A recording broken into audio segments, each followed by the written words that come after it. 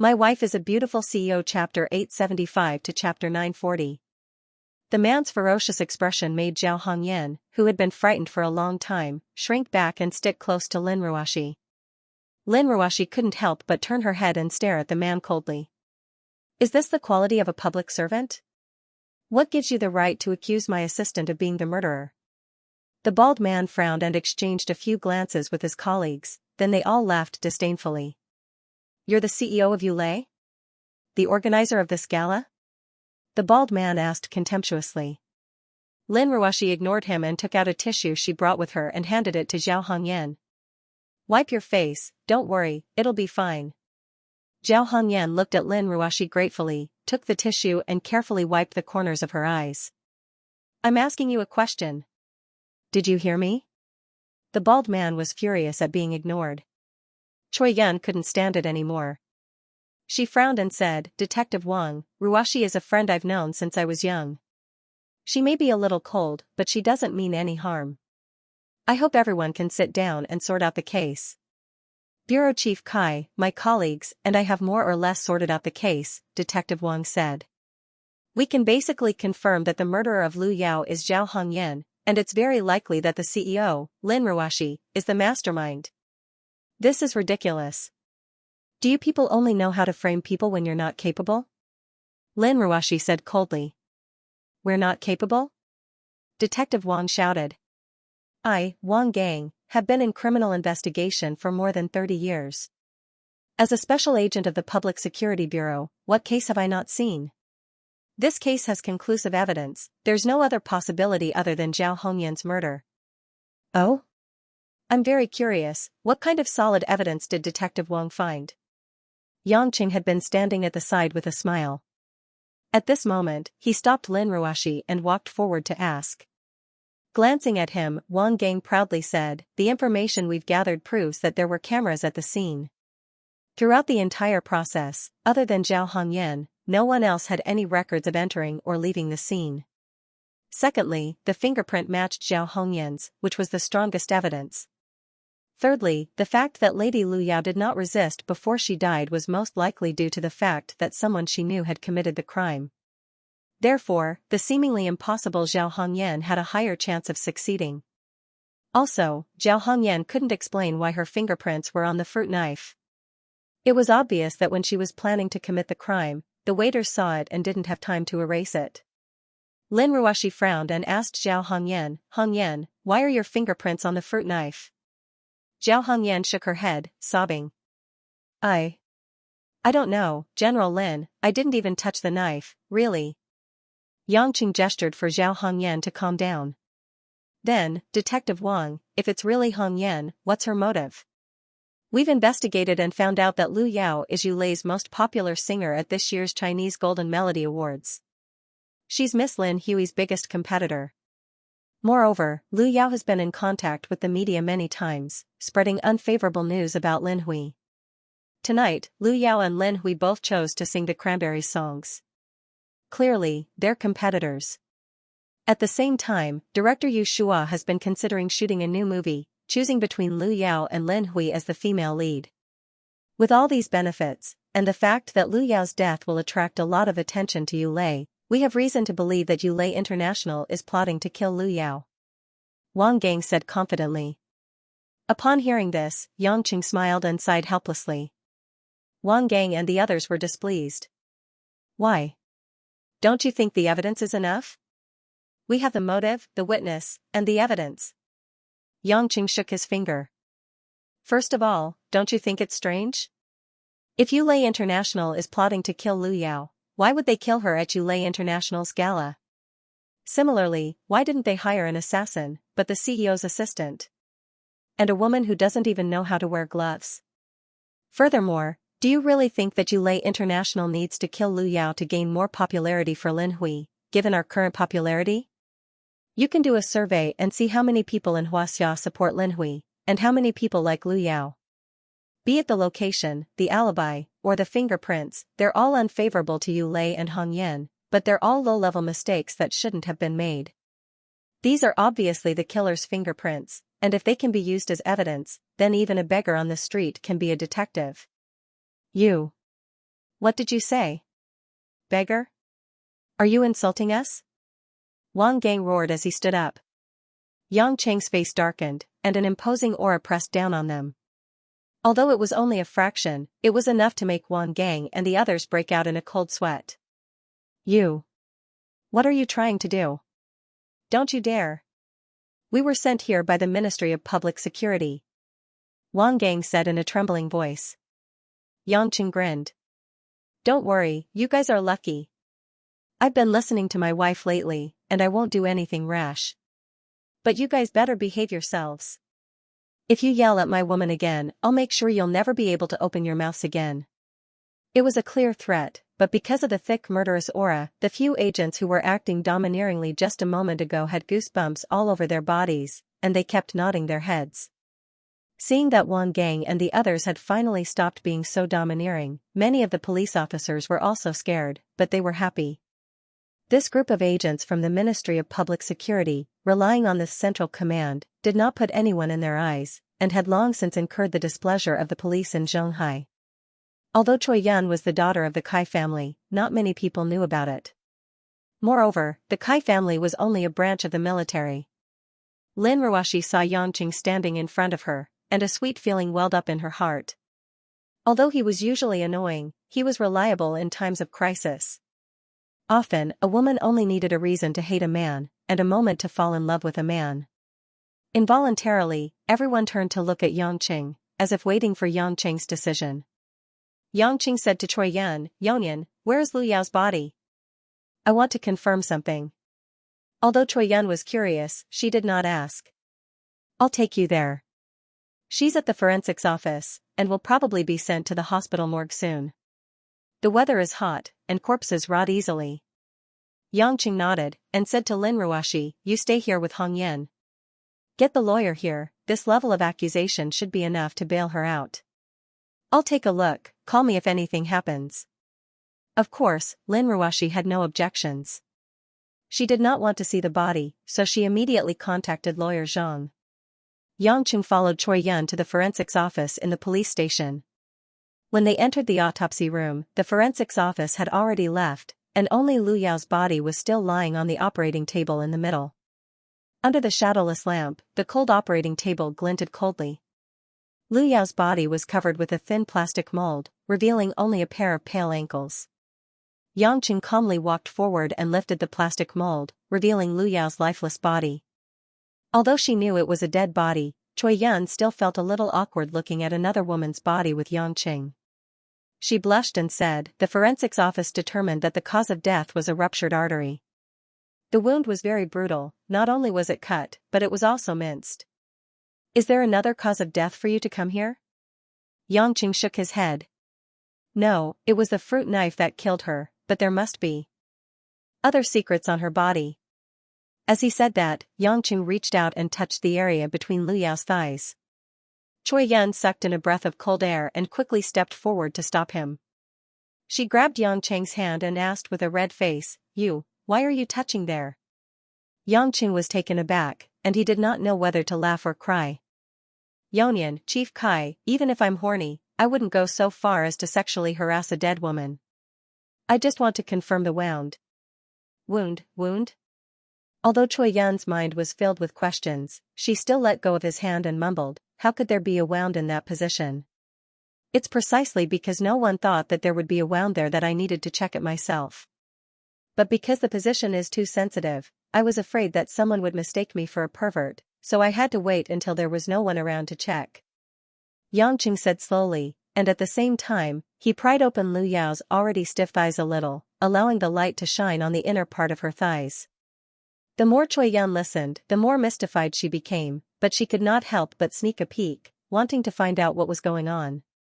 When Choi Yun's gaze fell on the area between Lu Yao's thighs, close to a woman's most intimate area, her eyes froze. There were 2 small blood scabs on the inner part of Lu Yao's thighs. If one did not look closely, they would not have noticed it, and even if they did, they would not have thought that it was related to death. This is... Yang Cheng had a, as expected, look on his face. How is it, do you see it? Choi Yun looked up and asked, but, what kind of wound is this? It looks like it was bitten by a snake, but it's a little bigger. Yangqing sighed and poked Cui Yan's forehead. You little idiot, of course they're vampires. They call themselves the Bloodlings. Didn't I tell all of you before that the world's major hidden forces include the two parties of the blood breed? I've even had some dealings with them. Cui Yan covered her red lips in shock. Don't vampires bite people's necks? Why would they bite that disgusting part? Yangqing smiled wickedly. That's just one of the common misconceptions spread by the Bloodlings in the Middle Ages so that they wouldn't be discovered by humans. Different parts of a human's blood have different tastes. The neck is often bitten, but it's too obvious and easy for humans to find out. The arteries on the inner thighs are hidden and hard to find, and the blood is tastier, especially for young women. The Bloodlings are lustful to begin with, so when they go under the skirt to suck blood, the blood will flow down the arteries, making it especially convenient for them to suck blood. At the same time, they can smell the strong scent of female hormones. Cui Yan couldn't help but shiver, goosebumps rising all over her body. Stop it. That's disgusting.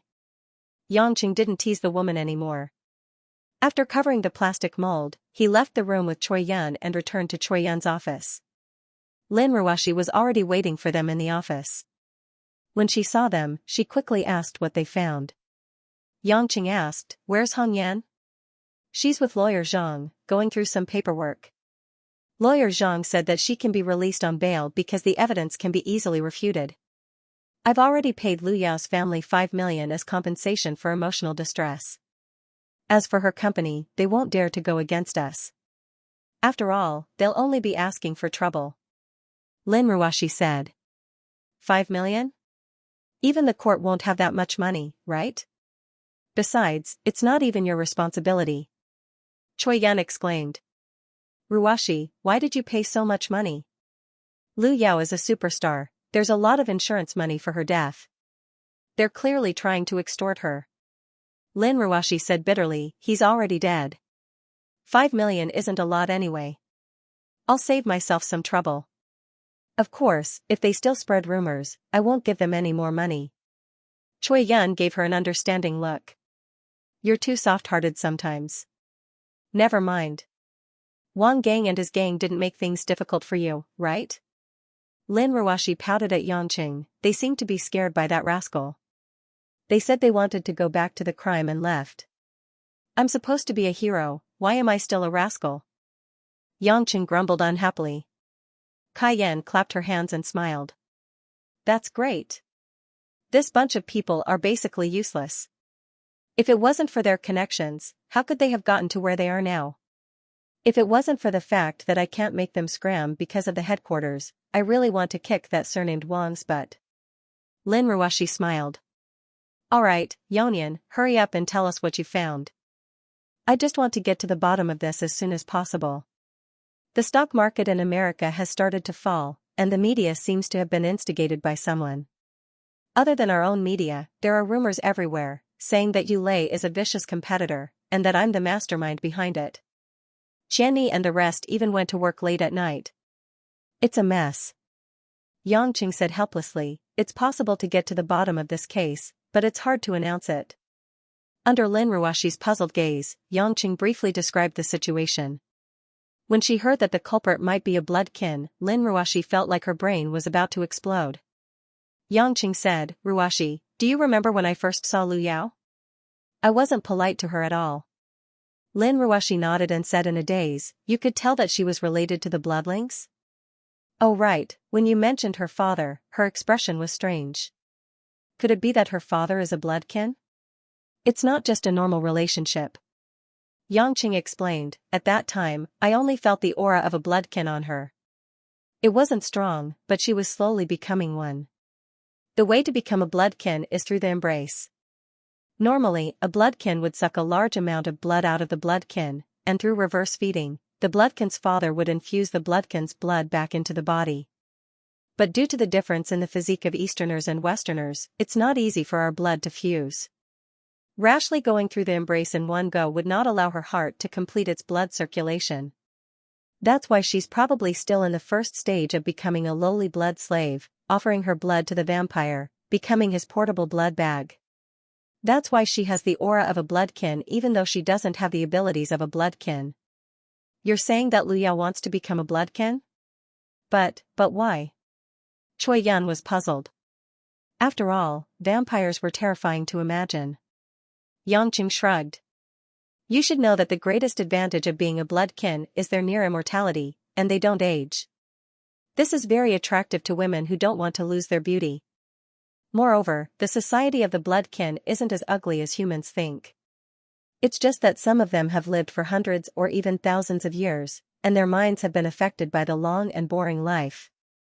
That's why they've chosen to stir up trouble or seek their own destruction. What I'm more curious about is whether the bloodlings who killed Lu Yao are the same bloodlings who wanted to embrace her. If so, what's the motive behind it? If not, then there must be other bloodlings in the area. Lin Ruoshi calmed herself down and analyzed, why are you so sure it's a bloodkin who killed her? If it's a bloodkin, there's no need to use a fruit knife to kill her, right? Yangqing snapped his fingers. Good question. But it's precisely the fruit knife that killed Lu Yao that proves it's a bloodkin's doing. Think about it carefully, where was the wound that took Lu Yao's life? After some thought, Lin Ruoshi's eyes lit up. So that's how it is. He purposely used the fruit knife to destroy the wound near the artery so that no one would notice the bite mark. That's why the wound was torn apart. That's right. That's right. Although the wound was usually covered up by the foundation on the neck, it would definitely be discovered when the forensic doctor examines it. That's why the blood race used a very smart method. Unfortunately, he was still too confident and didn't destroy the wound at the base of his thigh, Yangchen said with a smile. Then why did Hongyan's fingerprints appear on the fruit knife? Choi Yan asked. Yangqing answered, the reason bloodkin can hunt humans so easily is because of their innate ability to hypnotize humans. Even the youngest bloodkin have the ability to hunt normal humans. Hongyan must have been hypnotized the moment she entered the room. Following the bloodkin's request, she grabbed the fruit knife and threw it under the sofa. When the bloodkin left, she woke up and saw Lu Yao's dead body. In that case, Hongyan became the scapegoat, and at the same time, Yulei International was blamed for the crime. Lin Ruoshi and Choi Yan exchanged a look and saw the realization in each other's eyes. You villain! Since you knew there was something wrong with Lu Yao, why didn't you say so earlier? If you had paid more attention to her, she might not have been killed. Lin Ruoshi slapped Yang Chen's body a few times angrily. Yangqing smiled apologetically. I say. Honey, there are men and women who want to become bloodkin and become lowly blood slaves everywhere. I only taunted her because she was too arrogant, why would I care about her death? Besides, you're the only one in my heart, there's no room for other women. Humph, you're lying through your teeth. Lin Ruoshi rolled her eyes at him, but she was satisfied with his answer because it was said in front of Choi Yan. Listening to Yang Cheng's obvious flattery, Choi Yan secretly pinched his waist. But knowing she was in the wrong, she could only vent her displeasure as a mistress. Yang Cheng giggled with Lin Ruoshi while his other hand sneakily stroked the back of Choi Yan's hand, trying to calm her down. At the same time, he lamented in his heart, if dealing with relationships between men and women was as easy as playing Warcraft, then it would be so much easier for him. The general process of the murder had been cleared up, but more questions followed. What kind of person would make a bloodkin kill someone and frame Yulei? Lin Ruoshi asked in distress. Yangqing pondered and said, we'll have to find the murderer to figure it out. Yangqing, you're so powerful, you must have a way to find it, right? Choi Yan asked expectantly. Yangqing said embarrassedly, if I deliberately sense it, of course I can find the scent of a bloodkin, but the problem is that he has already escaped to an unknown place. The speed of a bloodkin's teleportation is so fast that it's hard for the naked eye to detect it. It's like looking for a needle in a haystack. Even if I'm a god, I can't find him. Where can I find him? Lin Ruoshi was a little depressed. If even you can't do it, then how are we going to find the murderer? We can't just hold a press conference and say that the murderer is a vampire, but we can't find him. Yangqing blinked his eyes and said with an evil smile, don't worry, I can't do it, but it doesn't mean others can't. You should know that the bloodkin have the 6 commandments.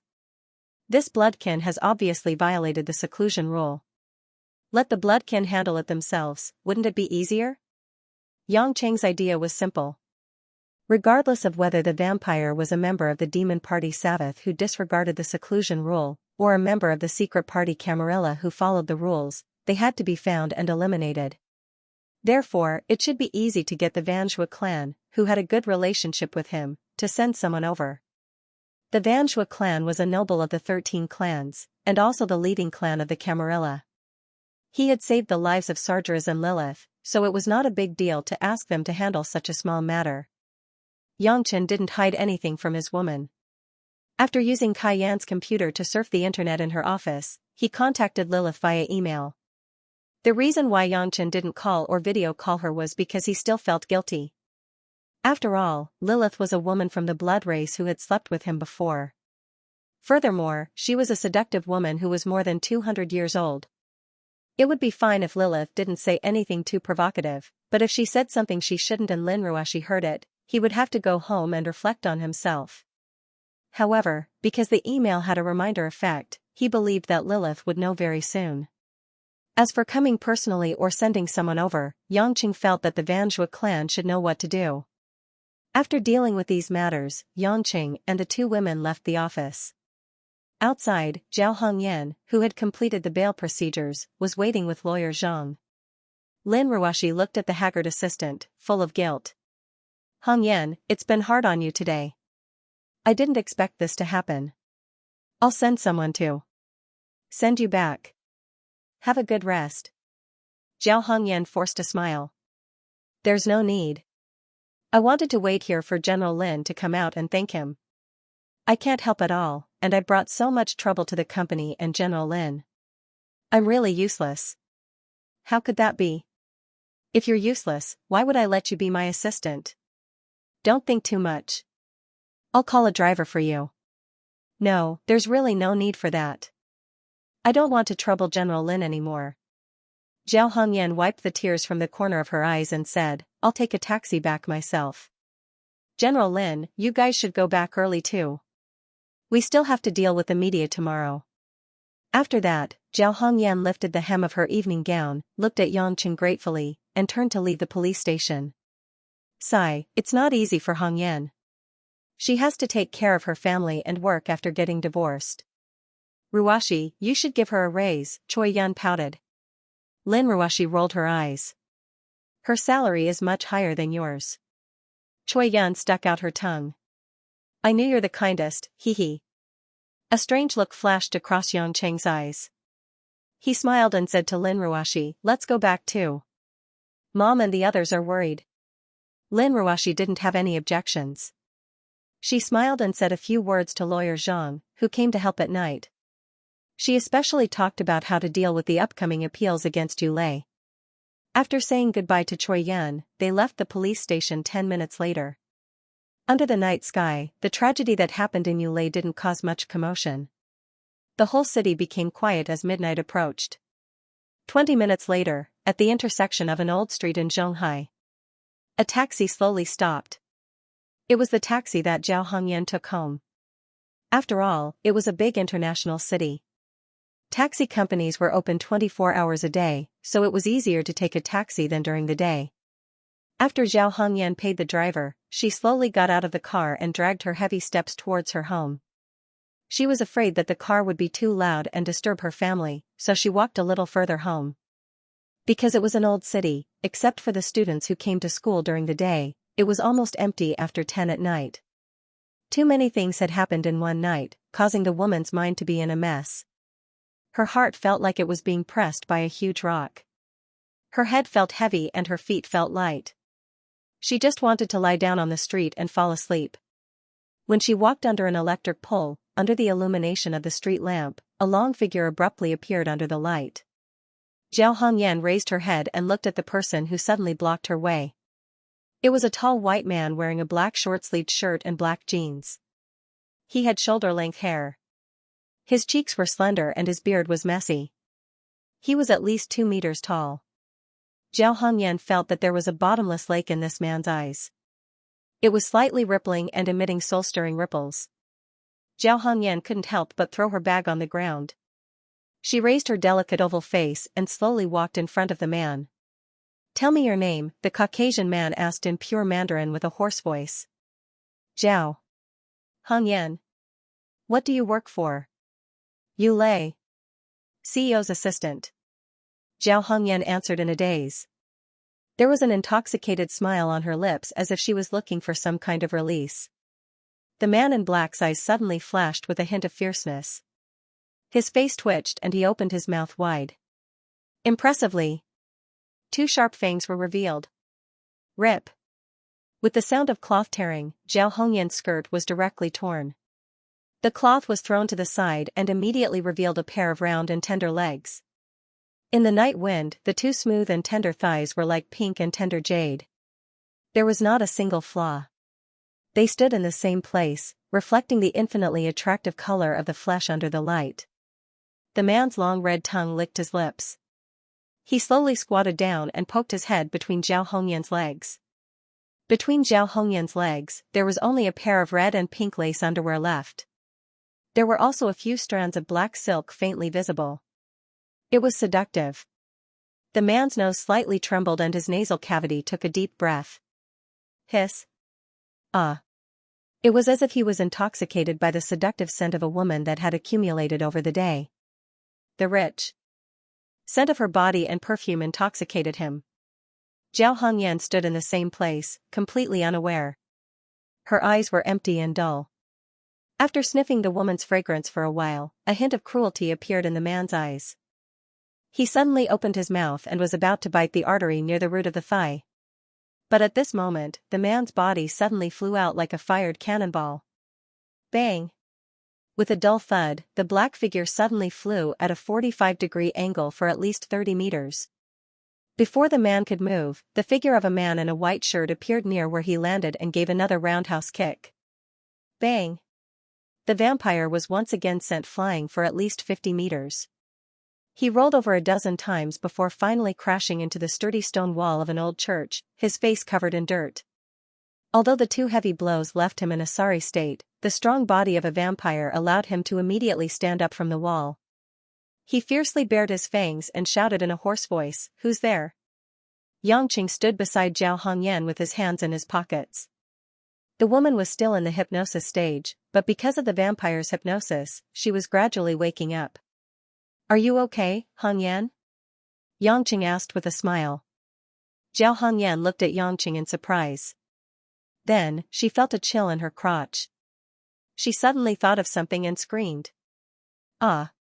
Almost instinctively, Zhao Hongyan avoided Xianxia and ran to the nearest corner.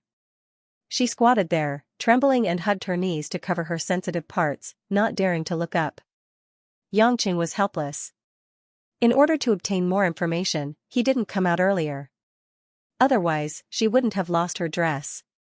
The vampire had already rushed over. Obviously, he thought that Xianxia was an enemy who stood in his way. Bloody claws formed on his fingers, and he clawed at Xianxia's eyes. Xianxia didn't pay any attention to the powerful attack that broke through the air. He didn't even bother to take his hands out of his pockets. Xianxia tapped the ground with the tip of his foot and jumped into the air for another round of flying kicks. Bang! Bang! Both kicks landed on the chest of the vampire, almost shattering the heart that was the source of his life. The vampire spat out a mouthful of dark red blood. This time, he was seriously injured. He rolled on the ground and couldn't get up again. Xianxia walked up and stepped on the man's chest. He smiled and said, "Unfortunately, I'm not a vampire. I don't know how to hypnotize people, so I can only use the most primitive and violent method to ask you questions. Now, tell me your name and where you came from, Mr. Vampire." Who exactly are you?" the blood tribe man asked in agony. Xianxia stomped down even harder, causing the man to scream out in pain. Xianxia expressionlessly said, "I'm the one asking you a question. You only need to choose to answer, or I'll crush your heart." The man's eyes were ferocious and his fangs were cold, but he found that all of this was useless in front of Xianxia. This human male was like an unshakable towering mountain. With one foot stepping on him, not only did he suppress his body, even his breathing was suppressed. The vampire chose to compromise. He retracted his fangs and said in a hoarse voice, "My name is Mourinho." "Nice name. What about your algebra and clan?" Yangqing asked. Hatred flashed across Mourinho's eyes. "I don't know my generation, and I don't have a clan." Yangqing was taken aback for a moment, but then he laughed and said, "You're a lowly vampire? Let me think, what was it called again? Caitiff? I don't like this title, but you're right," Mourinho said lifelessly. Yangqing said with great interest, "I heard that you untouchables are from clans that were banished by the vampires, or you were embraced into the vampires without the consent of your elders. It must be hard for you to live without a backer, right? Did you come to Xianxia because you couldn't survive in Europe?" A trace of fear flashed across Mourinho's eyes. "I was captured." "Captured?" Yangqing was stunned. "By who?" Mourinho looked at Yangqing strangely. "You're very strong. I know I'm not your opponent, but before you ask me so many questions, can you tell me whether or not you're going to kill me? If I must die tonight, then I don't want to talk anymore." Yangqing scratched his head and smiled bitterly. What a smart vampire. "Alright, I won't kill you for now. If you answer my questions well, I'll let you go." As he spoke, Yangqing loosened his foot and let Mourinho stand up. The vampire's powerful regenerative abilities had already healed Mourinho's internal and external injuries. However, he knew that there was no point in running away, so he calmly dusted himself off and stood there obediently. "Now, answer my question. Who captured you? Why did he kill Zhao Hongyan? Did you kill Lu Yao?" Yangqing asked. Mourinho was obviously stunned, then he cried out involuntarily, "What? I killed Lu Yao? How was this possible? I want to avenge her." Yangchen was stunned for a moment. "Explain yourself." Mourinho seemed to have realized something as well. He frowned and said, "I don't know how to answer the first question. I know that the people who captured me are Huaxia's men. After I was attacked that day, I was brought to China and brought into a laboratory. There were other Blood Clan members with me. They seemed to be after the blood of the Blood Clan. One time, after a large amount of my blood was extracted, they mistakenly thought that I was dead, so they buried me deep underground. However, I was lucky enough to escape. As for the second question, I've already said that Lu Yao is my lover. I've been working hard to turn her into a vampire, but I just received news that she was killed by a woman called Zhao Hongyan. That's why I found her at the police station and killed her after sucking all her blood dry." Yangqing suddenly thought of something. A laboratory? Could it be Yan Buwen's laboratory? If it was Yan Buwen, it was indeed possible. He was the only one who had the ability to secretly capture the powerful blood of the Blood Clan. He was the only one who had the ability to secretly capture the Blood Clan that was strong and good at hiding. The reason why they captured these lowlifes was because no one cared about them. The Secret Party and the Devil Party wouldn't have recorded them. No wonder the clones had such insane regenerative abilities. Other than the vampires, other powerful species were also captured and used as test subjects. Yan Buwen, what a troublesome opponent. Yangqing frowned, unwilling to think too much about it. "You're too careless. Why didn't you use your hypnosis to ask Zhao Hongyan if she was the one who killed Lu Yao? I can tell you clearly that the one who killed Lu Yao was another vampire. Zhao Hongyan is innocent." Mourinho's eyes widened in shock. "Really? I can kill you anytime I want. Why would I lie to you to protect that woman?" Yangqing said disdainfully. Mourinho thought about it for a moment and nodded. "I believe you.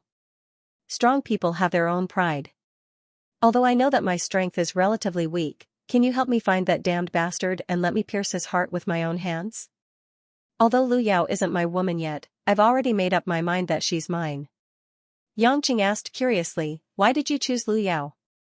She clearly wanted to be a vampire to maintain her youth. Mourinho's eyes flashed with tenderness. "She was the one who opened the door and took me in when I was at my weakest. She wasn't afraid of me. When I sucked her blood, she only looked at me tenderly. Regardless of whether she loved me or not, at least she gave me warmth for the first time in 100 years." Yangchen sighed deeply. Perhaps in the eyes of humans, vampires were just cold corpses. Perhaps in the eyes of the blood race, he was just a lowly commoner who was even lower than an ant. But who would know that in this man's cold body, there was a heart that was even more passionate than many humans?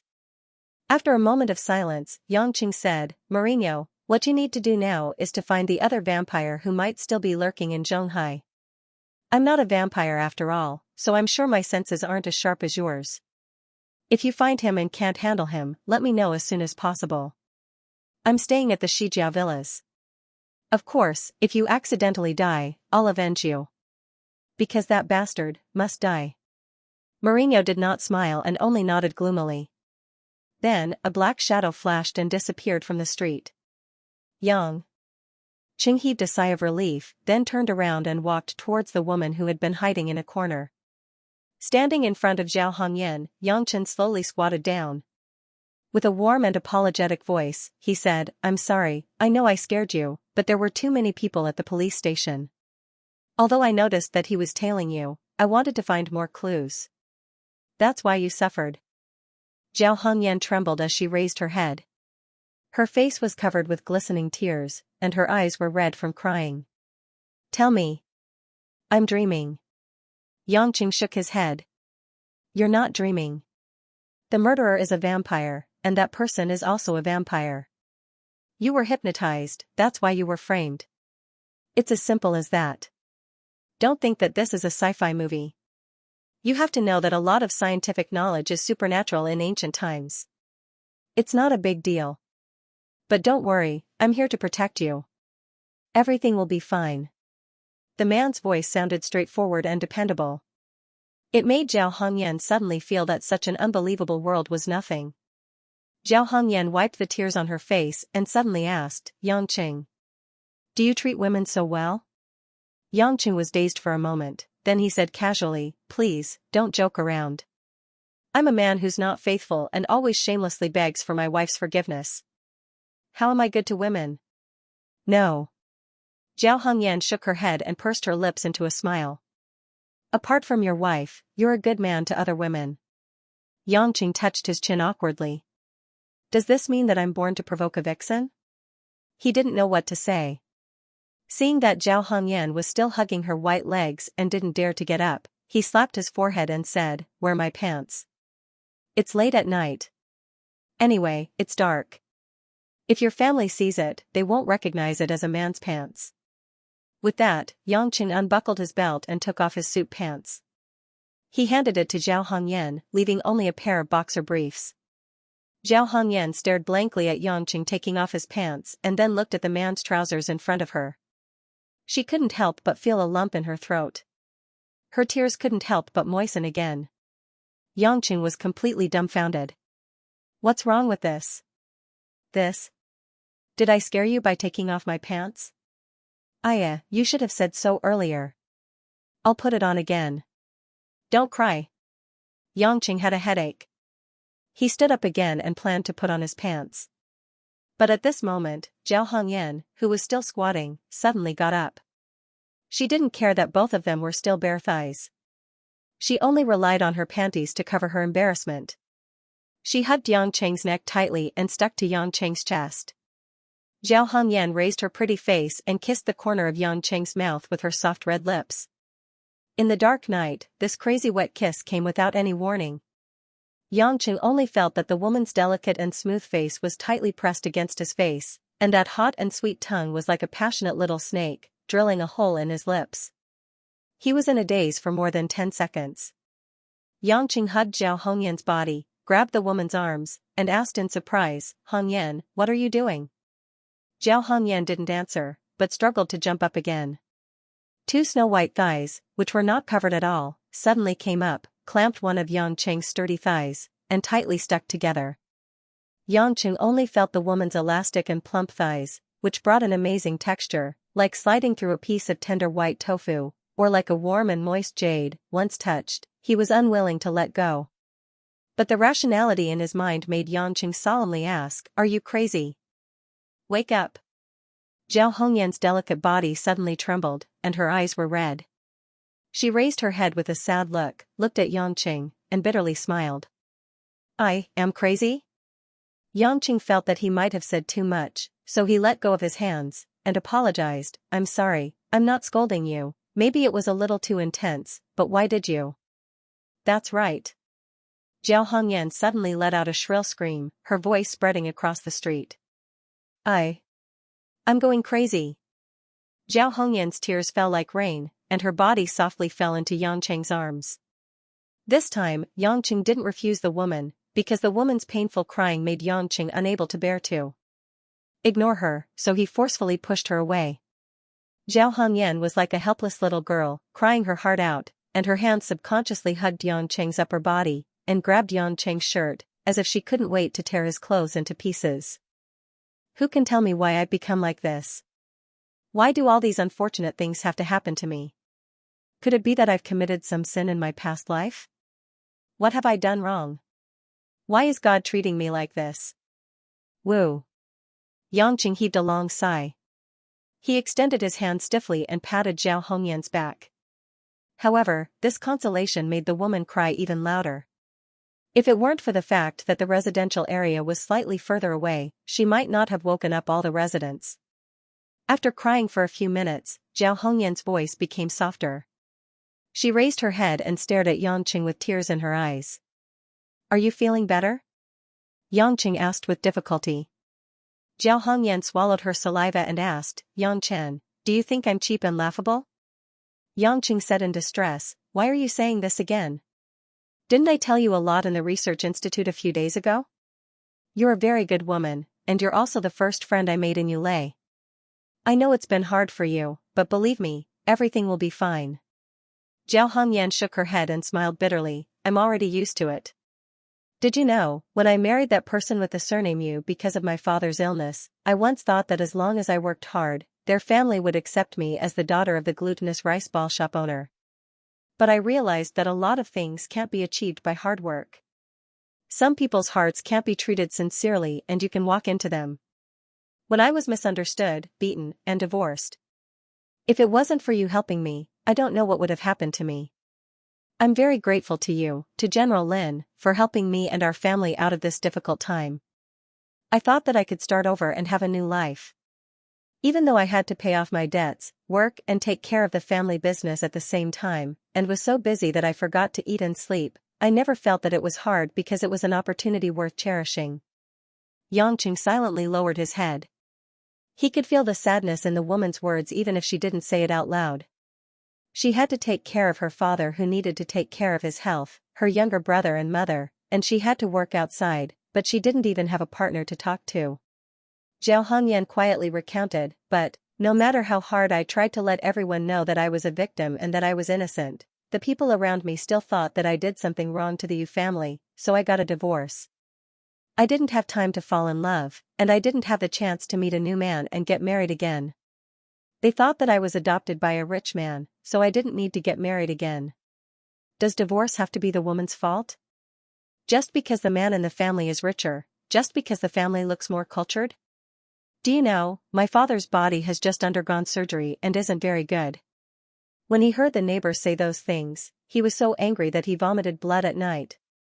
Why didn't you tell them the truth? It was the Yu family who let you down, Yangcheng suppressed his anger and said. Zhao Hongyan said sadly, the truth? Those people don't care about the truth at all. What they need is just a topic to talk about after a meal. Many people are like this. The worse someone's family is, the happier they are. It has nothing to do with them at all. It's as if seeing someone's husband and wife don't get along and father and daughter curse in the street will give them an extra piece of meat on their body and a stack of money in their pocket. Yangcheng was silent. Zhao Hongyan raised her head and wiped her tears. She laughed self-deprecatingly and said, I really don't understand. I'm already in such a terrible situation, why did I have to be blamed for the murder? I can't imagine what my life will be like if the news that I'm involved in a murder appears in tomorrow's newspaper. Was I divorced because I jinxed my husband? Or was I simply the reincarnation of a jinx that caused my father to be seriously ill? Yangcheng frowned and said, if that's the case, don't live in such a horrible place anymore. I'll talk to Ruashi and buy you a house somewhere else. At most, I'll pay for it. If you don't want to use my money, you owe me. Zhao Hongyan shook her head. There's no need. I understand now that some people are destined to be unfortunate. Maybe if I get close to you, I'll bring you trouble. Just like how you rejected my kiss just now. That's what you should do. I'm too crazy and I don't know how to cherish you. You and General Lin are so good to me, but I still did something that let General Lin down. I'm very grateful to you for pushing me away. I also know I'm frivolous. I don't know why I wanted to kiss you. Just forget about it. Anyway, you've taken advantage of me in the office many times in the past. This time, just treat it as me getting back at you. Huh. After saying that, Zhao Hongyan walked over to the wall and picked up her bag. She stood up and waved at Yangqing. She smiled and said, "Goodbye. I'm going back." Yangqing watched as the woman walked away in only her underwear. Her lonely figure was stretched out under the streetlights. Yangqing's heart tightened. He gritted his teeth and shouted, "Hongyan." Zhao Hongyan's delicate body trembled slightly. She turned around and looked at Yangqing with tears in her eyes. "Is there anything else?" Yangqing hesitated for a moment. He smiled bitterly and asked, Are you okay walking back like this?" A hint of disappointment flashed in Zhao Hongyan's eyes, but she still forced a smile and said, "It's okay. Everyone in the family is asleep. I should not wake up if I walk gently. And, the worst is not over yet. If I embarrass myself a few more times, I might completely get used to it." For some reason, when Yangqing heard the woman's seemingly relaxed reply, he felt especially melancholy. It was as if the thick dark night had completely swallowed this woman. Zhao Hongyan bit her lip and nodded. She continued to walk back home. Every step she took felt like she was filled with lead.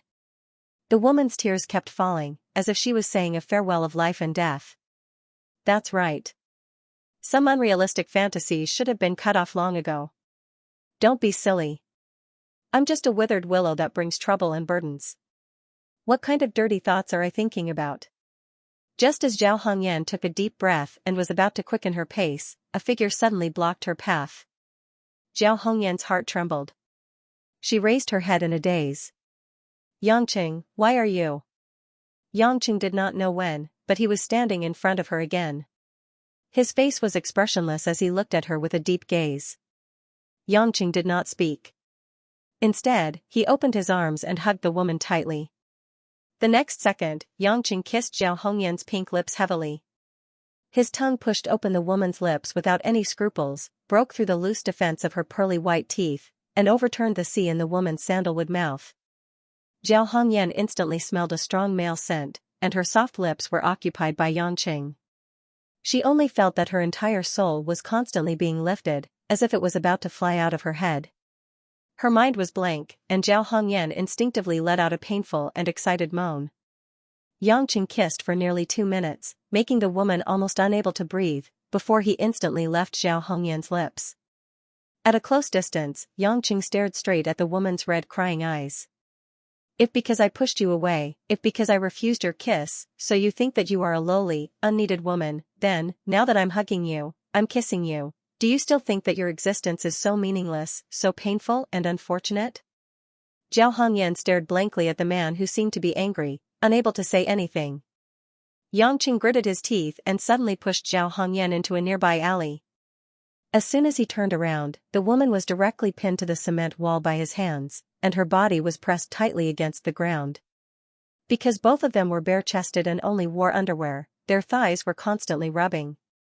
Zhao Hongyan didn't resist at all, as if she had forgotten where she was. She only looked at the man in front of her with tears in her eyes. Yangqing said in a hoarse voice, "If I knew that. The woman I saved from the Yu family was an unneeded woman who existed in this world as a complete tragedy, then I definitely wouldn't help that woman. Because all of this would only make her more and more unfortunate, and because this woman isn't worthy of me saving. Zhao Hongyan, if you really feel that your fate is hopeless, tell me now. I can let you die a quick and painless death. Do not doubt that killing is nothing to me. In any case, when the sun rises tomorrow, you'll turn into a vicious murderer who will be hated by everyone. No one will believe that the murderer is a vampire. Lu Yao's fans will only see you as their worst enemy. Eggs will be thrown at you on the streets, people will look at you with disdain when you go to work, and you might even be suspended from your job because everyone will see you as a murderer. Look, what's the point of living anymore? How about it, do you want to die now? The man's words were like sharp arrows, stabbing into Zhao Hongyan's heart. Zhao Hongyan's heart twisted with grief. She took a deep breath and closed her eyes. Half a minute later, the woman opened her eyes again and stared at Yangqing with a complicated expression. Yangqing. If I was a woman who was rotten to the core and didn't want to die for nothing, could you not kill me? Zhao Hongyan asked in a daze. Yangqing said coldly, that depends on how bad you are. Zhao Hongyan suddenly smiled seductively. She stretched out her delicate neck and kissed Yangqing's chin. After that, she licked Yangqing's stubble with her pink tongue. What if I seduce you to sleep with me even though I know that I've let General Lin down? A strong sense of ambiguity spread through the air. Yangqing felt that even his breath was pink. The air was filled with drugs that made his adrenaline rush. Zhao Hongyan seemed to have let go of all her restraints and turned into a slave who was completely captivated by the fire of passion.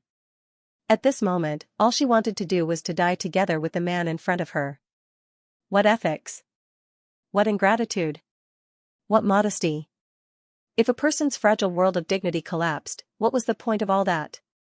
Instead of painfully losing everything and sinking into the sea of sorrow, a woman chose to use the craziest method to explode with her truest desire. Even if he was scolded, even if he was despised, at least he followed his innermost heart.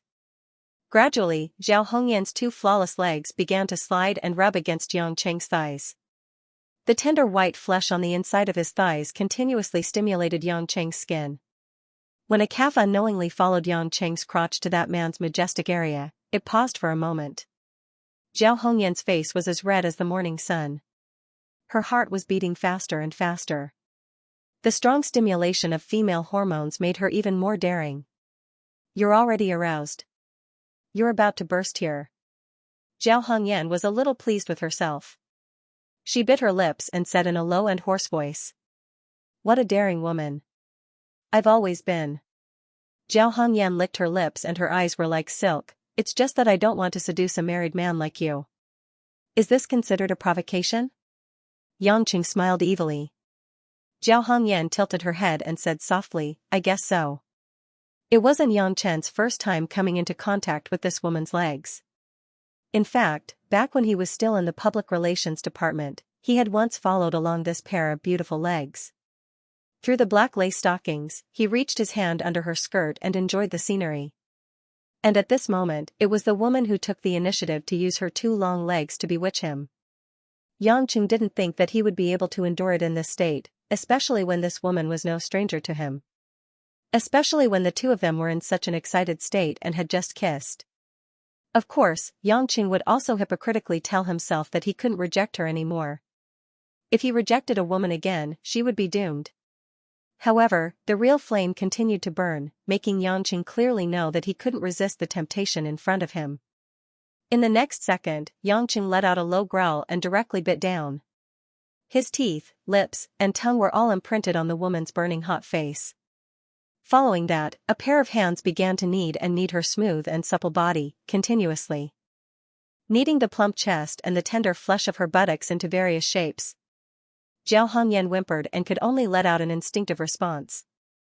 It was as if she was crying and complaining, but it was also like the sweet cry of a soul being liberated. Finally, after the two of them kissed passionately for a few minutes, Yangqing was no longer satisfied with this kind of physical contact. Both of his hands turned Zhao Hongyan's body backwards, and her entire body lay on the cement wall. The alley wasn't wide, but in the darkness, the sound of each other's breathing could be heard clearly.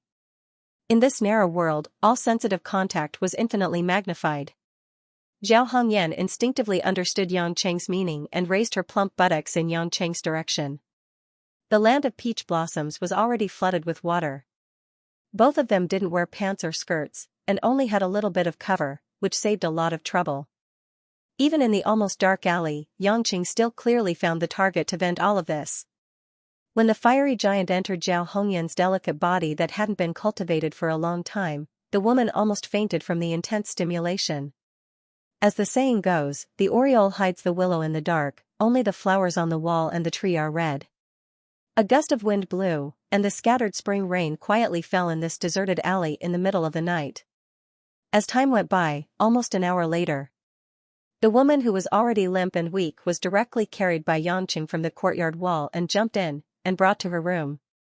After putting Zhao Hongyan on the soft bed, Yangqing looked at the woman who had completely lost her strength, and smiled with a sense of accomplishment. How about it? I saw that it was late, so I didn't fight too hard. Do you still dare to provoke me? Zhao Hongyan's clothes were messy, and her eyebrows were full of lust.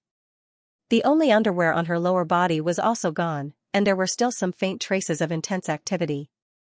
The woman chuckled, and said, I was just thinking about how to continue provoking you in the future without my boss finding out. Yangqing was stunned for a moment, and said with a bitter smile, You've really completely changed. Since I'm a woman who abides by the rules, people don't see me as a decent person. Now that I'm almost accused of murder, do I still care about being a slut? Zhao Hongyan closed her eyes and chuckled. Yangqing quietly sighed, and said with a smile, All right, don't think too much. I'll go back first, or else my family will be worried. Zhao Hongyan softly responded, and when Yangqing walked to the door, she faintly said, Thank you.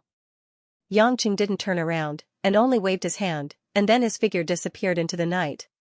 At the same time, Germany, Elbe River, Magdeburg Catholic Cathedral. It happened to be evening in Germany, and a large number of empty chairs were placed in the cathedral, making it extraordinarily quiet. In front of this solemn cathedral, under a huge golden cross, a brown-haired man who wasn't tall but had a straight back was silently standing there. He wore a black suit and a red tie, and his skin was pale, with a kind of evil charm. He looked like he was in his 30s, but the depth of his eyes made it hard to accurately judge his age. After looking at the sculpture of Jesus Christ for a long time, the corner of the man's mouth curled up into a strange smile, and he leisurely said, Snyder, why hide in front of the Lord? As soon as he finished speaking, a strong bald white man in the same suit appeared at the back of the stairs, and with a solemn face, he knelt on one knee. Your Highness, I've received a message, and it might be related to Count Drogba, Snyder said coldly. The man turned around, and said with some interest, Oh, that kid finally appeared? Actually, we're not sure yet, Snyder said, but Camarilla received a message from Xianxia saying that some vampires had injured people, so Camarilla has sent Lilith, the witch from the Vanjua clan, and Lafayette, the torturer from the Brooke clan, to Zhonghai and Xianxia to search and investigate. Oh? The two kids went there? The man squinted his eyes and smiled, They're very influential. It said that it's a letter from Hades, the king of hell who lives in Xianxia. But we couldn't investigate too deeply, so we only got vague information. Hades? The man's lips curled up, and his eyes lit up. Interesting. Speaking of which, Hades is the first Lord God to be inherited by a human, right? Snyder nodded, Yes, Your Highness. Should we set off to Zhonghai immediately to find Earl Drogba?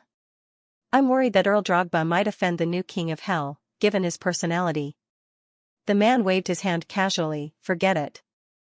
He's my son, a pure-blooded vampire. It's not easy to find him. Even a main god would not be able to find a powerful blood breed who had the intention to hide in the vast city. Compared to the safety of the kid, I'm more interested in meeting the king of hell. Snyder's body trembled, Your Highness, I don't agree. Huh? Why? In the battle in France, Sargeras from the Vanjua clan was defeated by the new king of Hades, even though he was a demigod. His power is not something that we vampires can compete with, even someone as powerful as you. A trace of fear flashed in Snyder's eyes. The man threw his head back and laughed, Snyder, I want to thank you for your concern, but I know what I should do. You can leave now. Snyder frowned, but didn't dare to say anything else. He bowed and disappeared from the church. After they left, the man turned around and looked at the huge golden cross that was hanging in the air. Lord? Huh. The man sneered, then turned around and strode towards the church's gate. Following the man's footsteps, the huge golden cross that was hanging there began to erode in a strange manner. The originally exquisitely forged golden cross turned into a pile of powder, gradually sliding down and drifting away, turning into a puddle of golden powder. And the statue of Jesus Christ also fell. In the next moment, the man's figure completely disappeared from the place. Xianxia, the next morning. After washing up, Yangqing walked out of the room and slowly walked downstairs. In the dining room, Hui Lin was sitting in Lin Ruoxi's seat. Xianxia, Guo and Mother Wang all looked preoccupied. When he got home last night, it was already early in the morning. The women were all waiting, but Lin Ruoxi had already rushed to the company at night. Huaxia's late night coincided with the opening of the U.S. stock market. As the CEO, although she was not an expert in this field, Lin Ruoxi still accompanied Mo Qianni and other senior executives in the company to deal with all the problems that needed to be dealt with. Now, it seemed that Lin Ruoxi did not go home last night. Last night's banquet was a gathering of celebrities from all walks of life, but there was a murder case. Of course, there would be a lot of criticism. Many sharp questions from the media and negotiations with other companies had made the headquarters of Yulei International very busy. Yangqing did not know how to deal with these problems, so he had to let Hanya handle it. The female ninja must be quite helpless. She was a mafia and a murderer, but she was working as a gold-collar worker in the city. However, Yangqing was not idle. He had to find the blood descendant who was hostile to Yulei International, or find the mastermind behind this, to solve this problem. Before that, he had to arrange for his men to protect the people around Zhou Quan. Moreover, Yangqing had calculated that Lilith would arrive in Zhonghai this morning. Hui Lin was having her first breakfast after returning home, but she seemed to be very busy. That was because the simple-looking middle-aged female manager whom he had met once was on the phone, telling Hui Lin about the day's schedule. Hui Lin listened attentively, asking a few questions about the details from time to time, and then nodding in understanding. She seemed to be much more professional than before. When she saw Yangqing coming downstairs, Hui Lin hung up the phone and said hurriedly, "Brother Yang, now that something like this has happened to the company, are we still going to hold my concert in Zhonghai at the end of the month?" Yangqing nodded matter-of-factly. "The tickets have already been sold out. Are you going to stand your fans up?" "But..." Hui Lin frowned and said, "I'm worried that someone will take advantage of the chaos to harm others. I don't want anyone to get hurt. There are tens of thousands of people at the concert, it's too easy for something to go wrong." Yangqing patted his chest and said, "There are still more than 10 days left. If I can't kill the culprit after so many days, how can I continue to work in the underworld?" Looking at Yangqing's pretentious expression, Hui Lin covered her mouth and chuckled. Then, she nodded her head confidently. Perhaps it was because Hui Lin rarely stayed at home, the breakfast was especially sumptuous. In order not to be too heavy, Guo and Mother Wang asked Hui Lin about some interesting experiences in the entertainment industry. Xianxia said with some regret, "It's a pity that I don't know anything. I can't help Sister Ruoxi, and I don't know anything about the concert. I can't help with anything." Yangqing chuckled and said, "Xianxia, actually, if you go back to Korea and inherit the Star Moon Group, you will be richer than your sister Ruoxi. By then, you can help with anything you want." Guo hit Yangqing's shoulder and scolded jokingly, "What nonsense are you talking to Xianxia? You just got into a good university, why are you going back to Korea? How did those people treat Xianxia's parents back then? Why are you going back?" Yangqing smiled at Xianxian and took a steamed bun to eat. It was just a joke, but Xianxia looked like she was thinking about it. "Brother Yang, do you really think it's good for me to go to Korea?" Xianxia asked softly. Yangqing was stunned. He shook his head and said, "I'm just saying it casually. I'm only telling you this because you're looking for pressure. If you don't want to go back, no one can force you." Xianxia pursed her lips and smiled, but there seemed to be something else in her eyes. Just as Yangqing ate a few mouthfuls of the steamed bun and was about to pick up the bowl of porridge, he suddenly noticed something and frowned. Guo saw that her son's face suddenly turned ugly and asked in confusion, "What's wrong, Yangqing? Why do you look so pale? Are you not feeling well?" At this moment, as a mother, she also forgot that her son didn't have a physique that would fall sick. After Yangqing put down the steamed bun, he said to Xianxia, "Xianxia, go open the door." Xianxia was stunned. "Open the door? Is someone coming?" "We're already here." Yangqing was a little disinterested. Xianxia nodded slowly, but she knew that Yangqing was not an ordinary person, so she jogged over to open the door. Mother Wang and Guo were full of doubts, but they could feel that the person who came was not someone that Yangqing would welcome. When the door was opened, Xianxia, who was standing at the door, was obviously stunned. Then, a look of hatred appeared in her eyes. A tall and strong young man wearing a loose dark green military jacket with a star on his shoulder walked in slowly. He was holding a bouquet of bright purple and red flowers that looked like they were still dripping dew. This man was Yang Lai, whom they hadn't seen for a long time. The family finally understood why Yangqing showed such a disgusted expression. After all, although they were related by blood to Yang Lai, it was also because of this that they couldn't get along with each other. Hui Lin had always hated this man who kept chasing after her, so she subconsciously pouted. Although Guo knew that her two sons didn't get along, she was still very excited to see Yang Lai, who hadn't shown up for a long time. She stood up and walked up to him, saying happily, Lai where have you been these days? Why didn't you call me? Yang Lai squinted his eyes and glanced at Yangqing, who was sitting there eating his breakfast in silence. He then revealed a seemingly peaceful smile. Mom, I'm sorry, I wasn't sensible before and said some harsh words. I'm here to bring you flowers and beg for your forgiveness. As he spoke, Yang Lai walked to Guo and stuffed the flowers into his mother's hands. Hearing that her usually unruly son suddenly begged her for forgiveness, Guo couldn't help but burst into tears of happiness. Meanwhile, Yangqing, who was sitting and eating his breakfast, frowned deeply. Looking at the flowers in her hand, Guo felt as if she was in a beautiful world. Wiping the corners of her eyes, Guo smiled gently and said, It's good that you know you're wrong. Don't be so stubborn anymore. Don't be like your stubborn father who always thinks that he's right and will do anything for power and fame. I'm sure I'm doing this for your own good. You can only live a comfortable life if the family is peaceful and harmonious. This is more important than anything else. Yang Lai smiled and nodded. I know I've done a lot of wrong things in the past few days. As long as you don't blame me, it's good. Sai, you're my son. How can I really bear a grudge?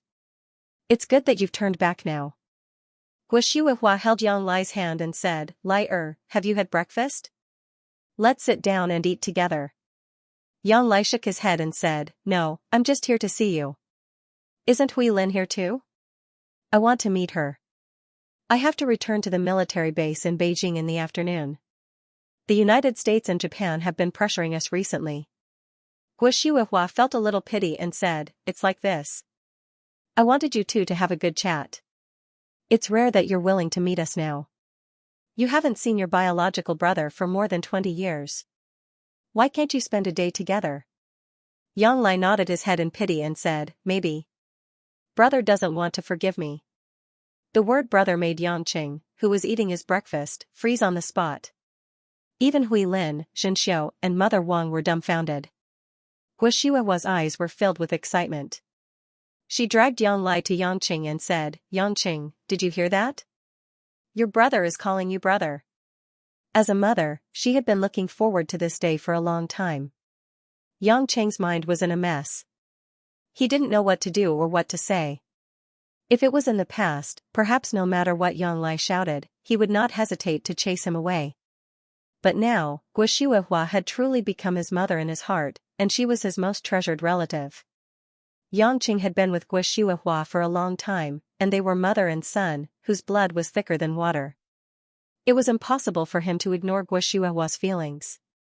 Yangqing had a vague feeling that Yang Lai's appearance was somehow related to the tragedy that happened at Yulei, but he couldn't find any evidence. It just so happened that he had started to become incomparably well-behaved now. Not only did he sincerely admit his mistake, he even called out Big Brother. This was much more difficult to deal with than Yang Lai punching and kicking him as soon as he entered the room. Is that so? Yangqing couldn't be bothered to look at Yang Lai, and he replied in a noncommittal manner. Guo sighed and smiled at Yang Lai. Lai you have done too many things to let your brother down in the past. It's understandable that Yangqing won't forgive you for the time being. Don't always be unable to see him in the future. Do more serious things, I believe your brother will forgive you. Yang Lai said straightforwardly, I believe he can. After all, I was crippled by my brother in Beijing, and my martial arts were destroyed. I've gotten over it now. My brother's magnanimity is definitely greater than mine. What? Guo Shuihua was shocked. You were crippled by Yangqing. Yangqing had never told Guo Shuihua about this incident, and Guo Shuihua had no way of knowing about it. It was a huge shock for Yang Lai to mention it so casually. Guo Shuihua quickly asked, what exactly happened? When did it happen? Why didn't I know about it at all? Yang Cheng's face darkened. Yang Lai's intentions were self-evident when he said this. Indeed, a dog can't stop itself from eating sh*t. This guy was really good at using tricks. Guo Shuihua didn't think so much. She only felt sorry for her youngest son who was beaten up so badly by her eldest son. Although she was relieved when she found out from Yang Lai that he was cured by Yan Buwen, she still felt that Yangqing was too heavy-handed. Moreover, she was unhappy that he didn't tell her about it. However, Guo Shuihua also knew that Yangqing could easily kill Yang Lai with his tricks. Therefore, he was already being merciful by only crippling him. He didn't say anything harsh to Yangqing. However, Guo Shuihua was very satisfied that Yang Lai let go of all the grudges so generously. After Yang Lai and Guo Shuihua had a heartwarming chat, Guo Shuihua was very happy.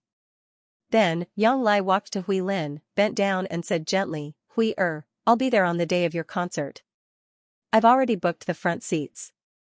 Hui Lin was disgusted, but she didn't want to show it in front of Guo Shuihua. She could only reply indifferently, oh. Do you like to give me flowers or something else? I'll buy it for you, or give you a big cake to celebrate your success. Yang Lai asked. Yangqing said coldly, we'll take care of Hui Lin's concert. You can go and do what you need to do. Seeing that Yangqing finally opened his mouth, Yang Lai said shyly, brother, I hope you can let go of your prejudice and don't stop me from pursuing Hui. After all, we've known each other since we were young. My heart has never changed after so many years.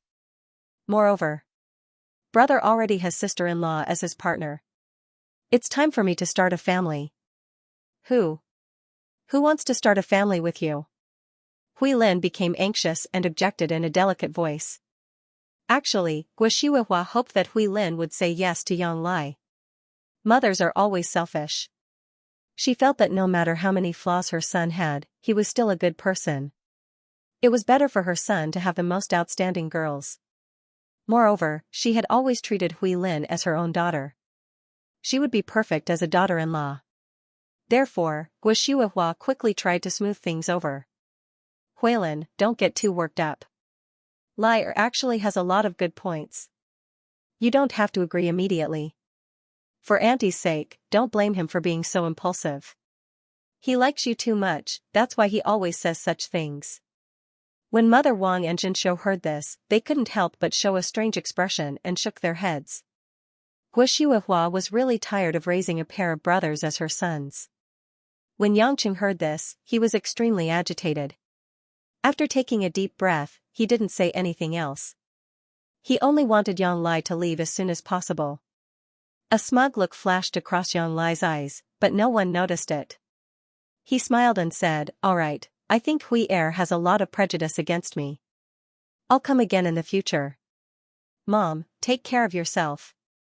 Didn't you say that you will return to Beijing with brother soon? I'll wait for you there. Let's reunite then. Guo Shuihua nodded with a smile. Take care of yourself too. Don't get hurt again. Also, if your father wants you to do something, don't listen to him. Let's ignore him and see if he's still as stubborn as before. Yang Lai smiled and agreed. Finally, he said to Yangqing, brother, I'll be leaving now. Send my regards to sister-in-law. Oh yes, I read the newspaper this morning. It seems that Yu Lei is in some trouble. If you need any help, just let me know. It's none of your business, Yangqing said coldly. Yang Lai didn't get angry. He nodded and said goodbye to Guo Shuihua and Hui Lin before leaving the room quietly. After Yang Lai left, Guo Shuihua sighed helplessly and said to Yangqing, I know you're upset, but people change. Lai isn't a bad person. He was instigated by his father to do some domineering things. As his brother, you should be broad-minded. Enough, Yangqing interrupted Guo Shuihua. He put down his bowl and chopsticks and stood up. I'm full. I'm going out. Without any expression, Yangqing picked up his car keys and strode out of the door. Guo wanted to stop him, but she reached out her hand and gave up. She stood there dejectedly with a sad look on her face.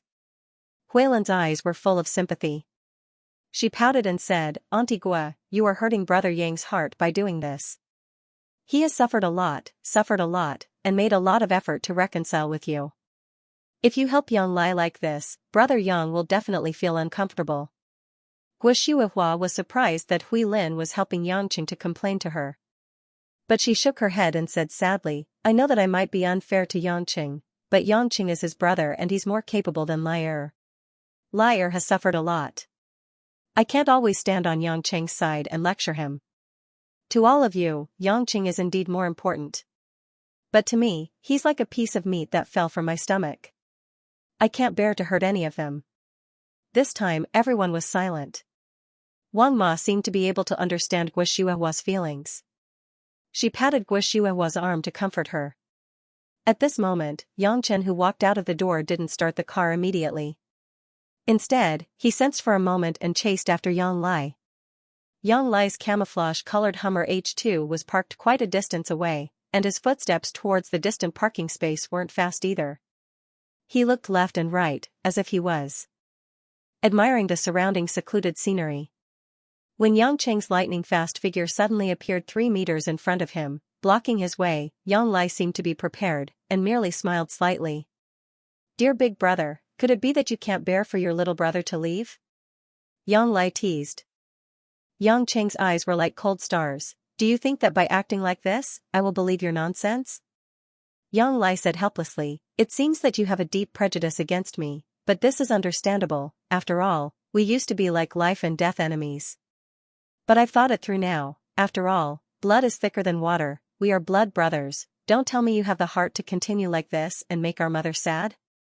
Don't talk about Mom, you know very well in your heart, did Mom give you your current body, or did Yan Buwen give it to you?" Yangqing sneered.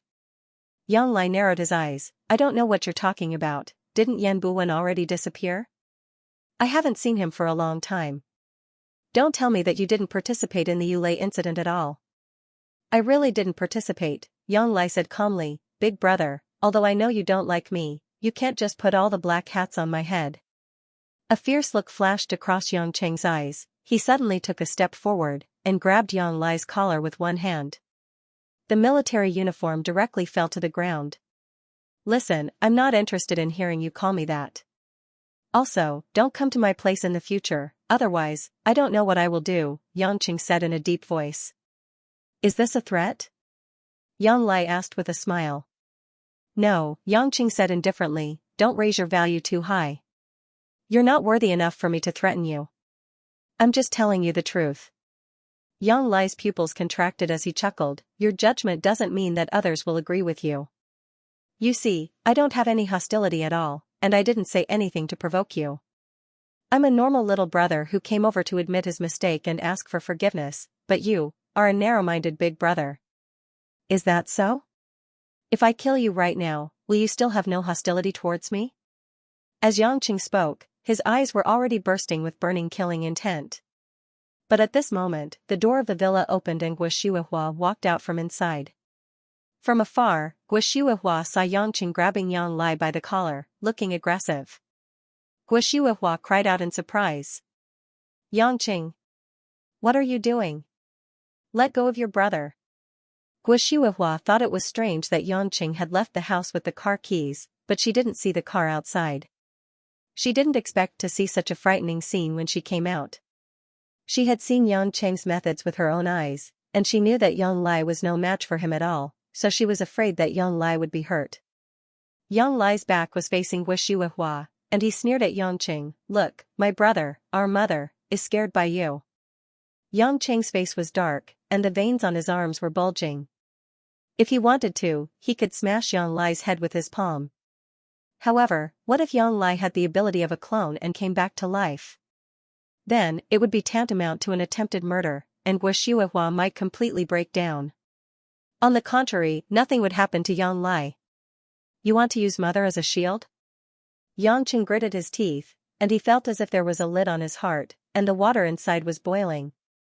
Yang Lai didn't answer, but turned around and smiled shyly at Guo, who had run over. He said, "Mom, it's okay. Brother was a little agitated, but he didn't hurt me." Guo ran over, panting. Seeing that Yang Lai was fine, she heaved a sigh of relief. She frowned and said anxiously, "Yangqing. What are you doing?" Lai did make mistakes in the past, but he has admitted his mistakes now. Don't make things difficult for him anymore. You're going to anger me to death. Looking at Guo, who was worried about Yang Lai and scolding him, Yang Cheng's heart couldn't help but twitch. Yes, to this woman, no matter what atrocious things Yang Lai did, it wouldn't stop her from caring for her son. As long as Yang Lai died in his hands, or even if his death was related to him, even if she didn't hate him for the rest of her life, it would be a shadow that she would never be able to get rid of for the rest of her life. Yang Cheng suddenly realized that something like family love could sometimes make people feel extremely satisfied and happy, but sometimes, it could turn into an invisible cold knife that could kill people. But now, he couldn't really ignore this feeling anymore. The pain in his heart was indescribable. His arms trembled for a while, but he finally let go of Yang Lai. Yang Cheng laughed at himself. It seems that a relationship of less than a year is no match for a relationship of 20 years. Forget it, I don't want to care about anything, and I don't want to say anything. I'm going to send breakfast to Ruashi. At least, I still have my own home, humph. After that, Yang Cheng walked to his car without looking back. Guo called out a few times in distress. She wanted to say a few more words, but Yang Cheng didn't respond. Yang Lai's eyes flashed with a hint of gloominess, and the corner of his mouth showed a hint of smugness. 20 minutes later. With a gloomy mood, Yang Cheng drove to the breakfast restaurant in a daze and bought a few sumptuous Cantonese breakfast meals. Because she had worked all night, with Lin Ruashi's temper, she definitely wouldn't eat or sleep, so Yang Cheng thought of sending some over. Of course, Yang Cheng didn't forget to send some to Mo Qianni and Lu Mingyu, who were also in the company. Mo Qianni wasn't in the office, so Yang Cheng had to ask her assistant to send it to her, while Lu Mingyu was in a meeting with the people in the public relations department. Yang Cheng couldn't directly send it, so he had to put it on the desk in her office. After sorting out his mood, Yang Cheng hoped that he didn't look so bad, and then he took the elevator to the floor of Lin Ruashi's CEO office.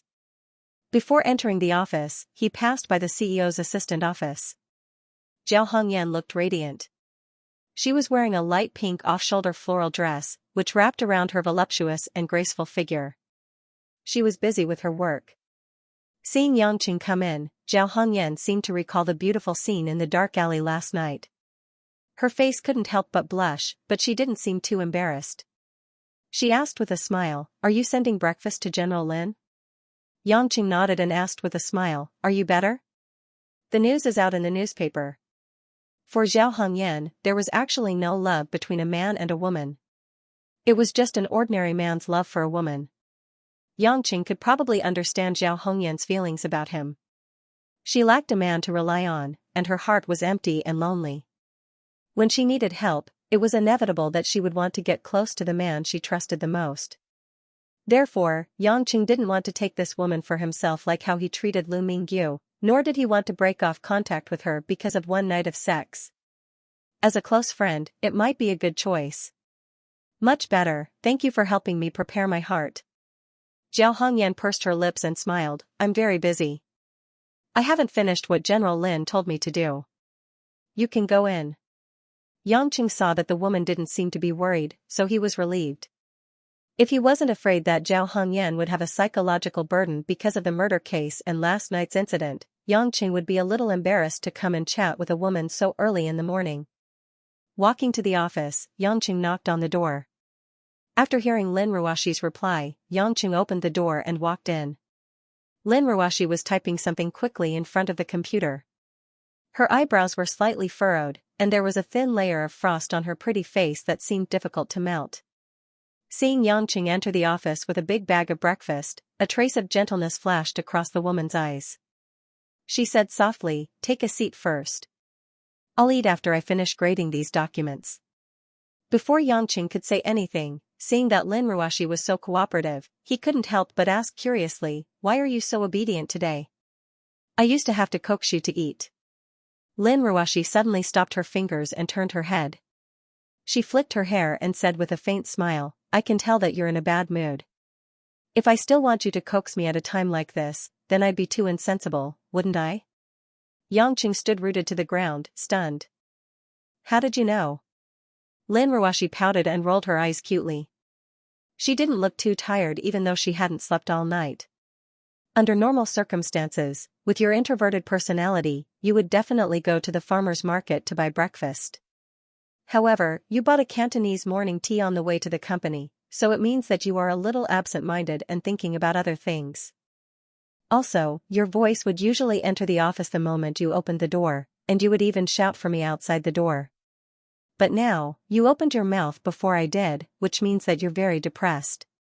You're a heartless person who wouldn't react even if someone pointed a gun at your head.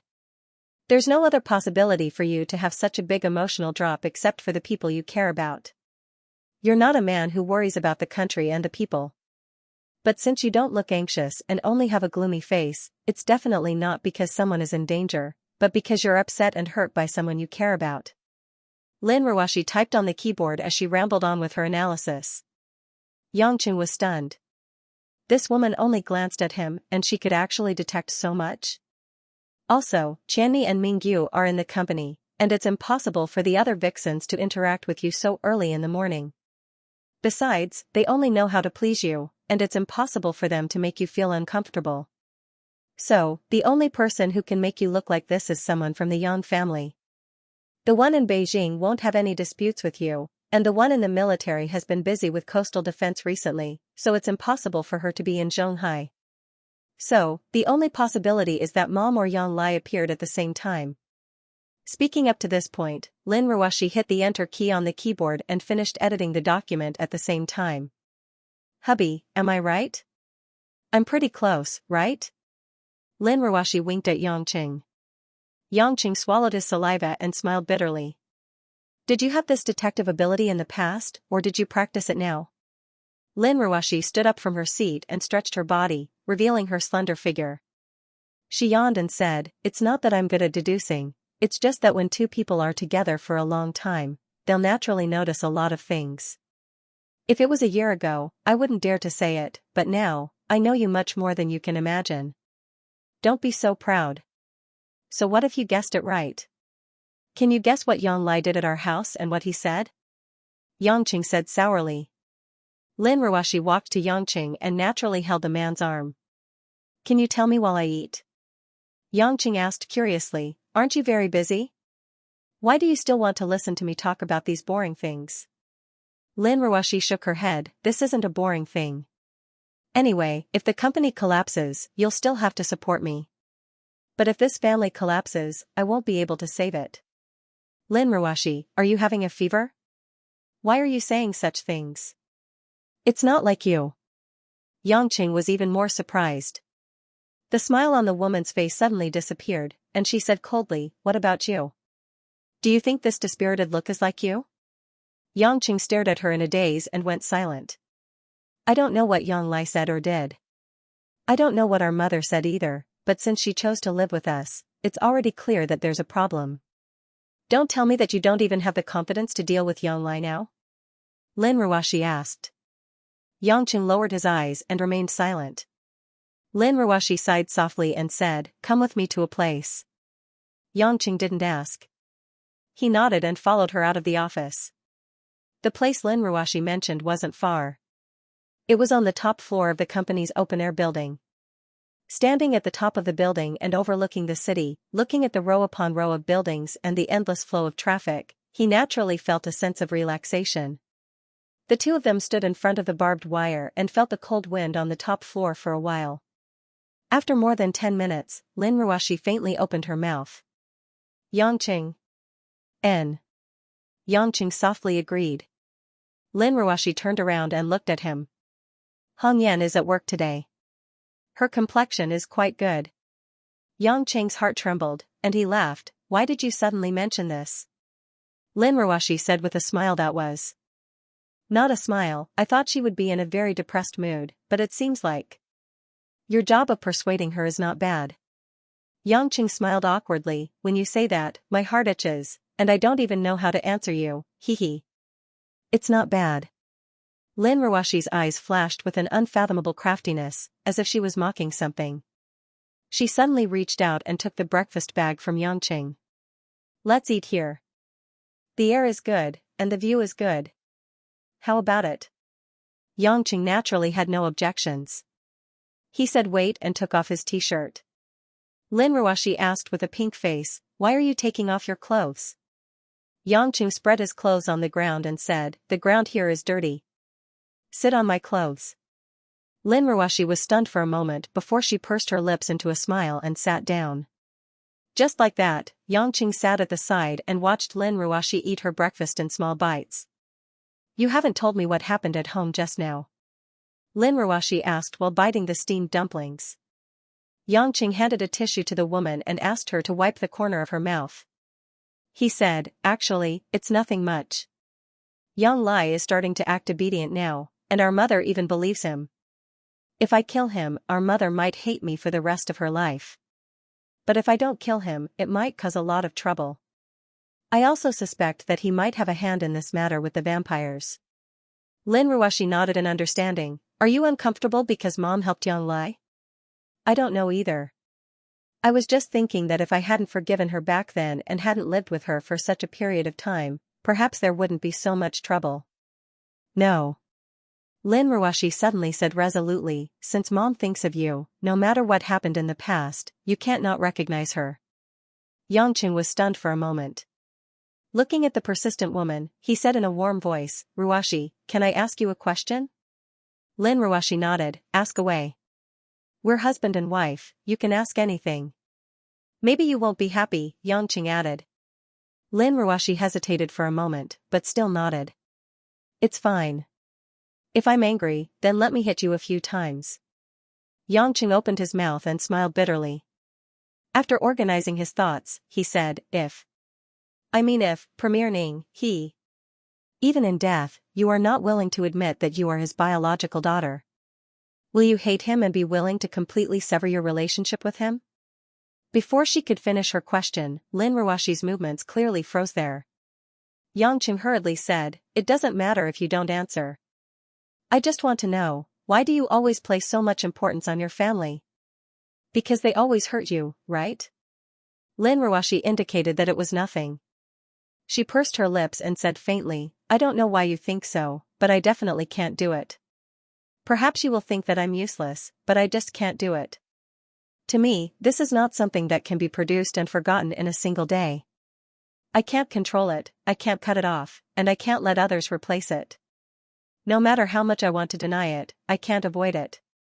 Even if I die, I won't be able to forgive it. However, I will hate it for a few years, or even more than 10 years. I will still miss it and want to see someone.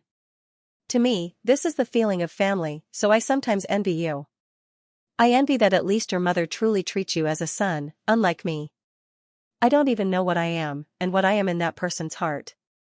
The cold wind on the roof blew past, lifting up the woman's green hair. It was a bit bleak and sorrowful. Yangqing suddenly felt that his heart was in even more pain than before, but not for himself, but for the woman in front of him who stupidly said words that made one's nose sour. Why are you so stupid? Do you know that even if you asked me to run to the Ning family right now and kill that bastard father, Ning Guanyao, I would still agree to it no matter what? As Yangqing spoke, he put his arm around his wife's shoulder and let her lean on his shoulder. Lin Ruoshi giggled, I also know that I'm very stupid, but I still want to keep a trace of naivety, otherwise I don't know how to live. Of course you can live on. Yangqing clenched his hands and said, it doesn't matter if others recognize you or not, you are my wife. Yes, you too. Lin Ruoshi murmured, I want to sleep, so tired. Yangqing smiled and said, who told you to hold on just now? Speaking of which, including yesterday, you haven't slept for a day and a night, and you're still working intensely. How can you not be sleepy? I only want to sleep when I'm full. Just let me lean on you like this, you're not allowed to leave. Lin Ruoshi mumbled, her head burrowing into Yang Qing's chest, her voice becoming more and more muffled. Yang Qing naturally had no objections, he couldn't wait to sleep for the whole day. Thus, not long after, Lin Ruoshi's sweet breaths in his arms started to become even. Yang Qing originally planned to take a nap as well, but less than half an hour later, a man and a woman dressed in black suits strangely appeared from the back of the roof. Hee, what a warm and sweet scene. It seems like we came at the wrong time. The sweet blonde girl with a sweet smile didn't look the slightest bit unnatural under the sunlight. No one would have thought that this charming white woman would actually be a fourth-generation pure-blooded vampire who had lived for more than 200 years. The other man who arrived with Lilith was a member of the Blood clan. He was wearing a tight-fitting, handmade suit and a red tie. He was 2 meters tall and burly, exuding a dignified aura. He was completely different from the other gloomy Blood tribe men. However, this man looked like he was in his 30s. He didn't look friendly when he looked at Yang Qing. Yang Chen didn't really care about the gaze of the male blood race. At this moment, he only tapped his forehead in distress. He really didn't come at the right time. Lin Ruoshi was still sleeping soundly in his arms, and he promised not to leave until she woke up. Thus, Yang Chen cast the Endless Resolve Restoration scripture to form an invisible barrier around Lin Ruoshi, preventing the voices of the outside world from disturbing her. He then turned around and smiled embarrassedly. Sorry to trouble you guys to come over. I can't leave right now. I have to wait for my wife to wake up. Why don't you guys rest in a hotel? It's fine if it's a few hours late since it's already happened. Lilith looked at the woman in Yang Qing's arms enviously. She didn't mind. Your Majesty Pluto is so considerate. Alright, let me introduce you. There's no need, the man said in Italian with a deep voice. Lafayette, the Marquis of the Brooke clan. He's Lilith's fiancé. Yang Qing was stunned. This guy was interesting. What kind of introduction was that? Lafayette. Lilith screamed angrily. Go back to your hometown in Italy if you keep this up. Yang Qing was glad that he had set up a barrier around Lin Ruoshi. His voice would have woken up the woman in his arms. Lafayette's eyes were burning with passion. Lilith, I've been pursuing you for 100 years. The engagement was between you and my father. Is it a mistake for me to mention that you're my fiancé in front of an outsider? I told you long ago that I never acknowledged that engagement. It was just a verbal joke. It didn't count at all. Lilith said with her eyes wide open. Yang Qing sighed and said, I say, if you two are quarreling, then go somewhere else. I was just about to take a nap with my wife. No. Lilith quickly explained, Your Majesty Pluto, don't listen to his nonsense. That was just a casual conversation between my father and his father. Yang Qing waved his hand. There's no need to explain. I'm not interested in knowing. Lafayette glared at Yang Qing. Ever since Lilith saw you, she's been treating me coldly. Pluto, you have a wife. What did you do to my fiancé? Lafayette. Lilith was so angry that her eyes were bloodshot. I let you come because of Camarilla's decision. I have no right to interfere.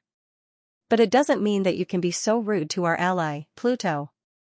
I'm just questioning this human in a personal way. There's nothing wrong with what I did for my fiancé. Lafayette said fiercely. Yang Qing was confused. He didn't do anything to Lilith. Lilith was the one who came to him to seduce him. No other man would be able to resist this woman's temptation. What's more, this kid wasn't favored by Lilith. Could it be that he had to blame himself? Yang Qing felt helpless. He wasn't handsome, so how could he steal someone else's heart? Yang Qing was amused at this thought. He chuckled to himself.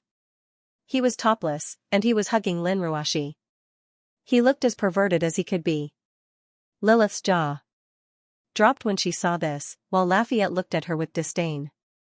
Humph, what Pluto? You're just a lowly human. I don't know why Mr. Sargeras thinks so highly of you, but I, Lafayette, will never agree with someone like you. You shouldn't interfere in the affairs of the blood race, Lafayette said with his head held high. Lilith and I will find out if it's the blood race that's hiding in Zhonghai. As for you, you can sleep here with this human woman. After this is over, don't ever see my fiancé again. Otherwise, I don't care if you're a damn Pluto or not. I'll cut off your head and make it into an oil lamp." After that, Lafayette disappeared in a flash. Yangqing sat there quietly. He didn't say anything. A strange look flashed across his eyes, but he quickly calmed down.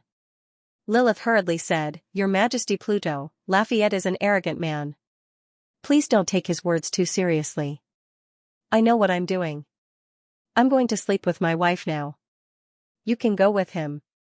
Let me know if you need help finding the blood race," Yangqing said calmly. Lilith shook her head and said, "It won't be difficult. We brought a device from the Congress that's specifically used to search for blood breeds lurking in the city. It's a tracker specifically used to search for blood breeds. As long as the blood breeds are still in Zhonghai, we can immediately find them." Yangqing didn't know what kind of device it was, but it was normal for a race that had lived for tens of thousands of years to have some strange devices, just like the 13 magic devices of the blood race. "Oh, right." Yangqing remembered and said, "There's a blood race called Mourinho. He's just a lowly member of the blood race, but he didn't do anything wrong. Let him go if you find him. As for the other blood race, remember to contact me when you find them. It doesn't matter if I need to do anything, but try not to let him die. I still have some questions to ask." Lilith was confused, but she didn't ask anything. She nodded and left. Although the two had a romantic night in Paris, for both Yangchen and Lilith, the matters between a man and a woman didn't mean much. It was just a deep level of mutual indulgence when the brain was heated. Therefore, even though they liked each other, they didn't really want to make progress just because of that. Yangchen wouldn't treat Lilith as his lover, and Lilith wouldn't treat Yangchen as someone from the same race whom she could completely trust, let alone as a future partner.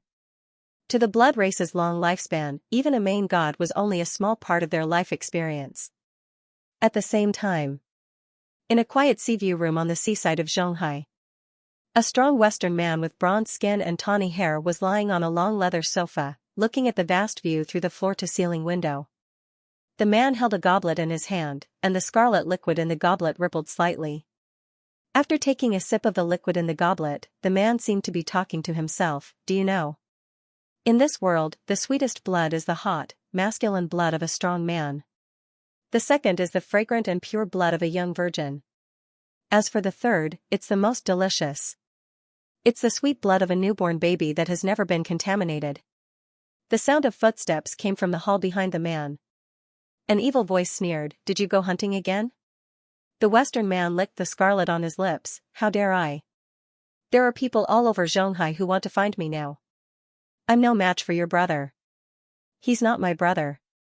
Young Lai, who was wearing a military uniform, walked up and opened the floor-to-ceiling door. He came to the outer corridor, turned around, and said with a cold expression, "He's just an extremely stupid bastard." The Western man raised his eyebrows. "It seems like you succeeded in playing him in front of him? I thought you would be beaten up badly." "Haha." Young Lai laughed arrogantly, "Maybe in the past, but from now on, he will only be played by me." "Are you so sure? What if he doesn't care about your mother and insists on killing you?" the man asked curiously. Young Lai squeezed the air with one hand. "He won't. He can't do it." "Why?" "Because from the beginning to the end, he's still just one person," Young Lai said with a strange grin. "Humans." Young Lai said proudly, "That's right.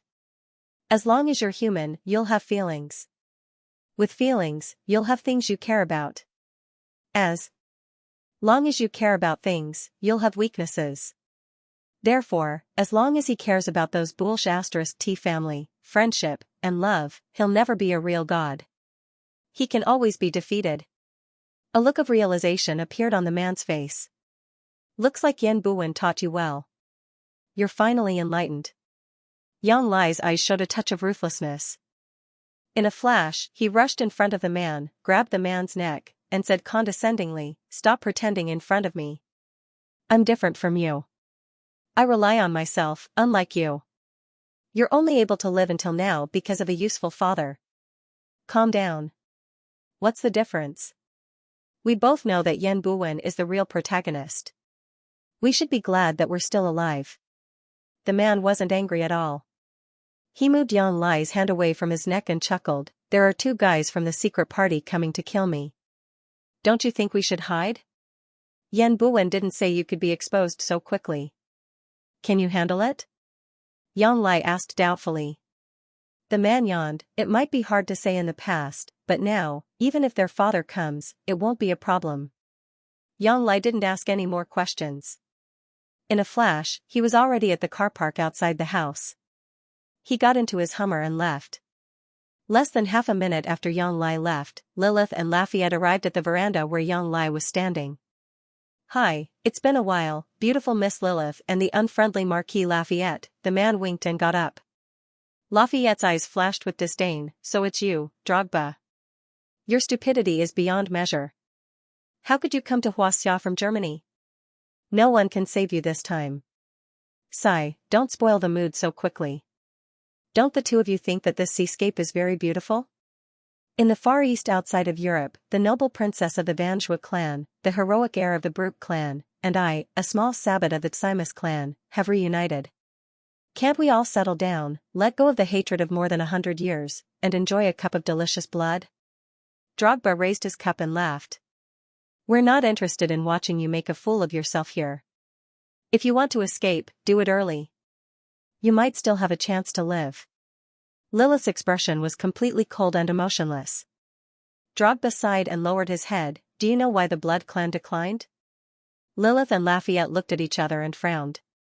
"Because the Blood clan has always looked at the development of this world from the perspective of a dozen centuries ago. They ignore the growth of others and their own decay." Drogba raised his head, black flames dancing in his eyes. "You're too naive. Do you think I'm tired of living and that's why I'm waiting for you here?" "You're really good at bluffing," Lilith sneered. A cold light flashed in her hand, and the butcher's knife appeared in her hand. Drogba put the goblet to the side and stretched his shoulders. "I asked if the scenery here is good, but I just wanted to confirm if the cemetery I found for you is suitable. Since the two of you don't have any objections, I'll take it as your agreement." Lafayette was so angry that he laughed. "Good one, Drogba. I don't know where you get your blind confidence from, but I really hope that an idiot who has been suppressed by me for 100 years can surprise me." A ray of red light flashed in Lafayette's hand, and a 2-meter-long crescent-shaped axe with a deep red groove appeared in his hand. TSK, Master Executioner, I'm so jealous of your executioner's axe. But it's good that you brought it with you. I can have it after I kill you," Drogba grinned passionately. "Go ahead and try." Lafayette snorted. The next moment, his body turned into a bolt of black lightning, and his executioner's axe slashed at Drogba's position. Drogba was caught off guard. He bent his waist and moved to the side, dodging the gust of wind. Then, Lafayette's second and third executioner's axe swept across like a storm. The executioner's axe slash created waves of blood-red ripples. The executioner's moves were different from Lilith's butcher's knife, but it was this unstoppable fighting style that brought about a thunderous effect. However, Drogba's speed was much faster than Lafayette had expected. No matter how hard Lafayette tried to attack, he could not touch Drogba's ghostly figure. How could this be? His speed is at least 3 times faster than before. Lilith and Lafayette were shocked. Although they found it hard to believe, they finally understood why Drogba was so confident. "Even if you're fast, don't even think about escaping." Lafayette swung his axe in a spiral, and a layer of blood-red mist covered an area of more than 100 square meters. Then, the blood cloud became a part of the axe. As Lafayette swung it, the blood cloud turned into a giant axe, creating a thunderous sound in the air. Just as Drogba was about to dash out of the area, the speed of the blood cloud's condensation wasn't any slower than his movement technique. It formed a battle axe right in front of him and chopped at his waist. Drogba tapped the ground with the tip of his foot, trying to escape the heavy blow from above. However, before he could do so, Lilith, who had been waiting for an opportunity, suddenly jumped up and chopped down from above. Lilith was obviously much faster than Lafayette, and it was difficult for Drogba to dodge. Finally, he was hit. Puff. The butcher knife and the axe chopped off half of Drogba's body and legs at the same time. Dark red blood splattered all over the ground. Lafayette and Lilith looked at each other and heaved a sigh of relief after withdrawing the crimson light from the two magic tools. To be honest, they were a little shocked by Drogba's sudden increase in strength. However, before they could relax, the situation changed. Drogba's body, which had already been smashed into pieces, actually moved. In a short time, all the blood and flesh were pulled by a strange force and gathered together, restoring Drogba's body to its original state. Drogba took a few deep breaths, and a hint of madness flashed in his eyes. Phew. Game time is over. I'm going to get serious now. How? How is that possible? Lilith was a woman after all, so she took a step back in shock. Lafayette mumbled to himself in a daze, those who are injured by the axe will bleed because of the curse. Why? Why is this happening? Drogba said in disdain, I told you, the blood race is rotten because of their blind confidence in their combat power from a dozen centuries ago. Even the Lord gods who have been famous for tens of thousands of years are about to usher in the twilight of the gods, let alone you guys. What nonsense are you talking about? Don't think that you can beat us with your dirty tricks. Lafayette puffed out his chest, and his battle intent surged again. Sigh. Forget it, there's no point in talking to you two who are about to die. Drogba shook his head in boredom. When he looked at the two again, his eyes were extremely dark and gloomy. I was just teasing you guys. Now. I'm going to get serious. Before he could finish his sentence, Drogba disappeared from where he was. He reappeared and struck Lafayette's jaw with his elbow. Ah! Lafayette screamed in pain, and before he could react, he was sent flying 8 meters into the air. Lilith quickly swung her butcher knife, leaving a trail of blood behind her. However, Drogba was already behind her, and his palm landed on Lilith's head. Smack! Lilith's body turned into a puddle of blood. Oh! Blood clone? Lilith's true body appeared behind Drogba once again, and the butcher blade slashed down with a blade of light. Die! Drogba's body turned into a puddle of blood as well. Lilith's eyes widened. She was tricked too. You're the one who's going to die. Drogba's hand landed on Lilith's back. Bang!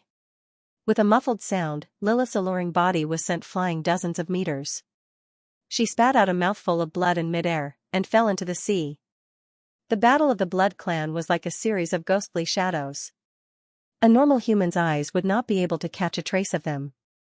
Lafayette was furious when he saw that Lilith was sent flying by Drogba. His entire body was engulfed in blood flames as he charged towards Drogba with his giant axe. Blood explosion. The axe brought up a thick cloud of blood that reeked of a fishy stench. Like an iceberg collapsing, it poured down on Drogba with the force of wind and thunder. Drogba grinned.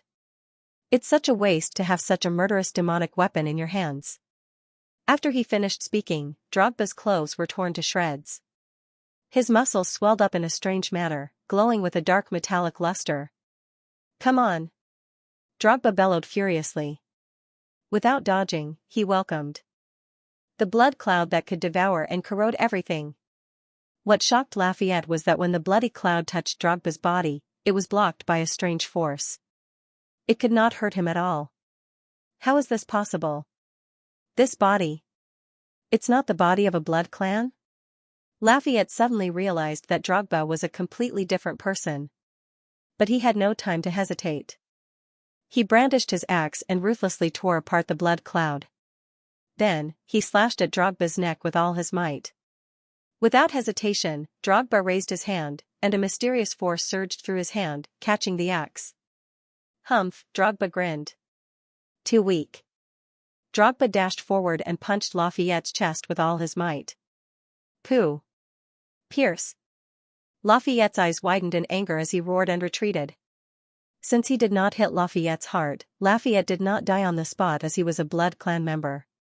However, Lafayette was horrified to find out that the wound could not be healed by the powerful strength of the Blood Clan.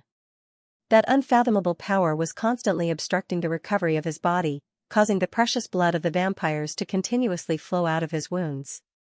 What is this force? Are you still a Blood Clan? Lafayette panted as he questioned. Drogba ignored him and turned towards the direction of the sea. Lilith, who had just fallen into the sea, had already reappeared on the beach. She was panting heavily with blood at the corner of her mouth. The butcher's knife in her hand emitted a dazzling bloody light. Lilith licked the blood from the corner of her mouth, her wet blonde hair dripping with water. It was originally a beautiful combination of sexiness and wildness, but because of the austere atmosphere, it became incomparably treacherous. Lilith, you know that I've always liked you. How about it? Do you want to be my blood slave? I'll take good care of you. Drogba smiled evilly. Although the Xianxia clan is just a vile clan of the Devil's Party, and they're a little ugly, they're still a branch of vampires. Drogba, instead of being the young patriarch of the Xianxia clan, you followed that stupid pervert and turned yourself into a biochemical machine. Your brain really isn't working well.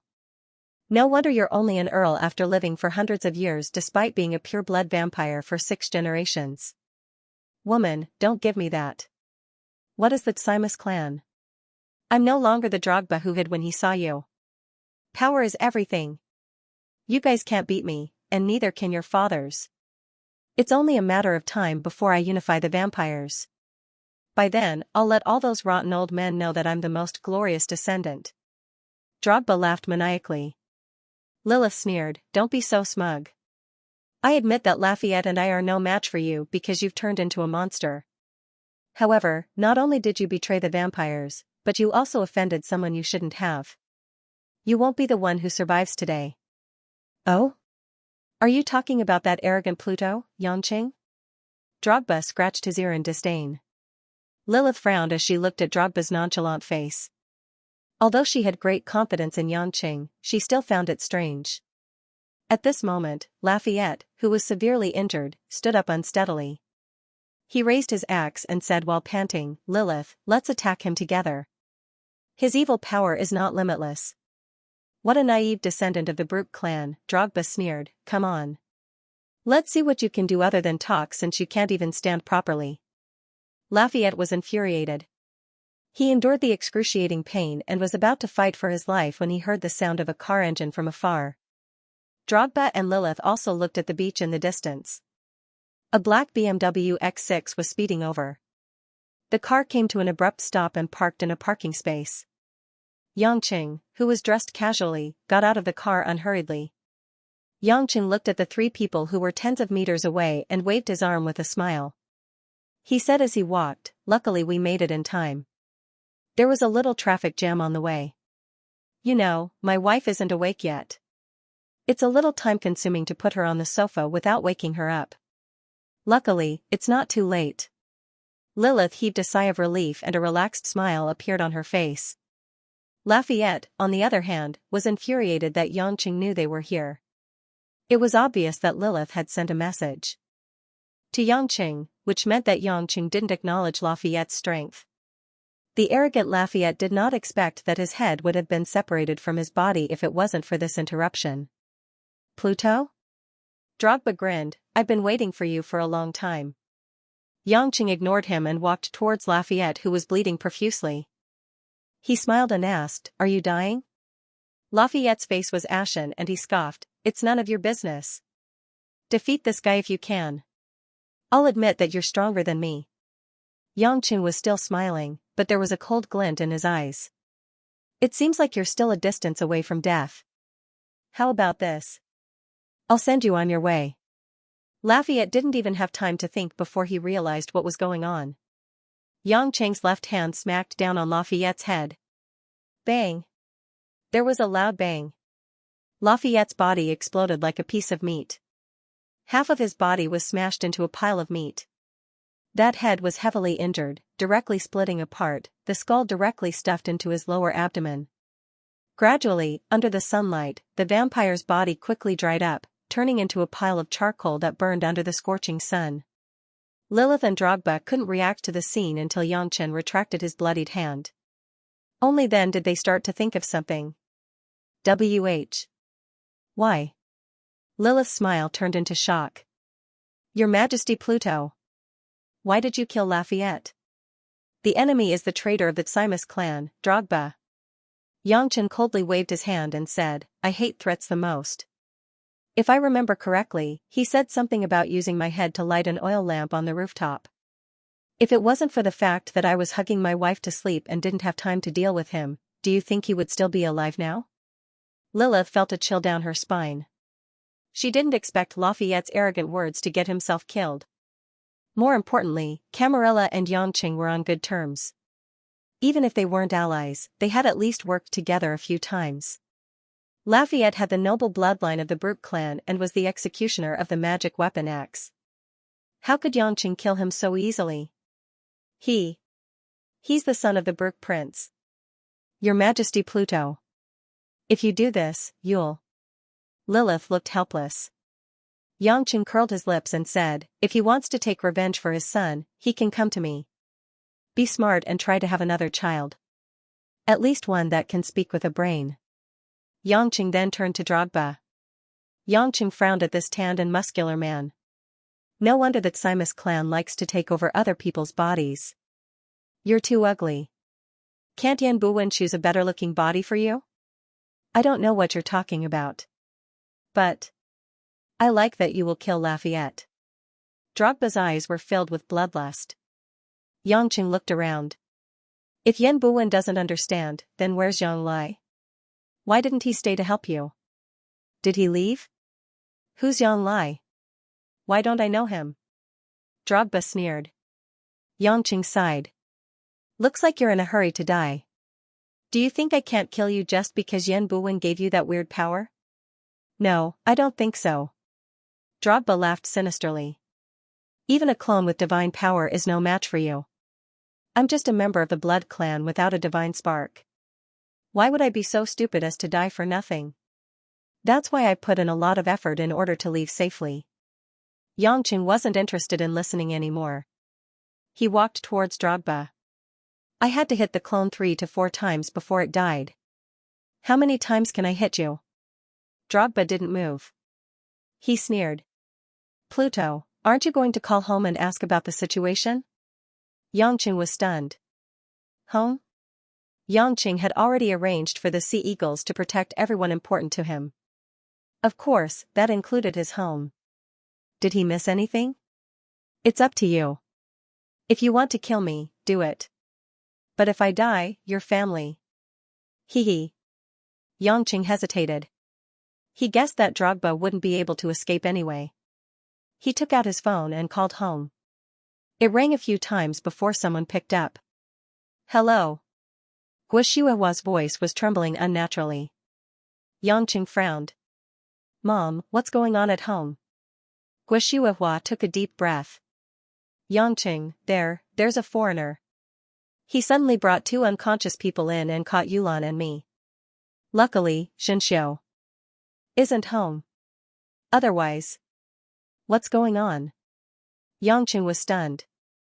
2 unconscious people? Could it be that the 2 members of the Sea Eagles who were responsible for watching this situation at home were arrested? Did Yan Buwen send another clone? But if it wasn't a clone with Godhead, how could he knock them out without alerting the Sea Eagles? Could it be that Yan Buwen had really built a Protoss army?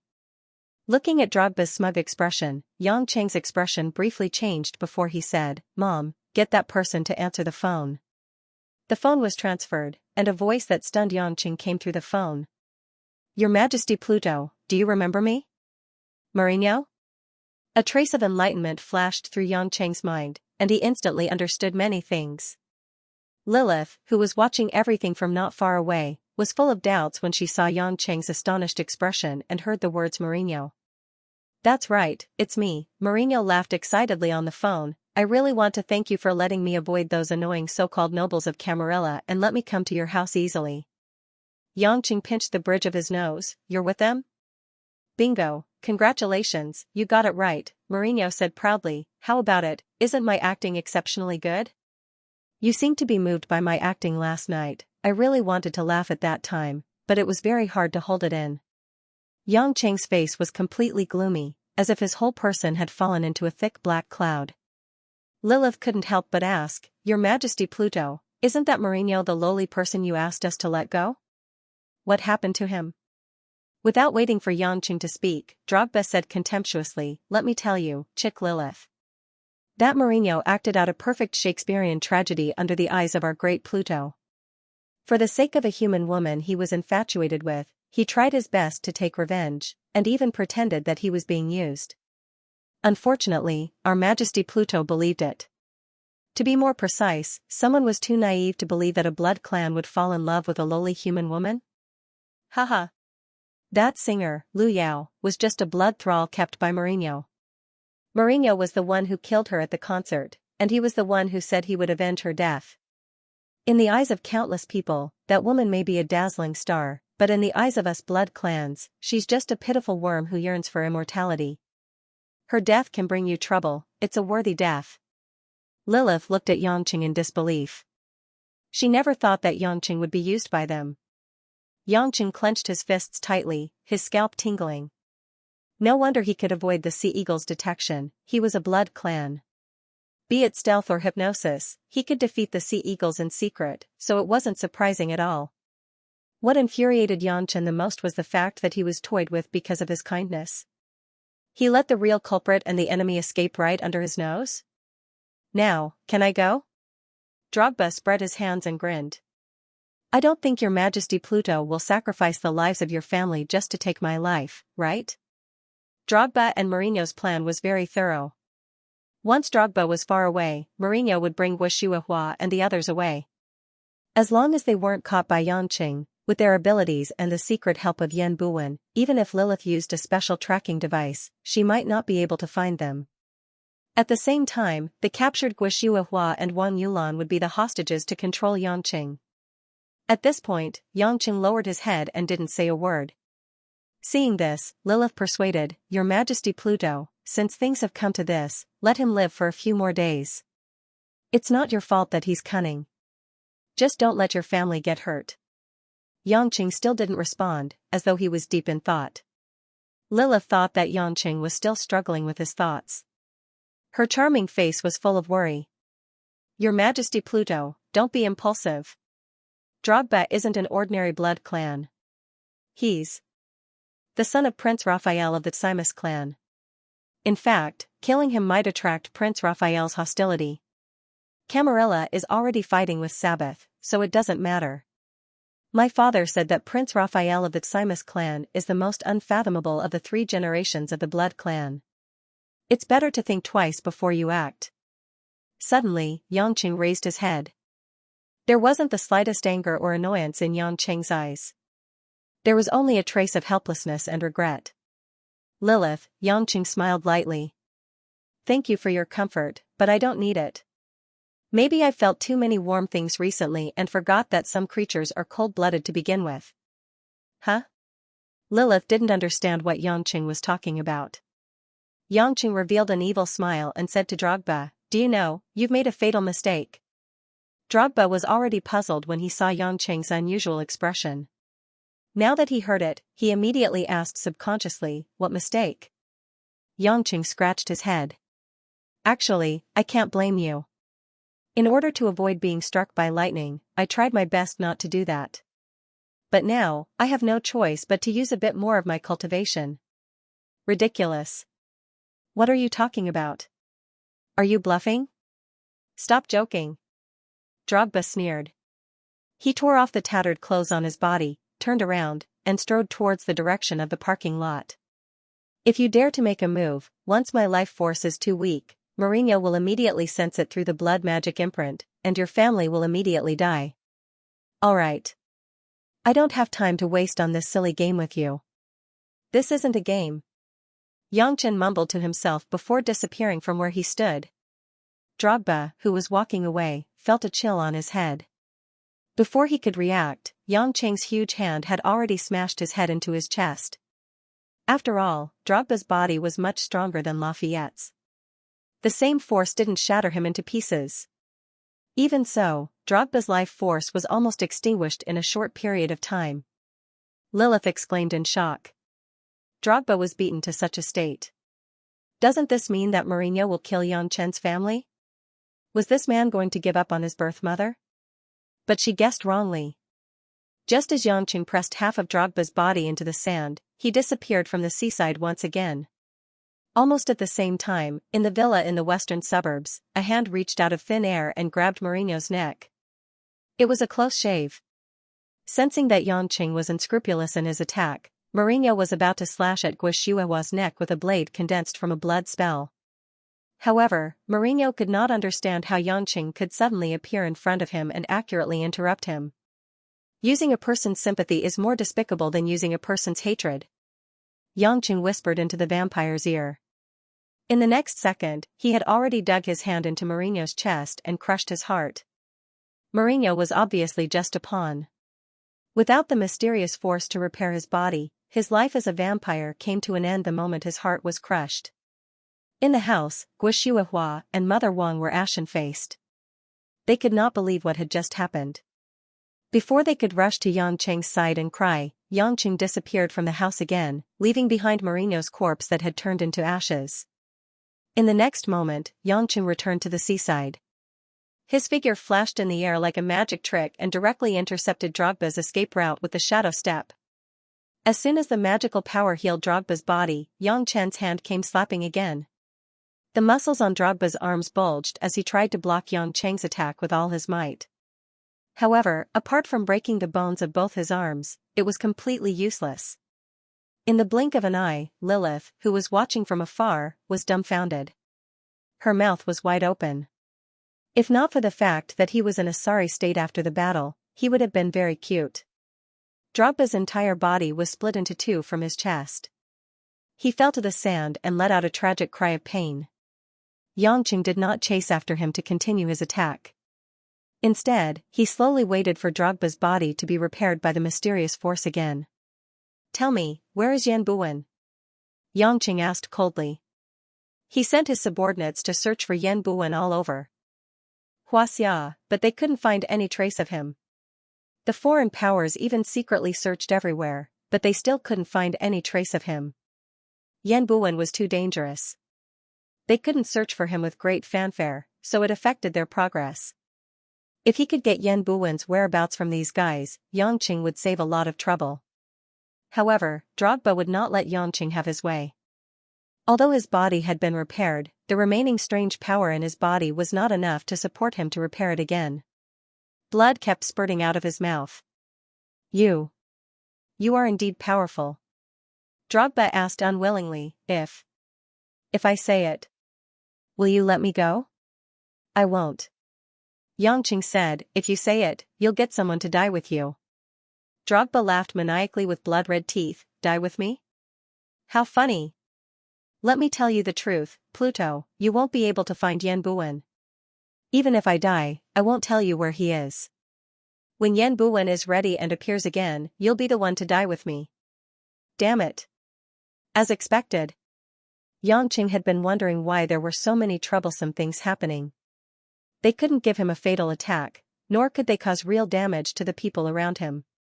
Were these guys really just cannon fodder? They kept causing trouble for him, Lin Ruashi, and the people around him. They didn't have the time to pay attention to Yan Buwen's whereabouts. Were they trying to stall for time?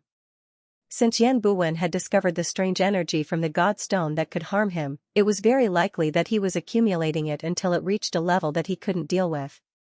Although Yangqing wasn't afraid, after all, he was much stronger than Yan Buwen. However, confidence was confidence. If something happened to him, it would be too much. But now, Yangqing didn't hesitate anymore. Drogba was obviously not going to say anything. Besides, the Blood Clan wasn't afraid of death, so he wouldn't be able to get anything out of him. Since he had already used the cultivation of the tribulation stage, Yangqing didn't mind using a little more. He directly activated the power of heaven and earth and turned Drogba into a pile of powder out of thin air. Lilith watched Drogba, who was still laughing, being blown away by a gust of wind. She couldn't help but shiver. If she used to have some romantic fantasies about Yangqing, then now, she only hoped to maintain a friendly relationship with him. Of course, if he was interested in her, it would be an honor to offer herself to him again. However, he was surrounded by beauties, so he wouldn't need a 200-year-old old woman like her. With the death of Drogba and Mourinho, the matter finally came to an end. The two nails buried in Zhonghai were naturally pulled out.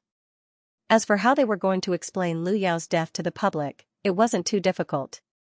After all, the government and the police couldn't possibly reveal the existence of vampires to the public. Therefore, Yangchen didn't have to worry about falsifying evidence. They would help him. Even if the media was suspicious of the details, they didn't dare to go against the government. In the end, they had to correct the news that was unfavorable to Yulei. In the end, not only did Zhao Hongyan become an innocent victim, but Yulei also faced vicious competition in the business world. This made the public sympathize with and support Yulei. After all, many people were willing to believe that the tallest tree in the forest would be destroyed by the wind, and the bird that stuck out would be shot. Lilith didn't dare to say anything after Yangchen killed Lafayette, but it was obvious that she was still upset about it. After all, Lafayette was an important member of the Brooke clan. Even if Lilith lied that Drogba killed him, it would make things difficult for her when she reported it to Camarilla. However, Lilith didn't dare to doubt Yangcheng's actions. After that, she returned to Europe with the Blood clan's execution axe. Yangcheng suppressed his anger and once again contacted all his subordinates, sending more people to search for Yan Buwen's whereabouts. As long as there was a laboratory, they wouldn't let it go. Moreover, if Yan Buwen wanted to do research, he would need a lot of funds and materials. Yangcheng didn't believe that he could make those things out of thin air. 3 days later, the storm had already passed, and daily life had finally returned to its original peaceful state. As Yangcheng taught the women how to cultivate, he was worried about their cultivation speed. Apart from Kai Ning, who had already entered the Xiantian realm, the other women, even Chengwei, who was talented and had a good foundation, weren't cultivating fast. Although Chengwei understood some obscure things in the thunderstorm that day, her physique wasn't as good as Yangcheng's. Moreover, her comprehension ability wasn't as good as Yangcheng's. Therefore, with this speed, Yangcheng estimated that the women would only have a chance to enter the Xiantian realm when they were 45 or 46 years old. For Chengwei, this speed was acceptable. But for the other women, they might only have a chance to enter the Xiantian realm when they were around 60 years old. In the ancient martial arts world, Yangcheng's self-created nameless cultivation method was already amazing. After all, many people cultivated from a young age and used medicine to temper their bodies. They might not even be able to enter the Xiantian realm when they were 100 years old. However, Yangcheng's nameless cultivation method could almost definitely enter the Xiantian realm. But Yangcheng couldn't wait. The women couldn't accept the fact that they had to become old at 60 years old to maintain the decline of their looks. But Yangcheng wouldn't tell them about this terrible discovery. That would only increase the psychological burden on the women. There were still many years left. Yangcheng believed that there would be a way out. He would find a way to increase the speed of cultivation. At the end of July, just a few days before Hui Lin's concert, the family gathering to celebrate Tang Tang and Jinxiu's admission into Zhonghai University finally came on a day when everyone was free. Yang Jieyu was extremely excited and enthusiastic. Early in the morning, she called Yangcheng and urged him to bring his family to the Yuan family. She also reminded him to bring Hui Lin along. She even hoped that Hui Lin could sing a few songs so that she could enjoy the live performance. Although it was a hot summer day, the lakeside mansion where the Yuan family was located was covered with dense trees. Yangcheng, Lin Ruoshi, Guo and the others followed Yang Jieyu to the gathering place. In the bamboo pavilions that were specially built in the forest, the servants of the Yuan family had already arranged all kinds of fruits and desserts. There were also chefs setting up the barbecue grill. Although there were only about a dozen people, it was as if a grand party was going to be held. Tang Wan and her daughter had already arrived early. The mother and daughter were eating the corn that had just been barbecued by the lake. Tang Tang made a dirty cat face, which made people not know whether to laugh or cry. It turned out that they were here for breakfast. Look at you, unlucky child. How did eating corn turn your face black? Tang Wan laughed and scolded her daughter. She took a napkin from the servant and wiped her daughter's face. Tang Tang chewed the corn, and there were still corn kernels stuck to her mouth. She just giggled in a silly manner. Tang Wan was helpless. She glanced at Yangcheng and the others and greeted them. Then she said to Tang Tang, "Don't you see that your future in-laws are here? Aren't you afraid of being embarrassed?" Tang Tang didn't reply. She just stopped and opened her round eyes wide. Then she burped, which made Tang Wan feel helpless. Since Yuan Yi and Tong Tong's engagement was settled, the relationship between the two families was especially close. They were as comfortable as they were in their own home. Guo Shuihua and Yang Jieyu were chatting happily. Guo Shuihua looked around and saw Yuan Hui directing the servants. She didn't see her nephew. She asked curiously, "Where's Yuan Yi? Isn't he always with Tang Tang?" Yang Jieyu smiled and said, "There are 2 rare guests coming today. So Yuan Yi specially drove to pick them up. It's a coincidence. Anyway, you'll know when he arrives." Hearing Yang Jieyu's secretive tone, Guo Shuihua was even more excited. Yuan Hui walked over and sighed. It's rare that big sister-in-law can be with Yangqing, and Yangqing can even bring Ruashi along. Finally, he has the air of a big family. Oh yes, Hui Lin, big sister-in-law Wang, and Jinxiu, don't stand on ceremony. Just treat it as your own home and take whatever you want to eat. We're not at home most of the time and it's rare for us to get together. You must cherish this opportunity. Since Yuan Hui had already said so, the others naturally couldn't be too reserved. Jinxiu quickly found her target and ran over to have a barbecue with Tang Tang. For Jinxiu, who used to set up a stall on the streets, barbecuing was her specialty. Although they couldn't eat much after barbecuing, it was good to share it with the servants so that they could finish it all. Tang Tang asked curiously, "Xianxia, do you know how to make Korean barbecue?" Xianxia nodded. "I do, but the ingredients are different. Besides, Korean barbecue is actually a kind of frying method. We use an electromagnetic cooker and brush it with a layer of oil. Then, we put in the tenderloin, steak, and sirloin. If there's a special sauce, it'll be especially fragrant. It sounds delicious. Why don't we barbecue it? Get those uncles and aunties to bring an electromagnetic cooker over. I want to eat beef liver, and it'll be best if there's beef tongue." Tong Tong's eyes were filled with anticipation. Jinxiu reached out and pinched the face of a girl of the same age as her. "Tang Tang, you piggy. You just finished breakfast early in the morning. Why are you eating roasted beef tongue?" Tang Tang covered her face and looked at her mother, Tang Wan, who was leisurely drinking fruit juice. She pouted and said, "Jinxiu, how can you pinch me here? My mom is staring at you, and you're bullying me just because I can't beat you." Unexpectedly, before Tang Tang could finish complaining, Tang Wan interrupted, "Jinxiu, you can actually pinch harder. This child has been lacking a brain since she was young. I've spanked her a lot, so her skin is thick." Tang Tang almost dropped her head to the ground. "Mom. Why is my face like my butt?" This scream made the servants in the distance laugh out loud. Not far away, Guo Shuihua, who was drinking flower tea, pursed her lips and said to Yang Jieyu, "Your future daughter-in-law seems quite amusing." Yang Jieyu sighed and shook her head. "That's the only way. Who asked my son to fancy only one?" Tang Wan isn't happy with what you said. Although she says that Tang Tang lacks a brain, Tang Wan is still very protective. Yangqing interrupted with a smile while chewing on a creamy pecan. "Oh, why does it sound like you know Tang Wan very well, Yangqing?" Yang Jieyu teased. Yangqing choked. He didn't know if Yang Jieyu knew about his relationship with Tang Wan. Xianxia smiled and didn't say anything else. Today, Lin Ruashi was wearing a plain floral dress. It was as if she didn't want to steal the limelight from the 2 girls, Tang Tang and Jinxiu, so she was dressed in a low-key manner. Although the simple dress couldn't erase her proud appearance, at least she didn't look cold and elegant. Hearing Yangqing talking about Tang Wan, Lin Ruashi couldn't help but pinch Yangqing's thigh under the table, but she pretended that nothing happened. Yangqing smiled bitterly. It seemed that Lin Ruashi was the most hostile towards Tang Wan.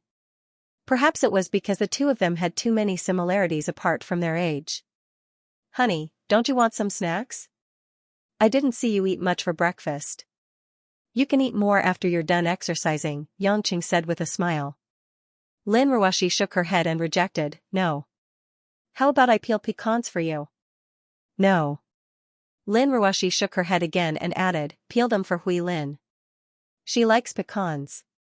Hui Lin, who was admiring the scenery on the lake, heard this and waved her hand with a red face. "Brother Yang, don't listen to me. I don't want to eat them." Lin Ruashi was puzzled. "Didn't you tell me that you liked pecans when you were sleeping? You even told me that you ate pecans when you were practicing on mountain behind your grandmother's back." Hui Lin looked embarrassed and said shyly, interests change. That was when I was young. Yang Jieyu chuckled. Although we're not biological sisters, Ruashi dotes on Hui Lin a lot. By the way, Hui Lin, you're a superstar now. What kind of man do you plan to marry in the future? Ah? Hui Lin didn't expect to be asked such a question. She lowered her head and shook her head. I don't know. Yang Jieyu became happier. Look at your child. What's there to be shy about? You're already in your 20s. Let me tell you, don't choose someone from the entertainment industry. We're performing on stage because of our own company. As for other celebrities, even if they're superstars or queens, there are many unspoken rules behind them. Don't get involved. Find a decent man and get married while you're still young. Those world-class singers can still sing after getting married. It's fine. If you're late, you'll be wasting your life. Guo Shuihua nodded in agreement. She wanted to say that she could consider her youngest son, Yang Lai. But because of Yang Lai's appearance, Yang Qing was very unhappy. Guo Shuihua didn't dare to mention it in front of Yang Qing again. She could only say, that's right, Hui Lin. If there's a good man around you who loves you wholeheartedly, try to get to know him. He won't mistreat you. Yang Qing, Lin Ruashi, and Hui Lin knew who Guo Shuihua was talking about, but they chose to remain silent. For Yang Qing, even if Hui Lin marries a nobody, as long as Hui Lin really likes him, it's fine. But if it's Yang Lai? Even if Yang Lai really likes him, it's still impossible. Because if Yang Lai and Yan Buwen get together, it's destined that they won't have a good ending. And Lin Ruashi's thinking is even simpler. She is married to Yang Qing. Even if she doesn't know that Yang Qing is a member of the Yang family, this is a fact that will not change. Therefore, since Yang Qing doesn't like Yang Lai, she will hate him too. Moreover, every time Yang Lai appears, he gives her a negative vibe. The family chatted for a while, and Tang Wan also joined them. The place was spacious and airy, and seemed to be happy and harmonious. They talked about how Yulei International got out of the doldrums a few days ago and broke through the stock market of their competitors. Yuan Hui, Tang Wan, and Lin Ruashi discussed it enthusiastically.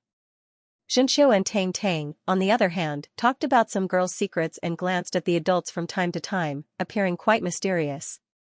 Seeing that her daughter and Xianxia are close, Tang Wan seemed to remember something and asked Yang Qing, "Oh right, I heard that Xianxia's mother is the heir of Korea's Star Moon Financial Group? Is it true that the old chairman of Star Moon Financial Group, Park Cheon, wants to take Xianxia back to inherit Star Moon Financial Group?" Without waiting for Yang Qing to answer, Lin Ruashi answered coldly, "It's true." Yang Qing was speechless. This woman really knows how to compete with Tang Wan. She doesn't even allow me to talk to Tang Wan. Tang Wan didn't mind, she was already used to Lin Ruashi's tit for tat. She smiled softly, "If that's the case, it seems that our Tang Tang still has some brains. When Xianxia returns to Korea and inherits Star Moon Financial Group, our Tang family will be able to enter the Korean market unimpeded. Don't link their pure friendship with commercial interests." Lin Ruashi frowned in dissatisfaction. Tang Wan retorted, "You are also a businesswoman. Do you dare say that you haven't thought of using this opportunity to cooperate with Star Moon Financial Group? That is one of the top financial groups in Asia. I won't believe you even if you beat me to death." Lin Ruashi snorted coldly, "It's Xianxia's freedom to go wherever she wants. I didn't say that I want to force her to go back. General Lin is thinking too much." Tang Wan winked and smiled. Lin Ruashi gritted her teeth, her eyes blazing with anger. Yuan Hui's scalp went numb when he saw this. He secretly cursed what kind of woman Yang Qing had messed with. What was more infuriating was that Yang Qing was still pretending to drink his tea. He had no intention of interrupting. Yuan Hui was helpless. He smiled and tried to smooth things over. "Ruashi, we've been chatting for so long and you haven't eaten anything. There's still some time before lunch. I prepared some snacks for you. Have some." As he spoke, Yuan Hui ordered the servants to place a box of snacks in front of Lin Ruashi. Inside an exquisite black box, there were all kinds of beautiful and round glutinous rice balls. "I called Yang Qing and asked him what you like to eat. He said that you like to eat glutinous rice balls, and they must be from the Zhao family, so I got someone to buy them this morning.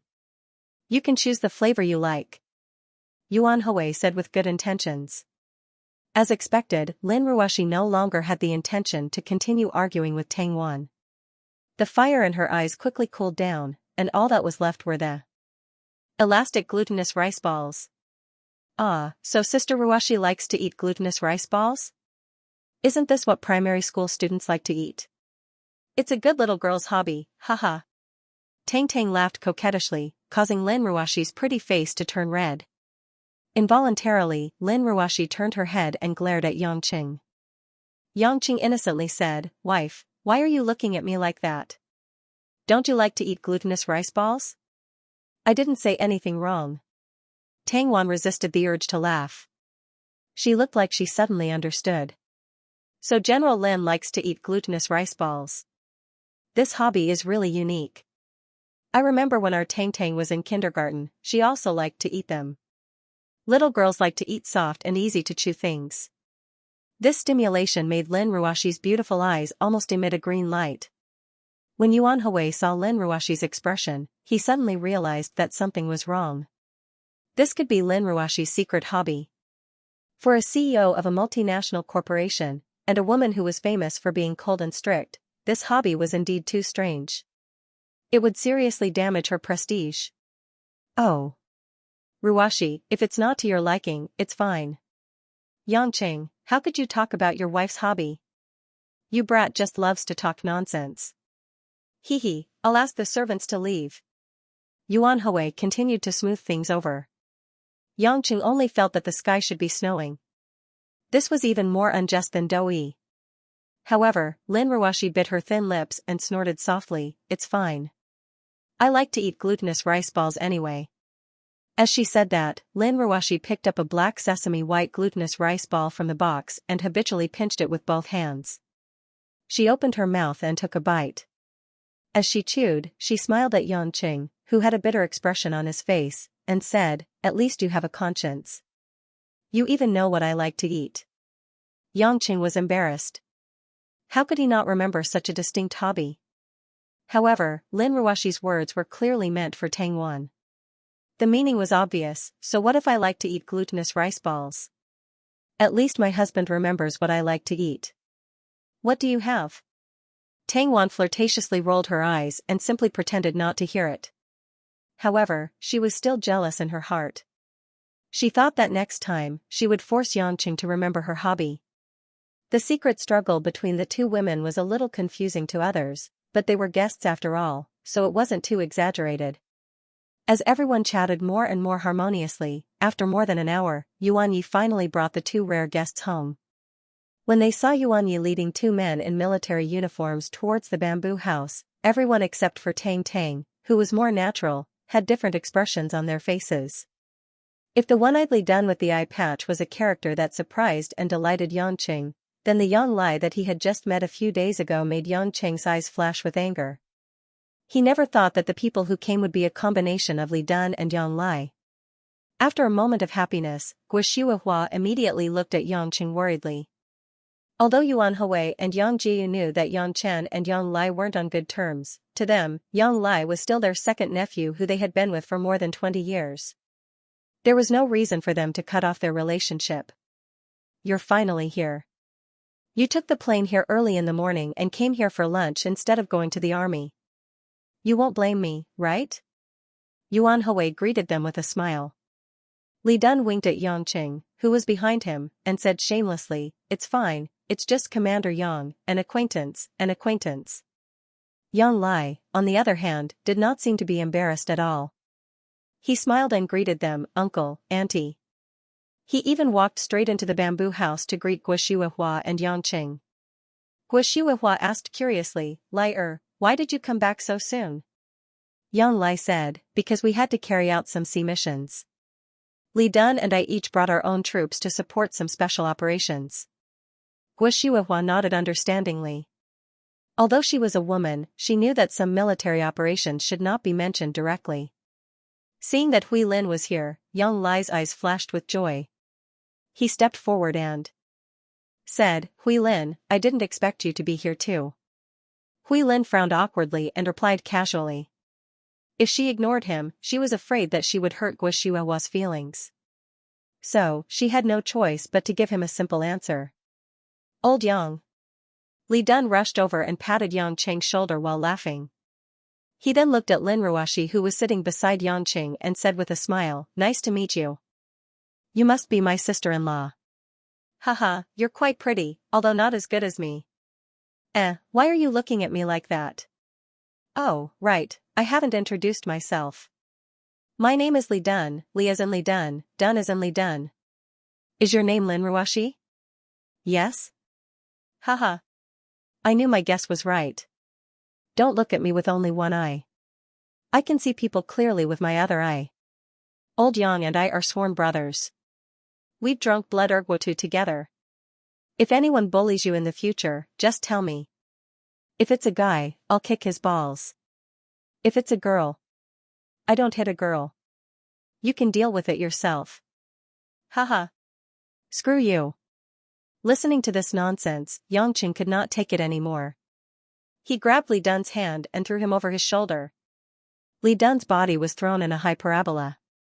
The moment he landed, he did a somersault and landed steadily.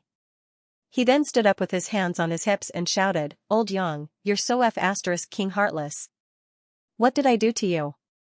Why did you hit me the moment we met?" Yang Qing ignored him and leaned over to pat Lin Ruoshi's shoulder. Don't be afraid. This guy is just suffering from intermittent epilepsy. Lin Ruoshi asked blankly, who is he? Yang Qing scratched his head. Li Dun's introduction was useless. He simply said, I met him when I went to Beijing. He's the only son of the Li family, Li Dun. That's how he is. The main thing is that his family doesn't give him any pocket money. He doesn't even have enough to chase after Sister Tangwan. He's not a reliable person. Honey, you can forget about him once you meet him. Li Dun shouted in exasperation, Old Yang, you're so mean. I've come all the way here. Why are you exposing me? Yang Qing glanced at Li Dun's crotch with a half-smile. Do you have any boobs? Unexpectedly, Li Dun was not embarrassed at all. He smiled proudly and raised his eyebrows. Why don't we have a competition? Yang Qing touched his forehead. He almost forgot that this guy's skin was as thick as his. When the women heard this, they were stunned, and their faces turned red. These two people really could say anything. The others all knew about Li Dun's background. They were surprised that Yang Qing and Li Dun got along so well. Although they would yell and hit on each other the moment they met, everyone could tell that they had feelings for each other. Guoshuahua thought that her son only had female friends. She was relieved that Li Dun, one of the two kings of Yanjin, was a good friend. Now that Yan Buwen had disappeared, Li Dun's strength and experience were top-notch among the rich heirs in Yanjin. If he were to take over the Li family's security bureau in the future, he would definitely be a powerful ally. Yang Lai, who saw all this, had a gloomy look in his eyes. He had been on the plane with Li Dun all the way here. Since they were both in the military base in Yanjin, they would occasionally bump into each other. However, Li Dun was an eccentric person and was the only son of the Li family, so they had never been friends. He did not expect that Li Dun and Yang Qing would be so close. With the addition of 3 young people, the atmosphere suddenly became livelier. Although Yang Qing ignored Yang Lai's greeting in front of Yuan Hui and his wife, he didn't react violently either. With Li Dun's loud voice, there was no chance of an awkward silence. I just heard from my brother that young Master Li will be coming to Zhonghai with Yang Lai. Since it's our family gathering today, I thought that young Master Li and Yang Qing are friends, so I contacted you. I didn't expect you to really come. It's our honor to have you here, Yuan Hui said politely. Although Li Dun had a carefree personality, everyone knew the difference between a real idiot and his frivolous appearance. Sigh, how can I not come for free food and drinks? Li Dun said nonchalantly. It's not an urgent mission anyway. I wanted to see what old Yang's wife looks like. As he said this, he winked at Lin Ruoshi. Lin Ruoshi could not take it anymore. One Yang Qing was enough to make her feel that the world was full of weirdos. Why did Yang Qing have such rare friends? Lin Ruoshi smiled at Li Dun as a response and secretly wrote 2 words on Yang Cheng's thigh, same kind. Yang Cheng did not know whether to laugh or cry. But to be honest, Li Dun's appearance did not make Yang Lai feel too depressed. Just as everyone was chatting happily, Yuan Yi, who had gone out for a while, ran back with a big bouquet of bright red roses. There were about 40 to 50 of them, and he ran to Tang Tang. Tang Tang had already seen it, but in front of so many people, she could not help but feel shy. Tang Tang, I ordered this morning. You don't lack anything, so I thought about it and decided to give you flowers as a gift for your success in the college entrance exam, Yuan Yi said sheepishly. You. Why did you give it at this time? It's so embarrassing. Although Tang Tang said that, she immediately held the bouquet in her arms with a smile, her face brimming with happiness. This scene made all the women quite envious, especially Yuan Yi's silly and affectionate look. It made people feel a kind of touching innocence. Lin Ruoshi said jealously, learn from him, your cousin is much more likable than you. Yang Cheng pretended to be calm and said, that silly boy's heart is small, but mine is big, so I can use more space, so naturally I can hold more people. Although Yang Cheng purposely lowered his voice, Li Dun, who was sitting next to him, still heard it. He turned his head and said, Old Yang, it seems that I'm not as thick-skinned as you are. Yang Cheng pushed Li Dun's face away, and then smiled at Lin Ruoshi. Lin Ruoshi rolled her eyes, and could not be bothered with this scoundrel. Hearing Yuan Yi mention the college entrance exam, everyone remembered that the purpose of this gathering was to celebrate Tang Tang and Xianxia's success in entering Zhonghai University. Immediately, everyone gave their all kinds of blessings. Compared to Tang Tang, who was holding a bright red rose, Xianxia's smile was sweet, but there was a hint of loneliness in her eyes. The girl knew that even though everyone was taking good care of her, she was still an outsider. Yang Chen saw it and sighed in his heart. This girl must be thinking too much. Maybe it was a wrong decision for her to stay in Zhonghai? Was it really a good thing for her to return to her family in Korea? Just as Yang Cheng was thinking about Xianxia, Li Dun suddenly complained, there are so many roses here. If only I could buy one for my Xian. By now, everyone knew who the Xian that Li Dun was talking about was. They also found it quite interesting that Li Dun was unable to woo Tang Wan's younger sister. Yang Jiu asked curiously, Young Master Li, why are you having trouble buying a bouquet of red roses? Li Dun cursed, isn't it because of the flower sellers? Red roses are getting more and more expensive. Flowers that used to cost a few dollars are now selling for more than 100 in Beijing. How are they flowers? Are they made of gold? You can't blame the flower sellers. Maybe it's because of the place of production. They just set the price according to the global supply. I also heard that many flower shops have stopped buying roses. At this price, people who are not rich and have too much money to spend will not buy them. After all, roses are not the only flowers that express love. Yuan Hui said. It's a pity that flowers aren't easy to stock up. Otherwise, we could make a fortune. We do have some flower farms under Maple, but the quality isn't as good as the ones in Holland and Thailand. We don't plant roses much either, Tang Wan said. They were a bunch of businessmen and their minds quickly turned to making money. Tang Tang blinked her eyes, so expensive? Brother Yuan Yi, was it that expensive when you bought it? Yuan Yi scratched his head in embarrassment, it's not cheap. 121 roses. The flower shop owner said that the market for roses is very hot now. All the flower farms are in short supply and they are selling like crazy. But I don't give them every day. It's worth it to give them an occasional bouquet. Don't worry, I'll ask my mom to reimburse you. You're doing so well. Tang Tang giggled. Tang Wan pinched her daughter's ear and scolded, you're not even married yet and you're already trying to steal from your mother's family. Do you have a death wish? Everyone burst into laughter. Even Yang Lai, who had been silent all this while and was sitting on the side drinking tea, grinned. More than an hour later, the servants brought in the food that had been carefully prepared, and the lunch began in a lively manner. With Li Dun, who could chat with anyone, the atmosphere couldn't be any colder. He raised his glass and clinked it left and right, occasionally making a few dirty jokes. It was hard to associate him with a member of a big family. When they were almost done eating, Yang Lai, who had been silent, suddenly got up and walked to Hui Lin's side. He took out a square white box from the big pocket of his military uniform. Hui Lin, your concert in a few days is when I'm on a mission, so I might not be able to make it. Take this gift. Treat it as a welcome gift from me. Hui Lin frowned. It's fine. She could tell what kind of jewelry it was. When a woman accepted a man's jewelry, it was a sign of intimacy. Of course, she refused. This time, the atmosphere instantly became awkward and cold. Li Dun chuckled. Yang Lai, you're not good enough. Looks like you're about the same level as me. Look, old Yang's flirting skills are much better than yours. You. Before Li Dun could finish, Yang Chen stuffed his mouth with a piece of sandwiched pastry. You can eat whatever you want, but you can't say whatever you want, Yang Qing said calmly.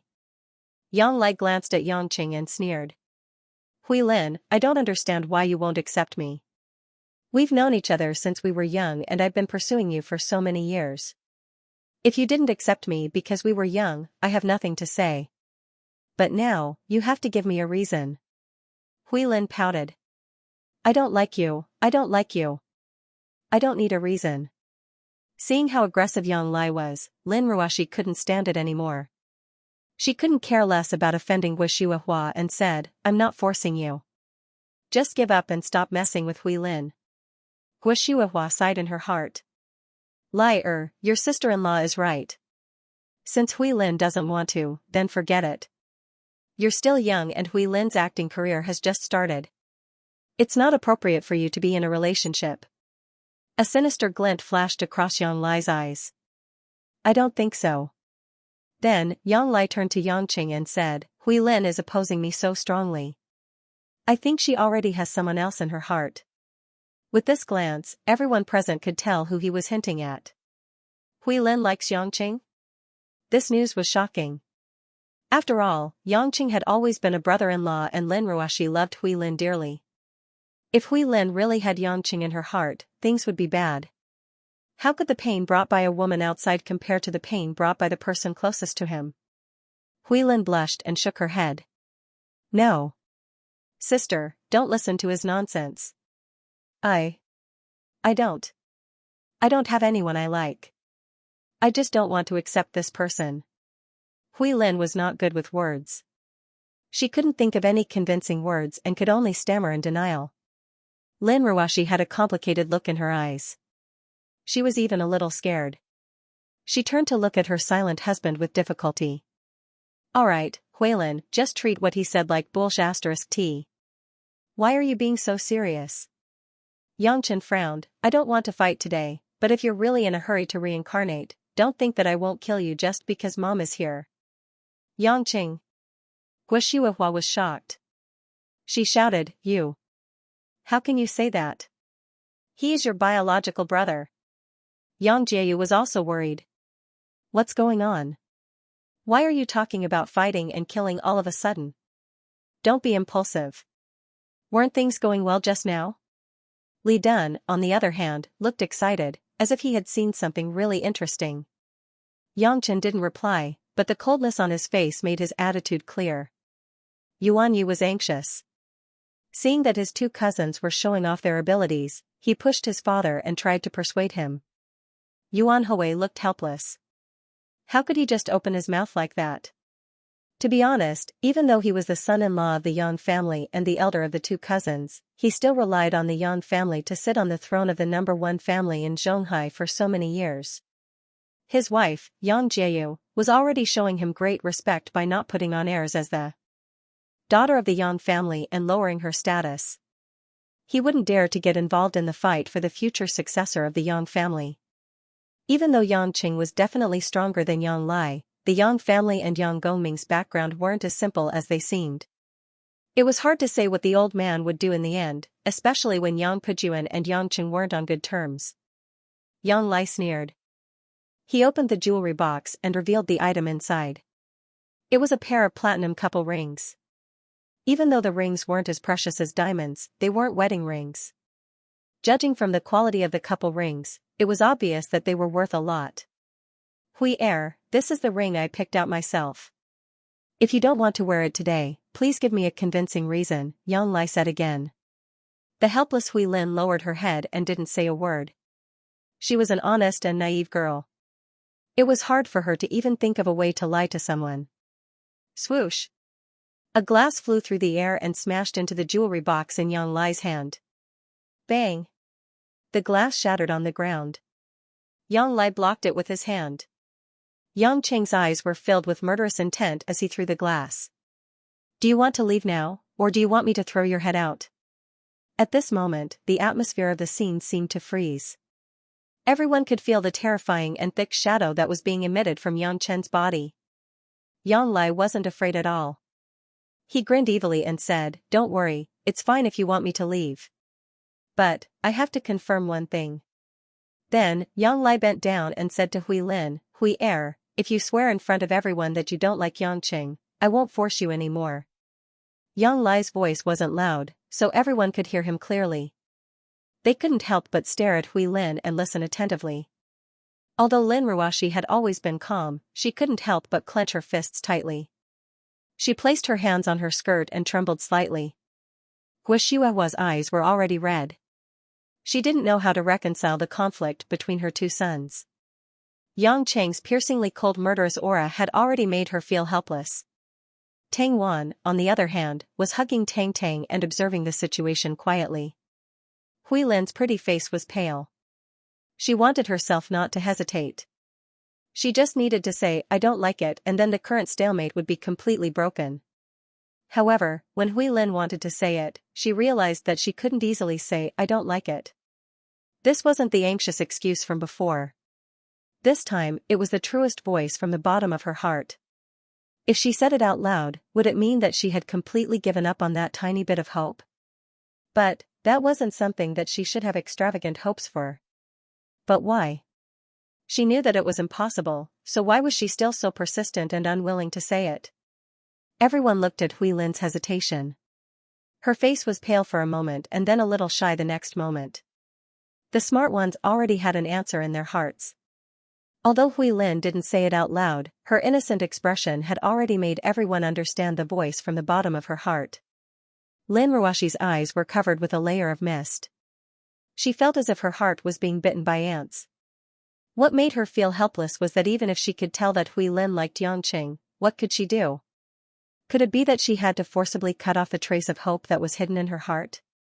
What right did she have to stop other women from liking her husband, just like how Yang Qing couldn't stop other men from secretly liking him? But the problem was, this woman was Hui Lin. When Lin Ruoxi thought of how Hui Lin had kept everything in her heart, silently watching the little things that happened between her and Yang Qing, but could only watch from the side as a younger sister, Lin Ruoxi didn't dare to think too much about it. She was actually innocent because she didn't do anything wrong. What was wrong could only be the things that people couldn't understand themselves, their own hearts. Compared to other women, Hui Lin had been hiding her feelings carefully. This made Lin Ruoxi feel miserable because she couldn't help her at all. At this moment, a big, fiery hand reached out from under the table and grabbed Lin Ruoxi's cold, trembling hand. Yang Qing sighed deeply and shook his head at her with a smile. Lin Ruoxi knew that he was comforting her, but her heart couldn't calm down. In fact, Yang Chen was also a little surprised by Hui Lin's performance, but in addition to a trace of complex and indescribable feelings, he felt more helpless. He had always treated Hui Lin as a younger sister. Although there were a few ambiguous scenes and he occasionally felt some girl's feelings, he didn't think too much about it. Now it seemed that it was a little difficult to deal with. Why? You can't say it?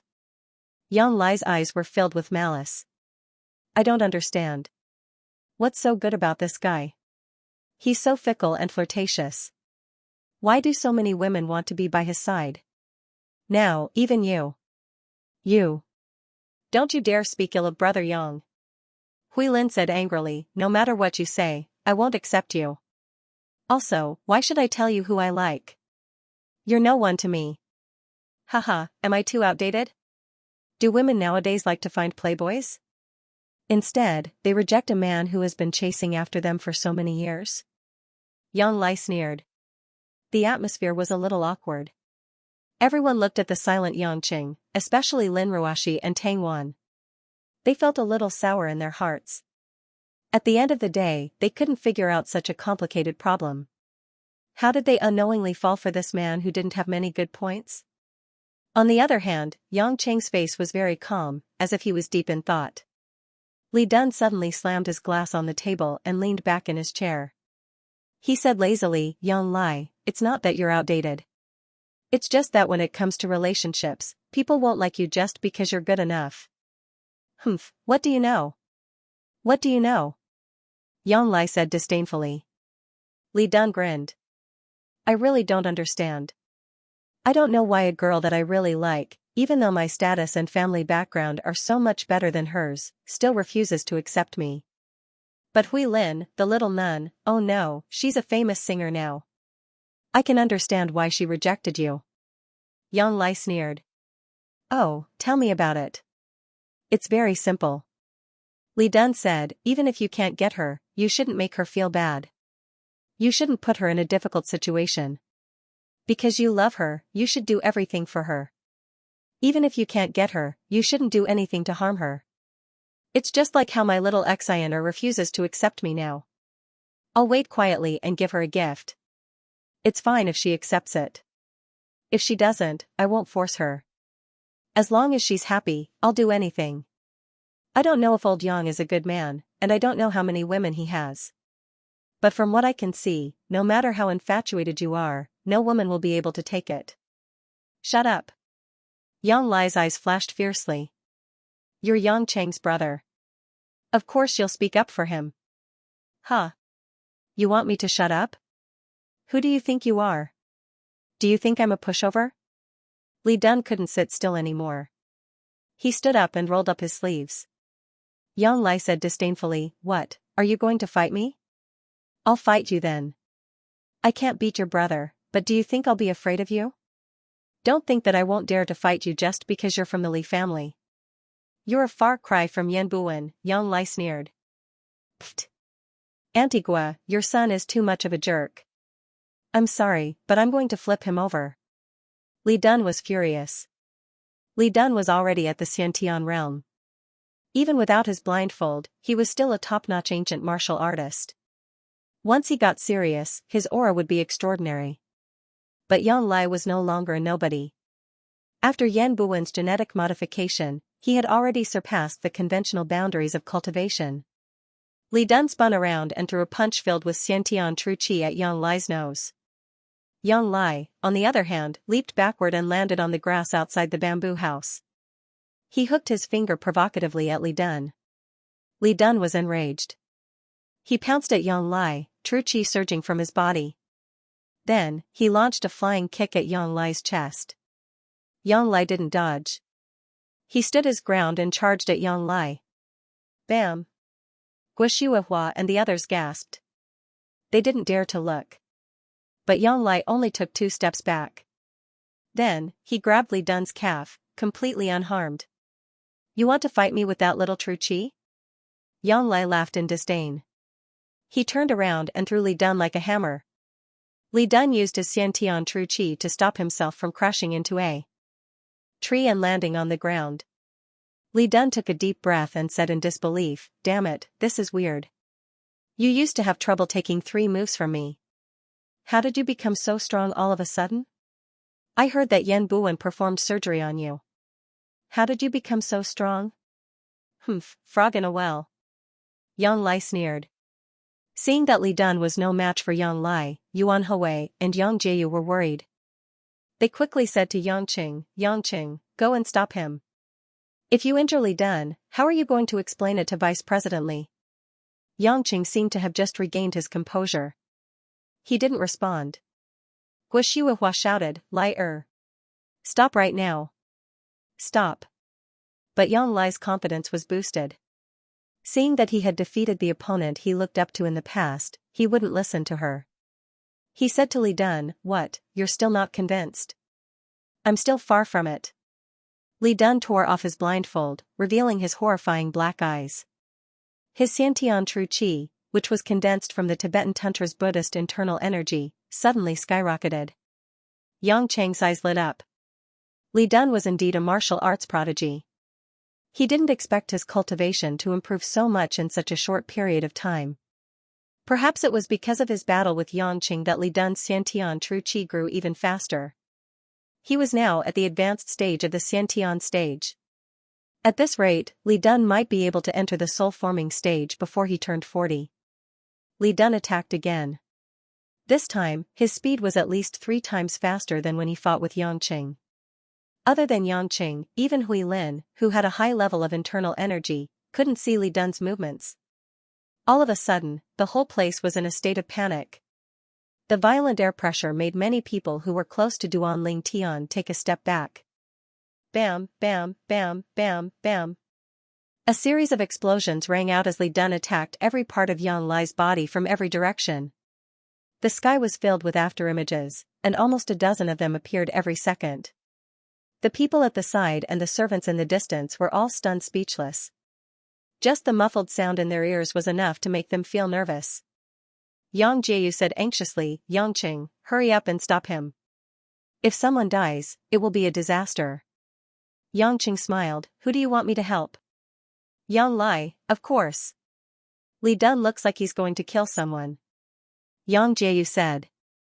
Yangqing shook his head, "Then you don't have to help." "Huh? Li Dun is at a disadvantage now. If you want to help him, you should help him," Yangqing said. Everyone was confused. From their point of view, Li Dun's afterimages filled the sky and Yang Lai was almost completely buried. How could Yangqing say that Yang Lai had the upper hand? Before they could think further, the scene changed. Yang Lai let out a furious roar and suddenly swept towards the sky like a violent wave. Li Dun lost his balance in midair. He used his arms to block Yang Lai's attack, but he was still sent flying by the shockwave. This thunderous explosion of true energy allowed everyone to finally see the situation clearly. Yang Lai was unharmed, but Li Dun's clothes were torn in many places. If it wasn't for Li Dun's Buddhist true qi, he would have spat out blood and collapsed to the ground. Yangqing was also surprised. Yang Lai's innate true qi was not very strong, but his body was so strong that he was not afraid of innate true qi. He defeated Li Dun with absolute strength. However, since Yan Buwen could clone him, he must have the ability to modify genes. It shouldn't be a problem to make Yang Lai's body as strong as his. Of course, that was only his body when he was at the peak of the innate stage. It was not comparable to his body that had been tempered by the Tai Ching heavenly lightning. If Li Dun could not break through the innate stage and reach the soul-forming stage, he would not be able to do anything to Yang Lai. "How about it? Do you admit defeat?" Yang Lai said scornfully. Li Dun spat out a mouthful of blood. This was a minor internal injury. He grinned and said, "I was careless. Come at me again if you dare. You're courting death." Yang Lai was completely enraged. He was not a man who was good at holding back. Now that he was in the mood to beat Li Dun up, he did not care who his opponent was. He was determined to beat Li Dun into submission. Seeing that Yang Lai was fine, everyone heaved a sigh of relief. But when they saw Yang Lai walking towards Li Dun with a murderous look in his eyes, everyone tensed up again. "Liar. That's enough. Come back," Guoshuahua said in horror. "Brother Yang, go and stop him. He's going to kill Li Dun." Hui Lin sensed the murderous look and shouted with a pale face. The Yuan couple could no longer hold themselves back. If Li Dun were to die in the Yuan family, no one would be able to take responsibility for this. "Yangqing. Isn't Li Dun your friend? Go and stop him." The only one who could stop him was Yangqing. Everyone was hoping that Yangqing would make a move. Yangqing said calmly, "Sigh, if I go and hurt Yang Lai, wouldn't my mother be sad?" Everyone was stunned and looked at Guoshuahua expectantly. "Sister-in-law, Yang Lai has lost his mind. Let Yangqing do it," Yang Jieyu advised. Guoshuahua stood there and did not know what to do. She did not want Yangqing to hurt Yang Lai. But if Yang Lai really killed or injured Li Dun, it would be a huge blow to the Yang family. After all, the Li family was on good terms. If Li Dun was hurt, they would not let it go. Just as Guoshuahua was hesitating, Yuan Hui said, "Yangqing, don't worry about it. We all support you. If anything happens, we'll be on your side." Yang Chen's lips curled into a bright smile. Why didn't you say so earlier? But let me be clear, I don't know how strong Yang Lai really is. If I use too much strength, don't blame me. As soon as he finished speaking, Yang Chen disappeared from where he stood and reappeared in front of Li Dun. Guo Shuihua was worried. She wanted to say something but Yang Jiyu grabbed her from behind. Sister-in-law, Yang Lai doesn't listen to you anymore. Look at his murderous eyes. He's going crazy. He's no longer the Yang Lai from before. Yeah, sister-in-law, don't stop Yang Qing. This is a matter between the younger generation. We have to look at the bigger picture. Guo Shuihua looked at Yuan Hui and his wife with a sad face. Of course I know what you're talking about. But after all, there are biological sons. Things had reached a point where there was no turning back. Everyone watched nervously as Yang Qing and Yang Lai confronted each other. Yang Lai was filled with murderous intent. It was as if he was not afraid of Yang Qing at all. Yang Chen squinted his eyes. Faintly, he felt that it wasn't Yang Lai's own thoughts that were controlling him. Perhaps it was a side effect of genetic modification. After Yang Lai's nerves were triggered by strong emotions, he became extremely violent and fearless. This side effect was probably left behind by Yan Buwen on purpose. Only when one was fearless of death could they unleash their full potential. It seemed that Yan Buwen was not just modifying, he was also creating a killing machine. Li Dun breathed a sigh of relief and grinned. "Oh Yang, you're really patient. If you didn't come, I would have had to run away." Yang Chen glanced at him and chuckled. "I thought you would really fight to the end like a warrior." "Screw you. That's not a warrior. You're an idiot to fight someone you can't beat." Li Dun patted his butt and ran away. Yang Lai's eyes flashed and he was about to chase after him.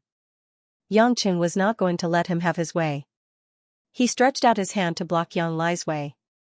Without anyone noticing, he had moved in front of Yang Lai and slapped Yang Lai's body backward. Although Yang Lai was not the same as before, there was still a huge difference in their strengths. It was easy for Yang Chen to deal with him. But Yang Lai did not stop there. As soon as he landed, his muscles tightened to the extreme. Suddenly, a strange energy that was very familiar to Yang Chen appeared around him. The power of the God Stone? This was the strange power of the God Stone that the clones, Yan Buwen, and the blood descendant Drogba had used before. Yang Chen did not expect Yang Lai to have this power as well, and it was much more than what Drogba had in his body. Yang Lai smiled cruelly and charged at Yang Chen like a cannonball. This power was the opposite of the Heaven and Earth Restoration Scripture's Endless Resolve Restoration Scripture, which was why it was especially effective.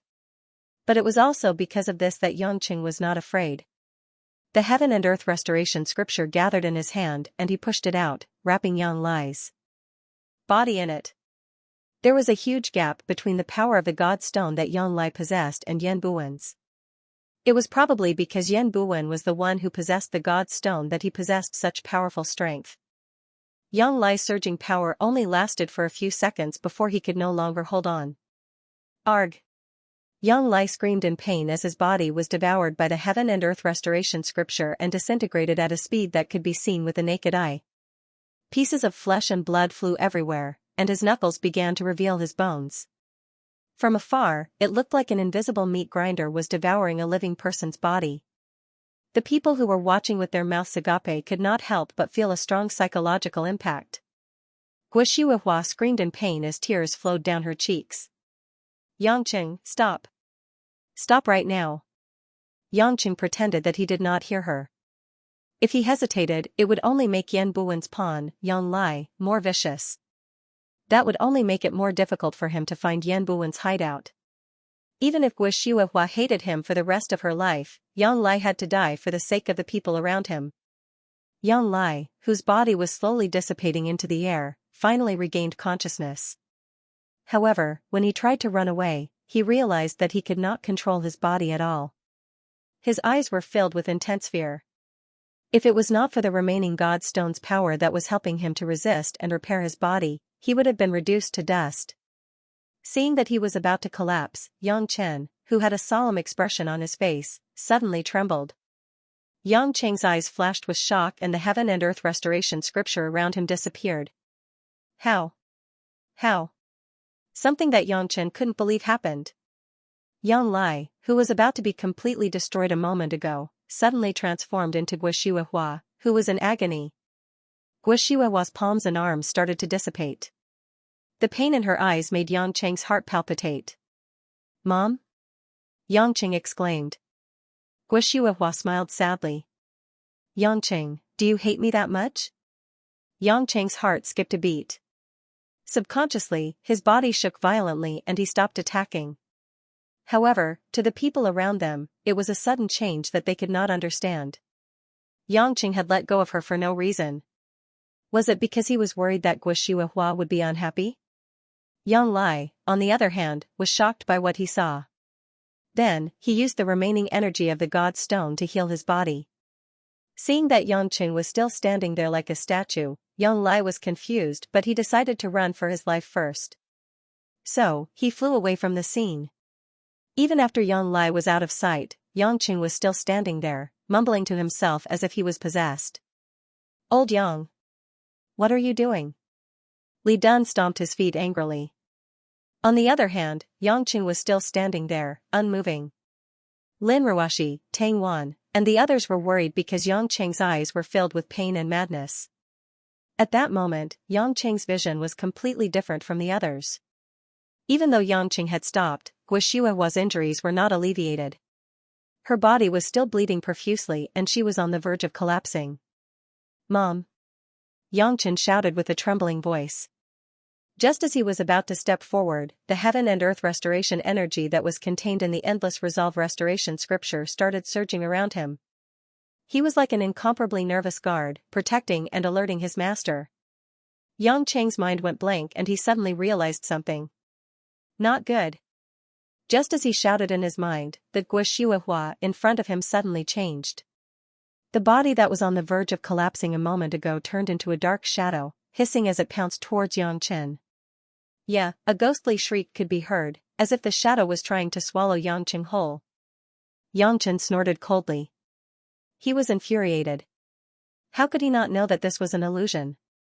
He activated the endless resolve restoration scripture and unleashed the heaven and earth energy, turning it into a sharp blade that tore the illusion apart. Ugh! With a blood-curdling scream, the black shadow dissipated in midair. Everything returned to normal in front of Yang Cheng. "Hubby!" Lin Ruoshi, who didn't dare to step forward, couldn't bear it anymore. She quickly ran up and grabbed Yang Cheng's arm. Her eyes were red and full of worry as she asked, "What happened to you just now? Are you all right?" Yang Cheng heaved a sigh of relief, forced a smile, and patted the woman's hand. "I'm fine. There was an emergency, but it's been resolved now." As he spoke, Yang Cheng glanced at Guo, who was trembling and wanting to come over but not daring to. A bitter smile appeared on his face. In the end, he was still soft-hearted. If he hadn't been worried about Guo's dissatisfaction, he wouldn't have developed such a mental barrier. Yuan Hui and his wife heaved a sigh of relief. Although Yang Lai almost died, and although they were worried about Yang Cheng's condition just now, they didn't panic because no one was going to die. After thinking for a while, Yang Cheng looked at the sky in front of him with a deep meaning in his eyes. He then turned around and smiled at Lin Ruoshi. "I'm going to meet someone. You guys can continue eating. The food is getting cold. Don't worry about me. I'll come back after I'm done with the meeting." After saying that, before anyone could react, Yang Cheng disappeared from where he was. Because it wasn't the first time that everyone present had seen Yang Cheng's amazing abilities, they weren't too shocked. However, they all looked worried. In a secluded local park outside the Yuan family's mansion, beside a small fountain, Yang Cheng's figure floated down from the sky. On a long visitor's bench beside the fountain, a brown-haired, handsome middle-aged man in a black suit and red tie was listening to music with a pair of big headphones. The headphones were high-fidelity, high-end goods with tube headphone amplifiers. Obviously, the man was very demanding when it came to music. At that moment, he seemed to be immersed in some kind of moving melody as he swayed his head leisurely. The man was very clear about Yang Cheng's arrival. He only raised his hand slightly to greet him, but he didn't open his eyes. He even signaled Yang Cheng not to speak. Yang Cheng carefully looked at the man. After confirming that he didn't see him, he walked in front of the man and reached out to take off the man's headphones. Sigh. The man looked depressed. He quickly reached out to take back the headphones and said in German, "I told you not to mess around." "I haven't finished listening to it yet." Xianxia ignored him. After putting on the headphones, he listened for a while and then took them off. He also said in German, "Box toccata and fugue in D minor." The man was stunned. He looked pleasantly surprised. "You know it?" "I have." After all, it wasn't an unpopular piece. It was a famous piece of classical music. Naturally, it was stored in Xianxia's brain. Not bad. Those who understand music are those who truly understand the meaning of life, the man said seriously. "I didn't say I understand." "But I know you do," the man said with certainty. Xianxia didn't want to argue. He said, "You're quite capable. You actually managed to catch a little bit of my inner demon and made me fall into an illusion." The man shook his finger and said with a graceful and unfathomable face, "That wasn't an illusion." "Oh? Then what was it?" Xianxia's gaze turned cold. "A dream. You just had a dream that was originally stored in your brain," the man said rather proudly. Xianxia let out a deep sigh. "Dream realm. Then it should be correct." A strange evil light flashed in the man's eyes. "It seems that you've guessed who I am?" "It's not difficult to guess. After all, your aura is so obvious. However, I don't understand why Mercury, one of the 12 main gods, one of the most intelligent gods, Hermes, would become a member of the blood tribe." Xianxia's eyes were filled with complex emotions. The appearance of this guy was really strange. Among the gods, Athena was probably the most intelligent one. But the most agile one was probably the god of livestock, Hermes. He was crowned as the patron god of merchants, travelers, thieves, and competitions. He invented the 7-stringed zither and was the first god of music. He was also the messenger of the gods, coming and going like the wind. He was a multi-talented god. Of course, these were all legends. As for who he was, Xianxia didn't know too much about him. Because this was also the first time he met Hermes. If it wasn't for the fluctuation of the main god and his special ability, Xianxia wouldn't have been able to determine his identity so quickly. "I heard that Hermes' wand can also make gods enter a dream and control the time when they wake up. Now it seems that your method is much more powerful than I thought." "I thought that even if you can control ordinary people, with the strength of God's mind, you should be able to avoid it," Xianxia said leisurely. Hermes smiled gently. "Even gods are living beings. As long as they have intelligence, no matter whether they are good or bad, they will have thoughts. As long as there are thoughts, there will be dreams." Xianxia nodded. "That's right. Since we're on the same path, can you return my earphones to me, the new Hades?" Xianxia ignored him and sat aside. He simply wanted to take the other parts of the earphones away. "What are you doing?" Hermes shouted and hurried to fight for it. Xianxia smiled evilly. "Then tell me, why did you help Yang Lai escape?" Hermes licked his lips, completely ignoring his handsome appearance, and said, "You want to hear the truth?" Xianxia squinted his eyes. "If you tell me the truth, you won't believe me even if I tell you." Hermes curled his lips. "You also know that I'm the patron saint of thieves and liars." Xianxia said, "I have my own brain. I know whether I'm lying or not." Hermes sighed. "All right, then I'll tell you." As he spoke, the god of livestock leaned close to Xianxia's ear and whispered a few words with an unfathomable look on his face. Xianxia's expression froze for a while. After a large amount of violent emotion swept through his eyes, he finally calmed down after a full 10 seconds. He said, "If you use such a boring reason to let the person I want to kill go next time, I won't be so polite to you." Hermes spread out his hands helplessly. "See, I knew you wouldn't believe me." Xianxia didn't say anything else. He seized the opportunity to take the entire tube amplifier of this guy's earphones away. "Hey! Hades! Are you a robber?" "It's mine!" Hermes yelled. Xianxia glanced at him. "You let the person I want to kill go." "Of course, I have to get back some interest.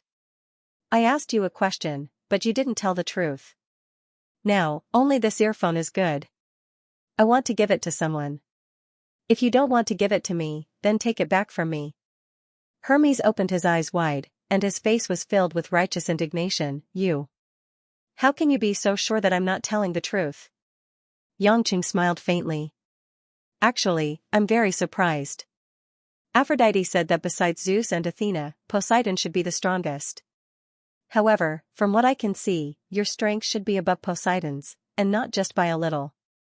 Based on your ability to make me feel like I'm in a dream, it should be an extremely delicate control of the laws of space. If you use your full strength, you can cause me a lot of trouble. I don't have absolute confidence that I can defeat you, but I'm sure that if you want to escape, I won't be able to catch you. How can I believe a fellow like you who hides himself so deeply, and a blood breed at that? Hermes was taken aback. So that's the reason. Seems like you have a good reason? Of course, Hermes said with assurance. Those old fellows always put themselves on a pedestal. Do they really think that they're gods? What a joke. That's only because we're gods in the eyes of humans. I only believe in natural selection. The bodies of the blood breeds are much stronger than humans. Although they are mutated descendants of the Protoss, they are much stronger than the original bodies of the Protoss. This is because they don't age, and they almost never die. They only need human blood to continue their bodies. I entered this body thousands of years ago. In these thousands of years, because I don't need to change my body, I haven't gone through the cycle of reincarnation. Indeed, 10,000 years ago, I was not as strong as Poseidon, and even Apollo. However, when they went through the cycle of reincarnation, I was still alive. They awakened, and I awakened. In other words, I had a longer lifespan than them, and could comprehend more profound laws of space. Naturally, I easily surpassed that old fellow Poseidon. Yangqing was slightly stunned. He did not expect this to be the reason. It seemed that entering the body of the blood breed through the cycle of reincarnation was indeed a very beneficial thing. However, to the other main gods, the blood breeds were creatures of darkness, living dead that drank human blood, and a small member of the Protoss. They were the descendants of Cain, so of course they felt that it was beneath them to become a blood breed. Moreover, the gods did not have any enemies to deal with, so they did not care about the time they spent cultivating the laws of space. Only Hermes, a cunning and fickle fellow who had broken through the limitations of his thinking, had chosen to become a member of the blood race in an unconventional manner, avoiding the process of reincarnation after 100 years. Yangqing pondered for a moment and said, if you've already entered this blood tribe's body thousands of years ago, then your position in the blood tribe should already be at the highest level, isn't it? Why haven't I heard of any chief gods who were blood tribe members? Hermes chuckled. You must have heard of me. My current name is Raphael. Yangqing's heart trembled. Raphael? You're the patriarch of the Xianxia clan. That's right, it's me. But I didn't let the blood breeds know my identity. After all, I don't need to reveal these abilities. Hermes grinned. The child you killed a few days ago, Drogba, was a pure-blood blood breed that I gave birth to over 1,000 years ago. He was one of my children. Although the fertility rate of the main god's main body in this world was pitifully low, the body that they occupied after reincarnation did not affect their fertility. That was why he met Aphrodite's descendant from a few lifetimes ago, Judy of the Blue Storm. And now, it was even rarer that Hermes had a son of a blood tribe. Yangqing had long heard from Lilith that the patriarch of the Xianxia clan, Raphael, was extremely difficult to deal with. Prince Sargeras was deeply afraid of him. Now he finally understood what it meant. This guy was a chief god. Naturally, he was in an invincible position. So he frowned and said, I killed your son. Don't you want to avenge him? Hermes spread his hands and said, he's already dead.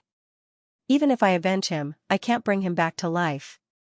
That child always dreamed that one day I would give him the position of Savatha's leader. He also dreamed of becoming the overlord of the underworld. It's very annoying. If he's dead, then so be it. You have to know that my descendants are already considered very few. Those other fellows will inevitably have a group of descendants every time they reincarnate. If they really manage all of them, then the streets will be filled with their own hundreds of descendants, won't they? Yangqing smiled bitterly. This guy was quite open-minded. Actually, Hermes laughed strangely and said, I think even if I fight with you, as you said, I can't do anything to you.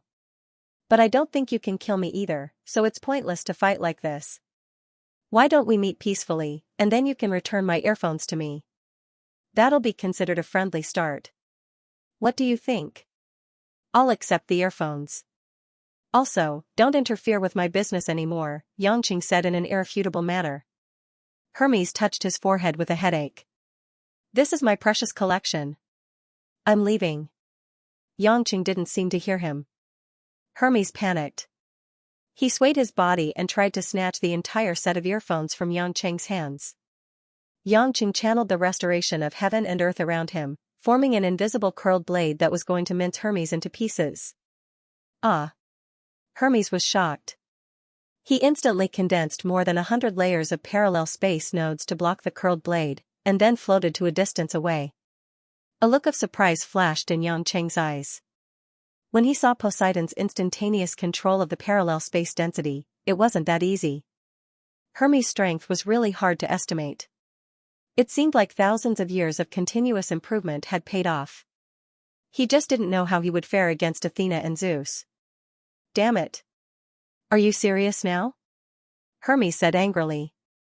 I don't fake a match, Xianxia said casually. Hermes looked at the set of precious headphones in Xianxia's hands with a pained expression.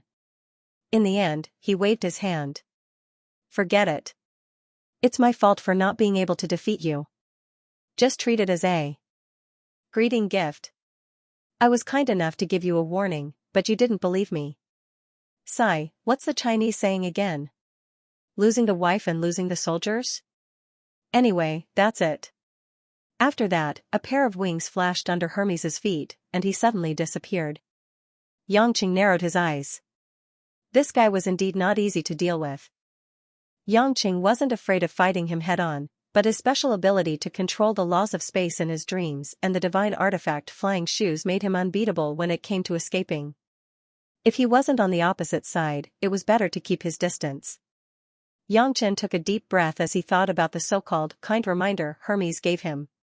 He tried his best to put it aside and ignore it. His family and the Yuan family must be worried about him, so Xianxia didn't waste any more time and immediately flew back to the Yuan family. When he returned to the Yuan family's bamboo house, everyone at the table had already removed their lunch and was looking around anxiously. When they saw Xianxia coming back with a strange-looking item and that he wasn't injured, they were relieved. Uncle, where did you go? Everyone was so worried, Tang Tang shouted. Didn't I say I was going to meet someone? Xianxia chuckled and placed the earphones and tube amplifier on the table. He said proudly, how is it? This is not bad, right? I snatched it from someone. Everyone was confused. Why did Xianxia go out to snatch something? This is an earphone? Hui Lin, who was in the music industry, was naturally very sensitive to such things. Although she was a little embarrassed to face Xianxia because of Yang Lai, she still said it.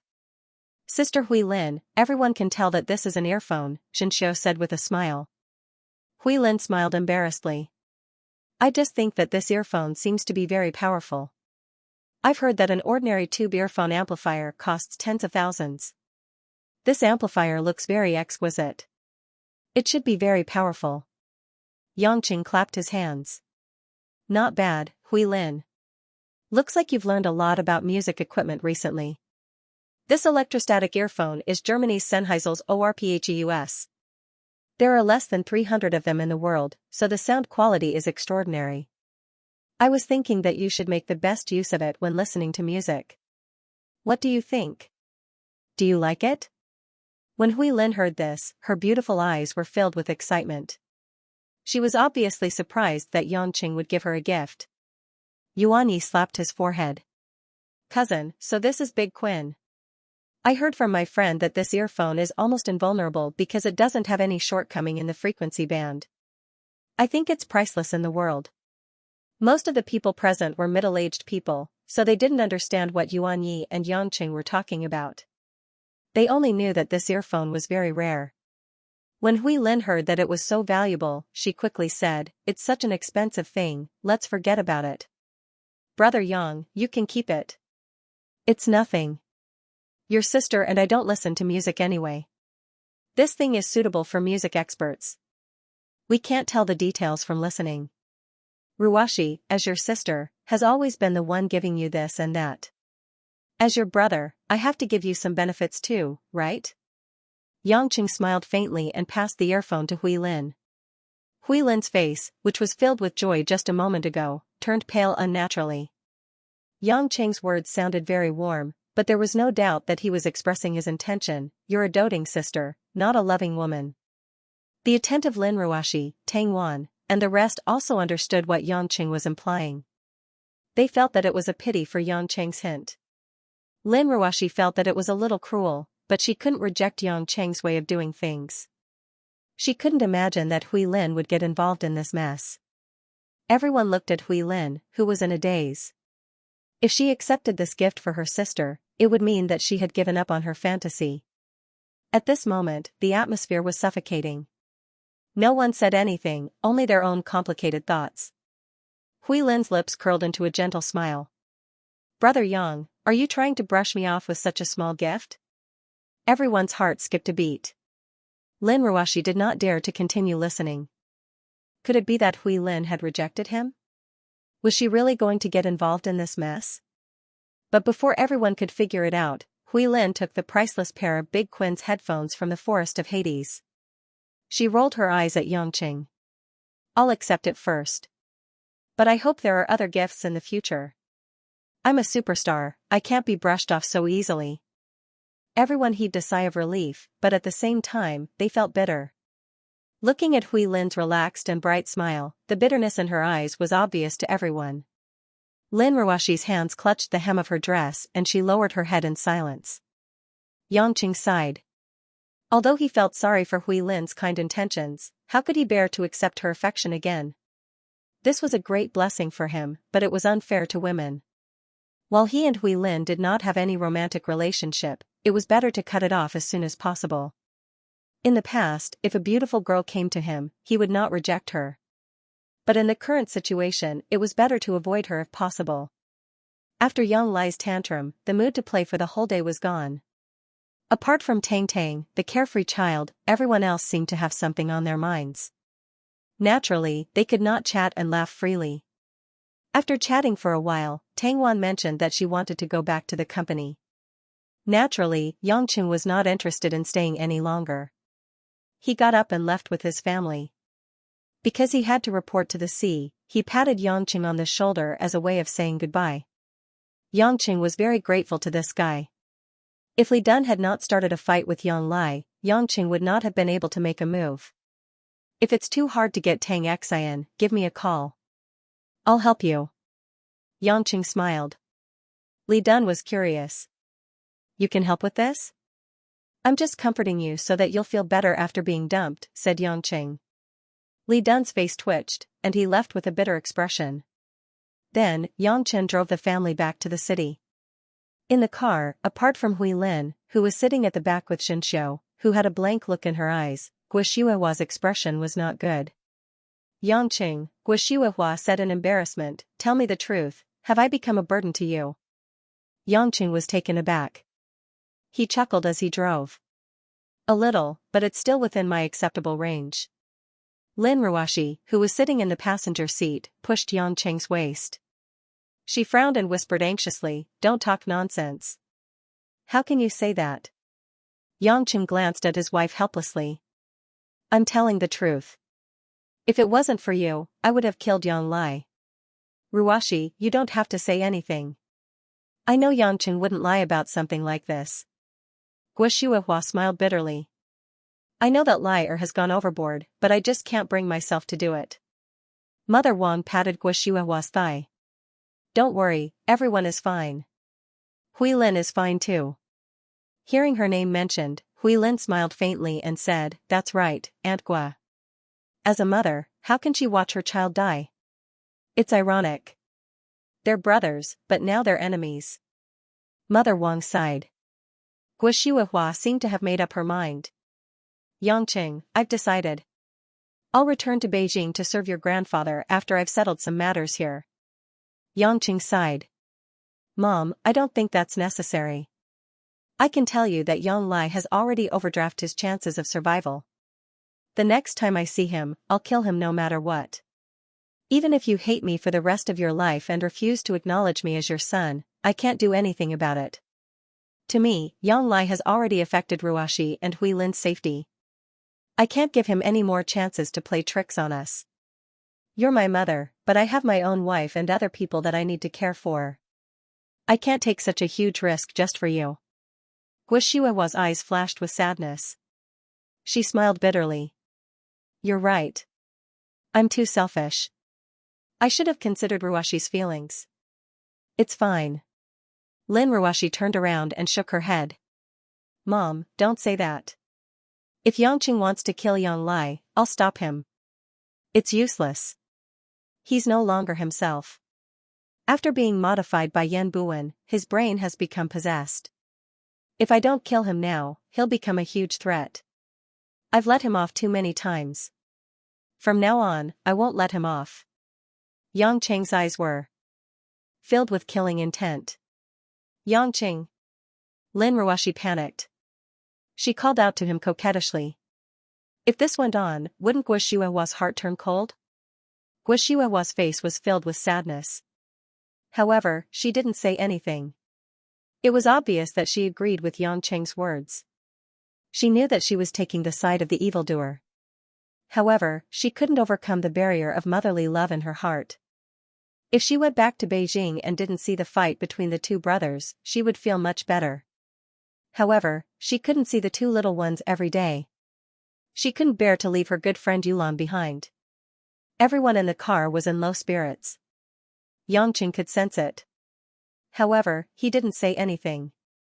He usually listened to Guishuahua and Lin Ruashi at home and was always bullied by Xianxia. However, Yangqing didn't want anyone to disobey him when it came to such a serious matter that concerned the safety of his family. It was useless to disobey. As long as he made up his mind, he would do whatever he wanted. When the car passed by the business district, Mother Wang suddenly thought of something. She patted Yang Cheng's seat and said, "Young master, stop the car at the intersection in front. I'll go to the mall to buy something. I'll take a taxi back later." Everyone in the car was stunned. Yang Cheng said, "Mother Wang, if you need anything, you can ask Ruashi to bring it to you or someone from the company. This is the busiest place. The mall is quite messy. If you want to go to the skyscrapers. Stop the car." It was Lin Ruashi who spoke. There seemed to be a hint of sadness in Lin Ruashi's eyes. She said, "Mother Wang must have her reasons for going to buy something. Just stop for a while." Yang Cheng could see that Lin Ruashi must know something. However, since Mother Wang didn't say anything, he didn't ask. He thought for a while and said, "In this case, I'll accompany Mother Wang. Ruashi, you drive the car back." "You're going too?" Lin Ruashi was puzzled. Yang Cheng nodded and said with a smile, "Don't worry. I'm with Mother Wang. I won't flirt with innocent women. I also want to buy something. At the same time, I can protect Mother Wang. What if such a beautiful woman is flirted with by a bad uncle?" Mother Wang blushed. "She's an old woman. Beauty. Young master, don't make fun of me." "Of course not. I also think that Mother Wang is my big sister." Xianxia giggled and said from the back. This series of jokes warmed up the atmosphere in the car a little, and the whole family also relaxed. Guishuahua smiled and sighed in her heart. Yes, there's no need to think too much about unhappy things. Just cherish what's in front of you. The car stopped by the side. Yang Cheng got off the car and let Lin Ruashi get in the driver's seat. He told Lin Ruashi to be careful. After all, it was rush hour and there were many people. Then, he accompanied Mother Wang to the nearest shopping mall. This was the most civilian commercial area in the East District of Zhonghai. However, it wasn't the cheapest. Therefore, whether it was when Yangqing was selling mutton skewers or when he became a gigolo who was adopted by a rich woman, he didn't really come here. He only knew that most of the people in this area were housewives and students from Zhonghai's universities. Mother Wang was happy that Yangqing was willing to go shopping with her. For so many years, Mother Wang had been serving her from the old CEO to Lin Ruashi, who she watched grow up. Mother Wang had spent more than 20 years of her youth in this family. Now that Lin Ruoxi and Yangqing treated her as a real family, she felt that all her efforts were worth it. Seeing Yangqing walking beside her as if he was her own son, the melancholy in Wang Ma's heart dissipated a lot. Yangqing looked at the huge crowd shuttling back and forth. Seeing that Wang Ma hadn't entered any shops, he curiously asked, "Wang Ma, what exactly are you buying? Aren't you going to look at clothes or something?" Wang Ma smiled and said, "If you want to see it, you can go and have a look. However, most of the things here are fake. Even if there are really good brands, they won't be sold here. But many of the small items here are good and cheap. Hee, I don't have to worry about what to wear. I don't need to shop here," Yangqing said. Mother Wang nodded. "Actually, I come here every year. This year, I was supposed to be here a few days later. But since I was passing by today, I decided to drop by." "Did Wang Ma order something?" Yangchen asked as he thought of something. "Yeah, there's a shop owner here. She's from the same village as me. She came to Zhonghai to do business. She's opened a few branches now. Every year, I ask her to choose a batch of nice shoes for me." Mother Wang smiled. "Shoes?" Yangqing was surprised. He had never seen Mother Wang wear many different shoes. Why would she buy a batch of shoes every year? After a few minutes, they finally arrived at the shoe shop that Mother Wang mentioned. They were all women's shoes of the same color, and they were all colorful and incomparably pretty. Some were sexy, while others were plain. A slightly plump and somewhat graceful woman wearing a black hairpin was directing several shop assistants to entertain customers. She caught a glimpse of Mother Wang out of the corner of her eye, and her face immediately lit up. "Yulan? You're here already? I thought it would be a few days later." "Lian, your business is very good." Wang Ma held hands with the woman called Lian. They were very familiar with each other. Lian giggled. She pointed at Yangqing curiously. "This is..." "Oh, it's our son-in-law," Mother Wang said proudly. Lian was enlightened. "Oh, it's the husband of the CEO of Yulei International. You're a handsome young man. I couldn't tell. You must have some skills. The daughter of the CEO isn't simple." After all, Wang Ma and Lin Ruoxi were acquaintances since young. She saw Lin Ruoxi as a daughter and didn't feel that she was superior. Yangchen felt like he belonged here. Listening to their casual conversation, he smiled and greeted them. This was much more comfortable than the hypocritical, goosebump-inducing way of communication in the upper class. Mother Wang asked, "Lian, I'm early. Are the shoes here yet?" Lian smiled. "I prepared them for you." With that, Elaine ran to a storage room at the back. After a while, she came back with 8 shoe boxes. Yangchen was shocked when he saw it. Was it really a batch? Lian opened the boxes one by one and Yangchen was even more shocked when he saw the shoes inside. They weren't all summer shoes. The 4 shoe boxes contained women's shoes for the 4 seasons of spring, summer, autumn, and winter. There were cool leather sandals, light women's sneakers, cowhide casual shoes, and winter tasseled woolen shoes. From Yangcheng's point of view, these shoes weren't from international brands. They were made with exquisite craftsmanship. They should be worth a lot in the market. No wonder Mother Wang asked Lian to carry them for her instead of going elsewhere. They were all custom-made shoes. What do you think? These are the most popular shoes for the 4 seasons. 2 pairs every season. Lian smiled. Mother Wang stroked a pair of gorgeous elk leather sandals and nodded with great fondness. "You've really put in a lot of effort. These shoes are getting more and more beautiful every year. That's because you can afford it. The old master made them for you. Most people wouldn't be willing to spend 10,000 yuan on a pair of shoes without a brand." Lian said. Mother Wang sighed. Nowadays, those youngsters only care about brands. They're not as good as the old master. It's worth the money. I have so much money but I don't have anywhere to spend it.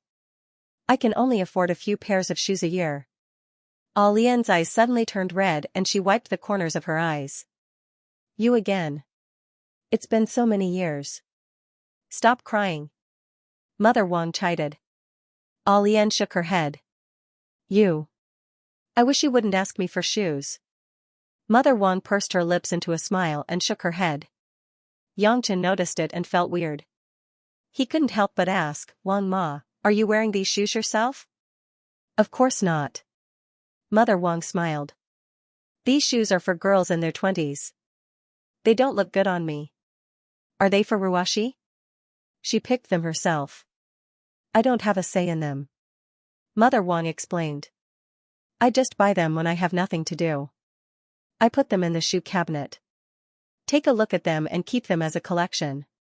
Yangchen felt that there must be some other reason, but he couldn't figure it out. He nodded and didn't pursue the matter. Right at this moment, a pair of fair and beautiful hands reached over and picked up a pair of exquisite crystal-patterned high-heeled sandals, pinching them in her hands and playing with them. A clear voice exclaimed in surprise. Wow, the material is good. The size is just right. Why didn't you bring them out earlier? I want this pair. Lian and Mother Wang were stunned. Yangchen looked over too. Everyone was stunned. The girl was happily playing with her shoes. She was wearing a pink flowery summer dress, a white silk pleated skirt, red socks, and white sneakers, revealing a pair of fair, supple, and attractive calves. Under her thick eyebrows, her eyes were clear and bright, and her nose was tall and straight. She looked like a mixed-race doll. She looked to be less than 20 years old, but her breasts were tall and full, and the edge of her deep cleavage could be seen from her round collar. Yangchen easily thought of Xianxia.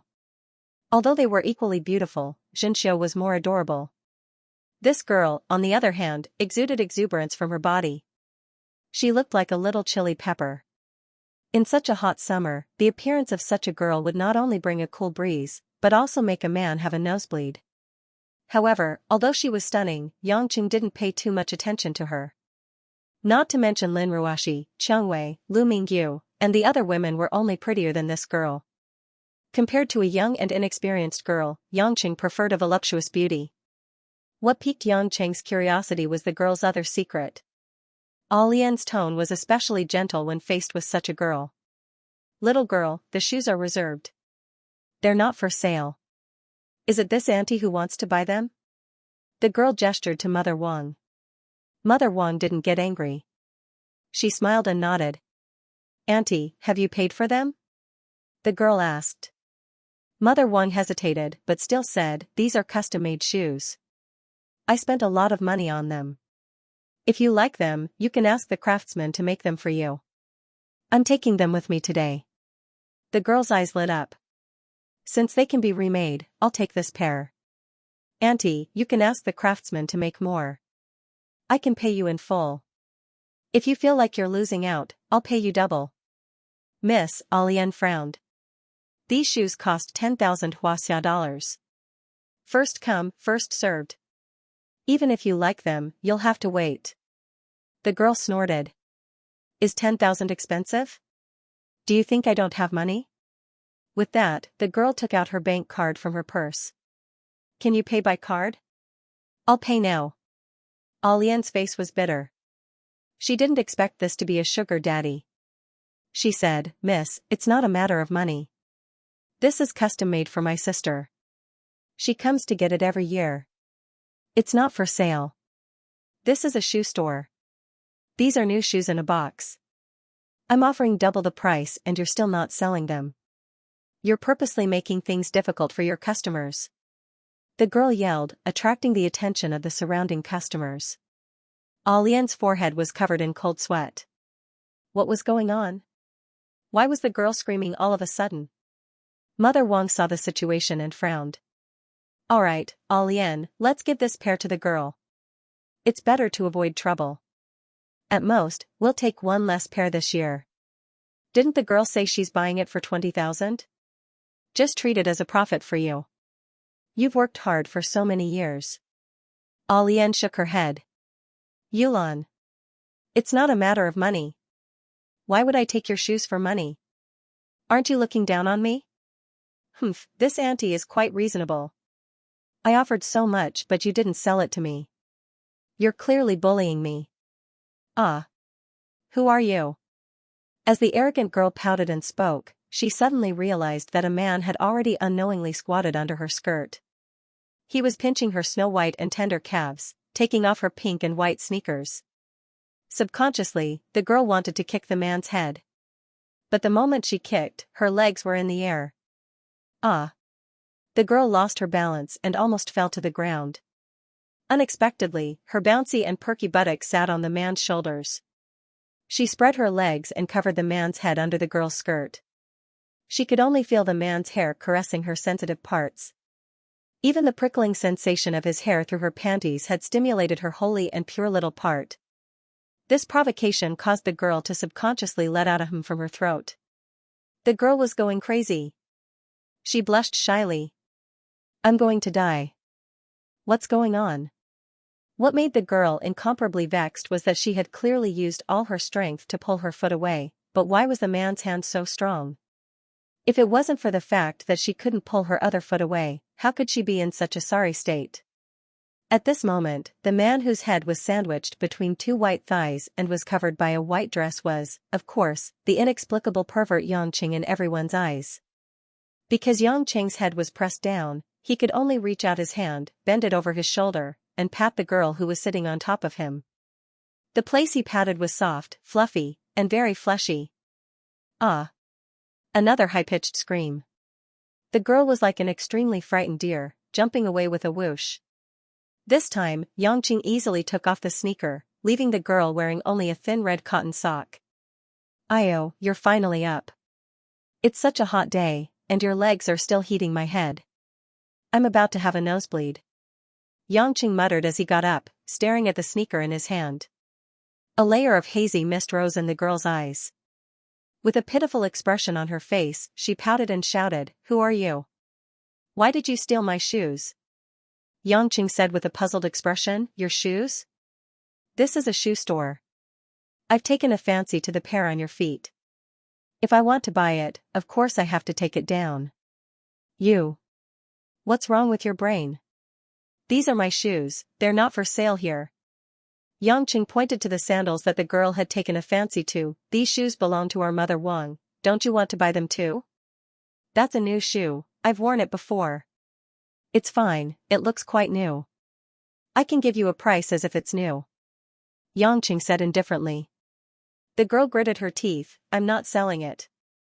"How can you not sell it? You just said it yourself, this is a shoe store, how can there be shoes that are not for sale?" "You. I'm not going to play rogue with you. Anyway, I want those shoes. Give me back my shoes." The girl screamed and wanted to stamp her foot, but she realized that she only had a sock on her foot. She was afraid that it would get dirty, so she could only stop. Xianxia ignored her and turned his head. "Mother Wang, take the shoes. Let's go back."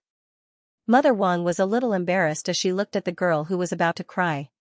"Son-in-law, please return the shoes to her. It's understandable that the little girl is a little unruly." "Who's unruly? You're all ganging up on me." The girl's eyes reddened. This scene caused many of the surrounding guests to feel that the girl was rather pitiful, and they advised Xianxia not to make things difficult for her. "Young man, where it's possible to let people off, you should forgive him. This little girl doesn't have bad intentions, so give her back her shoes." "Yeah, this daughter is so pretty." "Young man, you can't be too heartless." The group of people chimed in one after another, all of them siding with the beauty. Seeing that Mother Wang had also said the same, Xianxia could only curl his lips and throw the shoes back to the girl's feet. "Wear your shoes and buy the shoes you should buy. The store won't force you to sell them, and you can't force them to buy them either. Go back and let your parents teach you a lesson," Xianxia said with a frown. The girl put on her sneakers, gritted her teeth, and snorted, "All right, you're finished this time." After saying that, the girl rushed over like a whirlwind, directly grabbing one of Xianxia's hands and was about to throw him over her shoulder. This strength was so great that if it was an ordinary burly man, perhaps 2 or 3 of them would have been thrown upside down. Outsiders were only surprised that the girl actually knew some martial arts, but they couldn't feel the force behind it. However, Xianxia could easily feel the force. The girl had purposely held back. As expected, this girl was not an ordinary person. An evil smile appeared on the corner of Yang Cheng's mouth, but he wasn't interested in delving deeper.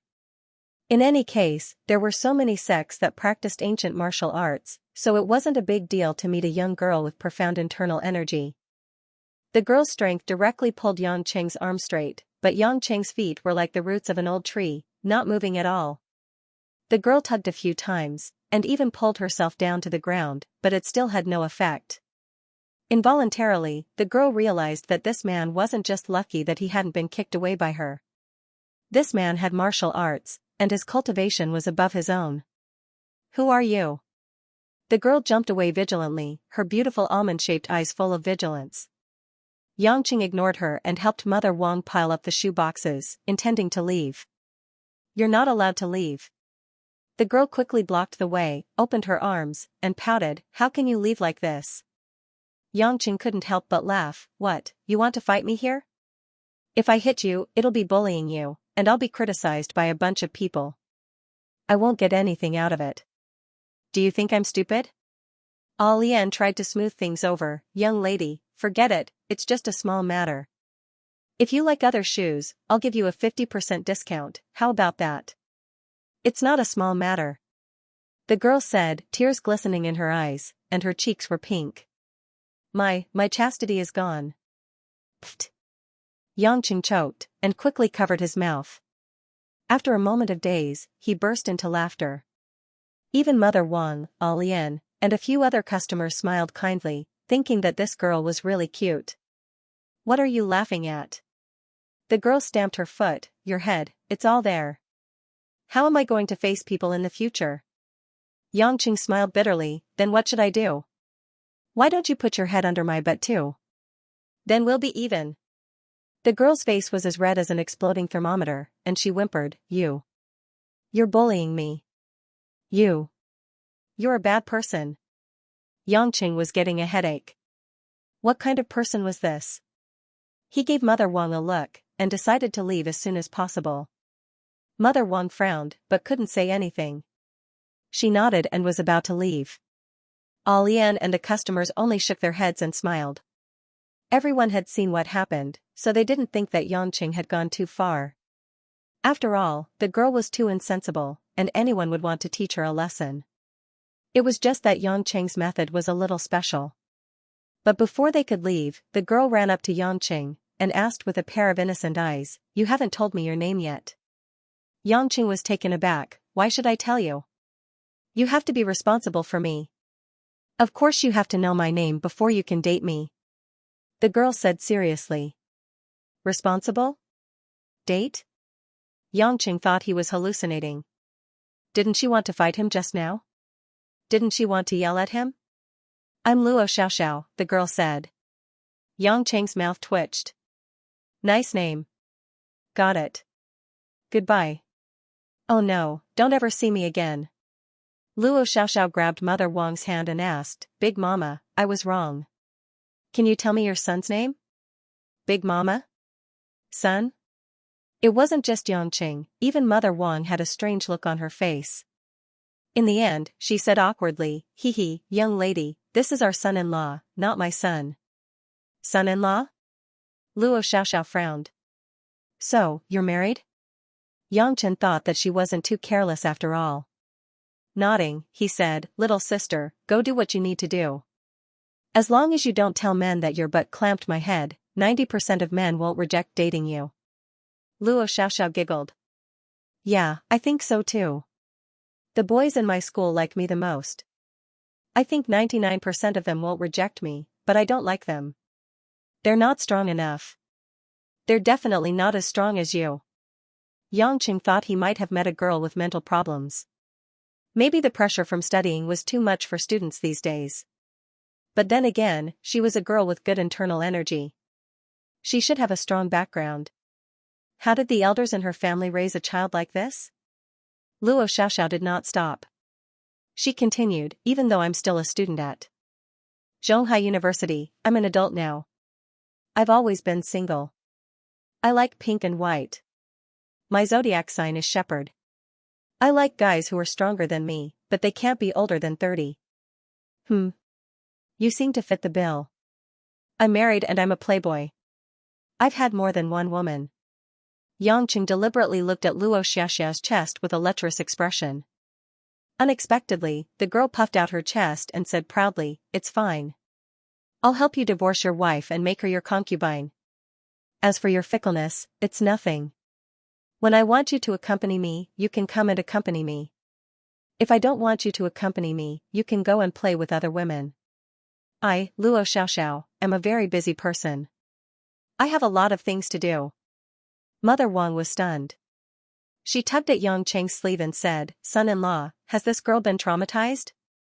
Yangqing agreed. "Mother Wang, let's go."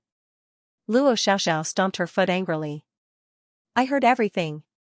Who's been traumatized? Don't think that I'm afraid of you just because you're better at fighting. If my dad—" "Oh no, my dad is here, he can strangle you to death with one finger." Yang Chen didn't want to waste any more time with this crazy girl. "Alright, since your dad is so strong, tell him to come find me. If he can beat me, then I'll marry you.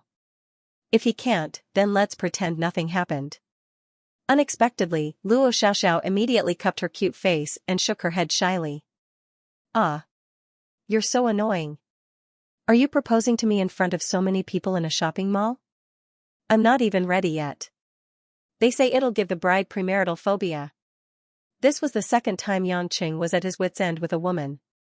The first time was with Lin Ruoxi.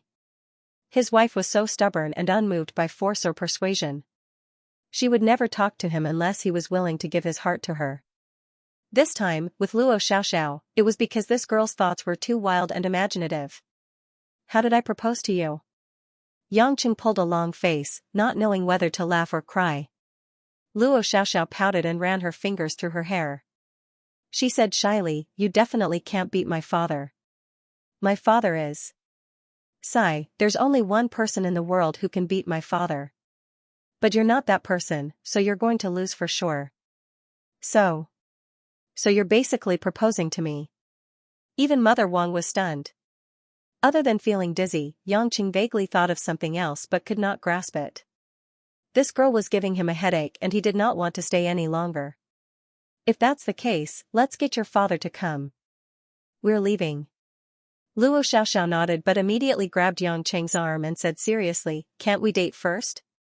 My father hasn't come to see me for a long time. I don't know when he'll come." "No, let's fight first." "Fight? I'm not interested in fighting, not even if I can find him." Yangqing thought. Luo Xiaoxiao pouted. "Fine. But you have to tell me your address." Yangqing gave her a random address. Of course, it was someone else's address. Luo Xiaoxiao took out her phone and recorded it. When she was done, she said, "Give me your number. I can call you, right?" Yangqing had no choice but to give her his number. Of course, it was another matter whether he picked it up or not. Although this little girl was very annoying, she was also very pure. She believed everything that was said. After she finished recording, she excitedly waved at the two of them. "See you. I'll give you a kiss the next time we meet. Remember to pick up my call." Luo Xiaoxiao smiled sweetly. Yangqing left with his mother Wang as if they were fleeing from a disaster. On the way out of the mall, both of them felt like they were in a dream. They didn't expect to encounter such a romantic encounter while casually shopping in the mall. "Miss will definitely laugh if you tell her about this," Mother Wang couldn't help but say. Yangqing shook his head. "Forget it. It's better not to talk about girls." Mother Wang's eyes were full of approval, but this kind of look made Yangqing's face feel hot. When they were about to leave the mall, Yangqing asked Mother Wang to wait for a while before he ran into the nearest store. Mother Wang was confused by Yangqing's behavior. Due to the traffic jam, it took them almost an hour to get home. Guo Shuihua was already preparing dinner while Lin Ruoxi, Hui Lin, and Xianxia were watching a Korean drama together. When she saw Yangqing carrying a large pile of shoe boxes into the house, Lin Ruoxi didn't seem surprised at all. On the other hand, Xianxia and Hui Lin were full of curiosity. "Mother Wang, where are you moving these?" Yangqing asked as he carried the high stack of shoe boxes. Mother Wang didn't stand on ceremony. She ordered, "Put them in my room." I'll tidy them up. Yangqing didn't have time to deal with the women. He calmly carried the pile of shoes upstairs. Lin Ruoxi walked up and saw Mother Wang's satisfied expression. She laughed softly and said, "Mother Wang, these coolies are not bad, right?" Knowing that it was a joke, Mother Wang added, "Yes, it's all thanks to Mrs. Good Judgment." Lin Ruoxi pursed her lips and smiled, but there was a hint of melancholy in her eyes. "Mother Wang. Actually, if you want, I can get the media to help you find them." Mother Wang shook her head. "Forget it. It's been almost 20 years. I don't have any hope." At this time, Xianxia came up and asked with a charming smile, "Mother Wang, are those shoes? Who are they for?" Lin Ruoxi turned around and pinched the girl's nose. "Don't think about it. Those are Mother Wang's collection of shoes. They're not for anyone to wear." "Oh." Xianxia stuck out her pink tongue. "I still don't know that Mother Wang likes to collect shoes. Can I have a look when I'm free?" Mother Wang nodded with a smile, but there was a hint of regret in her eyes. Deep in her heart, there seemed to be some nostalgia for the vicissitudes of life. At this time, Yangqing, who came out of Mother Wang's room upstairs, looked a little strange. Coming downstairs, he looked at Mother Wang and said with a smile, "I didn't expect Mother Wang to collect so many shoes." Because he had never been to Mother Wang's room before, Yangqing couldn't help but understand something when he thought of the scene he saw just now. Mother Wang smiled faintly and said, "They're all small things. Thanks to Miss, we're all living in big houses, so it won't be too lonely to put some things in." Yangqing nodded and didn't comment any further. He turned to Xianxia and said, "Miss Xianxia, I have something for you." Xianxia was about to run to the kitchen to help Guo. When she heard this, she asked in confusion, "Brother Yang, you bought me shoes?" Yangqing chuckled, "How would I know what kind of shoes you like?" "What's that?" Xianxia pursed her lips and said, "It can't be some stationery, right? It's for me to use in university. I'm not a child, I don't want it." Yangqing's expression stiffened, "Do I have such bad taste?" N. Xianxia nodded seriously. This caused Lin Ruoxi and Mother Wang to cover their mouths and snicker. Yangqing sighed and walked out of the house. He took out the gift he bought from the shopping mall, returned to the living room, and passed it to Xianxia. Not only Xianxia, but Lin Ruoxi and Hui Lin were stunned for a moment. Mother Wang, who already knew about it, had a touch of warmth in her eyes. It was a bouquet of white lilies, bound by a red ribbon, and it was fragrant. "For me?" Xianxia asked in a daze. Yangqing nodded. "Yuan Yi gave Tang Tang a red rose for her university entrance exam. Of course, our Xianxia should have flowers too. But since I can't give her red rose, I'll give her a lily. After all, it represents blessings, and it's also a good thing for her to get into a prestigious university." Xianxia didn't expect Yangqing to take this into consideration. Thinking that Yangqing noticed her disappointed look, Xianxia felt sweet and sour at the same time. She couldn't help but pout, and tears welled up in her eyes. Lin Ruoxi and Hui Lin were also touched, so they didn't think there was anything wrong with Yangqing giving flowers to Xianxia. Lin Ruoxi was a little jealous that this guy didn't buy a bouquet for her. She could at least get a red rose, but she was happy that Yangqing cared so much about Xianxia. Xianxia took the flowers, choking with sobs, but she couldn't say anything. "Sigh, I knew you would cry, so I bought this when I left the mall." Yangqing took out a tissue from his pocket and said, "Although there are some at home, just treat it as a gift from me." This action made Xianxia want to cry and laugh at the same time. She smiled and scolded, "Bad guy." She took the tissue and wiped it. A touch of warmth spread in this medium-sized house. When Guo finished cooking dinner, the fragrance filled the whole dining room, and the whole family sat down to have dinner together. Hearing that Yangqing gave Xianxia flowers, Guo smiled with satisfaction. "I still remember when I first met Yangqing. He looked kind, but his heart was as cold as a stone. Now it seems that he has become a real man." Yangqing's face turned red. "Mom, I am a man." Guo rolled her eyes at him. "Mom will be leaving tomorrow. You have to take good care of Ruoxi and the rest. You are the only man in this family, so you have to take responsibility. Also, after Hui Lin's concert ends, hurry back to Beijing." Mom and your grandpa are waiting for the two of you there. You are the eldest grandson of the Yang family, and now that Lai is like that, your grandpa will definitely want to hand over the Yang family to you. Back then, he didn't give the position to your father because his character and official position were not up to the task. Now you are the only choice, but to convince the public, there are still many twists and turns.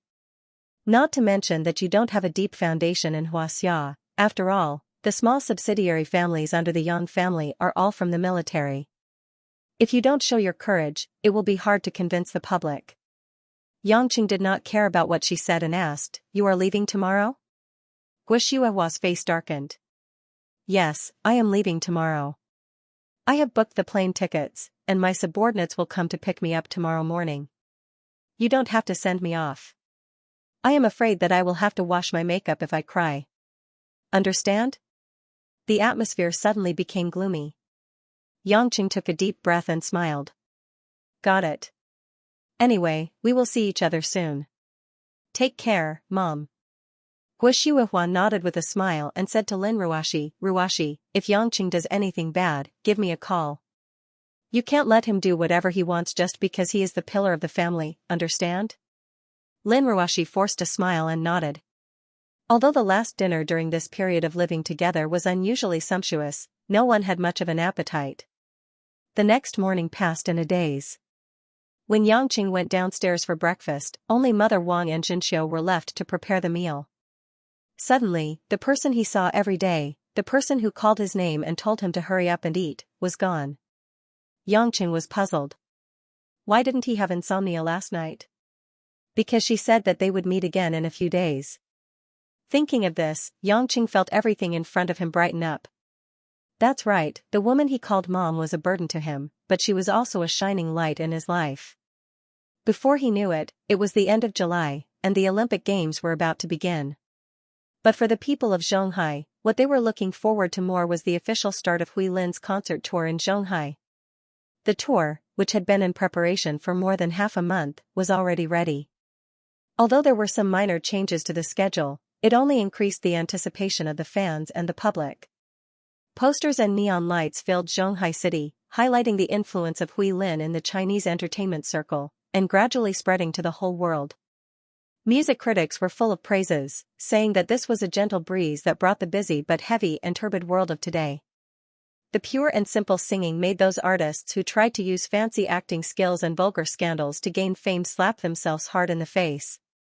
The more different from the mainstream of the times, but the more likable it was, the more recognized and loved by the public. On the day of the concert, as the director of the entertainment company, Yangqing naturally had to arrive early. Even if he just stood there, it was still an attitude.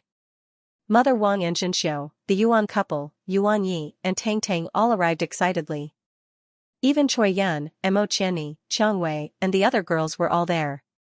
Although they were not familiar with Hui Lin, they did not want to let go of this opportunity as they were fans of her. Looking at the stage set and lighting, the Zhonghai International Sports Center, which could accommodate more than 30,000 people, was ready to go. Yangqing was quite satisfied. He looked around. Other than his family and women, everyone else was waiting in the front row of the VIP seats. The audience had also entered the venue in an orderly manner, but Lin Ruashi was nowhere to be seen. Logically speaking, she should be the most concerned about Hui Lin's concert. Why was she not there? Yangqing frowned and took out his phone to make a call. The phone rang a few times, but no one picked up. Left with no choice, Yangqing dialed Zhao Hongyan's number. When the call went through, Zhao Hongyan's puzzled voice came through. "Yangqing, why are you calling me at this time?" Yangqing asked directly. "Is Ruashi with you?" Zhao Hongyan was puzzled. "General Lin left for the concert an hour ago. Why are you asking me about this?" "What?" Yangqing was shocked. "Why isn't she there?"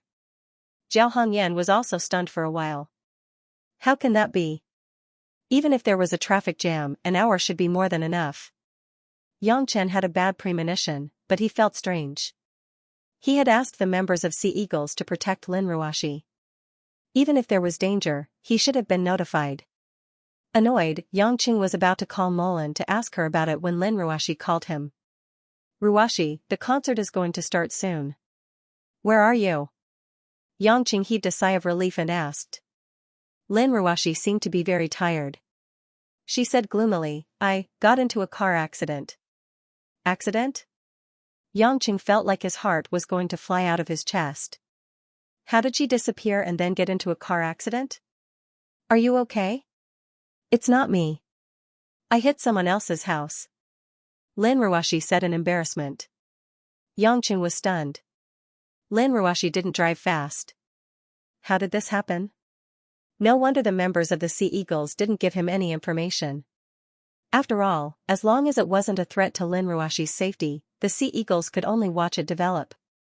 Otherwise, it would be considered as interfering with Lin Ruwashi's daily life. In order not to let the women feel like they were being monitored, Yangqing ordered them not to ask about anything other than personal safety. Is it serious? Lin Ruwashi said, I'm at the hospital now. I was busy asking the doctor and didn't get your call. I accidentally hit a girl when I was turning a corner. Her leg was injured, so I had to send her to the hospital first. Now, I can't watch the concert live. Yangqing sighed. Which hospital are you in? I'll go with you. I don't think so. Huilin will be sad if you leave when I'm not around. Lin Ruwashi hesitated. Yangqing smiled bitterly. You're in a car accident, why should I watch the concert? I'll talk to Huilin. Let's go and watch her next concert. We'll have plenty of chances in the future anyway. Lin Ruwashi didn't refuse anymore. It was the first time a woman encountered something like this. It was much scarier than the mutual deception in the business world. After all, she really hit someone. If the other party didn't dodge in time, it would have been a disaster. Then you have to make it clear to Huilin. Don't let her be too sad. We'll go to the concert next time. I'll give her a call and ask her to perform with Anshin, Lin Ruwashi said. After they came to an agreement, Yangqing quickly ran backstage to explain the situation to Huilin. Huilin also received a call from Lin Ruwashi. When she learned that Lin Ruwashi hit someone with her car, she blamed Lin Ruwashi for not being worthy of a chauffeur. A woman with a net worth of tens of billions drove by herself all day long. If it wasn't for Yangqing's secret protection, she might have been robbed or kidnapped.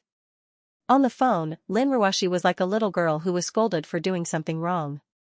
It was obvious that she blamed herself for the accident. I'm also a little anxious. I want to go to the concert as soon as possible. Lin Ruwashi couldn't help feeling wronged. Huilin glanced at Yangqing, and her face blushed. Anyway, you have to come to my concert next time. Otherwise, I won't sing. Yangqing couldn't help laughing. That won't do. We can earn more than 100 million from your concert. How can you not sing? Hearing Yangqing's interruption, Lin Ruwashi couldn't help cursing. Why are you still laughing? Yangqing chuckled. After Huilin hung up the phone, he bade farewell to her. Although Huilin's eyes were filled with pity, she was also very understanding. About an hour later. As Huilin's concert started on time, Yangqing followed the crowded traffic and arrived at the first hospital of Zhonghai City, where Lin Ruwashi was staying. Following Lin Ruwashi's instructions, Yangqing came to a high-class ward in the hospital. After all, as the CEO of a multinational company, he would definitely be criticized if he was stingy with the compensation. Hence, Lin Ruwashi was very generous. After a series of examinations and treatment, the girl was allowed to rest in a high-class ward for a few days. Just when Yangqing was about to enter, Lin Ruwashi happened to come out. When she saw Yangqing, she couldn't help being a little startled. Why aren't you making any noise when you walk? Lin Ruwashi asked while holding onto her chest. Yangqing was stunned. He felt that it wasn't suitable for him to make any noise in the hospital, so he purposely walked softly. He must have been careless and turned silent like an assassin. Is the girl all right? Yangqing asked with a smile. Lin Ruwashi nodded and said with a smile, the doctor said that it's a scratch on her calf. Although there's a lot of blood, the bones are fine. If it's confirmed that there's no infection tomorrow, she can be discharged. What about her family? Have you contacted them? Yangqing asked. Lin Ruwashi's face was a little sad as she said, she doesn't have a family. What do you mean? Yangqing was confused. Lin Ruoshi said with pity in her eyes, that girl is an orphan. She just came back from abroad. She's a graduate student and teaching assistant in the computer science department at Xianxia University. She has no relatives or friends. That's why I don't want to leave her. After all, she's injured and has no family. If I keep her to watch the concert, then she'll be too pitiful. Yangqing sighed softly. This woman's heart was really hard to understand. She didn't seem to care at all about attacking other competitors and destroying their families. But this time, the car brushed against a girl. Just because she was an orphan, she was so sentimental. How exactly did you hit it? Don't you look at the signal light? Yangqing changed the topic. Lin Ruoshi said embarrassedly, the road conditions are very complicated. It's not like you don't know that it's rush hour. There are a lot of people, so I might have driven a little faster. When the girl walked out from a junction, she happened to be packing her bag. Because there were other passers-by blocking her, she didn't notice that she walked out a little. When I braked, the front of the car still rubbed against her leg. Although Lin Ruoshi's words were very vague, Yangqing could roughly imagine that the responsibility should be that girl. After all, she didn't look carefully when she was walking, and Lin Ruoshi didn't run a red light and drive illegally. However, in this society, driving was always at a disadvantage compared to walking. As long as one didn't get hit to death, the driver's compensation was a matter of course. This also made many courageous fellows find the right opportunity to get hit by a car. However, since this girl was a graduate student and teaching assistant at Xianxia University, she definitely wasn't the kind of person who would risk her life. It could indeed be considered a coincidence. I'm going to call Hong Yan to cancel some of her schedule tomorrow morning. You go in first. She doesn't have a family, so we'll stay here with her tonight. She can be discharged tomorrow morning anyway. Remember to speak nicely to her. I don't want her to expose us and let the media say that it was reasonable for our family to hit her. Lin Ruoshi said. Yangqing had no objections. Just as he was about to enter the room, Lin Ruoshi thought of something and quickly reminded him, don't have any dirty thoughts. She's beautiful, but it has nothing to do with you. Yangqing staggered and almost fell. She didn't forget to remind him at this time. It seemed that he was really useless. When Lin Ruoshi walked to the end of the corridor, Yangqing took a deep breath and walked into the ward. As the family of the perpetrator, some sympathy was necessary. Walking into the brightly decorated ward, a girl in white and blue cotton pajamas was sitting on the bed. The air conditioning in the room was very cold. The girl covered her lower body with a white quilt. Her silky black hair hung there, and her face couldn't be seen clearly. But from her slender white neck, one could tell that she was definitely not bad-looking. The girl didn't seem to hear the sound of Yangqing coming in. She was holding a reading material prepared for patients in the ward and was casually flipping through it. Yangqing was about to greet her, but he suddenly felt that this figure was a little familiar. Déjà vu. At this moment, the girl slowly raised her head. A delicate and enchanting face with a hint of a wicked smile appeared in front of him. Long time no see, my dear Yangqing. The woman's voice was soft with a trace of natural charm. It was Xianxia who he saw on the street a few days ago.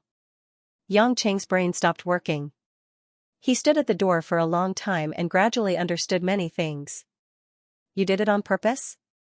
Yangqing frowned. Xianxia put on an innocent face and said, what? We haven't seen each other for so long. As a man who had an intimate relationship with me, can't you say that you miss me when you see me? Yangqing wasn't in the mood to joke around. Tell me, what's your motive? I don't believe you. How could my wife hit someone at that speed? Why not? My calf is still hurting.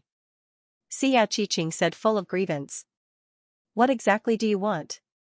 Yangqing asked directly. Xianxia shrugged. It's nothing. I'm recuperating now. The doctor said I can only leave tomorrow morning. I remember telling you that we're even. What you're doing isn't very smart. Yangqing's expression grew colder. Xianxia's eyes were a little misty. The woman's seductive charm became stronger. Do you hate me that much? Are you really not happy that I'm here? Not at all, Yangqing said straightforwardly. Even if he used his toes to think, he knew that this woman was setting a trap. Although he didn't know how she found him, Yangqing felt that the situation was getting worse. Now that Lin Ruoxi already knew of her existence, he couldn't do anything to her. He couldn't even secretly take her away. Xiao Qiqing wasn't only a cruel and merciless woman. What's worse was that her background wasn't ordinary. She must have a lot of troubles on her. If he got involved, wouldn't he be asking for trouble? Moreover, the date of his wedding with Lin Ruoxi was approaching. If something happened at this critical juncture, would he still be able to get married? After hearing Yang Cheng's reply, Xiao Qiqing was slightly startled. Then, a trace of resentment and sadness flashed across her eyes. Following that, her expression changed. The tears on her face disappeared and turned into a cold smile. Since you don't have a good impression of me, then I can only do it for myself. Xiao Qiqing said. Just when Yangqing was wondering what this woman wanted to do, Lin Ruoxi, who had just finished her call, came back. Yangqing's heart tightened. He was thinking about how to explain to Lin Ruoxi. He didn't want Xiao Qiqing to gain the upper hand. My dear, how could you abandon me so cruelly? All of a sudden, Xue Jiqing screamed from the bed with a pitiful expression. Lin Ruoxi, who had just stepped into the room, was instantly nailed to the ground like a wooden stake. Lin Ruoxi was at a loss. She looked at Xiao Qiqing, who had a pale face on the bed. Then, she looked at Yangqing, who was at a loss. Her eyes revealed a trace of shock. Damn it, what kind of show are you putting on? Yangqing couldn't help but curse. Xiao Qiqing sobbed, when you were in Los Angeles. You said that you would take responsibility for me. I spent so much effort looking for you. Now that you're in front of me, you don't want me. You're even scolding me now. I've already given you everything. Why are you so cruel to me? The woman's acting skills were definitely at the level of a movie queen. Her eyes were red from crying, and her eyes were filled with grief. Any man's heart couldn't help but soften. Yangqing's brain was about to explode. If he had known earlier, he would have asked the people from Sea Eagles to investigate and monitor her movements when he saw her on the street. He didn't expect her to strike first. Now that Lin Ruoxi was here, it didn't matter what he said. As expected, Lin Ruoxi's pretty face suddenly turned sullen. Her delicate body was trembling with anger. Her eyes were like two icicles as she stared at Yangqing. She asked coldly, Los Angeles? What did she mean? Ruoxi, you've been tricked. She pretended to be bumped into by you in order to get close to me, Yangqing explained gloomily. Lin Ruoxi sneered, in order to get close to you? You knew her from the beginning? Yes. But listen to me, she's a liar. Yangqing said. Lin Ruoxi's smile was exceptionally cold. Liar? Would anyone be able to lie to you? Listen to my explanation. I'm not listening. Lin Ruoxi resolutely didn't let Yangqing continue. She turned her head and looked at Xiao Qiqing with sharp eyes. She said, I don't care if you did it on purpose or not. I just want to know what's your relationship with this man. Lin Ruoxi pointed at Yangqing and used the term this man. She was obviously extremely angry. Xiao Qiqing seemed to be very scared. She shrunk her body and looked innocent and pitiful. I met him, in Los Angeles. Xiao Qiqing said with a trembling voice. Her tears were still falling. When was it? Lin Ruoxi questioned. Xiao Qiqing said, it was at the beginning of June. Lin Ruoxi's expression became even uglier. She took a deep breath and sneered at Yangqing, early June. It's really on time. I remember that you said that you were going to help Christine with something. So it turns out that you were going to do something else. Yangqing had a headache as he held his forehead. His heart was in a mess. Lin Ruoxi saw that the man had tacitly agreed, and her heart felt like it was being bitten by insects. She turned around and asked Xiao Qiqing, Miss Xiao, I really want to know what the two of you did. Xiao Qiqing's fearful face revealed a tinge of shyness. We just did that. That? That's it. Xiao Qiqing said as she lowered her head. Her chin was almost touching her chest. Lin Ruoshi finally understood. However, this was undoubtedly a bolt out of the blue. She thought that perhaps the two of them were just a little ambiguous, but it seemed like it had far exceeded her imagination. Xiao Qiqing seemed to be afraid that Lin Ruoshi wouldn't believe her, so she hurriedly added, "Miss Lin, what I said is true. I really love Yangqing. We even took a photo in bed at that time. The photo is still in my phone. I can show it to you." As she said that, Xiao Qiqing picked up the phone she carried with her from the pillow. After opening the photo album, she placed the camera in front of Lin Ruoshi. Lin Ruoshi didn't even have time to think about it. On the phone screen, she saw a familiar man naked, revealing the big fellow below, and lying down with a face full of enjoyment. Based on the setting, it was obviously a hotel room. When Yangqing saw this photo, he felt a headache coming on. He wanted to smash his own head. When he left, he only thought that he would never see Xiao Qiqing again. He actually forgot to destroy the photo that he had taken in the camera. This time, the evidence was irrefutable. Even if this was obviously Xiao Qiqing's conspiracy, it didn't matter anymore. Lin Ruoshi staggered 2 steps back. Her thin lips were completely pale, and her whole body was trembling with anger. Slowly raising her head, Lin Ruoshi looked at Yangqing with a face full of despair. Her tears fell silently. "Yangqing, you've really improved. Since you dared to do such a thing, why don't you dare to admit it? Didn't you have the guts to bring all kinds of women in front of me and say that they were your lovers? There's another one here, and she's so beautiful. Why don't you say that she's your lover this time? Don't you know that I'm already used to it? You even said that there were too many such things, and that you were too busy to admit it, so you refused to admit it?" Lin Ruoshi's face was pale as she asked with a cold smile. Yangqing closed his eyes. After a moment of silence, he opened his eyes and said, "Yes, I did have a relationship with her once, but I definitely don't have any feelings for her. It's just that she deliberately set up a trap for me and was countered by me. I did do something to let you down, but she's not my lover. She was deliberately setting up a trap for us." "Enough." Lin Ruoshi directly interrupted Yangqing's words, and said with her almond-shaped eyes, "She's a weak woman, how could she harm you? Do you think I'm a 3-year-old girl? Do you think I don't know your ability? Can she harm you?" Yangqing was speechless. Indeed, back then, it was also because of his greed. When the words came to his mouth, he could only say 3 words, "I'm sorry." "I'm sorry?" Lin Ruoshi sneered, "Do you think that by saying these 3 words, it's over? If it was in the past, I would have nothing to say if you went out to find a woman. But now that you're still like this, why do you want to marry me? Why do you want to hold a wedding? It's great that you're having fun outside." Yangqing was speechless. He only felt that his entire body was about to be pierced by Lin Ruoshi's needle-like words, and all the energy in his body dissipated. As for Xiao Qiqing, she sat on the bed with a trace of complacency in her eyes and a complicated expression on her face. Lin Ruoshi felt even more hopeless when she saw that Yangchen had given up on explaining himself. With a trembling voice, she said, "I could choose to ignore the number of women you've had in your past. I could work hard to overcome the fact that you're deeply in love with another woman. I could accept that you're unfaithful to your lover. But now you're lying to me. You tricked me into going to Los Angeles to help someone else, but you did something worse than a beast. Ruoshi. I know you're angry, but she's not an ordinary woman. She's dangerous," Yangchen advised.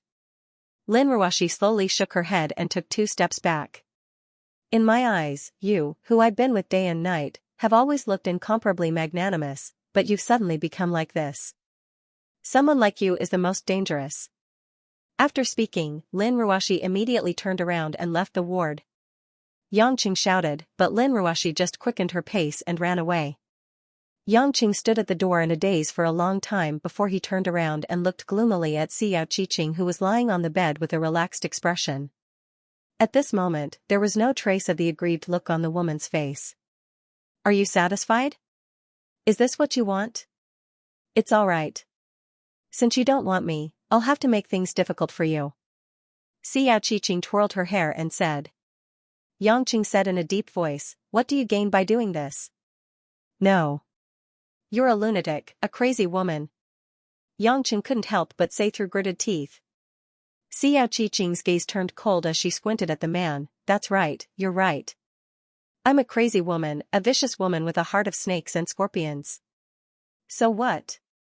Aren't you afraid that I'll kill you right now? Come on, since I gave you that layer of membrane, you can take my life as well.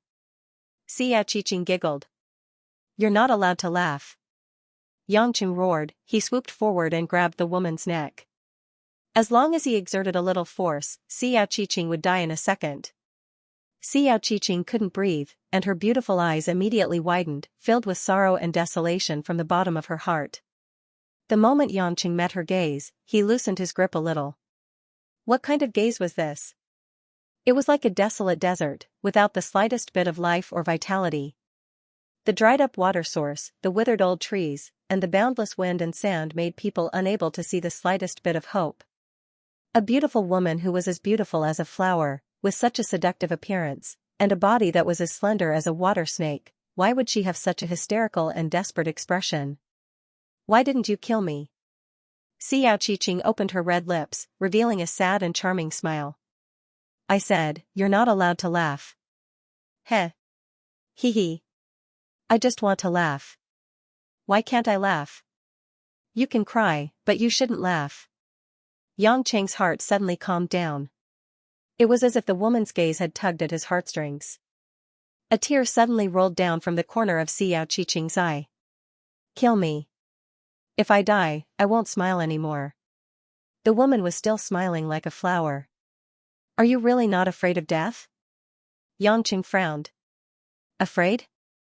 Xiao Qiqing suddenly laughed exceptionally intensely, and even started to cough because her throat was stuck. After a long while, the woman said with sparkling eyes, I've already died hundreds and thousands of times, do you think I'm afraid of death? Yangqing could feel that to this woman, death was really a happy thing. Thinking back to the first time he saw her, the 9 meridians in her body, and the countless poisons that had accumulated in her body, he couldn't help but sigh in his heart. Indeed, it was a miracle that she was even alive. Why would she be afraid of death? Letting out a long sigh, Yangqing let go of his hand.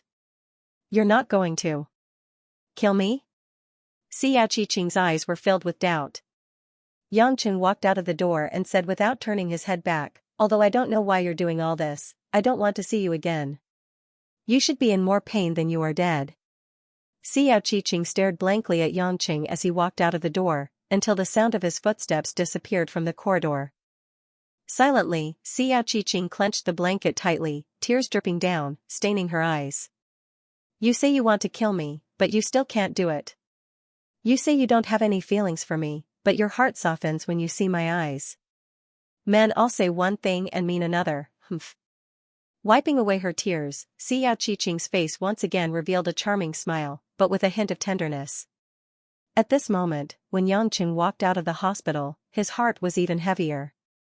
To be honest, he didn't really care what Xiao Qiqing wanted to do, because the crux of the matter was that he did have sex with her, and he couldn't deny that he couldn't resist the temptation of Xiao Qiqing's body. It was natural for Lin Ruoxi to be angry at him, and it was his fault for hiding this matter. Because everything was natural, Yangqing especially didn't know how to deal with it. Lin Ruoxi's car was already gone, and the woman obviously drove somewhere else. She didn't want to see Yangqing, and she didn't want to hear any explanation.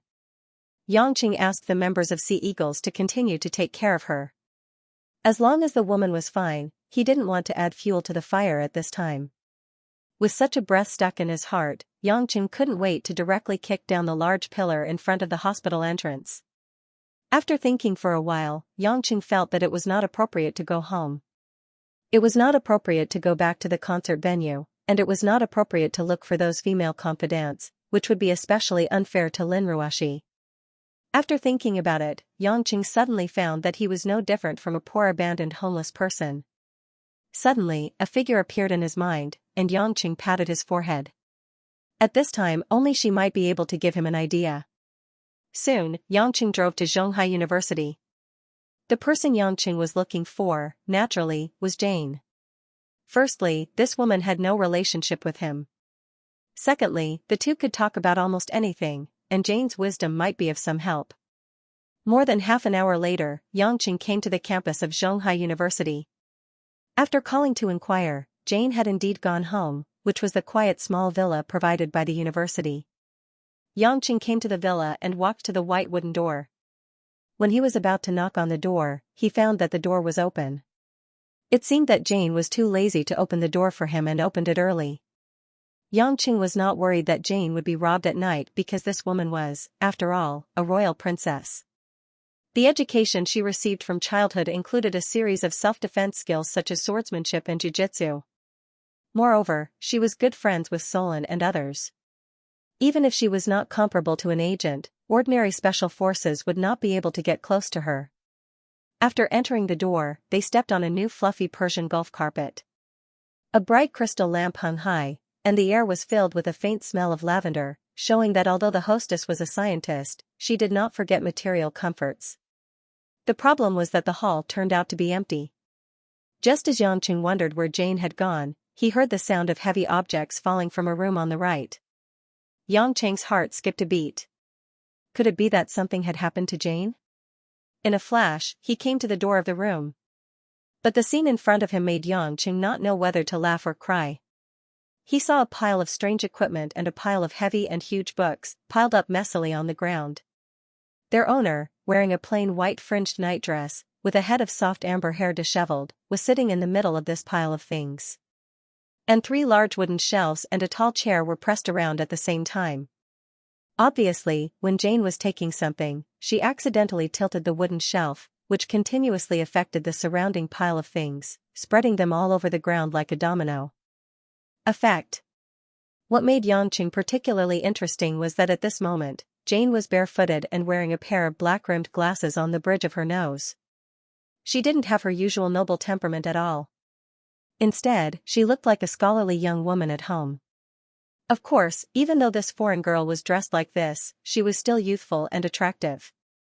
Seeing Yangqing standing at the door trying to hold back his laughter, Jane looked discouraged for a while. "Stop laughing, help me put these books back on the shelf," Jane said helplessly. "Why are you doing damage at home?" Yangqing joked. Jane said gloomily, "I'm not doing damage. I just wanted to flip through a book, but I heard the sound of you coming in. Then I wanted to say hello to you, but I lost my balance and held on to the bookshelf. But I forgot that these bookshelves are not the bookshelves in my palace in Wales. These are not fixed properly. So, they collapsed." Yangqing finally couldn't help but laugh out loud. "It turns out that you also have such an embarrassing time. It seems that genius scientists are not omnipotent." Jane's blue eyes showed a hint of evil interest. "The dignified Lord Hades came here to have a heart-to-heart talk with me. What's this little setback?" Yangqing was speechless, coughed twice, and squatted down to help Jane tidy up things. Jane won easily, and couldn't help but have a smug look on her face. He didn't expect that he would end up becoming a coolie who had to help move things after coming over to chat with Jane and vent his frustrations.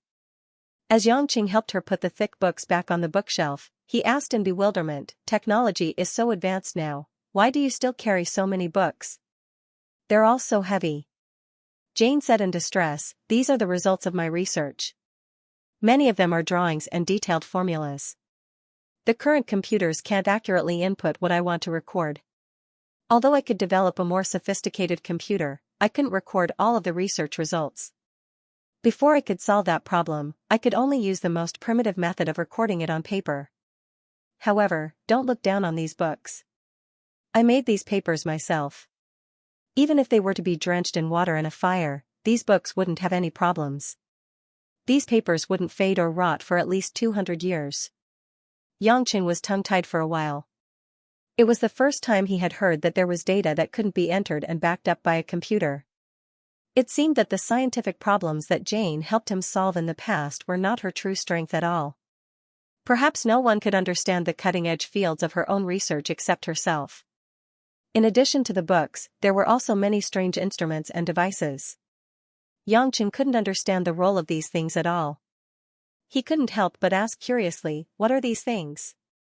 Why haven't I seen them before?" Jane put a black ball-like thing back on the shelf, and said with a bit of playfulness and excitement in her eyes, "Of course you haven't seen them before. These are my treasures. Treasures? Yangqing was stunned. These are all my inventions in recent years. I'm the only one in the world who knows their role, and I've never made them public.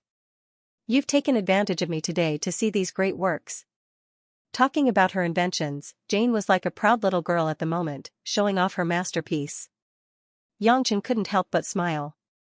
He glanced around and picked up an exquisite pink headset inlaid with crystals from the ground. Other than being particularly beautiful, there was nothing special about this headset. This headset is also your invention? Other than inlaid with crystals, what else can it be great? Yangqing said in disbelief. Jane smiled mysteriously, you can try it on. Yangqing saw that the woman was being mysterious, but it didn't matter. He directly put it on and said, okay, what's so special about it? Jane bit her lower lip and thought for a while. Suddenly, she opened her mouth and said in the Congo language of Africa, the function of this headset is very amazing. Yangqing was stunned. Why did this woman speak in the Congo language? It wasn't like he didn't know that she was like him, proficient in hundreds of languages. Unexpectedly, in the next second, there was a standard female voice in the headset, repeating Jane's words in English. Yangqing was stunned for a moment. He took off the headset and said in astonishment, this headset is a translator. Jane nodded proudly, yes, this headset can translate almost 100 languages in the world into English. It can also change the output of other languages according to my special chip. How is it, isn't it amazing? Yangqing nodded. It should be noted that in the current world, not to mention hundreds of languages, there weren't even translators that could smoothly translate two languages. Even if there were, it would be due to the huge size of the device, making it unsuitable to be carried around. Moreover, it would require manual input instead of direct translation. The scientific research and technology required in this process was really extraordinary. If it's slightly modified and simplified, this thing can completely allow the whole world to communicate without any obstacles. You invented such a powerful thing, why didn't you publish it? Jane shook her head and said with a smile, actually, I made this thing 2 years ago when I was bored. But after careful consideration, I decided that it's better not to let outsiders know. Why? Yangqing was puzzled. Jane sighed, you may not know, but in fact, the core cost of making this headset is about equivalent to the most ordinary mobile phone. That is to say, as long as it is made, about 50% of the human population can afford it. Now, there are millions of people in the world who rely on foreign language teaching to earn their living expenses and support their families. If I introduce this machine, even if I contribute it to the world without applying for a patent, sooner or later those who are engaged in foreign language teaching will all lose their jobs. In that case, won't I become a sinner? Moreover, language learning actually involves in-depth research of various cultures. I think it's better to let humans have that kind of learning process. I shouldn't block such a way of communication. Yangqing was stunned for a moment. He really didn't expect Jane to consider this. Jane didn't think there was anything special about it. After putting back the translation headset that was enough to cause the whole world to go crazy if it was spread out, she introduced other proud works to Yangqing. It could be said that these strange but powerful things that made Yangqing dumbfounded were actually handicrafts made by a girl who was less than 20 years old in her spare time. Gradually, the way Yangqing looked at Jane became somewhat different, and his expression became quite complicated. When the introduction was almost done, Jane couldn't help but ask, Yangqing, why are you looking at me like that? Do you think my inventions are very boring? If that's the case, I won't say it. In fact, these are all things I play when I'm bored. Because there is no one to tell them, I can't help but say some more. Yangqing shook his head and sighed, I just feel that it seems that I have never really known you. You are much more powerful than I thought. I suddenly have a little admiration for you. I thought you would say that I am a crazy woman. Jane blushed shyly and stuck out her pink tongue. Yangqing thought of the woman Xianxia and couldn't help but murmur, crazy woman. How can you be considered crazy? Jane saw the faint melancholy on Yangqing's face and said embarrassedly, by the way, I almost forgot. You just said on the phone that you have something on your mind to talk to me. I was busy introducing these things. Why don't you tell me now? Yangqing said with a smile, it's good to introduce these things. It diverts my attention. I feel much better now. You still have to tell me. Jane reached out and adjusted her lensless empty-rimmed glasses. Her elegant face was full of expectation. Don't you know that girls have no resistance to gossip about men they like? Zhonghai East Commercial Street, bustling night, lights waned. A variety of dynamic melodies were playing in the shops, making the whole summer night full of rhythm. Most of the pedestrians on the pedestrian street were young men and women, holding hands, laughing, or affectionate. Occasionally, a few old couples passed by, but they were also affectionate. Although the city was dirty and the starry sky was not bright, no one could deny that such a night was full of longing and thoughts. On a long visitor's chair beside the central flower bed, an elegant woman in a lavender dress with pleated sleeves and a white belt sat quietly. The woman was wearing a pair of large sunglasses, covering half of her beautiful face, but just from the slender white neck that was exposed, and the soft and beautiful lines that were perfectly proportioned, it was enough to make people involuntarily take a few more glances. Occasionally, a few young men who thought they were good-looking tried to get close to her, but no matter if it was greeting or attracting attention, the woman didn't respond at all. Even in such a bustling street, this small area was like an isolated world, strangely cold. This woman was naturally Lin Ruoshi. After driving a long circle on the highway from the hospital, as tears dried up, the pain, resentment, confusion, anxiety, and uneasiness in her heart made her at a loss. She didn't want to go home, she didn't want to see her family, she didn't want to see her friends, and she didn't want others to find out about her terrible situation. Lin Ruoshi suddenly wanted the world to cover up all her negative emotions. Therefore, noise might be the best medicine. Now, she was very afraid of being alone. Usually, she was very afraid of going to public places with many people alone. It seemed that since high school, her appearance was no longer just a little pride in her heart, but more of an inconvenience. Men would come up to strike up a conversation, and women would stare at you with jealousy and cursing eyes. At first, Lin Ruoshi felt that she was very innocent. She just had a mother who was similar to her, and this was not her choice. But later, Lin Ruoshi gradually understood that not everyone could be satisfied with themselves. This wasn't just limited to their bad side, but also their good side. Therefore, she, who had always been cold and aloof, began to live a particularly lonely life. Other than going to the bookstore to read books, and going to the shopping malls and buildings under her company to inspect, she almost never appeared in crowded places. But today, Lin Ruoshi really needed to come here. In order not to be too troubled and to cover her slightly red and swollen eyes from crying, she wore a pair of sunglasses. But the woman in a bad mood neglected one thing: it was night, sunglasses would only attract more attention. At this moment, Lin Ruoshi exhaled quietly to herself. She was very distressed. Why was it so noisy in her ears? The voices of people, cars, music, and unknown mixed noises filled her ears. But why did he keep thinking about that scene in the hospital ward? Why does that man keep appearing in my mind? Is it fated that I can't escape and am destined to be bullied by him? No, I must have a way to forget him. No matter how much I used to love him, I can't live in his lies for the rest of my life. Just as she was cheering for herself, feeling wronged and resentful about the man's bad side, a small figure unknowingly appeared in front of Lin Ruoshi. She was wearing a light blue Garfield cartoon t-shirt, white cotton shorts, and a pair of pink leather sandals. The little girl was still so delicate, but because her hair had grown longer, her mushroom hair was tied into a neat ponytail, making her small face look especially chubby. Regardless of whether it was men or women, old or young, this time, the number of people looking at Lin Ruoshi was especially high. However, most of their attention was on this little girl who was about 4 or 5 years old, who was even more charmingly naive than a doll.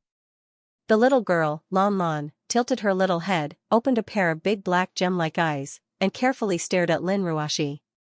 After looking at her for more than 10 seconds, her face finally lit up and she giggled, "Sister who looks like mother." Lan Lan recognized you. Lin Ruoshi was startled. She felt that the voice was very familiar and slowly raised her head. When she saw who the little girl standing in front of her was, she was stunned for a moment before immediately revealing a knowing and happy smile. "It's you, little friend." Lin Ruoshi quickly moved her body and patted the seat beside her. "Come, sit beside big sister." Although she had seen the terrifying killing power of the little girl, Lan Lan, for some reason, Lin Ruashi didn't think that the little girl who killed without batting an eye was that scary. Perhaps it was because she saw that when Yangqing killed people, he was also so decisive and direct. After getting used to it, it didn't matter anymore. Moreover, the little girl was killing evil people. Lan Lan nodded. Although her body was too small, she easily turned around and jumped up to sit on it. Her small body was indeed very flexible. Sister who looks like mother, why are you wearing sunglasses? Lan Lan almost didn't recognize you. If it wasn't for the shape of sister's body, Lan Lan might not have been able to see it. Lan Lan said curiously. Body shape? Is it the figure? Lin Ruashi couldn't help but smile even wider. Although this little girl was a little mischievous, she was still a child.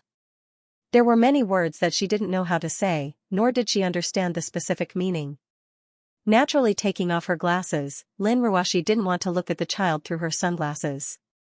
After stuffing the sunglasses back into her bag, she carefully stared at Lan Lan for a while. Compared to last time, Lan Lan was wearing a short-sleeved shirt and shorts, which was a bit more simple and lively. Especially the exposed white hands and feet, it made people want to take a bite. Of course, it wasn't the kind that was dripping with blood, but it was puffy and too tender. You're called Lan Lan, right? Lin Ruashi naturally reached out and touched the girl's hair and asked. Lan Lan pouted, sister is so stupid. Lan Lan already said her name last time and just now. Lin Ruashi rolled her eyes. This was the first time that a child could make her roll her eyes. It seemed that this child couldn't talk in a normal way. Is Lan Lan alone? Oh right, doesn't Lan Lan have a grandfather? Lin Ruashi asked with concern. After all, this girl ran away from home last time. Lan Lan said with some unhappiness, grandfather went to a faraway place to do something and won't be home for a while. Grandfather said that Lan Lan can't go with him, so only Lan Lan and the nanny are at home. Lin Ruashi knew that Lan Lan didn't have her parents by her side, so she asked with some heartache, then what about the nanny? Lan Lan pointed to the McDonald's across the street and said, Auntie went to buy McDonald's. Lan Lan and Auntie came out to play and haven't eaten yet. McDonald's? Lin Ruashi couldn't help but frown when she heard it. At this time, a woman walked out of the McDonald's with 2 big bags of food and 2 drinks. She looked around and saw Lan Lan sitting on the seat beside the flower bed. She let out a sigh of relief and quickly ran over. Ayo, my little grandaunt, you scared me to death. Why did you run here without paying attention? If you got lost, the master would slap me to death. The nanny nagged, but it could be heard that it was from the bottom of her heart. However, saying slap to death sounded weird to normal people. Lan Lan stuck out her tongue and giggled. She jumped off the chair and hugged Lin Ruashi's thigh. She said proudly, Nanny Auntie, this is what I said. A sister that looks like my mother. Isn't she beautiful? The nanny had been looking at Lan Lan with concern and didn't notice it. Now that she saw it, she couldn't help but be surprised. Ah. So this is the young lady. She's really beautiful. Lan Lan always told me that she saw a big sister that looked like her mother. Today, I see that the young lady does look like Lan Lan. The nanny said in surprise. Lin Ruashi's pretty face blushed. She didn't know why she was a little happy. Logically speaking, I haven't even had a real sexual intercourse. I should feel uncomfortable being said that I have a mother-daughter relationship with a little girl. Is it because my maternal love for the little girl is too much? However, after being mentioned by the nanny, Lin Ruashi looked at Lan Lan's appearance and thought of her childhood photos. It seems that they really look like each other. Is this fate? In fact, the nanny just said it casually.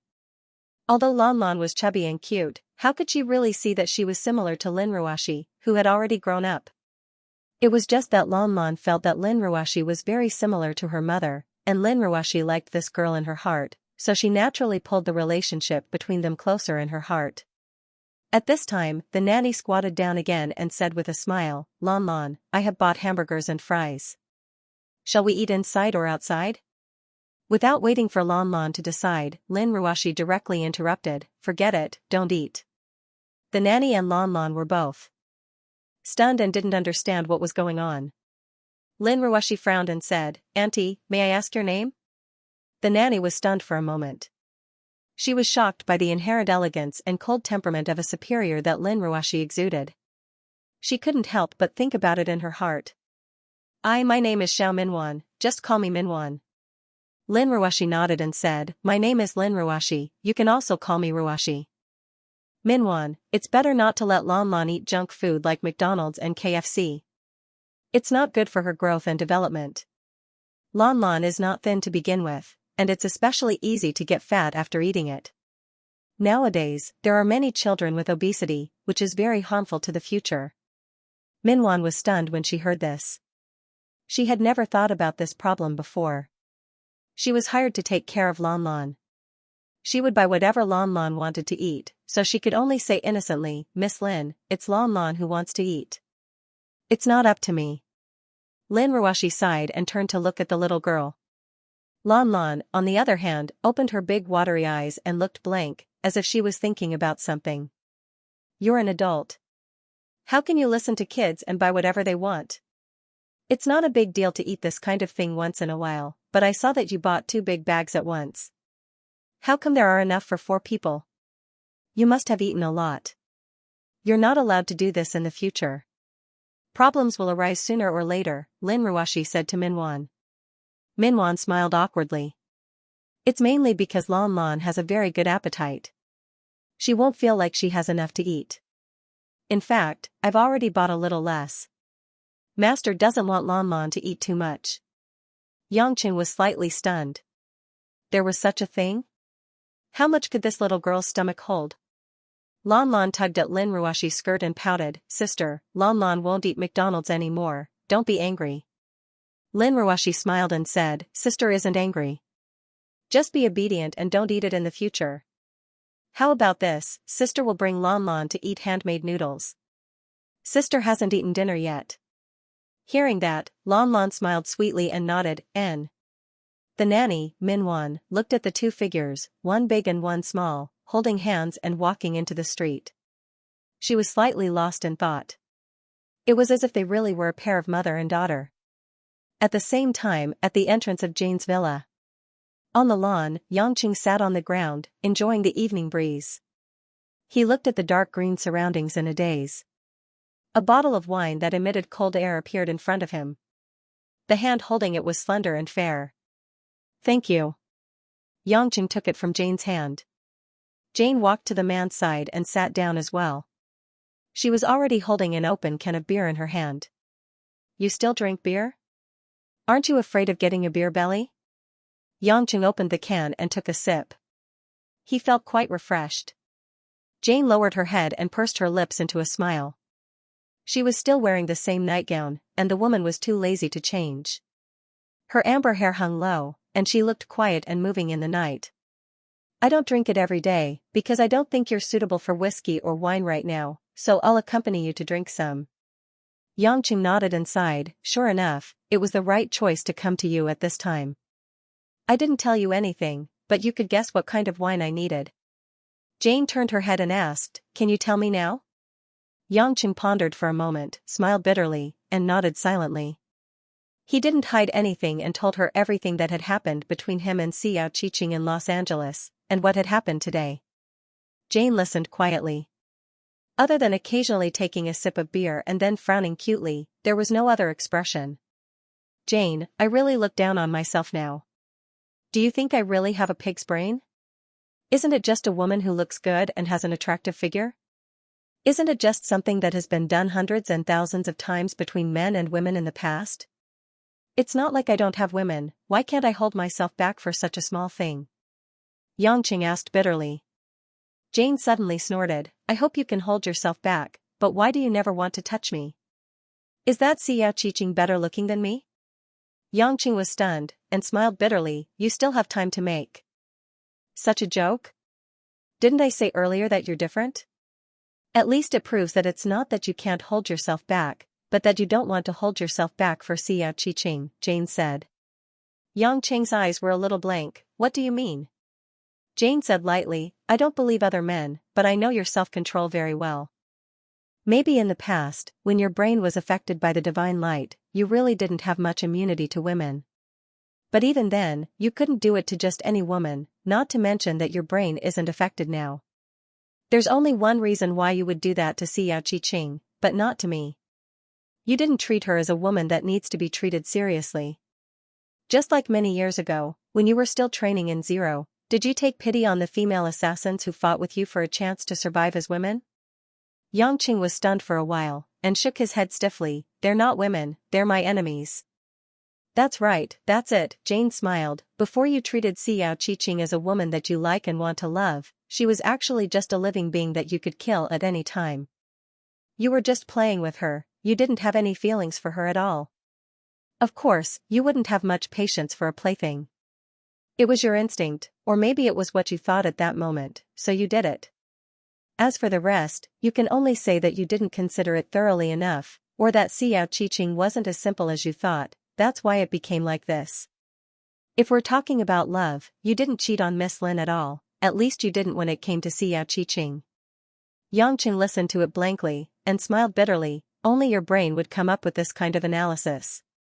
Ruashi wouldn't have thought of it like this, and this can't be used as an excuse for me to hurt her. Jane curled her lips. You can't explain it like this. If it was possible in the past, you definitely can't now. Why? Because, Jane smiled slyly, I can see that your feelings for Xiao are very complicated now. I don't know what triggered your feelings, but you obviously don't see her as a toy anymore.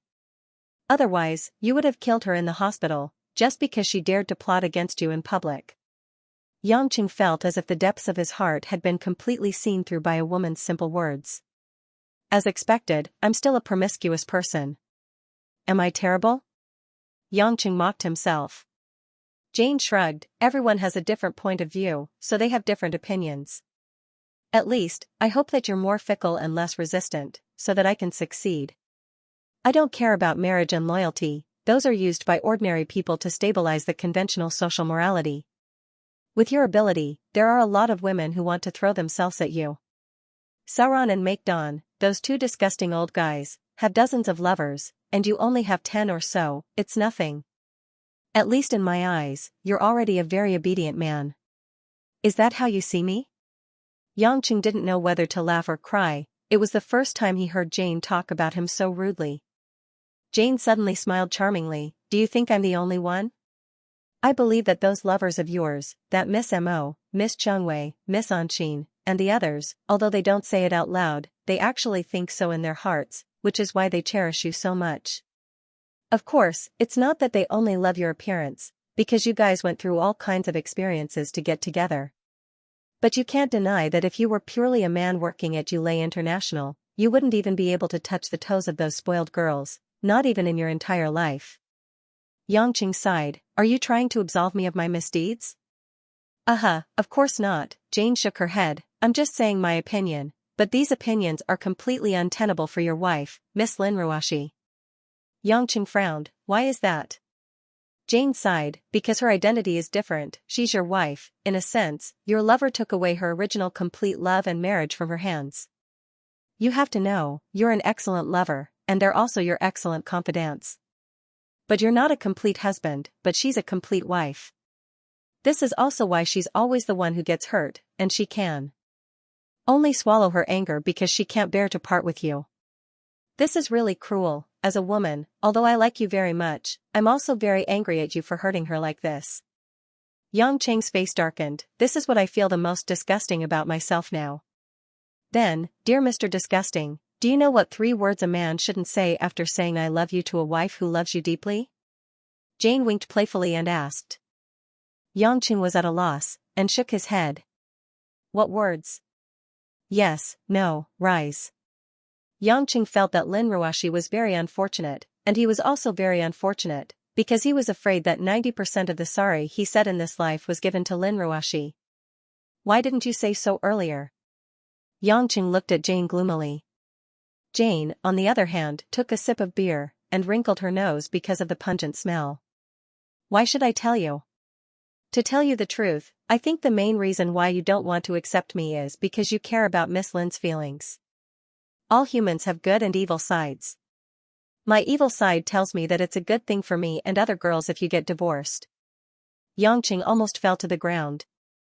This woman really knows how to say it. Can't you give me some advice? I was planning to take Ruashi to the wedding next month when the weather turns cold. Can't you just give up and get a divorce? Jane pouted. Stop bullsh*** ting. Yangqing couldn't help raising his voice. As long as Ruashi doesn't mention it, I won't get a divorce even if I'm beaten to death. When she looked down on me, hated me, and ignored me, I went through it with her. Because of other women, we quarreled with each other countless times, and we survived. Now, because of a Xiao Qiqing who came out of nowhere, you want me to get a divorce? I'm not willing even if she's willing. If I didn't put her in my heart, would I have prepared for a wedding for half a year and lived with her until now? But she doesn't think so. She's like a spring. You hurt it again and again, and it will be stretched again and again. Sooner or later, the spring won't be able to retract, Jane said lightly. Yangqing scratched his head hard. If her spring doesn't retract itself, can't I still press it back? This time, it was Jane's turn to be speechless. In the end, she couldn't help but laugh in disappointment. This is the first time I've seen you acting like a child, Jane said sadly. It seems that you really love her. There's no hope for my little evil. Feeling that his tone was too harsh, Yangqing replied in embarrassment, I'm not angry at you, but I'm in a terrible state right now. Alright, I understand even if you don't tell me. Then, is there a way? Yangqing couldn't help but swallow his saliva and ask. Jane's fingers scratched the can of beer. After a long silence, she sighed, You're a married man, and you want me, a girl who hasn't even been in a relationship, to give you advice? I can only say the only stupid idea I can think of. It doesn't matter if it's a stupid method or a smart one. As long as it can help me get through this crisis, it's a good one. Jane held up a finger. What do you mean? Yangqing was puzzled. One word. Wait. On the second floor of a traditional handmade noodle restaurant in the business district, there was a small table for 4 people in the corner. Under the bright lights, the air was filled with all kinds of rich noodle fragrance. Because it was no longer dinner time, there weren't many tables on the second floor, and they were scattered. Lin Ruashi sat in her seat, facing the little girl, Lan Lan, and the nanny, Minwan, who was always taking care of her. At this moment, Lin Ruashi's expression was rather strange. To be more precise, she was a little stupid. The nanny, Minwan, looked very embarrassed and could only smile awkwardly at Lin Ruashi from time to time. Lan Lan, on the other hand, didn't feel the slightest bit unnatural. In fact, Lan Lan was standing on her seat at the moment. Because her body was still very short, Lan Lan felt that it would be very tiring to lie on the table and eat noodles. Thus, the girl could only step on the chair, then carry a large round bowl that was nearly 20 centimeters wide, and gulp down the soup and eat the noodles. For an ordinary child, such a large bowl would actually be very difficult to hold, but for Lan Lan, the weight was not a problem. It was just that her small hands were still not big enough. And she couldn't use the chopsticks very smoothly, but she could make do. In front of Lan Lan, there were already 3 large empty bowls of noodle soup, and that was the main reason why Lin Ruashi was a little stunned. Ah! Lan Lan held the bowl of noodles, raised her head, and drank the last of the pork rib soup, then stacked the 4th bowl. After putting down the chopsticks, she took a small handkerchief from the nanny, and wiped her pink and moist mouth. Then, the girl burped, reached out her hand, and rubbed her small but round belly, and said, I'm full. Lin Ruashi came back to her senses, and looked down at her bowl. There was still a small bowl of noodles left, and she felt like she was dreaming. Oh my god, I haven't even finished 1 bowl, and I'm so stuffed, but this child actually finished 4 big bowls. In fact, if Minwan hadn't asked for an extra bowl from the beginning, perhaps the noodles chef wouldn't have been able to cook as fast as Lan Lan ate.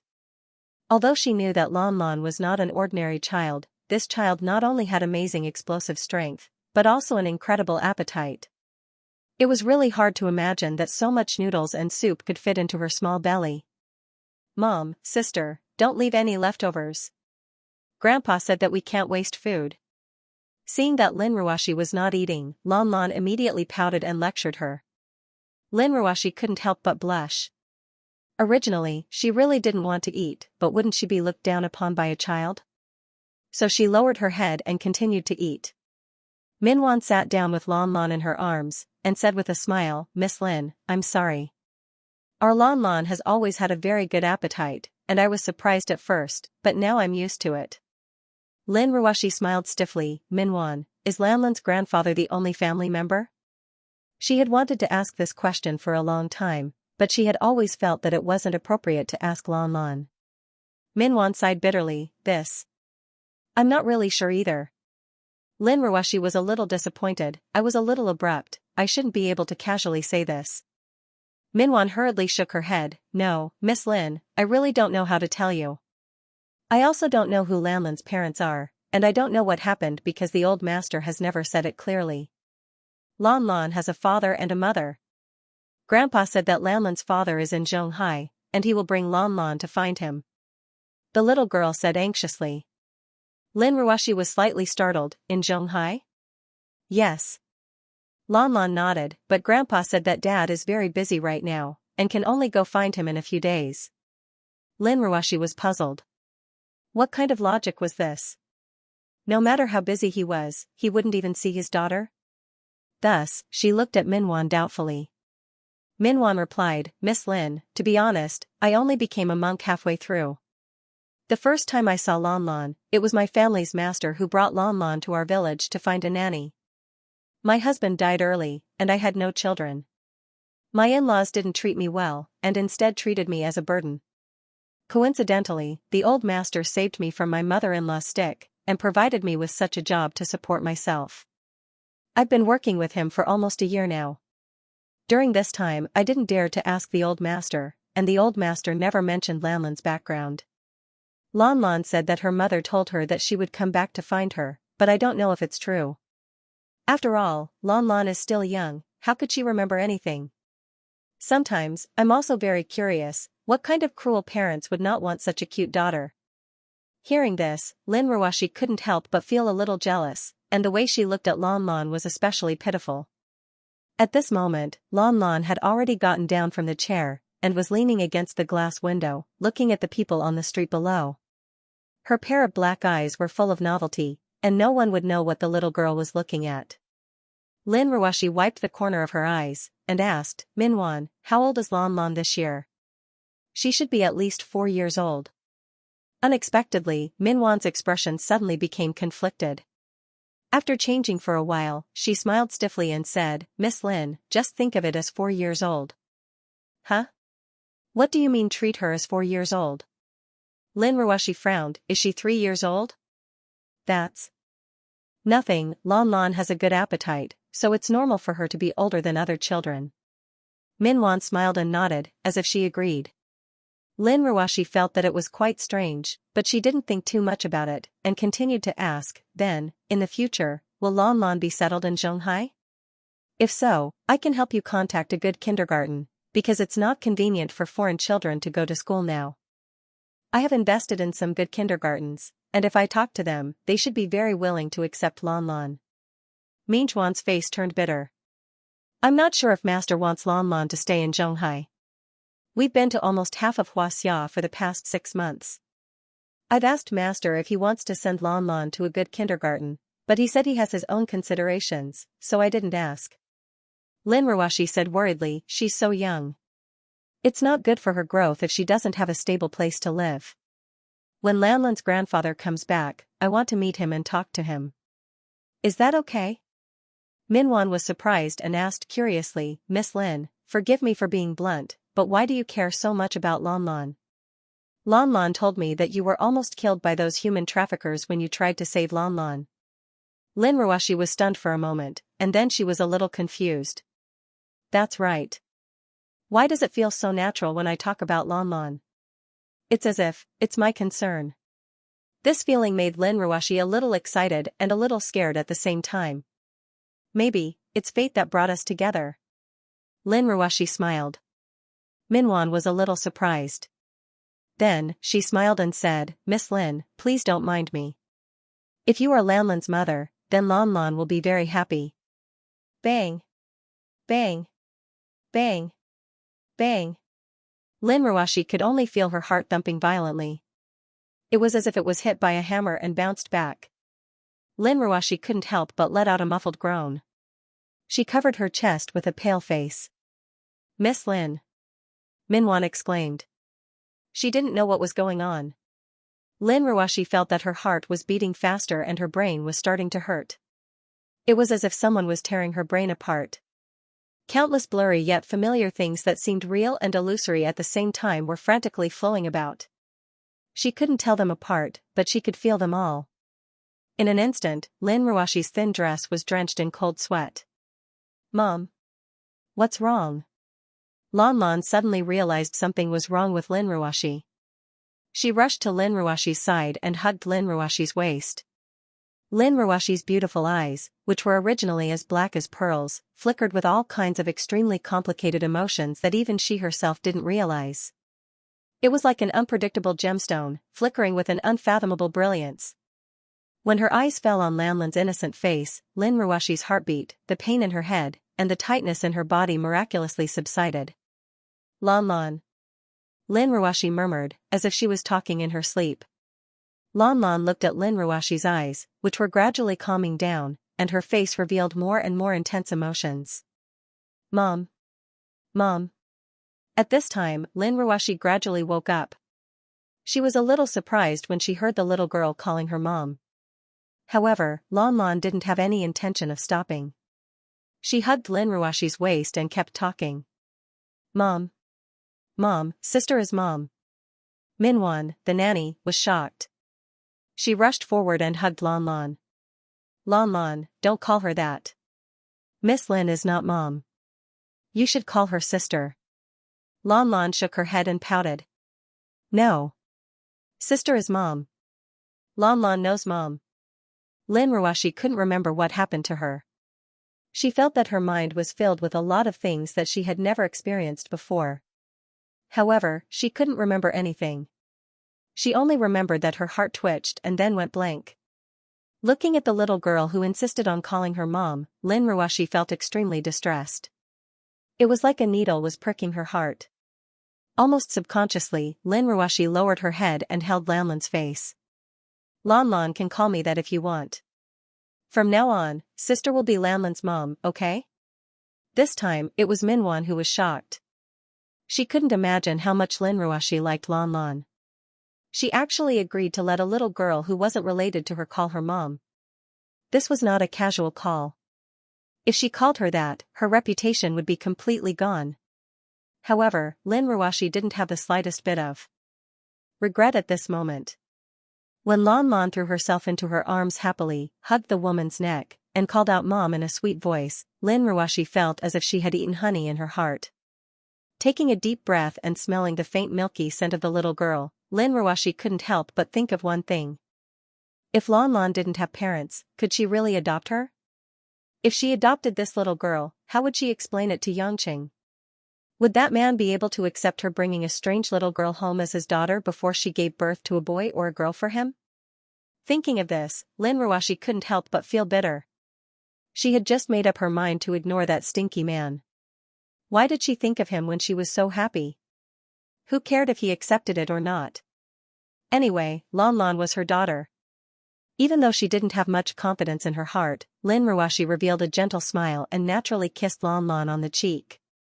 Lan Lan's eyes were watery as she whispered, "Mom." Lan Lan knew that mom would come back. Lin Ruoxi felt a burst of sadness, but she only nodded, and mom will not leave Lan Lan in the future. "Really? Really?" Lin Ruoxi said with certainty. Lan Lan pursed her lips, but she held back her tears. She only kissed Lin Ruoxi on the cheek. The mother and daughter looked at each other, as if they were reuniting after centuries. "Lan Lan, mom will take you to the big shopping mall, okay? You have to walk more after eating, otherwise you won't be able to digest it." Lin Ruoxi quickly got into character. Lan Lan nodded, thought for a moment, and said, "Mom, Lan Lan wants to buy a panda." "Panda?" Lin Ruoxi was confused. Min Wan, who didn't know what to say, comforted and helplessly said, "It's a big toy panda that Lan Lan has taken a fancy to. She asked master to buy it for her, but that toy bear is imported from Germany, and it's especially big. There's only one in the whole of Zhonghai, and it costs more than 50,000 Huaxia dollars, so she hasn't bought it for Lan Lan. Miss Lin, Lan Lan is still young and ignorant, don't be angry, Lan Lan is like this because she's too anxious to find mom. Lin Ruoshi nodded and smiled, there's nothing to be angry about, isn't it just a panda? Mom will buy it for Lan Lan right now. Lan Lan immediately cheered, her little head digging into Lin Ruoshi's chest, giggling. Min Wan, on the other hand, was completely speechless. She only felt that if she wasn't dreaming, then the world was really crazy. Min Wan couldn't help but start begging for her master to come back quickly. If this went on, who knew what this mother and daughter pair would do? After Lin Ruoshi paid the bill, she held Lan Lan's hand and walked out of the shop to their parking lot. Because the panda Lan Lan wanted to buy was in a high-end shopping mall in another area, they had to drive there.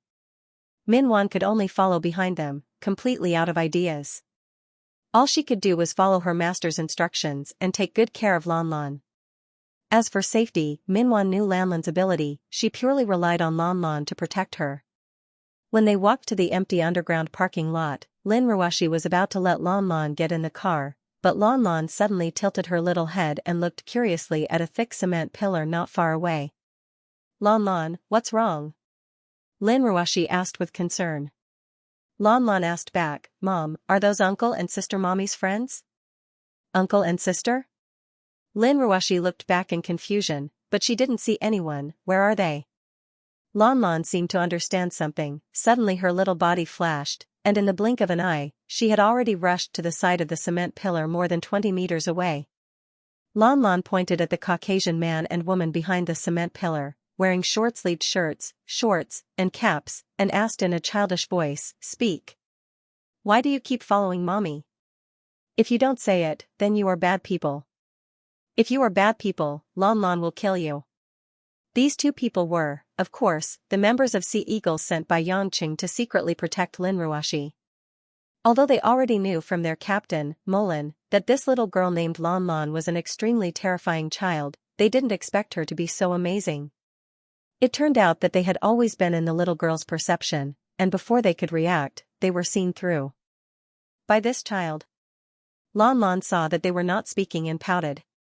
Humph, you're really bad people. Grandpa isn't here today, so you're dead. She was about to make a move when Lin Ruoshi, who had already understood what was going on, immediately shouted, Lan Lan. Don't do it. The two Sea Eagles members immediately breathed a sigh of relief. Master Persephone's reaction was fast enough. Otherwise, with this little girl's speed, the two of them would probably be dead in the blink of an eye. Although they were unwilling, who asked them to be humans? Lin Ruoshi walked slowly to the two team members, and Lan Lan, who had already stopped, rushed to her mother's side again. She hugged one of Lin Ruoshi's legs, looking curiously at what Lin Ruoshi was going to do. Lin Ruoshi stroked her daughter's soft hair and said to the two Sea Eagles members coldly, You don't have to secretly protect me in the future. Go back and tell him that I don't want to see him again, so he doesn't need to do anything for me. I can't bear it. The two team members were shocked. Madam. You can't say that. His Majesty Pluto never wanted to be separated from you. Yes, if anything happens, we can't escape the blame. Lin Ruoshi frowned. If I didn't stop you, you'd be dead just now. Do you want to die again? The male team member gritted his teeth and said, Madam, even if we die, we will do our duty. This time, Lan Lan was not happy. She snorted and said, Mom told you to leave, so leave immediately. If you don't leave, the department store will be closed. If Lan Lan can't buy a panda, you can all die. In the little girl's eyes, human lives were not as valuable as her panda. Lin Ruoshi couldn't help but feel a headache coming on. She didn't know why Lan Lan's little brain didn't treat human lives as human lives. It seemed that she had to guide her daughter's values in the future. She couldn't be like a certain someone, saying that she wanted to kill whoever she didn't like. Thinking of this, Lin Ruoshi suddenly felt that the rascal Yangqing and Lan Lan looked more like father and daughter. The same gluttonous king, the same killing without hesitation, the same fearlessness and optimism. If he finds out that Lan Lan is like this, he should like her very much, right? Lin Ruashi couldn't help but think that she had forgotten that she had just said that she would never see a certain someone again. The female member of the Sea Eagles frowned. She pulled her teammate and said in Italian, "Let's go. If little Lon Lon is here, the madam will be safer than us, right? But let's go back and report to Captain Mullen. Then, we'll ask His Majesty Pluto to make a decision," the female team member said. The male team member thought about it and agreed. He could only nod his head. After a few sprints, he disappeared from the underground parking lot. Lon Lon giggled and grabbed Lin Ruashi's thigh. She said coquettishly, "Mommy, they're gone. Let's go buy a panda." Lin Ruashi bent down and scratched her daughter's nose helplessly. "You're so impatient. Let's go sit in the car." The nanny Minwan, who was watching from the side, could do nothing but smile bitterly. 5 minutes later, Yangqing, who was sitting on the lawn with Jane in a daze and drinking beer, received a new situation report from Mullen. After listening to what happened, Yangqing thought for a while and said, "That little girl named Lon Lon, can you find out her background?"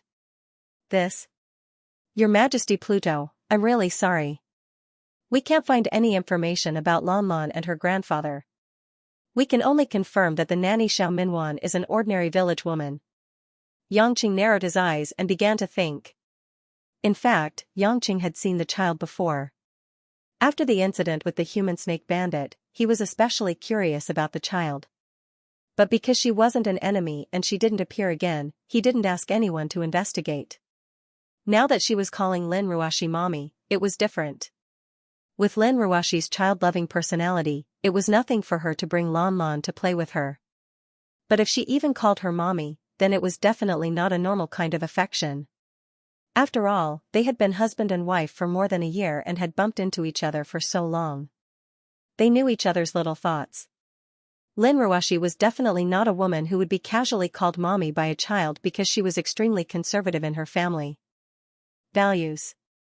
Even if she was angry with him, she wouldn't go so far as to ask another child to call her mommy to provoke her. From Director Cha, he found out that Lon Lon didn't have parents. It was very likely that Lin Ruashi had decided to adopt the child. It wasn't impossible to adopt the child. Yangqing also felt that the little girl was very cute. Although he was strong and had extraordinary functions, it just so happened that women couldn't get pregnant until a long time later. So, it was good to adopt a daughter first. Wasn't Guo Shuihua always anxious for a grandson? It just so happened that she had a granddaughter who looked like a doll. The problem was that Lanlin's identity and background couldn't be investigated at all. That child was so strange that he could kill an adult's child without batting an eyelid. It wasn't a joke. Yangqing felt that he had to take a closer look at the child with his own eyes. Even if Lin Ruashi definitely didn't want to see him, for her safety, Yangqing couldn't care less. He hung up the phone. He stood up from the lawn and stretched. "You're leaving?" Jane raised her eyes and asked. Yangqing smiled helplessly and nodded. "It's very relaxing to be with you." "Thank you, I'm much better now." "How do you plan to solve it?" "Didn't you say, wait? Anyway, I've done everything I can for her. I can't let down a group of people who love me and the people I love just because of her. I can only do my best and listen to her." Yangqing sighed. Jane raised her hand and gave the half-finished beer to Yangqing. "Take it." "What?" Yangqing took it in puzzlement. The royal family doesn't allow the princess to drink beer. It's too unladylike. "Then why are you still drinking?" Yangqing didn't know whether to laugh or cry. Jane, however, had a matter-of-fact expression, "Because I want to drink with you. If you leave, I naturally won't drink." Yangqing was speechless. Hearing this woman's extremely flat answer, his heart felt warm. "Perhaps? If I hadn't married her, I would have fallen in love with you too." Yangqing blurted out in confusion. Jane's delicate body trembled, and then she said indifferently, "I don't want to. I feel that being Lin Ruashi isn't as comfortable as being Jane." "That's true." Yangqing nodded in agreement. He then turned around and waved his hand, strolling away. When Yangqing drove away, Jane was still sitting on the lawn, smiling to herself at the dark sky. "Idiot, I haven't said it yet. If I'm your lover, I'll definitely be happier than being Jane." Half an hour later, in the 50th floor of the World Trade Building in the West District of Zhonghai. Almost all the mainstream high-end and luxury brands from all over the world were gathered here. Ordinary people might not come here in their entire lives because the main focus here was genuine goods. Therefore, the prices here were a few times more expensive than the same goods outside, or even double. The famous German toy manufacturer Steve's counter was also in the building. This 100-year-old toy company had even made a golden teddy bear that was sold for 600,000 to 700,000 yuan during its anniversary. It could be said to be a big deal. At this time, the eye-catching mother and daughter, one big and one small, walked out side by side. A few shop assistants were respectfully sending them off. They never thought that there would be such a big customer coming to visit so late at night. The little girl's face was flushed with joy, because the toy panda she had been dreaming of had finally gotten her hands on. It was a 1.5-meter-tall fluffy panda made entirely of natural materials, with a pair of sapphires embedded in its eyes. It was extremely heavy and soft. This panda, which was sold for 50,000 yuan, was not expensive for a truly rich person. However, there were too few people who would spend this kind of money to buy a fluffy toy. With Lanlan's figure, she was completely carrying such a panda on her body. It was fortunate that she had great strength, so it would be difficult for a normal child to carry her. The nanny, Min Wan, followed behind. Seeing Lan happily kissing the panda's fat belly, she wanted to laugh, but she couldn't. That was 50,000 yuan. Although ever since she left her hometown and started taking care of Lan, with her master around, 50,000 yuan was still a rather large number for Min Wan. In her hometown, this was enough to build a house and marry a wife. Now, Lin Ruoshi was spending 50,000 yuan on a toy for a daughter she had just met. How wasteful was this? Could it be that the rich people in Zhonghai were not only rich, but also stupid? Min Wan thought about this carefully, not daring to show any of it. Lin Ruoshi looked at her daughter who was having so much fun. She was just purely happy. She naturally wouldn't care about this bit of money. Lan likes pandas so much, can mommy bring Lan to see real pandas next time? Lin Ruoshi asked. Lan's little head squeezed out from under the panda's belly, and she giggled. Lan has seen many real pandas, but I can't see them in the big city, so Lan wants to buy a panda to sleep with Lan. You've seen a lot? In the zoo? Lin Ruoshi asked. Lan shook her head. No, it's on the mountain. Min Wan added, Miss Lin, we've stayed in Chuan province with this master before. Master often brings Lan to the mountains to see all kinds of animals. Lan really likes the pandas in Wulong. Lin Ruoshi was slightly stunned. She wanted to know what kind of person Lan's grandfather was. Not only did he come and go without a trace, he even brought Lan deep into the mountains to see pandas? Lan, if Mom wants Lan to live with Mom and live together, is Lan willing? Lin Ruoshi asked nervously and expectantly. Lan said without hesitation, of course, Lan wants to live with Mom. Lan finally found Mom, and Mom said she won't leave Lan. Really? When Grandpa comes back, Lan will tell Grandpa that Mom has been found, and then let Grandpa take Lan to find Dad, so that our family can be together. Lan said with a bright smile. Lin Ruoshi frowned slightly. She forgot that Lan came to Zhonghai to find her dad. If she really has a dad in Zhonghai, what should she do? The person she likes is Lan, but it doesn't include the dad she has never seen. It seems that all of this can only wait for Lan's grandpa to come back and ask him clearly before thinking about it in detail. Lan suddenly thought of something. She hugged the panda and clung to Lin Ruoshi's thigh and asked, why isn't Mom with Dad? Don't Mom and Dad sleep together? Lin Ruoshi's pretty face blushed. This child still knows to sleep with Mom and Dad? Mom doesn't know where Dad is. Lin Ruoshi had to deal with it casually. Lan widened her eyes and was full of doubts. But when she looked down and saw the panda's charmingly naive dark circles, she didn't bother to ask more. When the three of them took the elevator down to the underground parking lot, a young man with a cigarette in his mouth and his hands in his pockets was already leaning against Lin Ruoshi's Bentley. He seemed to have been waiting for a while. To be honest, Yangqing couldn't remember when was the last time he bought cigarettes. He always felt that smoking was not good for the women at home, so he didn't do unnecessary things. After all, he really wasn't addicted. Tonight's situation made Yangqing unknowingly run to a small shop on the way to buy a pack of cheap cigarettes that he hadn't smoked for a long time. The familiar pungent smell made Yangqing think faster, and also solved many of the problems he had.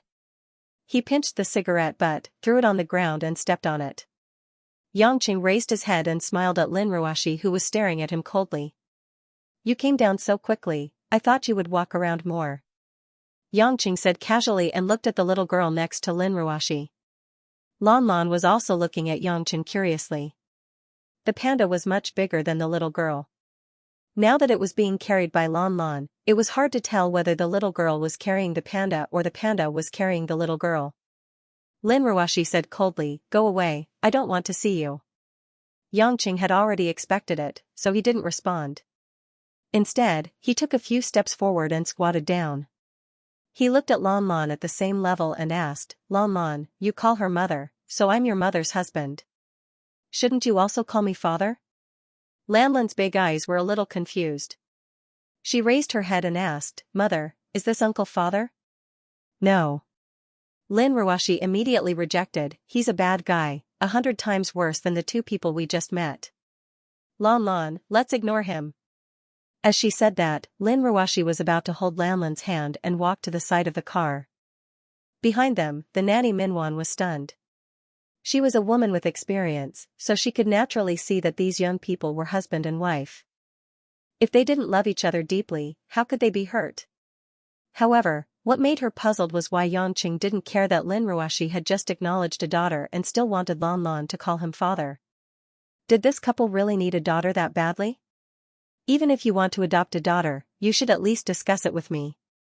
It's one thing to quarrel, but this isn't a joke. How can you make such a big decision alone?" Yangqing directly blocked in front of Lin Ruoshi. Lin Ruoshi gritted her teeth angrily and said, "I want to make the decision alone. Why should I get your permission to recognize a daughter? Are you really stupid or just pretending? With Lan Lan's physical fitness, do you think she's the daughter of an ordinary family?" Yangqing said frankly, "How do you know that Lan Lan doesn't have biological parents? Did you get permission from Lan Lan's grandfather?" "You." Lin Ruoshi was so angry that her eyes turned red. Her heart was already broken into pieces. She had just been stitched up by Lan Lan's smile, and this person came to anger her again and hit her so bluntly. Minwan heaved a sigh of relief. It seemed that this husband was more reliable. "That's right. Our master hasn't agreed to it yet. Just because you say Lan Lan is your daughter, it's fine?" In the nanny's eyes, her master was like a god, and he didn't even bother to show off to others. Yangqing frowned and said, "I'm telling the truth. If Lan Lan was an ordinary girl, you could adopt her even if there were 100 of her. But Lan Lan isn't an ordinary girl, and I have to protect your safety." "Bad guy." Lan Lan suddenly cried out and shouted angrily, "You made mommy cry.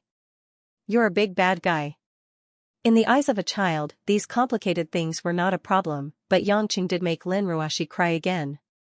This was the key, and Lan Lan couldn't take it anymore. Yangqing was slightly stunned. He could feel that the little girl was really angry, and it wasn't just a normal kind of anger. Was Lin Ruoshi really that important in her heart? Lin Ruoshi was also a little shocked. She looked at the little girl's red face and was stunned for a moment. Lan Lan didn't care so much and pushed the panda towards Lin Ruoshi. "Mommy, help Lan Lan hold it." Lin Ruoshi subconsciously took it, not knowing what Lan Lan was going to do. "Big bad guy, you bullied my mommy. Lan Lan will kill you." As soon as she finished speaking, Lan Lan's toes tapped lightly, and her small body flew like a howitzer towards Yangqing's chest. Yangqing was secretly shocked. This speed, this body coordination, this strength, this agility, and this unmistakable murderous aura. This is a 4-year-old girl. Based on physical fitness alone, Yangqing estimated that 7 or 8 Sea Eagles members might not be able to resist this girl's attack. If she went through strict training and cultivation, this girl was simply a pocket-sized super-lethal weapon. But even so, the young Lan Lan couldn't make Yangqing panic at all. He just raised his hand lightly, turned his body behind him, and grabbed Lan Lan's little fist. At the same time, he spun and hugged Lanlan's little body in his arms. The attack, which was powerful enough to shatter rocks, did nothing to Xianxia's body. Lanlan wasn't paying attention and found herself hugged by the big bad guy. Moreover, the big bad guy was very strong, and she couldn't break free no matter how hard she tried. Wah! Realizing that she was caught, Lanlan immediately burst into tears. Mom! The big bad guy bullied Lanlan. Lin Ruashi was about to go crazy. Ignoring her own heartbreak, she scolded in a sweet voice, Yangqing, what are you doing? You're getting more and more backward. Why are you bullying a child? Yangqing wanted to cry, but no tears came out. You call this bullying a child? Don't you know that if you hit a Sea Eagles member just now, he would have been pierced through the heart? But the world was big, and his wife and child were the most important. Although his wife was in a cold war, the child wasn't his. Alright, little girl, what are you crying for? I'll put you down, okay?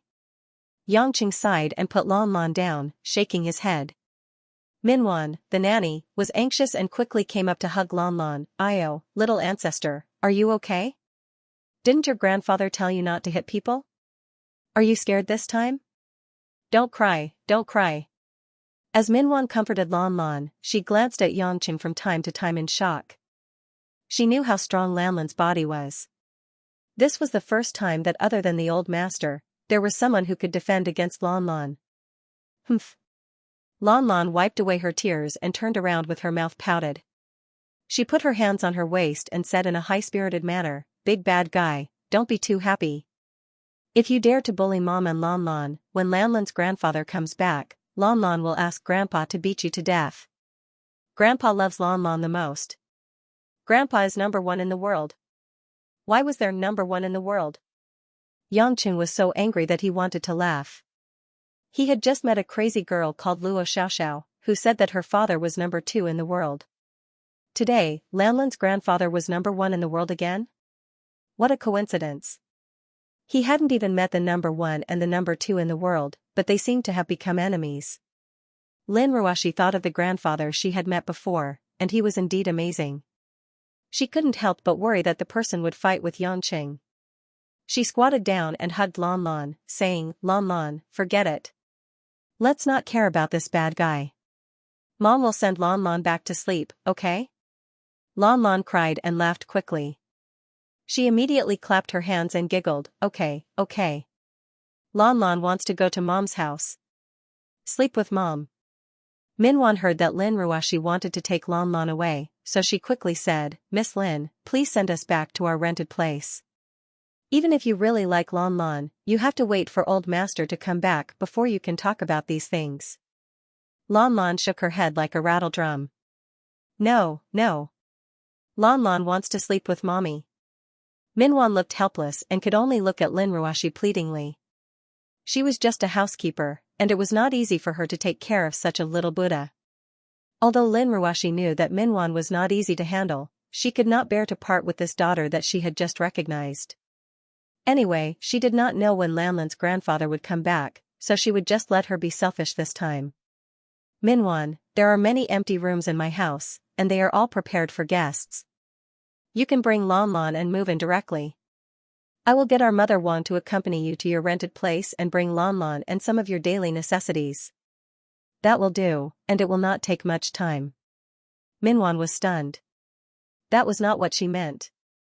However, Lin Ruashi did not intend to listen to Minchuan's rejection. She directly pulled Lanlan into the car. Yangqing saw all this and knew that Lin Ruashi was determined to adopt this girl. Even if the world's most powerful grandfather came back, Lin Ruashi would probably do her best to fight for her. From the looks of it, adopting Lanlan was not a big deal. Although the little girl was a little violent, she was also quite cute. Yangqing felt that it was better to go along with Lin Ruashi's wishes, lest there were more conflicts. That's right, our house is quite big. You can move in. Yangqing chimed in. Lin Ruashi turned around abruptly and said coldly, that's not your home. You'd better leave now. I don't want to see you. Yangqing pretended not to hear anything. He scratched the back of his head and ran to start his BMW. Minwan was speechless. This young couple really cared about everything. They dragged her and Lan Lan to move, and they were still fighting. How messy would it be? Half an hour later. Even with Lin Ruashi's cold words, Yangqing still followed her back to the western suburbs villas with a thick skin. After getting out of the car, Lan Lan saw the huge mansion and immediately clapped her hands excitedly. Mom, is Lan Lan going to live here from now on? And, does Lan Lan like it? Lin Ruashi bent over and asked with a smile. Lan Lan nodded vigorously and ran to the back to pick up her panda from Minchuan's arms. She asked seriously, do you like it, Big Bear? Of course, the panda did not respond, but Lan Lan answered her own question, you said there's no bamboo to eat. You're already so fat, don't eat bamboo in the future. Minwan didn't know whether to laugh or cry at Lan Lan's naivety. At the same time, her heart was pounding. This Miss Lin was really not from an ordinary family. If Lan Lan became the daughter of this family, she would definitely live a life of luxury. After stopping the car, Yangqing walked out and said with a smile, it's already so late. Go back to your room and rest. Why are you still here? Lin Ruashi questioned coldly. Yangqing's expression was a little stiff. After being treated so coldly for so long, there would come a time when he couldn't take it anymore. Ruashi, I'm already back here. You can't possibly chase me out of the house, right? Yangqing smiled at Xianxia. Big baddie, get out. Lan Lan doesn't want to live with the big baddie. Before Lin Ruashi could say anything, Lan Lan had already pouted and rejected. Yangqing took a deep breath and placed his hands on his waist. Hey, little girl, this is only your first day here and you're already chasing me, the real owner, away? Why are you even more thick-skinned than me? Lan Lan stuck out her tongue and made a face, Big baddie, if you don't leave, you'll be a mangy dog. Yangqing was so angry that he was about to stomp his feet. Unfortunately, the other party was a child. He really had nowhere to vent his anger. Go wherever you want. Anyway, you have plenty of lovers outside. Now, there's even a Xiao Qiqing waiting for you in the hospital. You can do whatever you want. This isn't your home. Maybe it was in the past, but now, this house and the people here have nothing to do with you. If you don't leave, I'll leave with Lan Lan. Lin Ruashi didn't have the slightest intention to give in, especially when she mentioned Xiao Qiqing's name. She was obviously full of anger. Yangqing was stunned for a long time, then he sighed bitterly, is there really no room for negotiation? Not at all. Yangqing touched his forehead weakly and smiled bitterly, I know, you're still angry with me. I can wait until you're willing to forgive me. I just want to tell you that Xiao Qiqing and I did have a relationship, but there's no other entanglement. I don't know why she insisted on pestering me, but I'll take care of this matter. You don't have to worry about the hospital. Xiao Qiqing is not an ordinary woman. She's very dangerous, and I don't want her to hurt you. It's not Xiao Qiqing who hurt me, it's you. Lin Ruashi said straightforwardly. Yangqing grinned awkwardly, nodded silently, and said, then I'll be leaving. I'll come back when you're not angry anymore. After saying that, he didn't stay any longer and directly returned to the car, started it, and drove out. Watching the car lights disappear into the night, Lin Ruashi was slightly lost in thought. She didn't expect Yangqing to be so straightforward. He didn't say anything or explain anything, and just let him go? Lin Ruashi was a little not used to it. Her heart was filled with resentment, and also a little sour and reluctant. However, these emotions were covered by her dissatisfaction with the man at this moment. As long as she thought about how he had a relationship with Xiao Qiqing in Los Angeles behind her back, and how he purposely hid it from her, saying that it was to help Kristen, Lin Ruashi felt a much stronger sense of betrayal than before, and it made her hate him to the extreme. Mom, don't cry. Hugging the panda, Lan Lan squeezed Lin Ruashi's thigh and said softly. Only then did Lin Ruashi realize that for some reason, her eyes were wet. She hurriedly wiped them away, lowered her head, and smiled at Lan Lan, and said, Mom, don't cry, let's go into the house. The nanny Minwan watched silently from the side, and didn't say a word until she saw Lin Ruashi holding Lan Lan's little hand and walking to the door of the mansion. She then came back to her senses. She couldn't help but sigh in her heart. Who said that rich people must live comfortably? This Miss Lin seems to have suffered a lot. As a woman, Minwan felt pity for her, and couldn't bear to object to living here. When master comes back, I'll listen to him, the nanny thought. When she returned to the house, the living room was bright, and 3 figures were sitting there waiting. Seeing that Lin Ruoxi had returned home, Mother Wang, Xianxia, and Hui Lin, who had returned home some time ago, were all there. After all, it was already midnight, and the concert had already ended. After the concert and the routine celebration dinner, Hui Lin returned home only to find out that Lin Ruoxi and Yang Qing weren't back yet. Because of her strong internal energy, Hui Lin wouldn't be tired after singing for more than 3 hours like other singers, so she accompanied Mother Wang and waited. "Sister, why are you back so late? The hospital said that you left early," Hui Lin went forward and asked worriedly. When she went forward, she realized that Lin Ruoxi was holding the hand of a doll that looked like a porcelain figurine, and the doll was carrying a fake panda doll that didn't match her small body. Moreover, a woman in her 30s, who was dressed simply, entered the house as well, and smiled shyly at the people in the house. "This is..." Hui Lin didn't understand. Mother Wang and Jinsho also ran to the door, and when they saw an adult and a child coming back, but Yang Qing was nowhere to be seen, they were confused. What the little girl said next almost scared the 3 of them out of their wits. "Mom, who are they?" "Ma. Mom. Lin Ruoxi. Lin Ruoxi's daughter." Mother Wang staggered and took a step back, and her face turned pale. "Me. Miss, this child." Xianxia and Hui Lin looked at each other, and both of them were shocked. Lin Ruoxi knew that Mother Wang had misunderstood, and she blushed and complained, "Mother Wang. What are you thinking?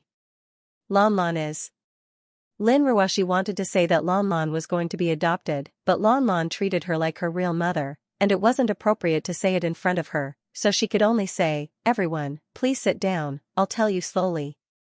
Under Lin Ruoxi's arrangement, everyone sat down, and Minwan carried Lan Lan around the house, and Lan Lan was still very curious about the new house. 10 minutes later, Mother Wang and the others heaved a sigh of relief. Fortunately, Lan Lan wasn't their biological daughter, or else things would have gotten out of hand. But when they thought of Lin Ruoxi suddenly saying that she wanted to adopt a daughter, and the other party was a supergirl with an unknown background, they all looked troubled.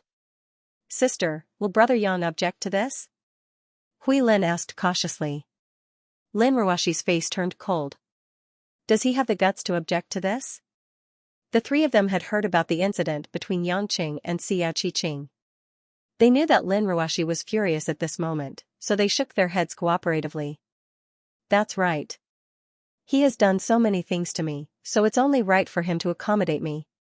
Besides, don't you think that Lan Lan is very cute? I think she's fated to be with me. I'll treat her like my own daughter." Lin Ruoxi's eyes were filled with motherly tenderness. Mother Wang chuckled. "Really? You're just a girl who has never given birth to a child. Wait until you have your own daughter." "Mother Wang. Why are you laughing at me?" Lin Ruoxi protested. Mother Wang smiled and waved her hand. All right. Since you've made up your mind, we have no reason to reject you. It's not a bad thing to have a child at home. Minwan looks like an honest farmer, so it's not a bad idea for her to help me at home. Xiuhua is back in Beijing, and Jinsho often works part-time. I'm really too busy to take care of such a big house. It's good that she's here. I'll have to trouble you then, Wang Ma. Please help Minwan to move her luggage. Just bring some necessities and we'll buy the rest after we move in, Lin Ruoxi said. Just like that, the matter was settled. At this moment, Minwan came down from the 2nd floor with Lan Lan in her arms. Lan Lan's face was filled with excitement. Even in the middle of the night, she was still full of energy. Even Jinsho was a little envious. Sister Ruoxi, if you really give birth to a girl in the future, will she be as pretty as Lan Lan? Before Lin Ruoxi could reply, Lan Lan shouted from the stairs, Mom doesn't want a younger sister. Lan Lan wants a younger brother. Everyone was stunned. They were so far away, yet Lan Lan could hear Jinsho's casual whisper. Lin Ruoxi was a little overwhelmed by this shout. She always felt that giving birth to a child was something very far away from her. Hui Lin frowned. As a martial artist, she knew what it meant. She said, "Sister, I think you should discuss this with Brother Yang. Lon Lon is really unusual. I'll get angry if you mention him again," Lin Ruashi said, pretending to be angry. Hui Lin shook her head and smiled helplessly. Ding dong. Ding dong. Just then, the doorbell rang. It was already past 1 o'clock in the morning. The women in the family looked at each other, wondering who would come to their house at this time. Could it be that the son-in-law is back? Mother Wang said happily. It's Grandpa. Lon Lon suddenly shouted in surprise. She jumped down from Minchuan's arms and dashed to the door in the blink of an eye. She tiptoed and pulled the doorknob. Before Lin Ruashi and the others could react, the door was opened. A middle-aged man with short hair, wearing a striped white shirt with blue lines, stood at the door, smiling at Lon Lon, who opened the door. The man looked quite elegant. He was not very handsome, but he didn't lose his masculine beauty. He wore a string of Buddhist beads on his wrist, as if he usually worshipped Buddha. It's really Master, Minwan said in surprise. Although Lin Ruashi had seen the man's back once, it was her first time seeing him face to face. She stood there in surprise. She didn't expect her grandpa to be so young. Lon Lon was already hugging the man's thigh. She giggled, "Grandpa, you're amazing. You can even find Lon Lon here." The man stroked the little girl's hair dotingly. "You like to run around. If Grandpa couldn't find you, wouldn't I have gotten lost long ago? Lon Lon is a good girl. I didn't run around." The little girl lied. "Grandpa is back because you're done?" The man replied, "You can say that." Lon Lon didn't ask further. She raised her head and said, "Grandpa, Lon Lon found Mommy." Minwan hurriedly ran forward and bowed, "Master, it's like this. You don't have to say it." "I know what happened," the man interrupted Minwan and turned to Lin Ruashi. "You're General Lin from Yulei, right?" Lin Ruashi suddenly remembered something important. She walked up and nodded cautiously. "This, Lanlin's grandpa, do you know me? In order to take good care of Lon Lon, I used some tricks. I think I know what happened." The man pursed his lips and smiled. "I'm grateful that you like my granddaughter so much, Chief Lin." Lin Ruashi relaxed a little when she saw that the man was friendly. She knew that this man wasn't an ordinary person. At least, he was like Yangqing. Both of them came and went without a trace. So, it was inevitable that she wasn't confident. "Lanlin's grandpa, I want to talk to you about something." "No need." The man raised his hand and stopped her. "I know what you want to say. But, I can't let you take care of Lon Lon right now." Lin Ruashi was stunned. She didn't expect the man to reject her so directly. Why? Lin Ruashi's expression was a little unnatural. Then, she asked, "What do you mean by can't do it right now? Are there any conditions that need to be fulfilled?" Lon Lon was unwilling. She grabbed her grandpa's thigh and said, "Grandpa, Grandpa. Lon Lon wants her mother." The man caressed Lon Lan's head affectionately. Then, using some unknown method, Lon Lon fell into a deep sleep after the caress. "Lon Lon!" Lin Ruashi shouted anxiously. The man carried Lon Lon and passed her to Min Wan. Apparently, it wasn't the first time Min Wan saw the man making Lon Lon fall asleep. "Don't panic. Lon Lon is too energetic. She won't sleep for days. I'm just making her sleep early. Besides, no matter how much she begs, I won't agree to let her live with you," the man said slowly. Hui Lin's eyes were full of shock when she saw the scene from behind. She hurried forward to hold Lin Ruashi's hand. "Sister, don't be too impulsive. This senior's cultivation is unfathomable." Hui Lin couldn't tell what the man's cultivation was. However, she had a feeling that it was beyond the Xiantian realm. Lin Ruashi's heart ached. How could she not know that she couldn't deal with this man? At this moment, she felt wronged. If only Yangqing was here. Although that person was a terrible mess, thinking about it now, if it wasn't for his unstoppable ability, many things wouldn't have gone so smoothly for him. "Don't panic. I mean no harm."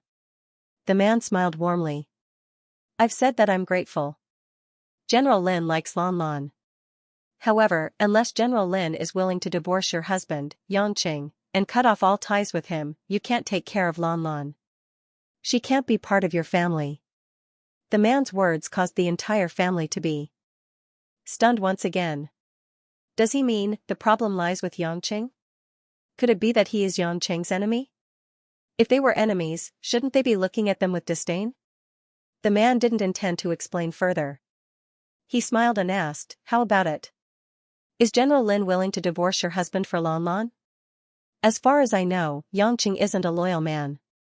Maybe General Lin can take this opportunity to consider it. Lin Ruoshi was at a loss for a moment. Then, a cold light flashed in her eyes. She said coldly, no matter how bad my husband is, I won't allow others to criticize him. Besides, no one can force me to leave him except myself.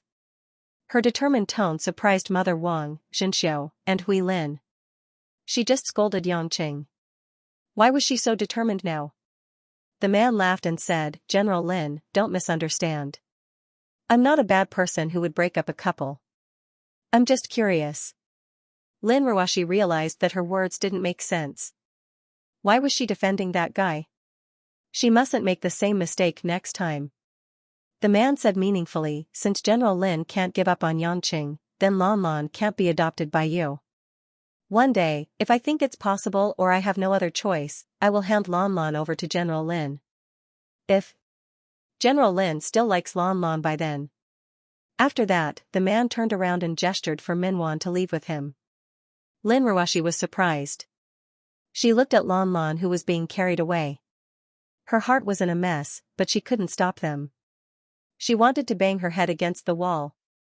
When the man disappeared into the night with Minwan and Lan Lan, Lin Ruoshi suddenly came to her senses. She stomped her feet and said angrily, oh no. I forgot to ask where they live. What if Lan Lan cries because she misses me when she wakes up? Mother Wang sighed and patted Lin Ruoshi's shoulder. Miss, forget it. I think Lan Lan is very optimistic. She will be fine after crying. Besides, I think there's something fishy going on. Why don't we wait for young master to come back and ask him what's going on? We can't afford to offend him. Don't mention him to me. Lin Ruoshi bit her red lips and looked aggrieved. It's all his fault. He's not enough to make me angry. Even my daughter was taken away because of him. He doesn't even know the reason. He might as well just die outside. Don't come back.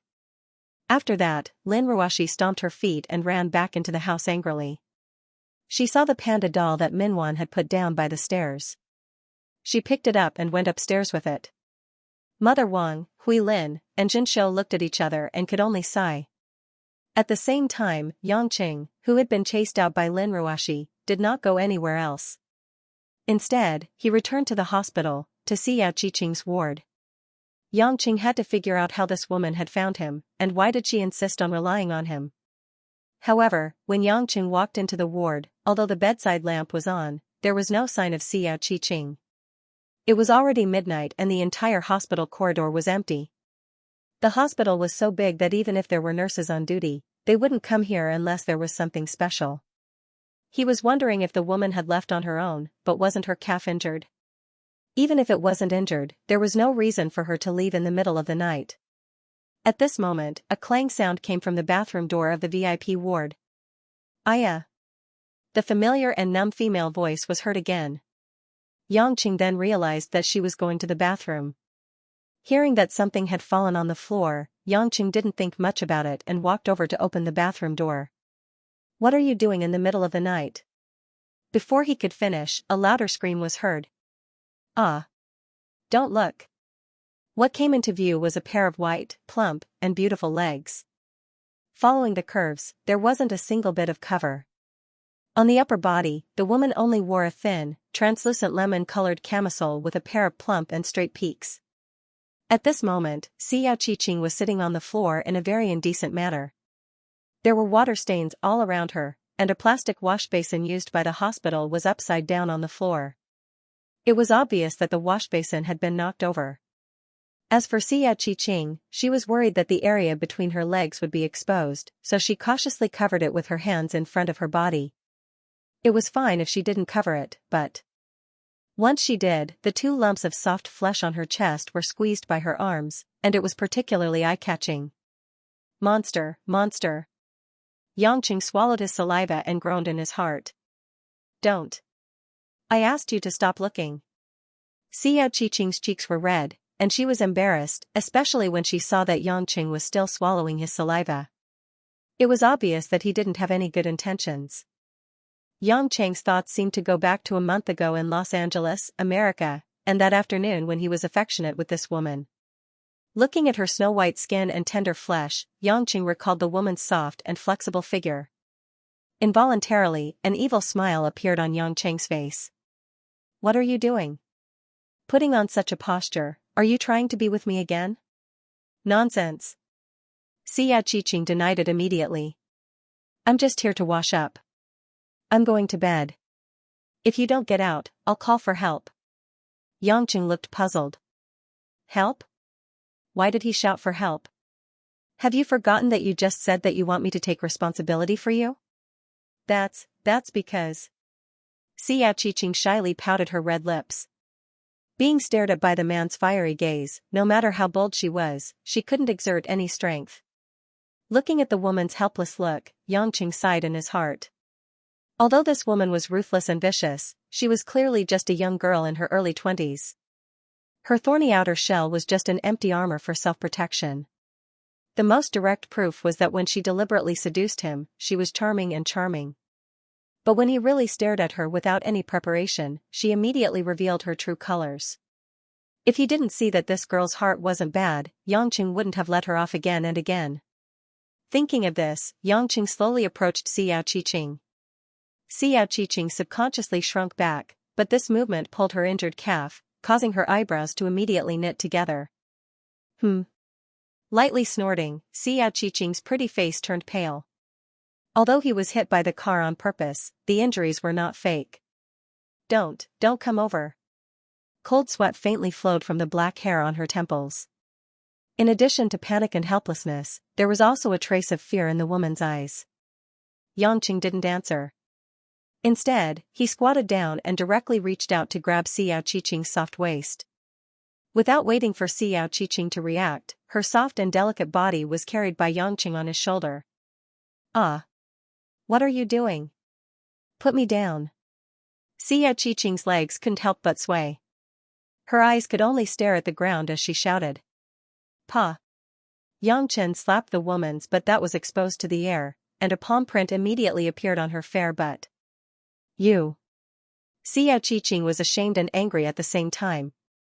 This man actually slapped her butt again. When she was in America, she was almost beaten swollen by him. What? Can't you call a nurse to help you clean your leg? Like this, if you fall here and stand up, won't you fall again? Yangqing scolded. I don't need you to care. Put me down. Xiao Qiqing wouldn't say that she was shy and didn't dare to let others see her take off her pants. Yangqing ignored her. After grabbing a large towel from the side, he carried the woman back to the ward. You better be obedient and don't move. There's nothing down there. As long as you move your legs, I'll be able to see something interesting. If you really want to tempt me to do something else, I don't mind if you spread your legs, Yangqing said with a grin. Xiao Qiqing had already closed her eyes. Her eyelashes couldn't stop trembling. Her small face was flushed, and her expression was somewhat pitiful. She didn't dare to move casually anymore. She originally thought that Yangqing was going to put her back on the bed, but she didn't expect that Yangqing would actually sit on the edge of the bed and place her on his lap. Xiao Qiqing tightly closed her legs and crawled on Yangqing's thigh. She tried her best to clamp her pink and white buttocks together, but she still felt so ashamed that she wanted to die. Hey, what's there to be shy about? Is there anything on your body that I haven't seen before? Xiao Qiqing secretly gritted her teeth and retorted, I've seen everything on your body. Yangqing said seriously, so, I'm the one who suffered. You should be content. You. Xiao Qiqing was so angry that she almost fainted. If she wasn't afraid of Yangqing getting angry, she would have bitten Yangqing's thigh. At the same time, he was puzzled. What was he going to do? Could it be that this man wouldn't even let him off when he was injured? Because I destroyed their relationship as husband and wife, you want to take revenge on me? In the midst of her nervousness, the towel in Yang Cheng's hand was wiping the outside of Xiao Qiqing's thigh. His movements couldn't be said to be very gentle, but at least it wasn't heavy. In just 2 or 3 moves, he simply dried the water on her thigh. Xiao Qiqing opened her eyes in a daze. She couldn't believe that Yang Cheng was actually helping her wipe her body. Following that, Yang Cheng also wiped the woman's pair of beautiful feet clean. Xiao Qiqing's toes were also especially soft and plump like her body. The flesh was very textured, causing Yang Cheng to be unable to help but pinch a few times. Ugh! Xiao Qiqing was stimulated, her delicate face flushed red, and her beautiful eyes were actually a little intoxicated.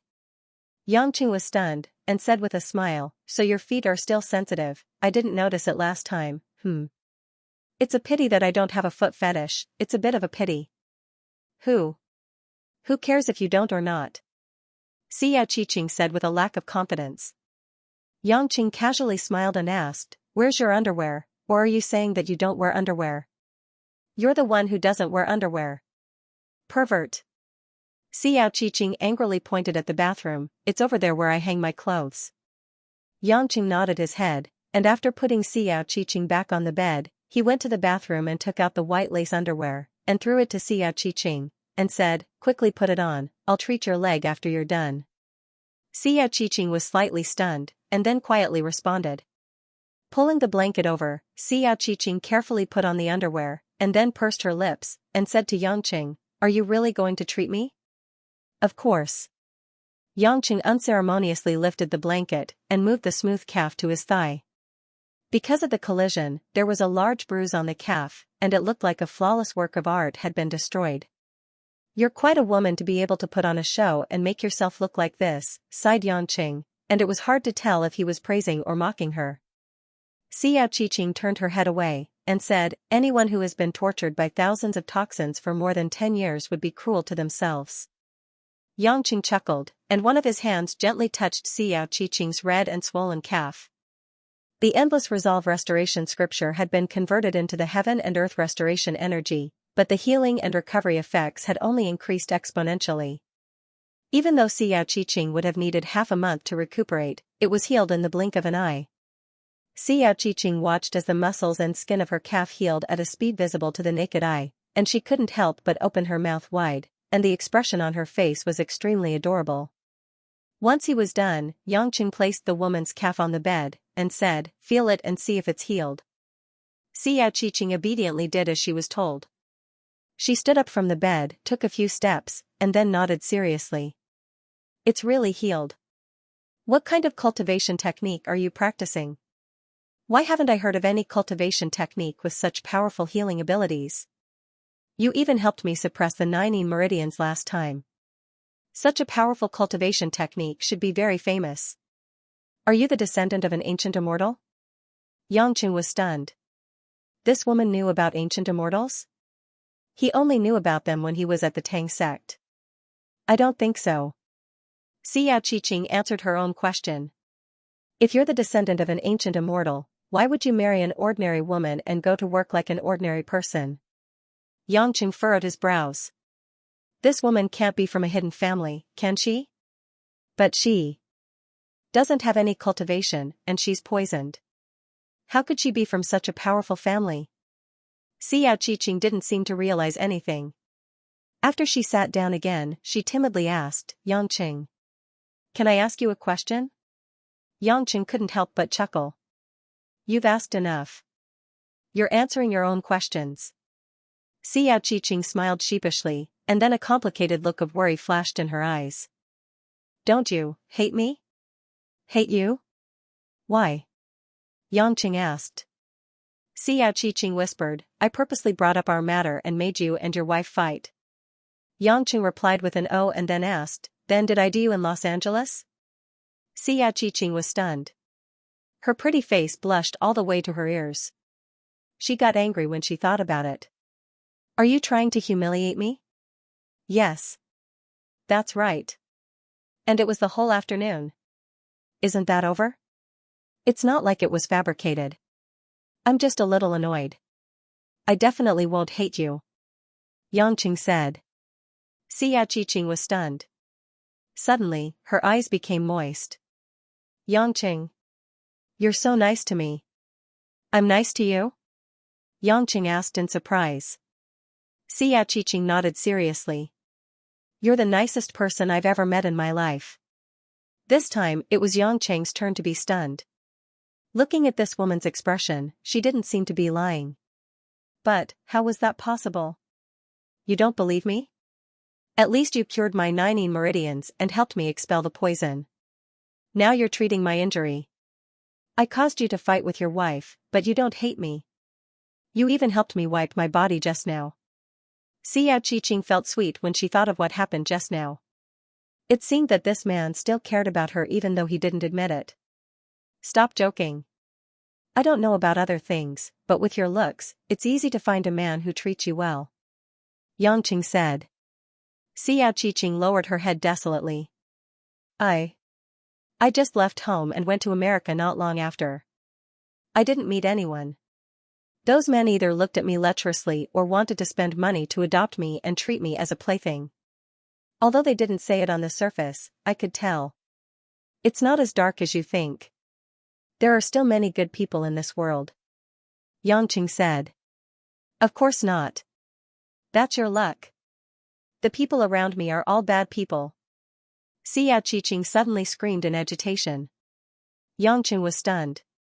He didn't want to argue with the woman and said, You only care about asking me. I came here to ask you, who are you? How did you find me here? Also, why did you come to find me? Xiaoqiqing's eyes flashed with a few thoughts, and she said faintly, I can tell you that after I left home, I learned some hacking techniques. As long as I have your photo, I can find your information from the flight, and then I can check your information from the police station in Zhonghai. Yangqing opened his mouth. It was that simple? No wonder Lin Ruoshi said that she was a postgraduate student in the computer science department of Zhonghai University. It seemed that this was just a disguise she found for herself. Then who are you? Why are you looking for me? Xiaoqiqing hesitated, as if she had made up her mind and said, If I tell you who I am, you must promise me one thing, okay? What is it? Yangqing frowned. Help me get revenge. Huh? I said help me get revenge. Xiaoqiqing looked at Yangqing expectantly. As long as you are willing to help me get revenge, I will give you anything. Even if you take me as a slave, I don't care. Really? Yangchen was dumbfounded. What nonsense are you talking about? What revenge? Tell me more clearly. You have to promise me first, then I can tell you where I come from. Xiaoqiqing said stubbornly. Yangqing laughed. Woman, you better understand that you don't have the ability to challenge me. If I wanted your body, I would have pounced on you. Can you resist? Moreover, you have seen my wife. Do you really think you can make me fall head over heels for you? Xiaoqiqing's eyes flashed with disappointment. You really don't want to promise me? Of course. I told you to never see each other again because I didn't want to cause any trouble. I don't owe you anything. Aren't you looking for trouble for me now? Yangchen said gloomily. Xiaoqiqing's face was sad. I don't want to be captured. Yangchen thought, you mean, someone wants to kill you? I can accept death, but those people won't kill me even if they find me. They will only make me feel worse than death. Xiaoqiqing said with a pale face. Yangchen was full of doubt. This woman from head to toe was strange. Since you don't want to tell me, then I won't ask.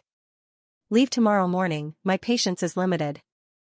When Xiaoqiqing heard that, a trace of anger appeared on her face. Are you that heartless? How am I heartless?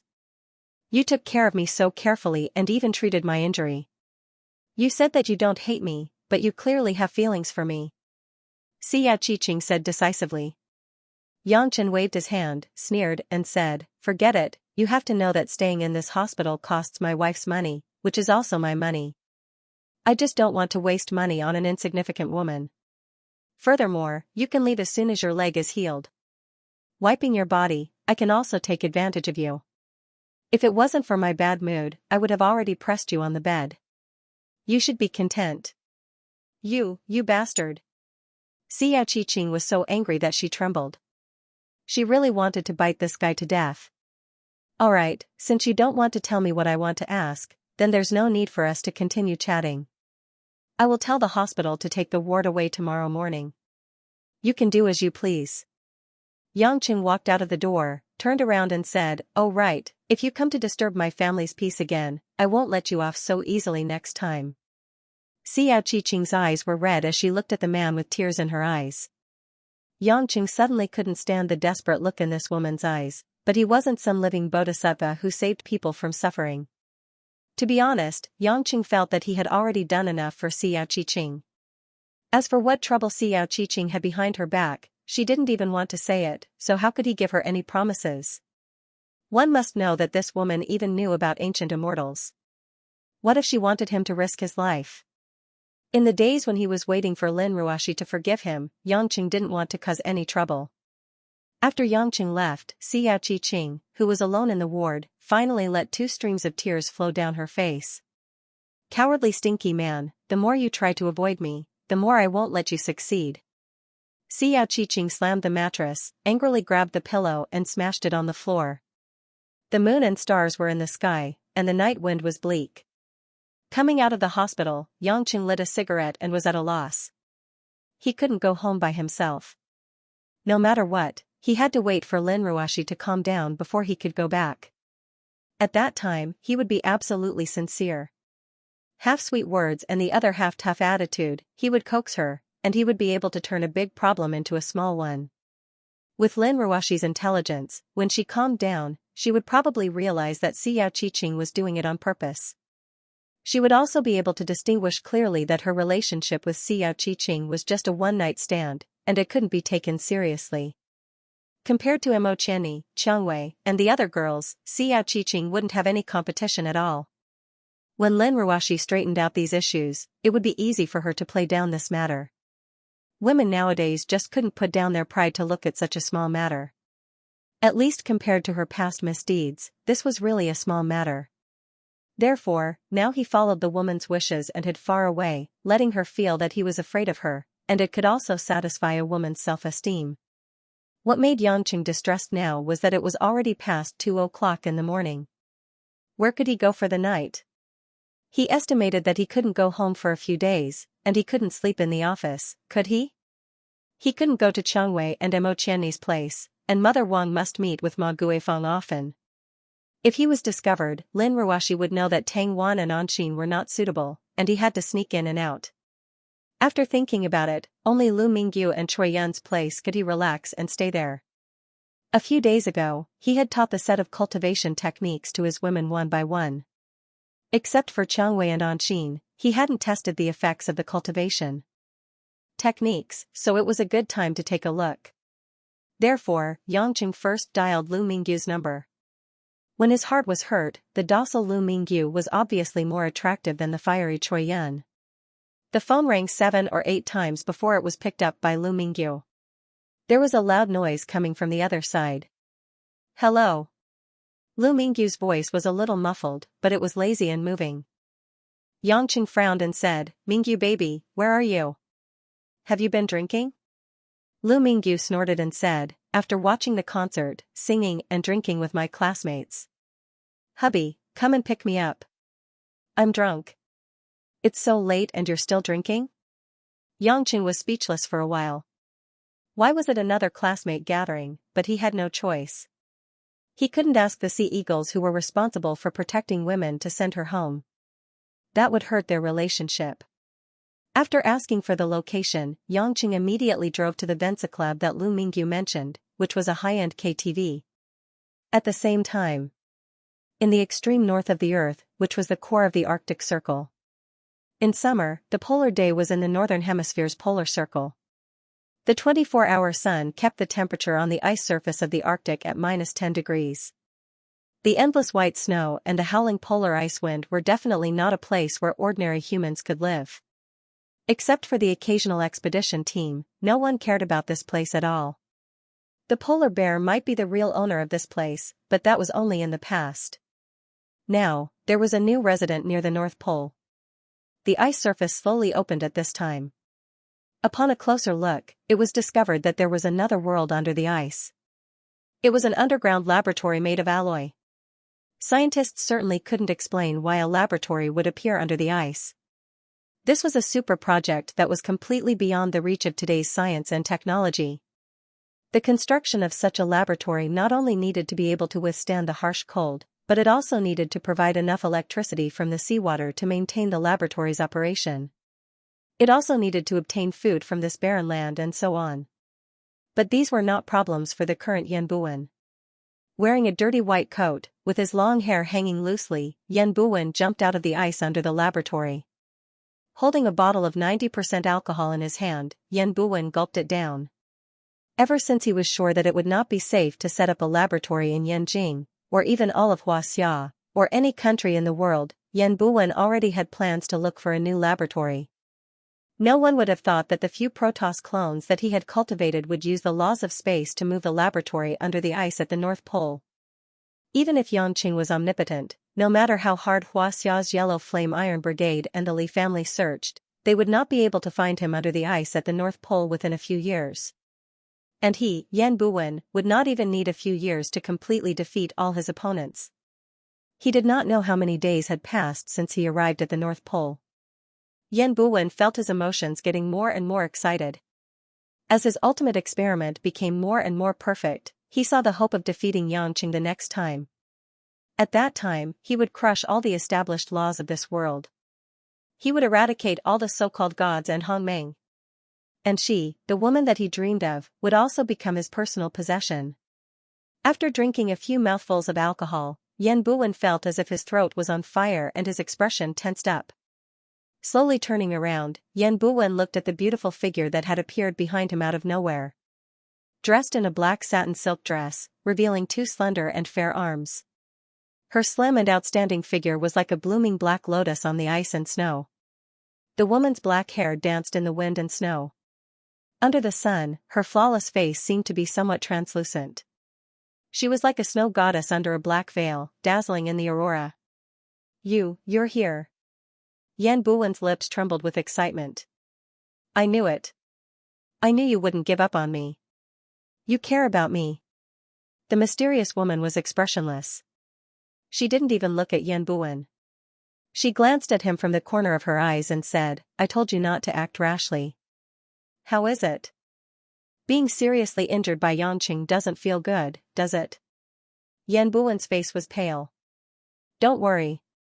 When I'm done with the transformation, the next time I see him, he'll be the one dead.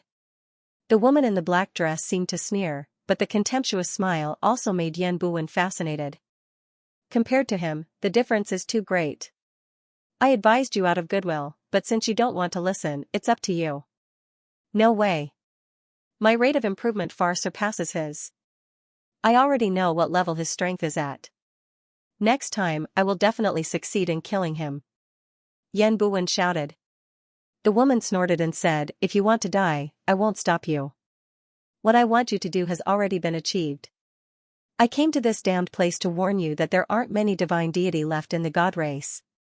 Your idiotic plans have already wasted a divine deity that I painstakingly collected. If you dare to let those resurrected god race appear in front of Yanqing again and be killed by him, then Yanqing doesn't even need to make a move, I will end you. A hint of resentment flashed across Yan Buwen's eyes as he said, could it be that I paid so much for you? You're so ruthless. There was no pity in the woman's cold eyes. What do you think?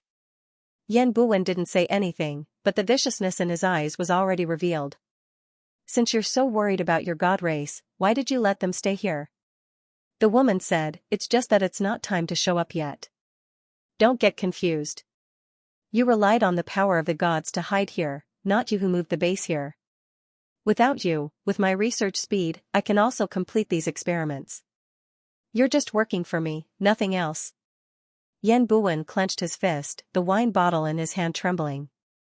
You haven't been able to completely expel the heaven and earth restoration energy that Yanqing has injected into your body. You must be suffering every day. The woman said. Yan Buwen said hatefully, in a little more than a week, I'm sure I can expel all of it. Suddenly, Yan Buwen's face flushed red and he let out a blood-curdling scream before spitting out a few dark red blood clots. The blood clots fell on the ice and emitted a pungent stench. The corner of the black-dressed woman's mouth curled into a strange smile. "Forget it. Seeing that you've helped me a lot, I'll lend you a hand." After saying that, the woman waved her slender hand as if she was performing an elegant dance. Yan Buwen's body under the white coat trembled. Ah! A strong and ferocious force exploded from his side. Ice and snow flew everywhere, forming a crater. Yan Buwen spat out a few more mouthfuls of dark red blood, but his face regained some color. The woman in black scoffed. "All right, I've removed all the heaven and earth restoration energy from your body. I know that you want to use God's stone to defeat Yongqing. If you want to do it, just do it. This is all predestined." Yan Buwen's eyes were burning with passion. "Since you said that the future is predestined, what if I win?" "Impossible," the woman said, "the future will not change, and I won't allow it to change." After that, the woman's bare feet touched the ice. Her black dress fluttered, and her figure disappeared into the vast ice field.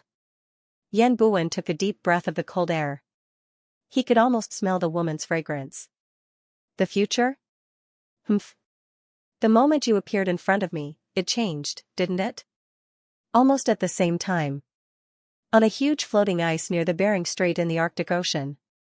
A middle-aged man in a black suit and shiny leather boots appeared in the air and landed on the ice. The handsome but haggard man sighed and pulled at the collar of his shirt. He seemed a little helpless. "I hid so far away, but you still found me. TSK. It's been a few thousand years, and I didn't even waste a single reincarnation. But why didn't I close the gap between me and you?" The man sighed. The woman in the black dress landed right in front of the man and looked at him with ridicule.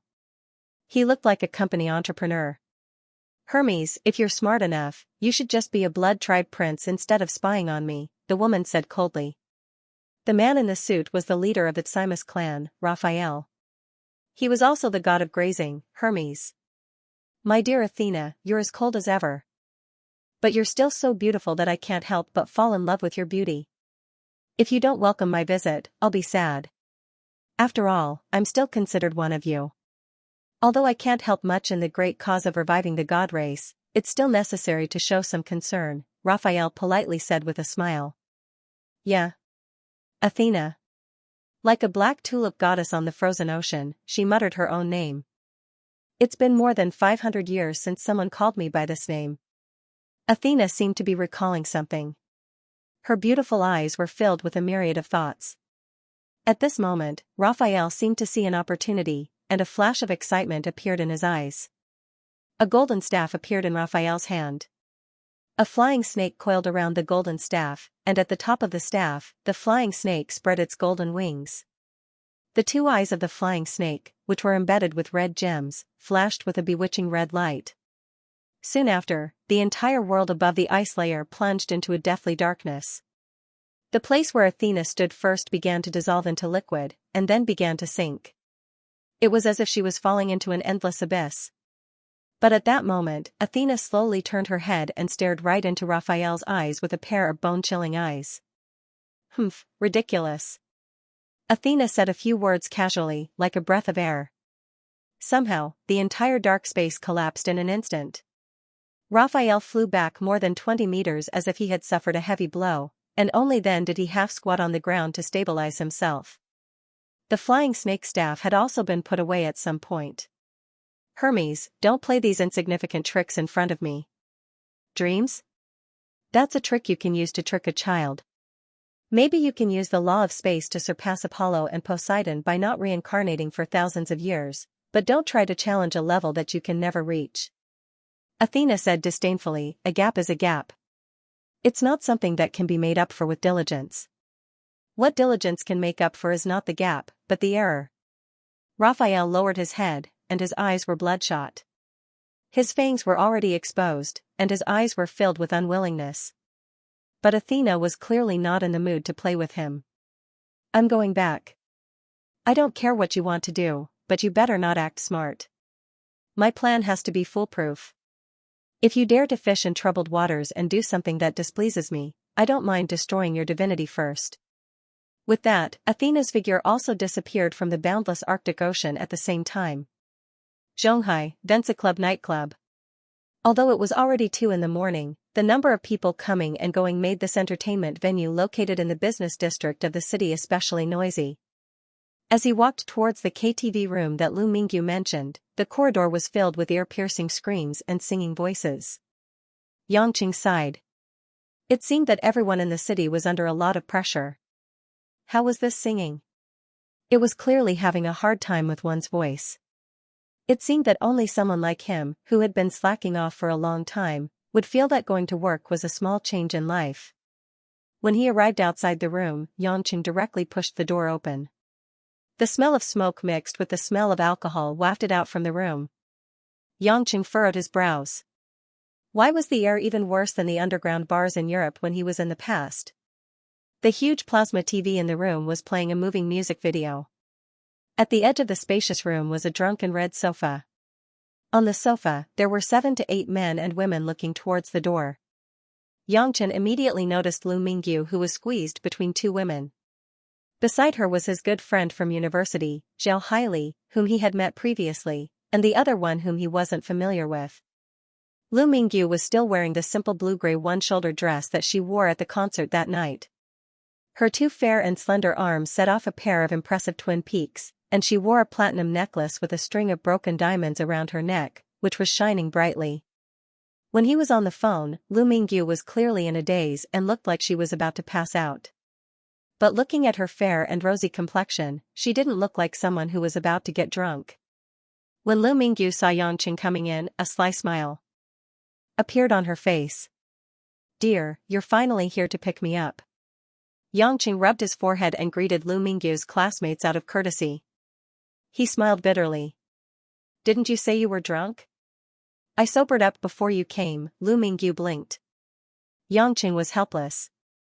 It was obvious that the woman was playing tricks. She was just trying to see how much he cared about her. "Then shall we go back?" Lu Mingyu nodded, put down the wine glass, and said, "Wait a moment." With that, the woman spread out her hands and said to her university classmates, "Give it to me." The others, including Zhao Haili, reluctantly took out their wallets and handed a certain amount of red 100 yuan bills to Lu Mingyu. Yangqing was stunned. What was going on? Protection fees? Learned it from Lu Qingshan? Haili, you're too good at making things up. Mingyu's boyfriend has such a good temper, a female classmate said gloomily. Zhao Haili looked at Yangqing embarrassedly and mumbled, "He was really fierce last time." The others also muttered, expressing their dissatisfaction with Zhao Haili. After receiving a stack of bills, Lu Mingyu waved it proudly and put it into her wallet. Then, she skipped over to Yangqing's side. Holding on to Yangqing's arm, the woman said excitedly, "Hubby, let's go eat supper." "Look, I just made a lot of money." Yangqing frowned slightly. From the conversation of those people, he roughly understood what was going on. After silently nodding his head, he waved goodbye to the group of university classmates in the private room and left the private room with Lu Mingyu. Yangqing didn't say a word all the way out of the nightclub. When they arrived at the parking lot, Yangqing took Lu Mingyu's hand away. Lu Mingyu was feeling a little puzzled. Why was the man not saying anything and was separated just like that? Her blushing face was stunned. "Hubby. What's wrong with you?" Because she had drunk a lot of alcohol, Lu Mingyu was like a ripe peach at this moment. Her entire body was emitting the rich hormones of a mature woman. Along the way, almost all the men who passed by couldn't help but glance at him a few more times. They all looked at Yangqing with jealous gazes. But at this moment, Yangqing wasn't in the mood to feel the plump and delicate body of the woman he originally loved.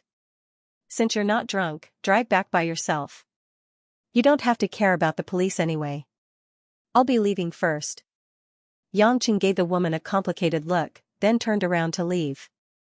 A trace of surprise flashed across Lu Mingyu's beautiful eyes, and her beautiful oval face was filled with shame and indignation.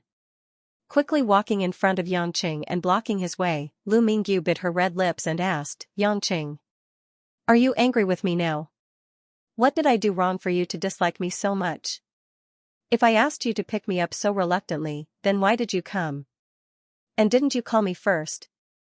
Yangqing took a deep breath and tried his best to speak calmly. If you care about someone very much, and you step on the accelerator all the way to pick her up, only to find out that she wasn't drunk at all, and was just using her drunkenness to make you worry. That was one thing, but these words were actually a bet with the people around him, a bet on whether this man would be angry because he had been tricked.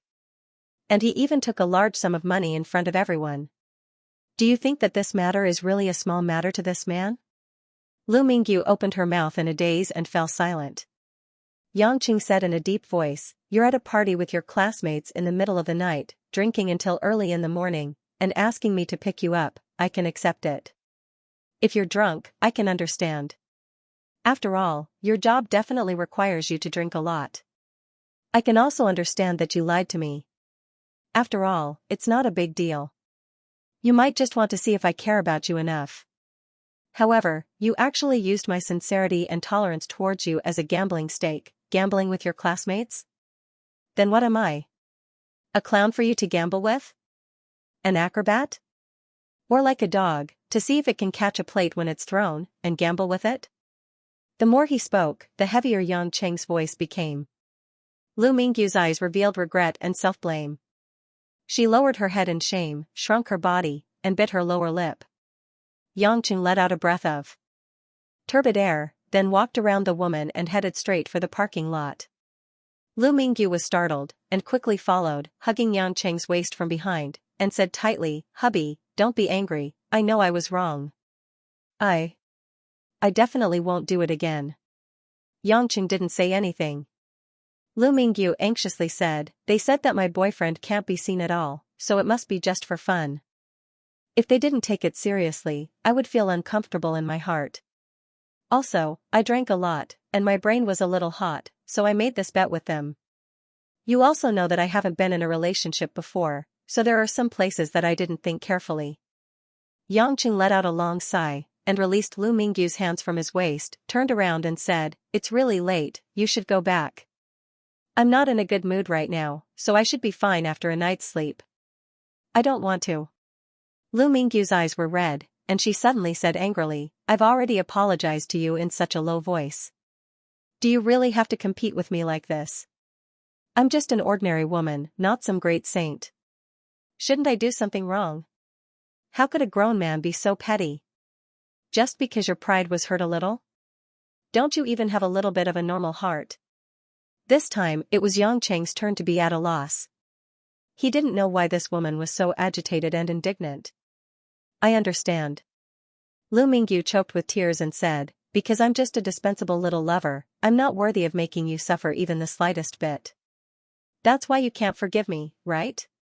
If I were General Lin, you definitely wouldn't be so harsh to me." Hearing that, Yangqing felt a headache coming on. "How am I being harsh to you? Furthermore, You do. Every time General Lin feels uncomfortable, you will frown and put in so much effort to please her. Do you dare to say that she hasn't hurt you at all? That time in Hong Kong, that time in Chunlin Media, and that time when the confidential documents were stolen. Didn't General Lin hide it from everyone, including you? You were worried about her, but in the end, she was the one who played with everyone. Didn't she not treat you as a confidant? She's still your wife, don't you think she hurt you even more? Did she care about your pride at that time?" Yang Cheng's face turned ashen, but he was speechless. If it wasn't for Lu Mingyu's reminder, he really wouldn't have realized this problem. He couldn't help but feel conflicted in his heart. Was he really wrong? Was it because of his laughable self-esteem? He had always hoped to give women equal care, but it seemed that things did not go as he wished.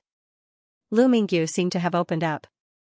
She angrily wiped away her tears and continued, "Even if she is so cold to you, she won't please you. She even lied to you so many times. Have you ever despised her? Have you ever lost your temper with her? Now it's my turn. Just because I'm just your lover, and because I didn't think it through, I unintentionally hurt your self-esteem, and you want to break off all relations with me. You came to the nightclub to pick me up at 2 in the morning, but you want me to drive back by myself? Do you even have a conscience?" As she said that, Lu Mingyu angrily picked up her small leather bag and smashed it on Yang Cheng's chest. Bang! Bang! Bang! The continuous beating didn't have any strength at all, but the woman's tears kept falling like broken pearls. Yang Cheng's heart twitched. He quickly grabbed the woman's arms, ignoring her struggles. He blamed himself and said, "Mingyu, don't be like this. I didn't think that way." Lu Mingyu tried hard to pull her hand out, but she couldn't break free. "Let me go. I want to drive home myself." "Stop messing around. If you drive in this state, something will happen," Yang Cheng said solemnly.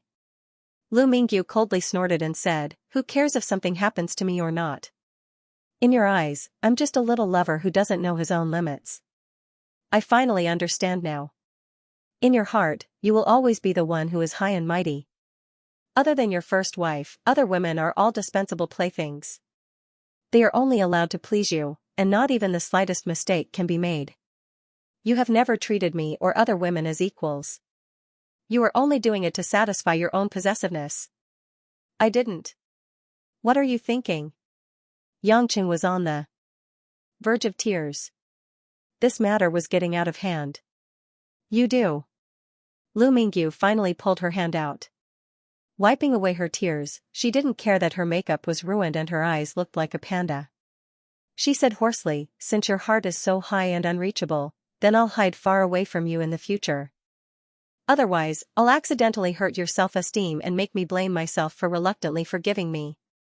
I don't care if I don't have an identity, but if I have to look up to you even when I'm interacting with you, then I don't care about this kind of relationship. If you want to find a woman who only knows how to please you and satisfy your vanity, go ahead. I'm not one of them." After saying that, the woman quickly ran to drive home. How could Yang Cheng let her go at this time? He really wanted to give himself 2 slaps. What was going on? It was as if the fuse of explosives had been lit. That person at home was already vexing enough, and Lu Mingyu even made him angry for no reason. Rushing forward and hugging Lu Mingyu's soft waist, Yang Cheng begged, "Darling Mingyu, I was wrong, okay?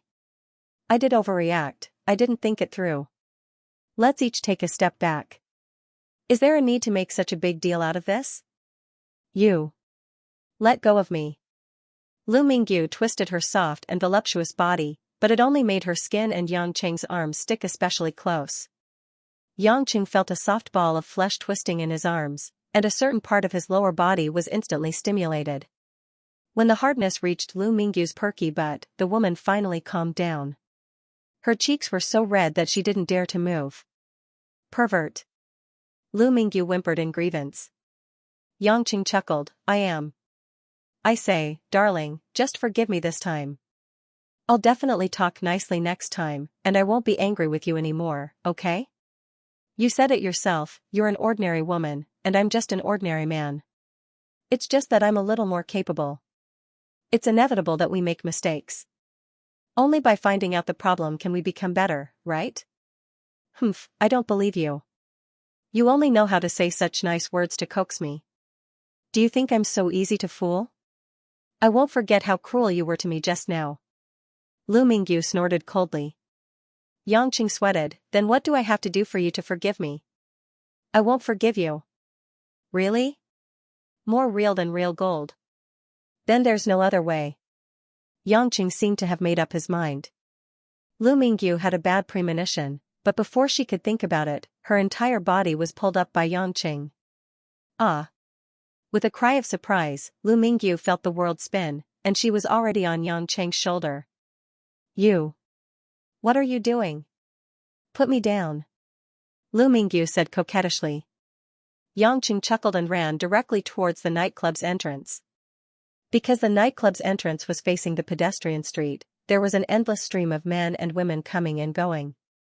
Lu Mingyu felt her cheeks burning. Being carried on a man's shoulder in public, she didn't dare to move.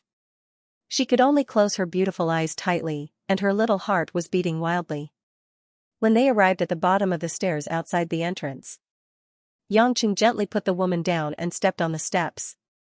The passers-by and guests around them looked over curiously, laughing and pointing at the two of them. Lu Mingyu wished she could find a hole to hide in. She didn't understand what Yang Cheng was trying to do. However, Yang Cheng's expression turned serious. He took a few steps back and knelt down on one knee in front of Lu Mingyu. At this moment, the flush on Lu Mingyu's face completely disappeared. Her beautiful eyes were filled with astonishment, confusion, and disbelief. The surrounding passers-by also quieted down. Clearly, they realized that things weren't as simple as they thought. Yangqing said sincerely, "Darling Mingyu, I'm sorry. Your words made me realize that I have many shortcomings. It's my fault. I sincerely apologize again. I'll kneel down on one knee now. If you still don't believe that I'm sincerely apologizing, then I'll kneel down on both knees." Lu Mingyu stared blankly at Yangqing. She couldn't imagine that this man would actually kneel to her. Even if he was kneeling on one knee, in the eyes of a woman, although this man was always joking around and usually had no lack of honeyed words, it was simply impossible for him to really put down his dignity as a man and kneel to a woman. Most importantly, this wasn't a marriage proposal or anything. It was just an apology. Yangqing looked at Lu Mingyu's silence and felt a little distressed. It seemed that he had hurt this woman a little too much. That's right. Perhaps these negative emotions were accumulated over a long period of time. Gritting his teeth, Yangqing said, "I've never kneeled to anyone before, but I don't think it's shameful to kneel to the person I love. Since you still won't forgive me, then I'll have to show you my sincerity." Seeing that Yangqing was about to kneel on the other knee, Lu Mingyu finally came to her senses. "No." Lu Mingyu quickly stopped Yangqing and ran down the stairs. She pulled the man up and complained, "Why did you do such a shameful thing? Everyone is looking at you. Why are you kneeling to me as a man? If I didn't know better, I would have thought that I was being unreasonable." The surrounding people all laughed kindly. A few of them clapped their hands and gave Yangqing a thumbs up. Yangqing smiled proudly and said, "Then you have forgiven me?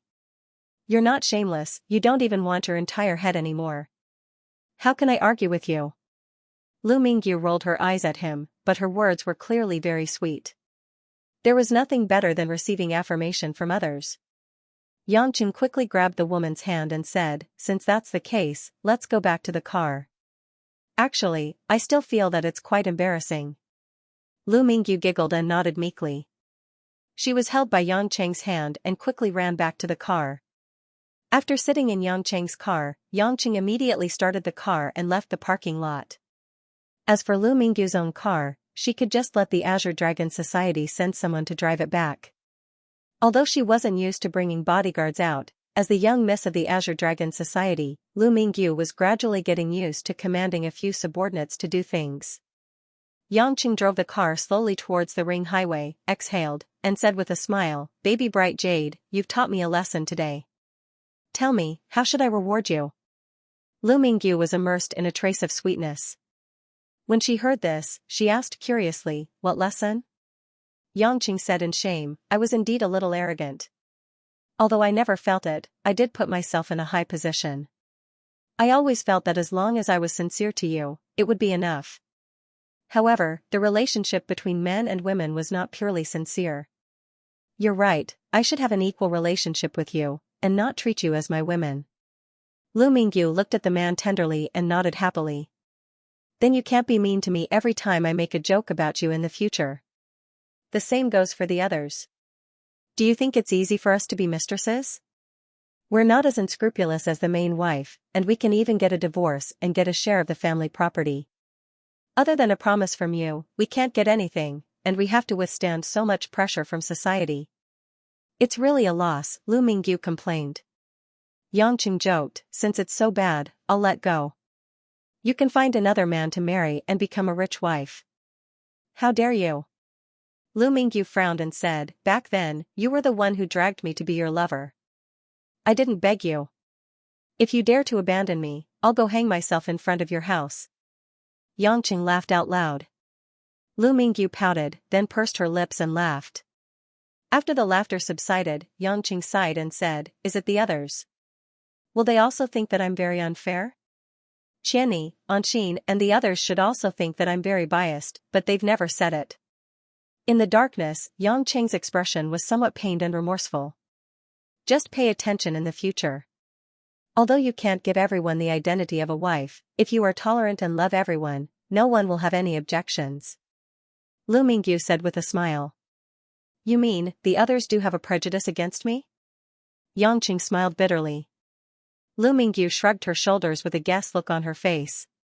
Yangqing chuckled in understanding, then reached out his right hand and grabbed Lu Mingyu's delicate hand. Thank you, Mingyu. Thank you for being honest with me and for your courage. If it wasn't for you, I might have hurt others, but I was ignorant. Yang Qing said sincerely. Lu Mingyu smiled slyly and said, since I'm so good, why don't you choose me as your wife? Yang Qing was stunned, and looked at the woman beside him in shock. Lu Mingyu giggled, I'm just joking, I know you definitely won't want to. Yang Qing apologetically squeezed the woman's hand, not knowing what to say. The entanglement between him and Lin Ruoshi couldn't be explained in a few words. Lu Mingyu looked at him gently, although I am indeed a little jealous, you always regard General Lin as more important than any of us, but I think there must be a reason for you. As long as you treat me well, that's enough. After all, other men aren't like you, who can make me live for 100 years without looking old, right? Yang Qing said casually, so this is what you like about me? Women are just like female animals in the natural world looking for males. Of course, they would choose a strong partner. Even if he doesn't only have one female partner, since he can obtain more benefits, it's worth it to sacrifice a little. Lu Mingyu suddenly said. I'll be sad if you say that. I really like you. My dear husband, didn't you say that you like my honesty? This is what I mean. At least for now, I am not willing to be your lover purely because of love. If you want to completely conquer me, it will take at least a decade. Lu Mingyu said playfully. Yang Qing was helpless. Looking at the woman's smug face, he directly turned the car into the next intersection. The car stopped at the roadside of an empty street. Only the street lamps illuminated the area. Lu Mingyu asked in confusion, Dear, why did you stop here? Aren't you going to my house? I feel that you seem to be quite pleased with yourself right now. I think I should give you a small punishment. Yang Qing said with an evil smile. Punishment? I don't think we're in the car. Ah. Lu Mingyu's cheeks instantly turned crimson red. How could she not understand what he meant? You. Yang Qing couldn't wait any longer. The car was filled with the strong fragrance of a woman's body and Chanel No. 5. It had made his heart itch for a long time. Immediately, he reached out and hugged Lu Mingyu's delicate body. The spacious space in the BMW X6 was enough for him to carry the woman onto his lap. Yang Qing adjusted the seat, and it immediately became more spacious. Lu Mingyu knew that she couldn't avoid it. Although she was shy, she also felt that it was quite exciting. The woman's body was as soft as cotton candy. Her butt sank into her thighs, as if it wanted to wrap around her thighs. Lu Mingyu snuggled into Yang Qing's embrace, hugged his waist, and rested her head on his shoulder. Her plump and delicate body, from her chest to her abdomen, was tightly pressed against Yang Qing's, causing a wave of heat to surge. In that instant, Yang Qing felt his mouth go dry. He reached out to hold Lu Mingyu's face, lowered his head, and kissed her passionately. Lu Mingyu's reaction was very enthusiastic. She tightly wrapped her arms around him and took the initiative to stick her tongue into his mouth to stir. They had done this many times before, but this time it was even more intense because they felt that they were even closer to each other. Women were like this. Once they let go of their hearts, they could let go of anything. Although Lu Mingyu took the initiative, due to the effects of alcohol, her pink tongue was a little clumsy. It was no wonder that she didn't have enough experience. Yang Qing was very experienced, but right now, this rich experience didn't seem to be of much help to him. As long as he was a man, he wouldn't be able to calm down when he held a plump and beautiful woman like Lu Mingyu in his arms. As Yang Qing kissed Lu Mingyu, one of his hands mischievously reached into the side of Lu Mingyu's dress. As soon as Yang Qing's hand reached in, he touched Lu Mingyu's smooth skin. Lu Mingyu's whole body throbbed, and her whole body trembled slightly. Her breathing became more intense, and her tongue was a little stiff. Yang Qing's hand continued to move up. Lu Mingyu's bra was very tight. She was really too plump, and had to be tightened. Otherwise, when she walked, the two little white rabbits on her chest would jump non-stop. If she walked in a hurry, she might jump off and disappear without a trace.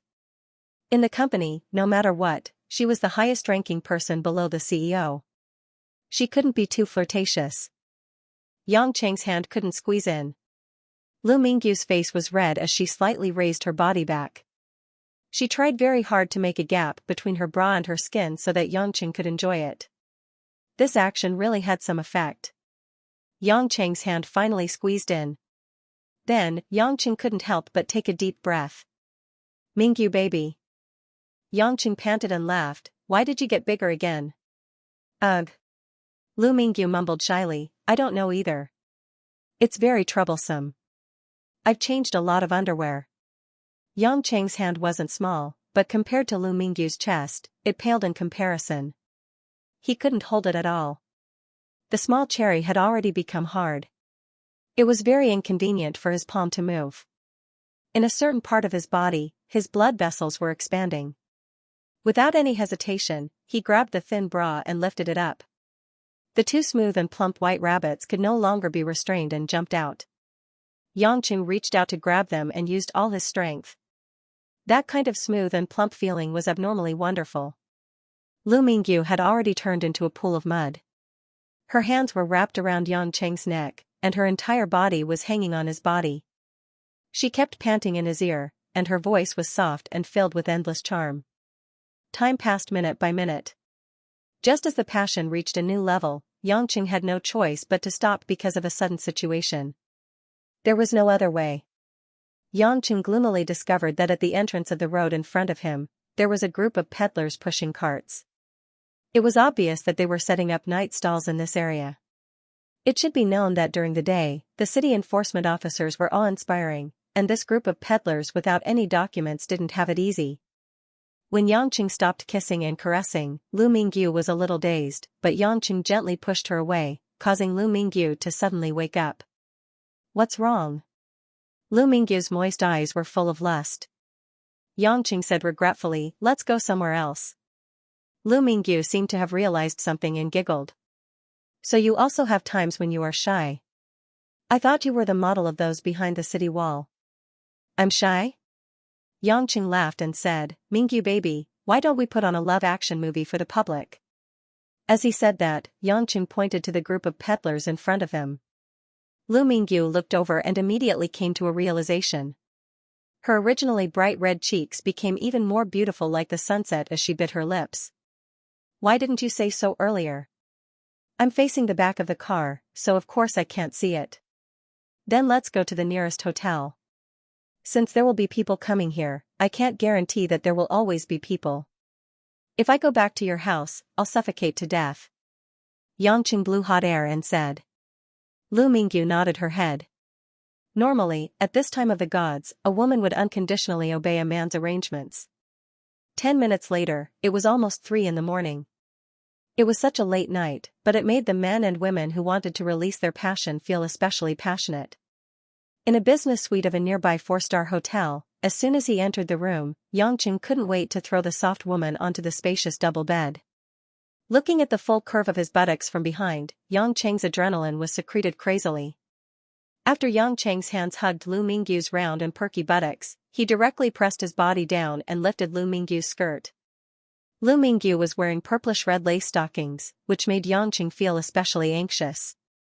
He subconsciously wanted to tear apart the barrier that blocked him from entering. Don't tear. Lu Mingyu hurriedly escaped from Yang Cheng's claws. She turned around and pouted, why are you so anxious? We're already here, don't tell me I won't let you eat. Let me take a bath and tidy up my clothes. You can also wash up and then do it, okay? Yang Cheng wanted to cry, but no tears came out. Mingyu baby, let's save those procedures. Aren't you trying to suffocate me to death? No. Lu Mingyu said discontentedly, you're like this every time. You're always anxious. I'm not a woman you buy to play with. You can do whatever you want. Do you know that sometimes I feel that you come to me purely to vent, because you don't treat this matter carefully at all. This may be exciting for you, but do you know that this is very unhygienic for us women? You're so casual. What if you get infected? Yang Cheng was embarrassed. It seemed that this woman was determined to teach him a lesson tonight. She really made him feel embarrassed. Baby, Is it really that serious? Lu Mingyu nodded seriously. Of course. Do you think being casually tossed around in bed like a doll is a very happy thing? Even if there's excitement in the process, can you understand the sourness in my heart after that? The flames in Yangqing's heart finally extinguished. It seemed like the damage he had done to women in the past was not just a little. Since you're not feeling well, why didn't you tell me earlier? Yangqing said regretfully. It's not too late to say it now. After all, we need an opportunity. Lu Mingyu smiled. After kicking off her high heels, she slowly untied her dress and said with a gentle tone. Hubby, I'm doing this for your own good. I've been busy all day today, so let me take a shower. You take a shower too, and then do what you like. Didn't you say you wanted to respect me? Such a small request shouldn't be too much. Yangqing smiled. I really lost to you, but I said it, I want to wash together. Then carry me in. The woman lazily wrapped her arms around Yangqing's neck. Of course he wouldn't refuse such a good job. Carrying Lu Mingyu's flawless body, Yangqing rushed into the bathroom like the wind. 10 minutes later, Yangqing carried the woman out of the bathroom, who was wrapped in a towel blanket. Both of their hair hadn't been dried, but he couldn't care less. The steam in the bathroom made it especially easy for their hormones to explode when their bodies touched. Lu Mingyu's face was flushed red. She was obviously moved to the extreme, especially when she felt the man's different level of respect from before. She was especially willing to give everything. Yangqing lowered his head and kissed Lu Mingyu's peach blossom-like face. Lu Mingyu let out a soft sigh, and couldn't help but reveal a faint smile on her face. She closed her eyes, satisfied and gratified. Looking at Lu Mingyu's alluring red lips that were slightly raised, Yangqing couldn't help but kiss them. After coming into contact with Lu Mingyu's soft petal-like lips, Lu Mingyu let out a moan. She opened her eyes and saw Yangqing's domineering kiss once again assaulting her body and mind. Her head suddenly felt a little dizzy. That feeling seemed to be the after-effects of the wine that she had drunk tonight, numbing her body and mind. Her drunken body became extremely hot under the stimulation of alcohol, directly luring out the exuberant desire that she had been suppressing for many days. She, who was at the intersection of youth and maturity, had a desire for men that was no less than that of a mature and beautiful woman. Normally, she could control this desire in her heart very well. After all, her busy work in the company allowed her to eliminate many distracting thoughts. At this moment, she was being kissed by the man she loved. Not only was he kissing her, his hands were also moving around her body in an extremely dishonest manner. In this situation, coupled with the stimulation of alcohol, her own desire broke out uncontrollably. The blazing heat rising from her lower abdomen and the scalding feeling of her body told her that she needed not only this level of contact, but also deeper and more passionate contact. She was already in a state of delirium, and the amorous feelings between her brows gradually spread throughout her body and mind. The strange and stimulating feeling swept over her like a tide. Her face that was as beautiful as a peach blossom was flushed, and her breathing was so heavy and rapid, just like her heartbeat. The violent heartbeat drove the waves in front of her chest, but at this moment, her pair of waves had been tightly held by Yangqing's hands. Yangqing's hands were already very big, but even if he spread his hands to his heart's content, he could only hold half of her pair of waves. Especially after the bath, this pair of soft and warm delicate skin was like congealed fat. Not to be outdone, Lu Mingyu's hands also moved around and stroked Yangqing's firm and flexible body. This time, she took the initiative to cater to Yangqing's hot kiss.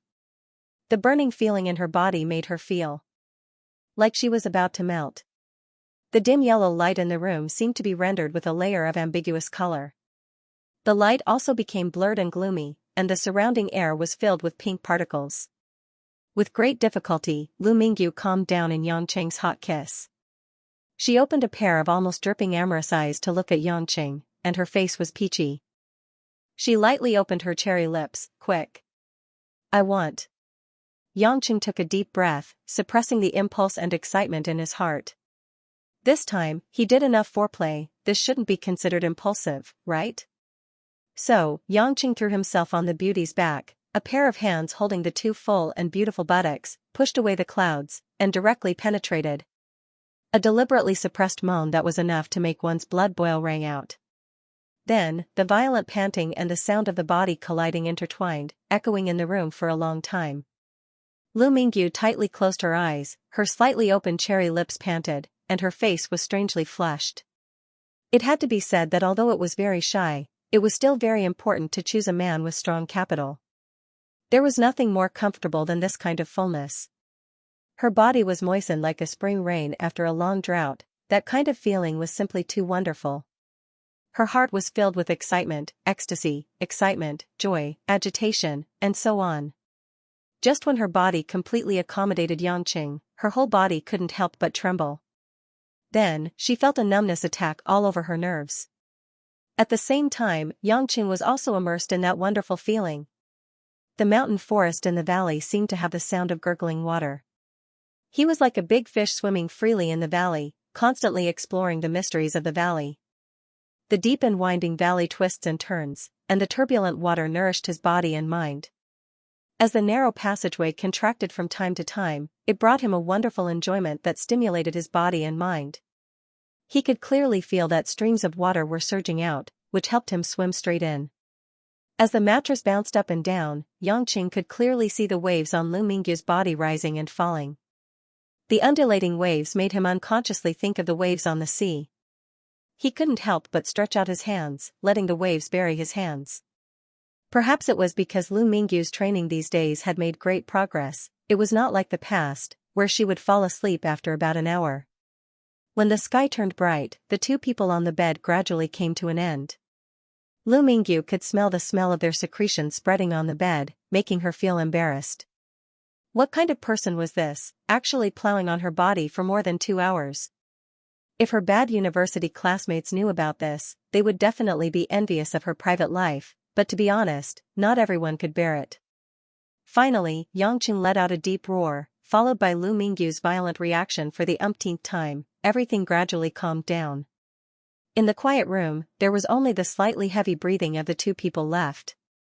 The two people on the bed had already hugged each other, slowly reminiscing the wonderful feeling just now. Everything was so warm. Lu Mingyu still closed her eyes tightly, her seductive cherry lips slightly opened, and she was panting tenderly, her face flushed bright red. She seemed to have not recovered from the spasms just now, the climax feeling. Mingyu baby, I didn't let you down, did I? Yangqing leaned over to Lu Mingyu's ear and blew lightly. Lu Mingyu's delicate body trembled slightly, and she opened a pair of beautiful peach blossom eyes, glaring at Yangqing resentfully. You almost killed me, not gentle at all, points deducted. After hearing this, Yangqing laughed bitterly, touched his nose, and said, then I'll be gentle later? Ah? And, the sky is already bright. Lu Mingyu said with a little fear. Yangqing narrowed his eyes, then laughed and said, I'm just bluffing, how can I bear to do this? If this goes on, I'll have to circulate my energy to treat the edema in a certain part of your body. Lu Mingyu pouted, and without thinking too much, she opened her small mouth and bit the bulge in front of Yangqing's chest. Hey! Who bites a man here? Yangqing exclaimed. Lu Mingyu smiled charmingly, why do you always bite me there, but I can't bite you there? Yangqing's expression was conflicted. All right, I know I'm sorry, next time I will respect your thoughts. Be good, go to sleep first, it's already dawn, you have to rest. However, Lu Mingyu gently reached out her hand to touch Yangqing's cheek, and said in a daze, hubby, can I ask you for a favor? All right. Yangqing readily agreed. Really? Lu Mingyu pouted and said, you're not even going to ask me what it is. I'll promise you anything, and you won't ask me anything that I can't agree to. Lu Mingyu shrunk her body so that she could get closer to Yangqing. Then promise me, before I don't like you, you can't dislike me first. Yangqing was slightly surprised, what is this? Why did you suddenly say such words? Because I'm afraid that after saying so many bad things about you today, you won't like me anymore. Take this opportunity to say it now, do you agree or not? All right, I definitely won't dislike you first, forever. Yangqing smiled. Really? Lu Mingyu seemed to be a little hesitant. Why are women always so suspicious? Yangqing smiled bitterly, yawned, and stroked the woman's soft hair. Lu Mingyu was silent for a moment before replying, Because men always say yes yesterday and say no tomorrow. And what makes a woman the most sad is that both of these answers will be sincere.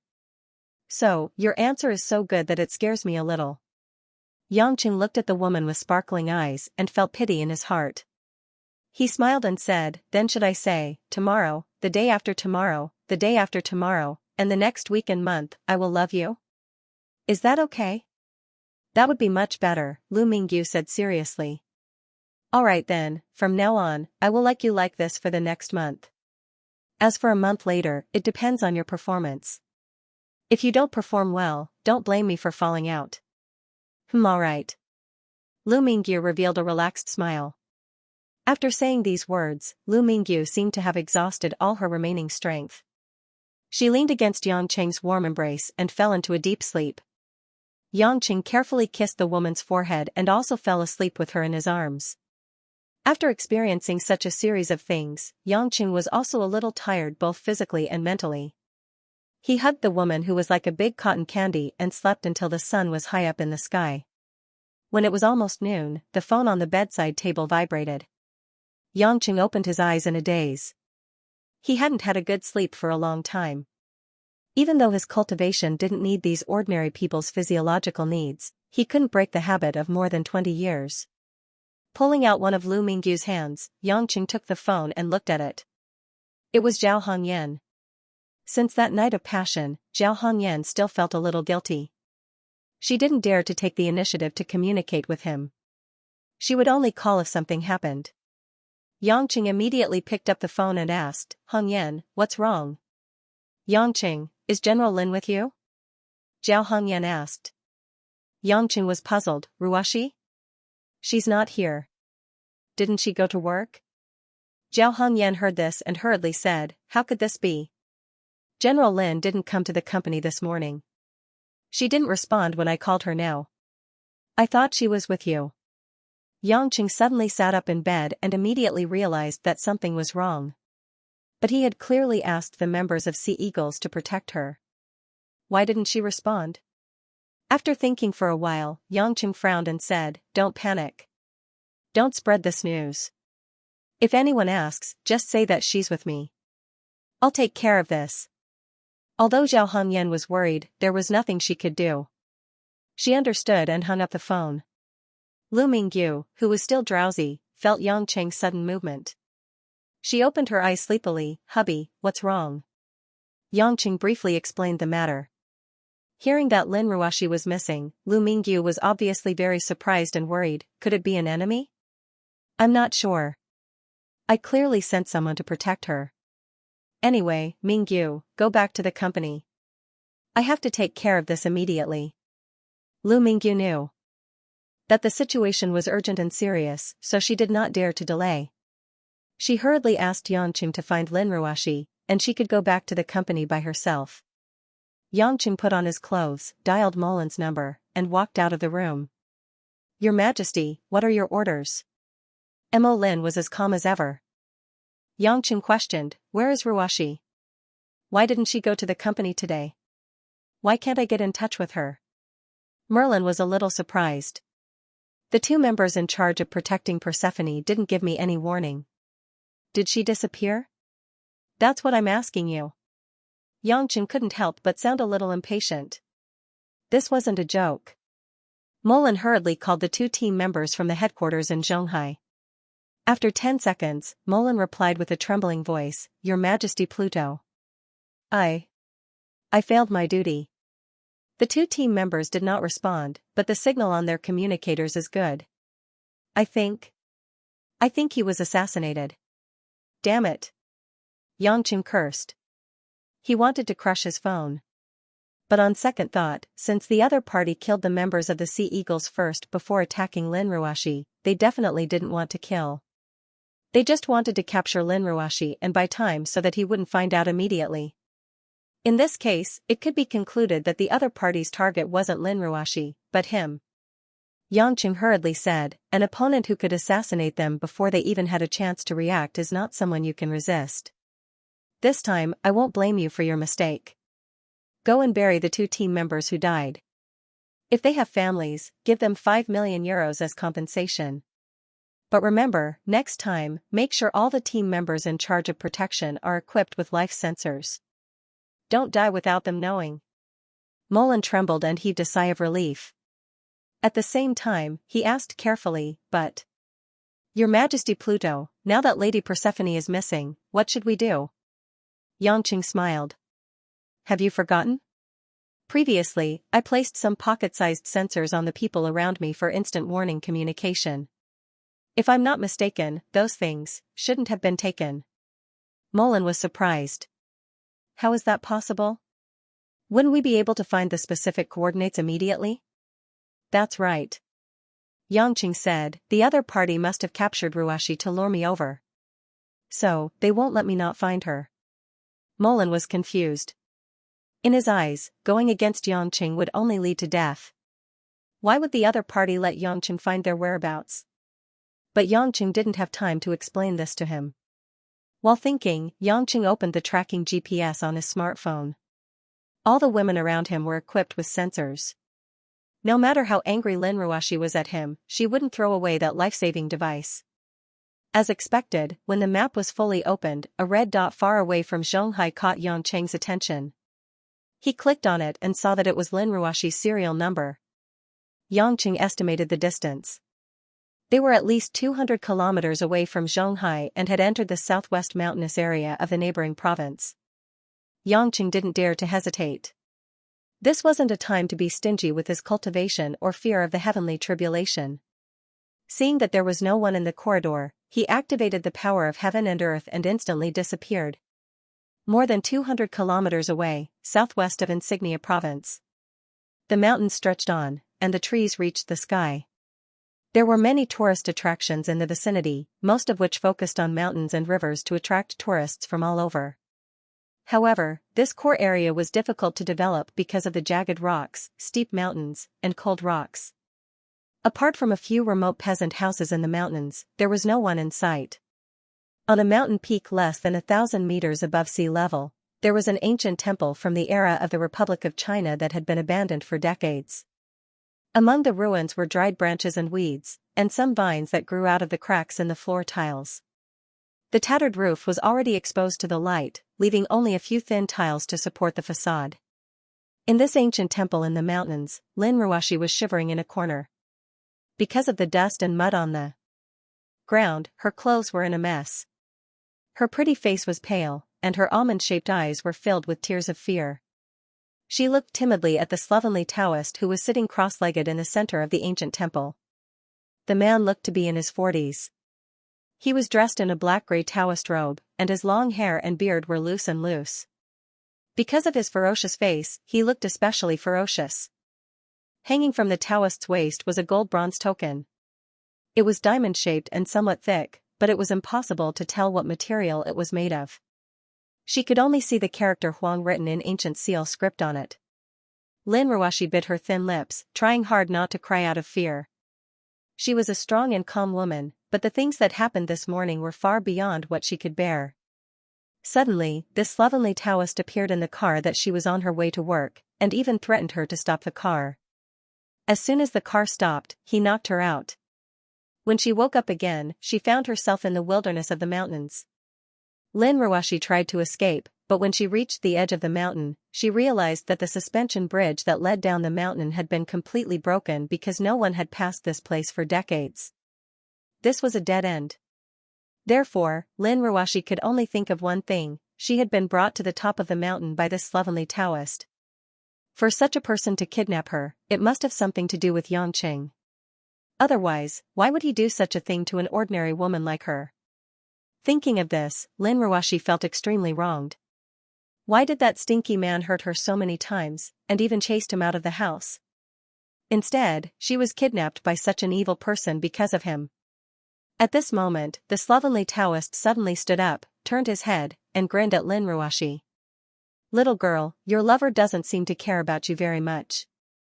Why hasn't he come to find you after so long?" The slovenly Taoist's black teeth made him look especially ferocious. How could Lin Ruashi say anything? Even breathing hurt. Not only did her body hurt from rubbing against the cold stone, but her heart also hurt. That's right, why hasn't that man come for a few hours? Does he really not want me anymore? Is he having fun with another woman? Thinking of this, Lin Ruoshi wished that she could be killed by this Taoist when she fainted. Why did I have to suffer like this? The slovenly Taoist chuckled and said, now that I look at you, you're really pretty. This old Taoist hasn't seen such a beautiful woman in decades. If it wasn't for the fact that you're useful to me, I wouldn't mind breaking my lust precept today, he he he he. Lin Ruoshi almost fainted from fear. If she was really tainted by such a monster, then even if someone saved her, she wouldn't want to live anymore. Just as her heart was getting more and more desperate, a familiar voice that brought along an angry snort made Lin Ruoshi ecstatic. Humph, you don't know what's good for you. The man's voice was like the roar of thunder, and it came crashing down. A figure with an inexplicable pressure appeared in the distant sky. In the blink of an eye, it was like a falling meteorite, smashing towards the slovenly Taoist's head. The slovenly Taoist's eyes were filled with shock, but it was obvious that he was prepared. Heaven's essence, heavenly energy. The slovenly Taoist opened his hand, and a platinum bracelet on his wrist shone brightly. A golden shield suddenly rose up and enveloped the slovenly Taoist's entire body. Bam! There was a violent muffled sound, and the shockwave caused the collapsed walls around them to collapse, and a cloud of dust flew into the air. The figure that fell from the sky was, of course, Xianxia. From afar, Xianxia had already sensed that this person's cultivation level was only at the soul formation final stage. Although this kick that was imbued with the heaven and earth restoration power contained less than 20% of its power, it should have been enough to destroy the physical body of a soul formation final stage cultivator. However, the current situation left Xianxia dumbfounded. What is this thing? I can't move an inch forward? Could it be that this is the Dharma treasure that Kristen mentioned before, the one that belonged to cultivator Xianxia? Before Xianxia could think about it, the slovenly Taoist had already begun his counterattack. Jia Jia, he laughed a few times, and a golden hammer appeared in the air behind him, faintly emitting a wing sound. Eat my demon suppressing golden hammer. The Taoist's golden hammer seemed to be controlled by someone out of thin air. It spun in a spiral and smashed toward Xianxia's chest.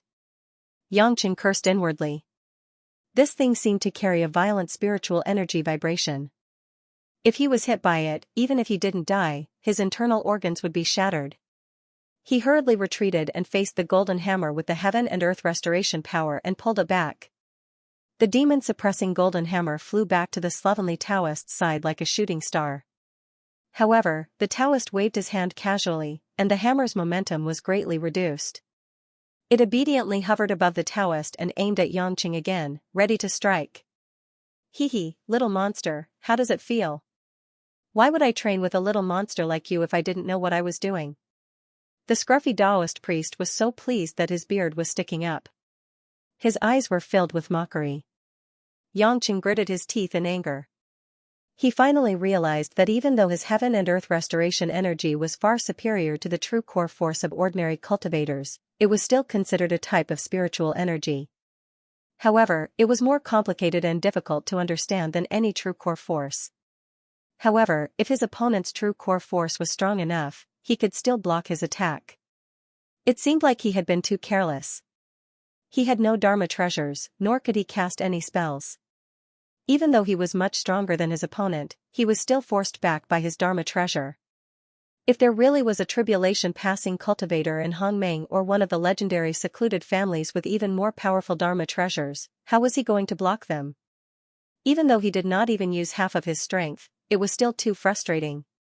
Lin Ruoshi, who was watching from the corner, could not bear to open her eyes.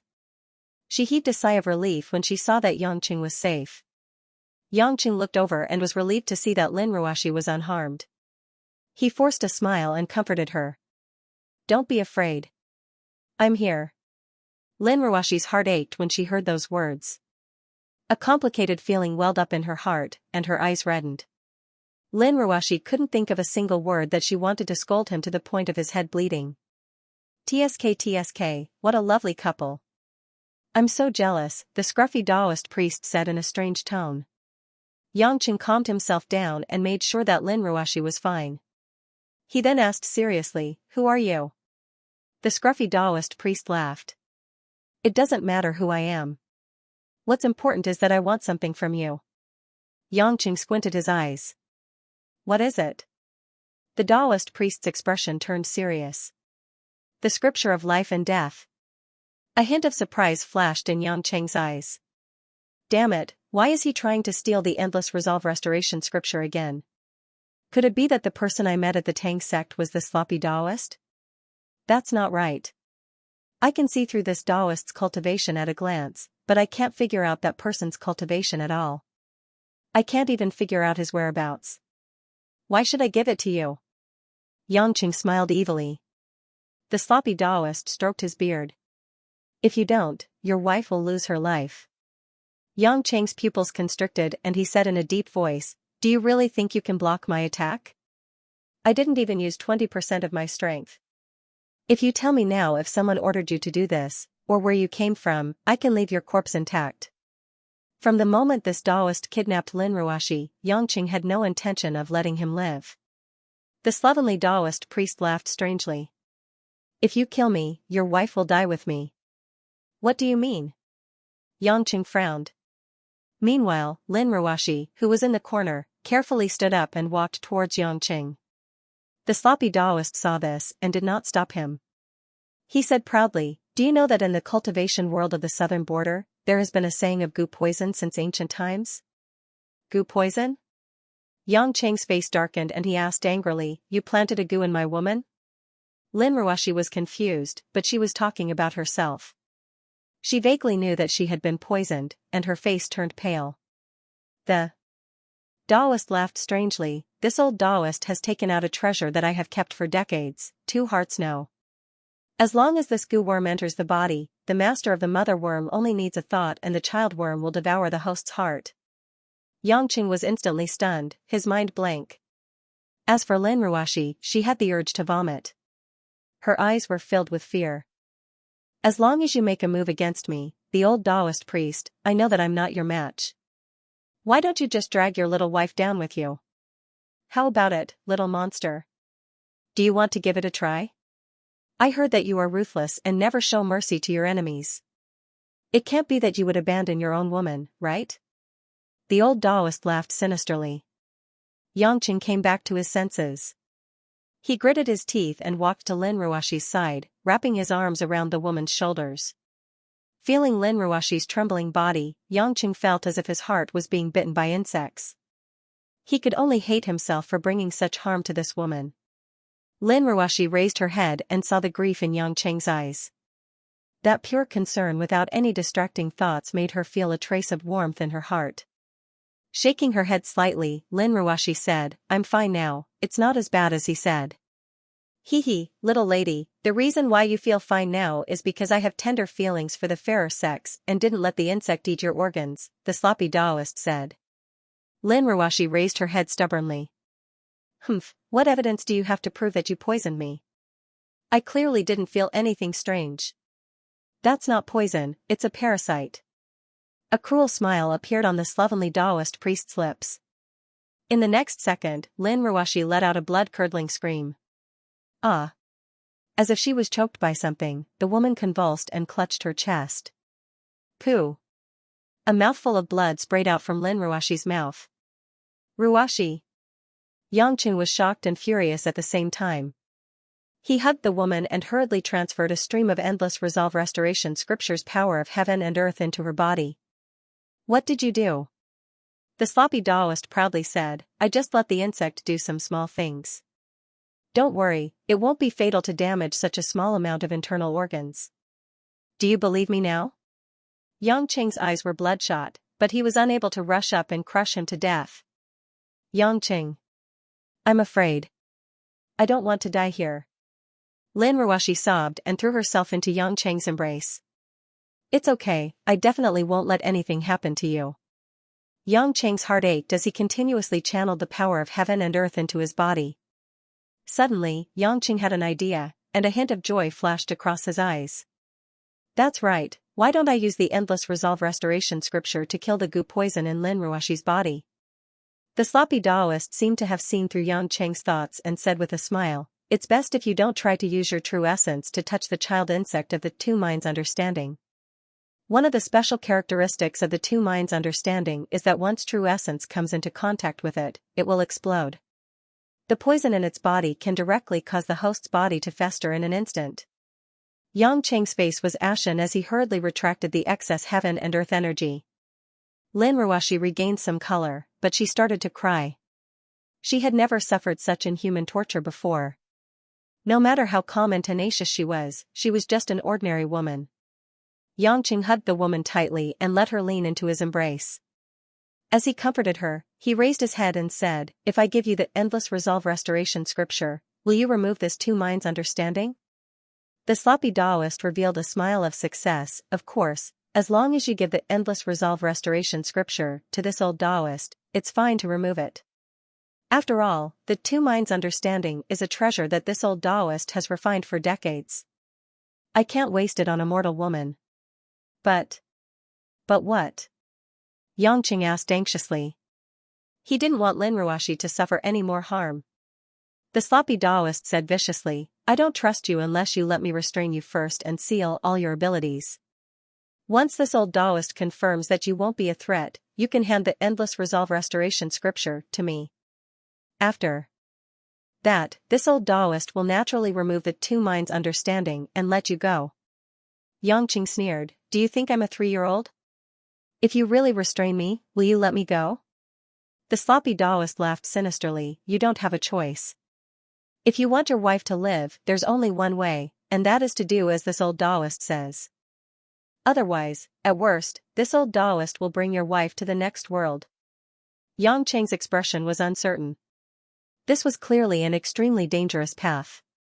He didn't know what method the other party had to restrict him, but since he made such a solemn vow, it couldn't be simple. Although he could also use the main God's spatial laws in addition to the endless resolve restoration scripture, for an expert at the late stage of soul formation, his main God's spatial laws were useless. If it wasn't for Apollo's level of spatial laws, he definitely wouldn't be able to defeat him. When Lin Ruoxi heard this, she could no longer hold it in. She grabbed Yang Cheng's sleeve and shook her head desperately. "Yang Cheng, don't listen to him. He'll kill you like this. He can't beat you, so he wants to use me to kill you. Don't worry about me. Since you're so powerful, you can just kill him and save me." Yang Cheng looked at the woman whose eyes were filled with worry and concern and smiled bitterly. "Wife, I'm going to disappoint you this time." Lin Ruoxi froze and asked in a daze, "What? What do you mean?" "I'm not confident. I can kill him instantly if I attack. And I can't let anything happen to you. So, although I want to listen to you in the future and not make you angry, I can't listen to you this time." Yang Cheng said with a bitter smile. I know I've hurt you too many times. Maybe it's time for me to taste the consequences.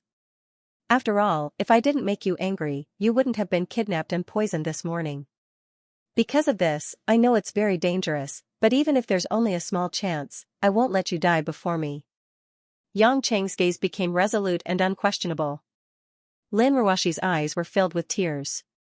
Her trembling arms grabbed Yang Cheng's arm, but she couldn't cry even if she wanted to. The slovenly Taoist's eyes were filled with viciousness, as if he was watching the most beautiful play. Sighing, Yang Cheng grabbed Lin Ruoxi's soft hands and said solemnly, "If I die, don't do anything stupid. You're just an ordinary person after all. This Taoist's main goal is my life and the endless resolve restoration scripture. He probably doesn't have to kill you. Just think of a way to escape from here. My phone has been modified so it can receive signals. Remember, don't do anything stupid." Lin Ruoxi shook her head with tears in her eyes. She bit her lips so hard that blood came out. Yang Cheng took out his phone and stuffed it into the woman's hands. "I don't want it." Lin Ruoxi threw the phone to the side. "You hurt my heart so much, and now you're telling me that you're going to die? Don't you want me to forgive you and hate you for the rest of my life?" "Ruoxi, stop messing around," Yang Cheng said bitterly. "I want to mess around. You're going to die anyway. You said you're going to take me back to Beijing, you said you're going to hold a wedding with me, you still owe me a big gift. How can you die like this? Yang Cheng, you bastard." The weeping beauty grabbed Yang Cheng's collar angrily. Yang Cheng's face hardened, and he said angrily, "Enough. Whatever I say goes. Get out of my way. If you mess around again, I'll knock you out. Lin Ruoshi stopped crying. She stared at Yanqing blankly and started sobbing in fear. It was as if he couldn't believe that Yanqing would speak to him so fiercely. Hee hee, are you two done discussing? The sloppy Taoist priest laughed evilly. Yanqing turned around, pushed Lin Ruoshi behind him, and stepped forward. What do you want? Use whatever methods you have. All right. The old Taoist was overjoyed. He raised his hand, and a silver dagger with golden-red spiral patterns floated in the air. The dagger exuded a bloody aura, and it was obviously a product of evil. The eerie spiritual chi wrapped around it, as if ghosts were crying and wolves were howling. This is an ancient artifact, the Blood Wyrm Golden Dagger. Even a tribulation-passing expert would find it hard to recover in a short period of time if he's cut by it. That's because the ancient Blood Wyrm has the ability to absorb Cultivator's true essence. There's also a sealing formation on the Golden Dagger, which can greatly restrict one's blood essence. If you use your cultivation, your blood essence will flow backward, and you'll die. I know that your endless resolve restoration scripture is quite mysterious. Even if your heart is damaged, it can still recover, so. You want to pierce this golden dagger into my heart to absorb my true essence and restrict me? Yanqing sneered. The sloppy Taoist priest frowned. How? Then how do I hand the endless resolve restoration scripture to you? Yanqing frowned. That's simple. The sloppy Taoist priest took out a dark green jade and threw it to Yanqing. This is a jade scroll for recording techniques. You only need to use your divine sense to imprint all the techniques you want into this jade scroll. After I check it, if there's nothing wrong with it, I'll naturally take out the two minds' awareness. Yanqing thought to himself that the cultivation world was indeed full of artifacts. If he were to go against Hongmeng or the hidden clans in the future, he would be at a great disadvantage if he didn't understand their methods. He didn't know where this old Taoist priest came from, but he had so many treasures on him. After hearing the old Taoist priest's evil plan, Yanqing also had some ideas. To ensure that I can concentrate my God Stone, I'll first imprint the Endless Resolve Restoration scripture into a jade scroll and give it to you. While you're reading it, I'll pierce the Blood Wyrm Golden Dagger into my heart. If you feel that my cultivation has dropped to a level where you can safely do it, then remove the goo from my wife's body. How does that sound? Great! Great! The sloppy Taoist priest was overjoyed. When Lin Ruoshi heard that Yanqing wanted to stab the golden dagger into his heart, her pretty face turned pale. Are you crazy? He'll kill you. I told you to shut up. Yanqing turned around angrily and scolded, I'm going to save you, so you better stand still. This isn't the time for you to speak. Lin Ruoshi looked at the ferocious Yanqing, and tears of grievance fell from her eyes.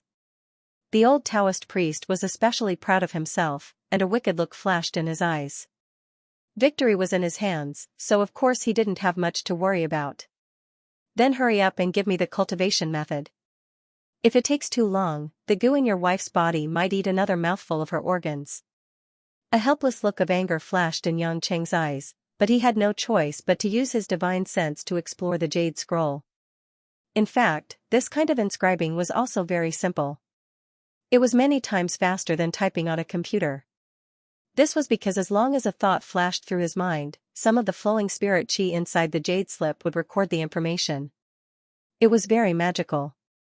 10 seconds later, Yanqing threw the jade scroll back to the old Taoist priest. Take it. After the Taoist priest received it, he checked it and his eyes immediately lit up. Just by looking at the first line of the cultivation method, he knew that it should be real. However, to be cautious, he had to look at it all at once. He glanced at Yanqing and said, Give up resisting now. I'll pierce the blood dragon golden blade into your heart. When I'm sure that you're safe, I'll naturally take back the goo. You better keep your word. Stop shouting. Quickly let go of your defenses. The sloppy Taoist priest shouted angrily. Yanqing gritted his teeth, but he still opened his chest and let go of all his defenses. Poochie. There was a crisp sound of something piercing through. The blood dragon golden blade that was suspended in the air had already pierced into Yanqing's heart. With a chi sound, 3 blood swords flew out. There was a faint halo of light circulating around them. Xianxia's face turned pale. The pain was so excruciating that he felt like his heart was about to be torn apart. If it were not for his strong willpower, he would have already fainted. Even so, the heaven and earth restoration energy in Xianxia's body was in a mess due to the large amount of blood that was gushing out of his body, and the blood dragon's golden blade was wreaking havoc. Xianxia collapsed to the ground. Yangqing. Lin Ruoshi could not care less about the pain and regret that she had just scolded herself. She rushed to Yangqing's side and grabbed his shoulder, not knowing what to do.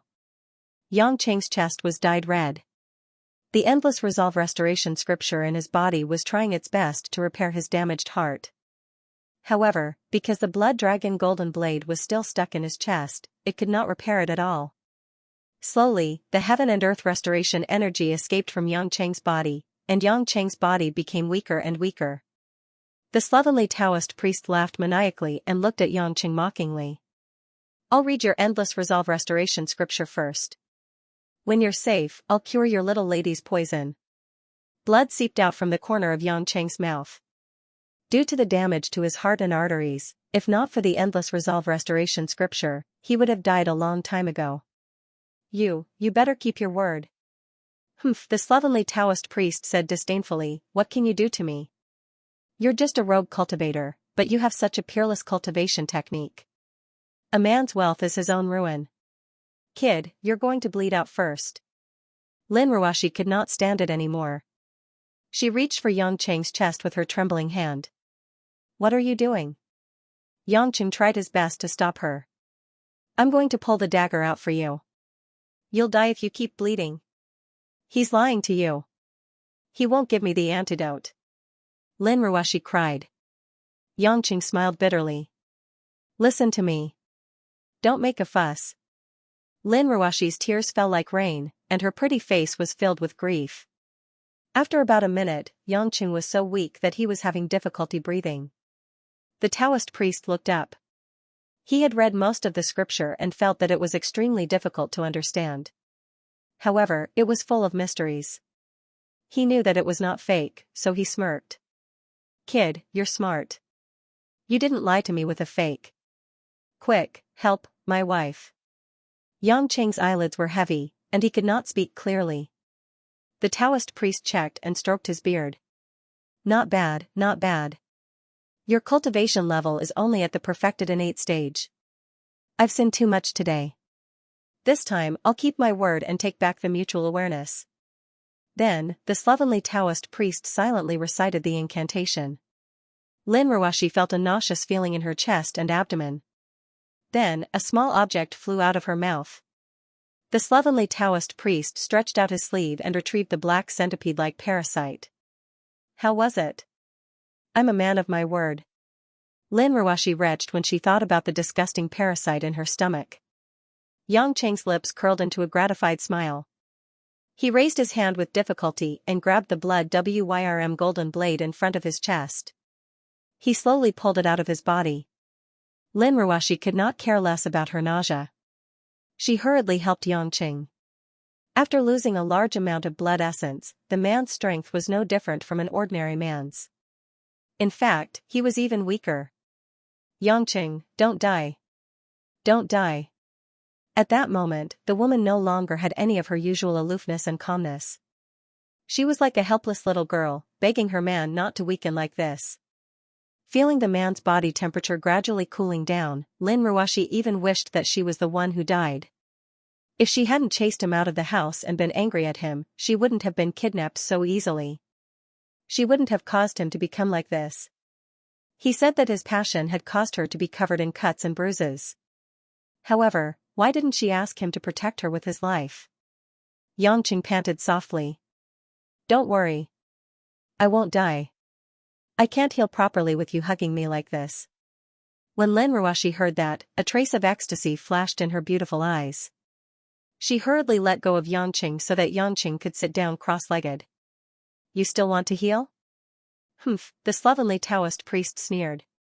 "I said that I could retrieve the parasite, but I didn't agree to let you leave alive." "Hee hee. Lin Ruoshi's heart sank when she heard that. She turned around and stood up. She yelled angrily, "You're despicable. I've never promised anything." "How is that despicable?" The scruffy Taoist's eyes flashed. The blood wyrm golden blade on the ground and the demon-suppressing golden hammer on his back floated into the air. Xianxia sat on the ground with his legs crossed. He closed his eyes and channeled the endless resolve restoration scripture. The heaven and earth restoration energy began to gather. However, the residual spiritual chi from the blood wyrm golden blade kept obstructing him, preventing him from recovering. Even if your cultivation method is extremely powerful and can change your destiny, you still won't be able to escape today. Now. The scruffy Taoist laughed maniacally and performed a series of hand seals. A Taoist seal was pushed toward Xianxia and Lin Ruoshi respectively. The blood wyrm golden blade and the demon-suppressing golden hammer whistled at the same time. Golden light and crimson flames appeared. Xianxia did not have enough cultivation to withstand this attack. It was a close call. Rumble. A loud explosion suddenly came from the scruffy Taoist's hand. The dark green jade scroll that was originally safe and sound turned into a super pocket-sized bomb. A vast amount of heaven and earth spiritual chi exploded due to the intense compression. It was completely released in the area where the scruffy Taoist was standing. The scruffy Taoist's arm was completely blown into pieces as if he was struck by lightning. His body was thrown high into the air by the shockwave. The scruffy Taoist's two Dharma treasures lost their owners and fell to the ground. Lin Ruoshi's eyes widened as she covered her mouth. She was dumbfounded. Xianxia's lips curled into a cruel smile. He did not pay much attention to the scruffy Taoist. He focused on expelling the remaining spiritual chi near his heart. The scruffy Taoist was covered in blood. He had lost an arm and his face was covered in dirt. He spat out a few mouthfuls of blood. It was obvious that his internal organs were injured. After all, not every cultivator's physique was as strong as Xianxia's. The shabby Taoist was supported by his true yuan, so his body wasn't as tough as it seemed. Although the heaven and earth restoration power was an extremely powerful essential vitality with regenerative properties, it was still extremely powerful when it was used to attack. If the Taoist did not have the true origin to protect his body, he would have turned into dust like a normal human. The slovenly Taoist groaned in disbelief. What did you do to me?"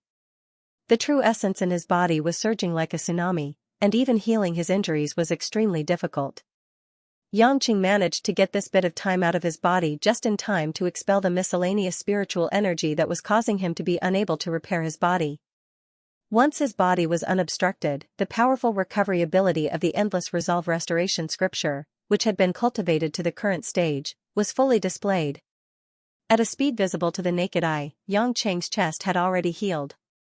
Apart from some blood on the outside, not a single scar could be seen. As his heart meridian recovered, the heaven and earth restoration power quickly replenished Xianxia's body. His blood and chi were instantly replenished, and his originally gray complexion became rosy again. "It's nothing. Just as you said, I didn't make any promises. I didn't say that I would let you go after you cured my wife's poison." Xianxia tugged at his blood-soaked shirt uncomfortably. He curled his lips and slowly stood up. "You already said that I'm a ruthless person, so why did you provoke me? Aren't you asking for death?" Lin Ruoshi saw that Xianxia had stood up unscathed, and she felt as if she had just returned to heaven from hell. She was so happy that she burst into tears. "No. Impossible. You weren't even at the soul formation stage just now. How could you have unleashed such powerful essential energy?" the slovenly Taoist said with difficulty. Xianxia walked forward and looked at the Taoist, who looked like a stray dog. He then stepped on the other arm that was not crippled. "Ah!" The Taoist let out a heart-wrenching scream as his arm was crushed into a pile of meat. Lin Ruoshi, who was standing behind him, turned her head away. She was so frightened that even her tears had stopped flowing. "You don't even know what kind of essential energy my endless resolve restoration scripture has produced, and you're trying to go against me? Don't you think you're a little stupid?" Xianxia laughed. "What do you mean?" The Taoist was sweating from the pain. "The jade scroll I returned to you contains not only the cultivation method imprinted on the god stone, but also a special essential energy that was compressed into it. With your cultivation, you won't be able to detect it at all. I was just waiting for an opportunity to trigger it with my divine sense and detonate it. Do you really think I would believe the words of a bug like you? The slovenly Taoist was unwilling to accept this, but there was nothing he could do to resist. He did not expect Yang Cheng's essential energy to be so unconventional. The heaven and earth restoration force was formless, and it was not the same as the essential energy of normal cultivators. Even though Yang Cheng's cultivation had dropped to the innate stage, his divine sense would not be broken. It was a piece of cake for him to detonate it. Of course, this was also due to the unpredictable nature of the heaven and earth restoration force. Not everyone could control their essential energy with such precision. Yang Cheng asked coldly, "Tell me, who are you? Who ordered you to do this?" Yang Cheng had a feeling that this guy was related to the mysterious expert he met at the Tang family fortress. The slovenly Taoist's face twisted. "You, kill me." Yang Cheng's eyes flashed. He raised his foot again and this time, it landed on the Taoist's toes. Kacha! The sound of bones breaking could be heard. One of the Taoist's feet had turned into a puddle of blood and minced meat. The Taoist opened his mouth and screamed. The pain was worse than death. His eyes were about to pop out. Yang Cheng turned around and saw that Lin Ruashi had turned around. He was relieved. Even though it was a normal sight of him and there was nothing he could do if a woman saw it, it was better not to look at it. "Are you still not going to tell me? I can't escape death anyway." The Taoist gritted his teeth. His gums were bleeding.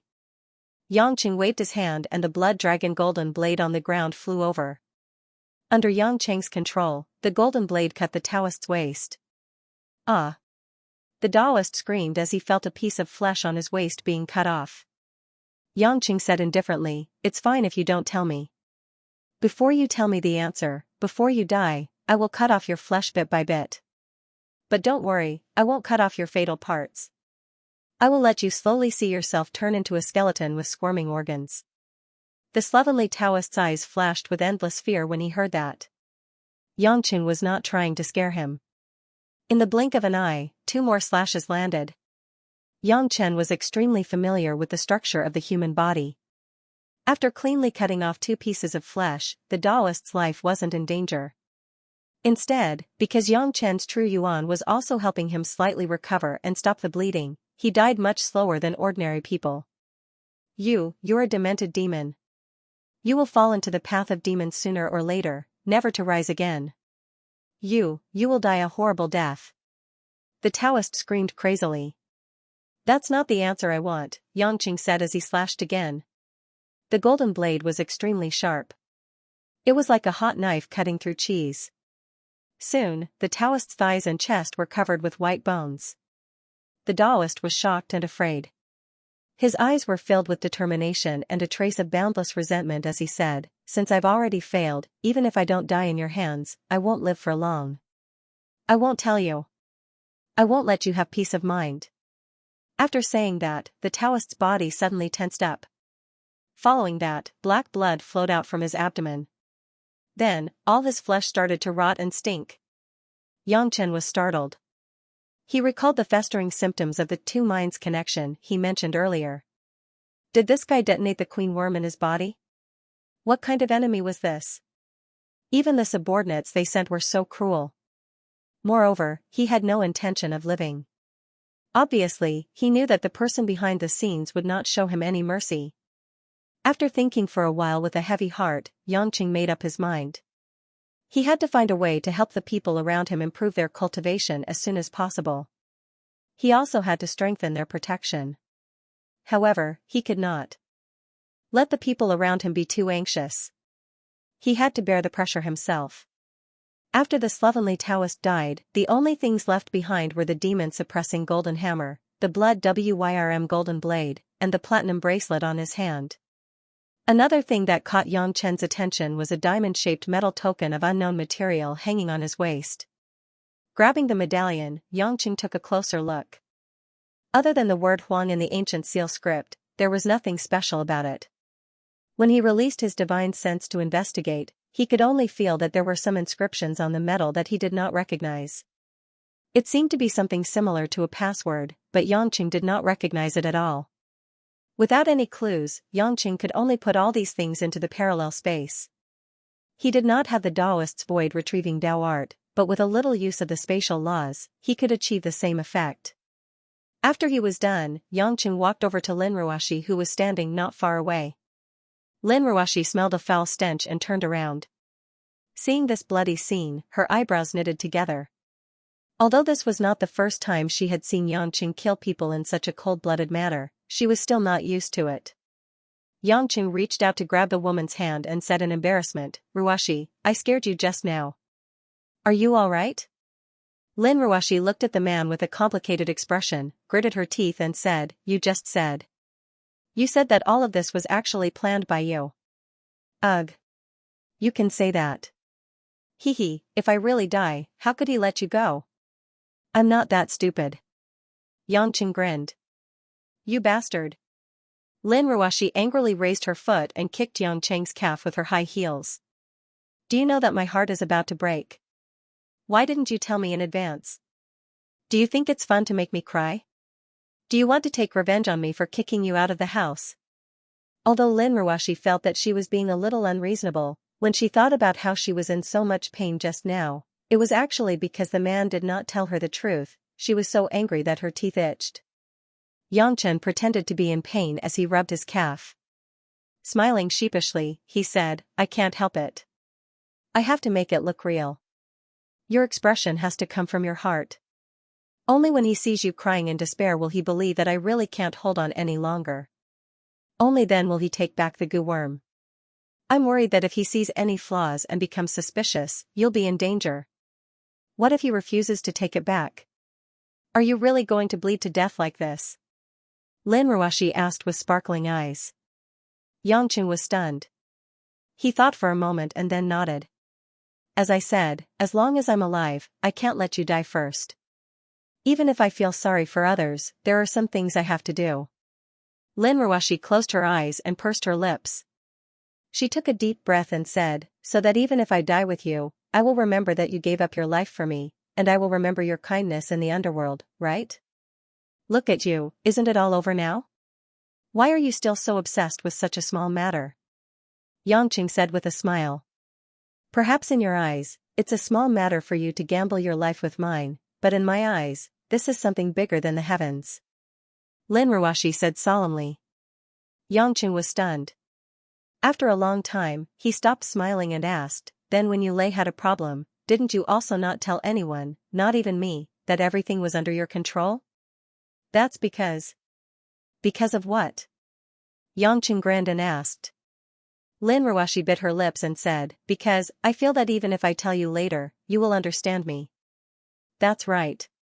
Yangqing sighed and said, "Although I will feel uncomfortable when I know the truth, after some time, I will naturally not feel stifled in my heart. Because I can understand and accept your choice, I believe that you can also forgive me for my reckless decision just now." Lin Ruoxi lowered her head and muttered, "No matter what, you're right." Seeing the woman's innocent look, Yangqing couldn't help but want to reach out and touch her face. However, halfway through his hand, he remembered that the two of them were still in a cold war, and this action was a little too ambiguous. He didn't know if Lin Ruoxi had forgiven him for the matter with Xiao. Chi-ching. Involuntarily, Yangqing's hand froze in midair. Lin Ruoxi was also aware of this. Seeing the hesitation in Yangqing's eyes, she felt a little sour in her heart. If he were to say that he still hated him, it was already too late. After escaping from death just now, he had let go of many things. Angry at him? It didn't seem that obvious.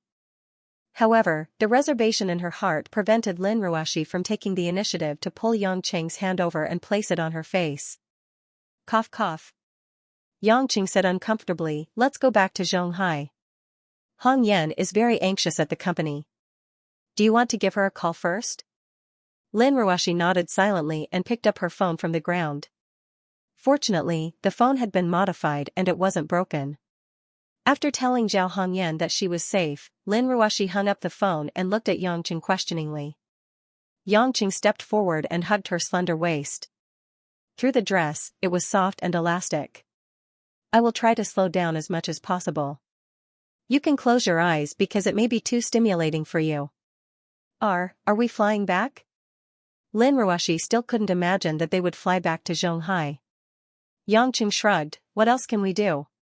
Should we go down the mountain and buy a plane ticket? Or take a long-distance bus? Lin Ruoshi rolled her eyes at him and obediently closed her eyes. 10 minutes later, Yangqing returned to the villa in the western suburbs with Lin Ruoshi at the slowest speed possible. Of course, they couldn't go to the company. Fortunately, the houses in the western suburbs were separated by a great distance.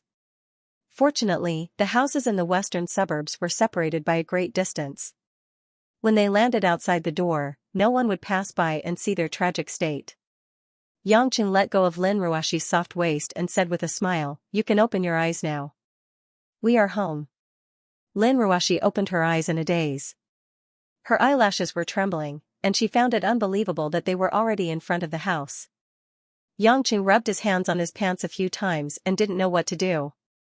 Should he go into the house? He was afraid that Lin Ruoshi was still angry. Should he not go in? He didn't want to give up. He had risked his life, so he should just forget about the incident with Xiao Qiqing. Lin Ruoshi saw Yangqing's conflicted expression and roughly guessed the reason. She lowered her eyebrows and said, do you have anything to say? Yangqing took a deep breath and hesitated for a while.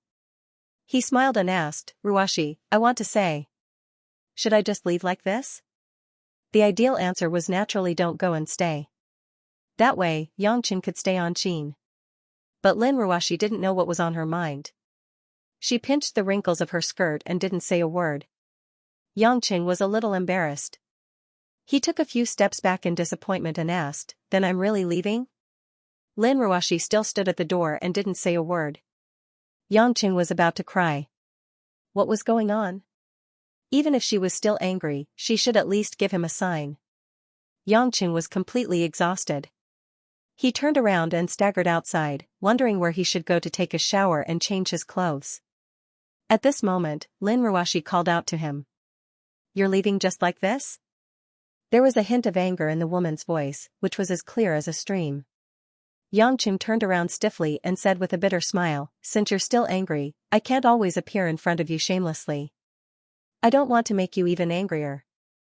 Are you an idiot? It was rare for Lin Ruoshi to change the word bastard to idiot. For someone like her who had received a good education since she was young, perhaps this was the bottom line for scolding people. Yangqing stood there in shock and looked at the unfathomable woman in confusion. Lin Ruoshi felt like she was about to go crazy. She closed her eyes with a headache and asked Yangqing, didn't you say you loved me? Yangqing was even more confused. Seeing the woman's blushing face, he was completely dumbfounded. Lin Ruoshi panted, her emotions were obviously very unstable. If you really love me, then why did you only ask me twice? Think about all the hurt you've caused me during this period of time. Didn't you ask me at least 20 times, 30 times, asking me if I can stay? Asking me if I can forgive you? If you can do that, then I can pretend, act as if nothing has happened, reluctantly, coldly, and indifferently agree to your request. Is that all you can do? Big liar. Big liar? The 3 words that echoed in Yangqing's ears made his heart unexpectedly feel especially sweet and warm. What was wrong with him? He was scolded like a pig's head by a woman, yet he was so happy. No wonder it was said that a woman who fell in love would become a fool. Who said that a man wasn't? 1 step, 2 steps, he directly rushed in front of Lin Ruoshi. Yangqing pushed forward with both hands and directly pushed Lin Ruoshi against the door of the house. Squeezed into a small space, the two of them faced each other, just a hair's breadth away. I'm not a swindler, I'm a thief. The corner of Yangqing's mouth twitched.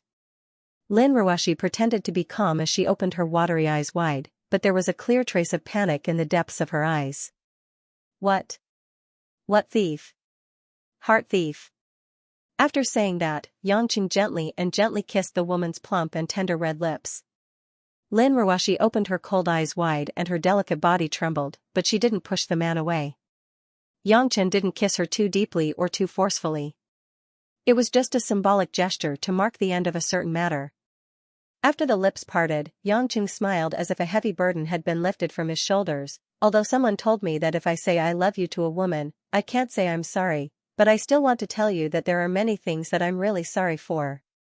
But in the future, I promise that there won't be another Xiao. Lin Ruoxi's shy expression immediately turned cold. You are not allowed to mention this name. Yangqing was stunned. Xianxia smiled bitterly. Miss? Is Miss back? Mother Wang's voice came from the room. It was obvious that she had heard the commotion outside. Lin Ruoxi quickly pushed Yangqing away from her and turned around to tidy up her appearance. She didn't look too disheveled and replied, Mother Wang, open the door. Mother Wang hurriedly ran to the door. After opening it, she saw Yangqing and Lin Ruoxi in such a state and cried out in panic, Yo, what happened? Why is the son-in-law covered in blood? Mother Wang, don't be agitated. We're fine. We met with an accident, but it's been resolved. Are we back to take a shower and change our clothes? Yangqing consoled. Mother Wang had experienced some things and quickly calmed down. She frowned and said, But if that's the case, how are we going to meet this guest? Guest? What guest? Yangqing was puzzled. Mother Wang smiled helplessly. Just 5 minutes ago, a Miss Xiao came. She said that she wanted to see Miss and is waiting in the living room. Miss Xiao? Yangqing was about to go berserk on the spot. This woman, didn't he tell her to go as far away as she could? Hadn't she caused enough trouble? As expected, the killing intent that Lin Ruoxi had just restrained was released again. She turned around and glared fiercely at Yangqing, then turned her head and said, Mother Wang, it doesn't matter. If it's her, you can meet her however you want. Mother Wang was puzzled at first. Why did Lin Ruoxi's gentle temperament suddenly become so cold? Then, she glanced at Yangqing, who had a confused look on his face, and a flash of understanding flashed in her eyes. Sighing slightly in her heart, Mother Wang found that she was already used to this kind of thing. This son-in-law of hers could be said to be loved and hated at the same time. She only hoped that this time it would not be too serious. Walking into the hall of the mansion, Xiao was already leisurely sitting on the big leather mahogany sofa in the living room, leisurely crossing her fair and smooth legs, drinking tea. Wearing a black knitted mohair top with a pair of hot black leather shorts, revealing her white arms, it was really sexy and seductive. This posture, it seemed that she was the owner of this house. Meanwhile, Yangqing and Lin Ruoxi had just returned home dejectedly. Lin Ruoxi's dress was dirty, and her hair was messy. It really did not look good. Hearing the sound of people, Xiao put down the teacup and turned her head. Seeing the appearance of the two, the woman slightly opened her mouth. Looking very surprised. Lin Ruoxi did not care about her own image at all. Her pretty face was like a 1,000-year-old ice jade sculpture, and the coldness in her beautiful eyes was enough to make Mother Wang, who was next to her, feel unbearable. Get lost. Lin Ruoxi mercilessly said only one word. It was soft, but it was concise and deep. The little smile that had just appeared on Xiao face instantly froze there. Behind her, Yangqing raised his head and took a breath of cold air. It was better for him to pretend that he did not see or hear anything. Flipping her beautiful hair, Xiao chuckled and slowly stood up, walking forward, and asked with her head tilted, Where did General Lin and his wife come back from? Why are they so embarrassed?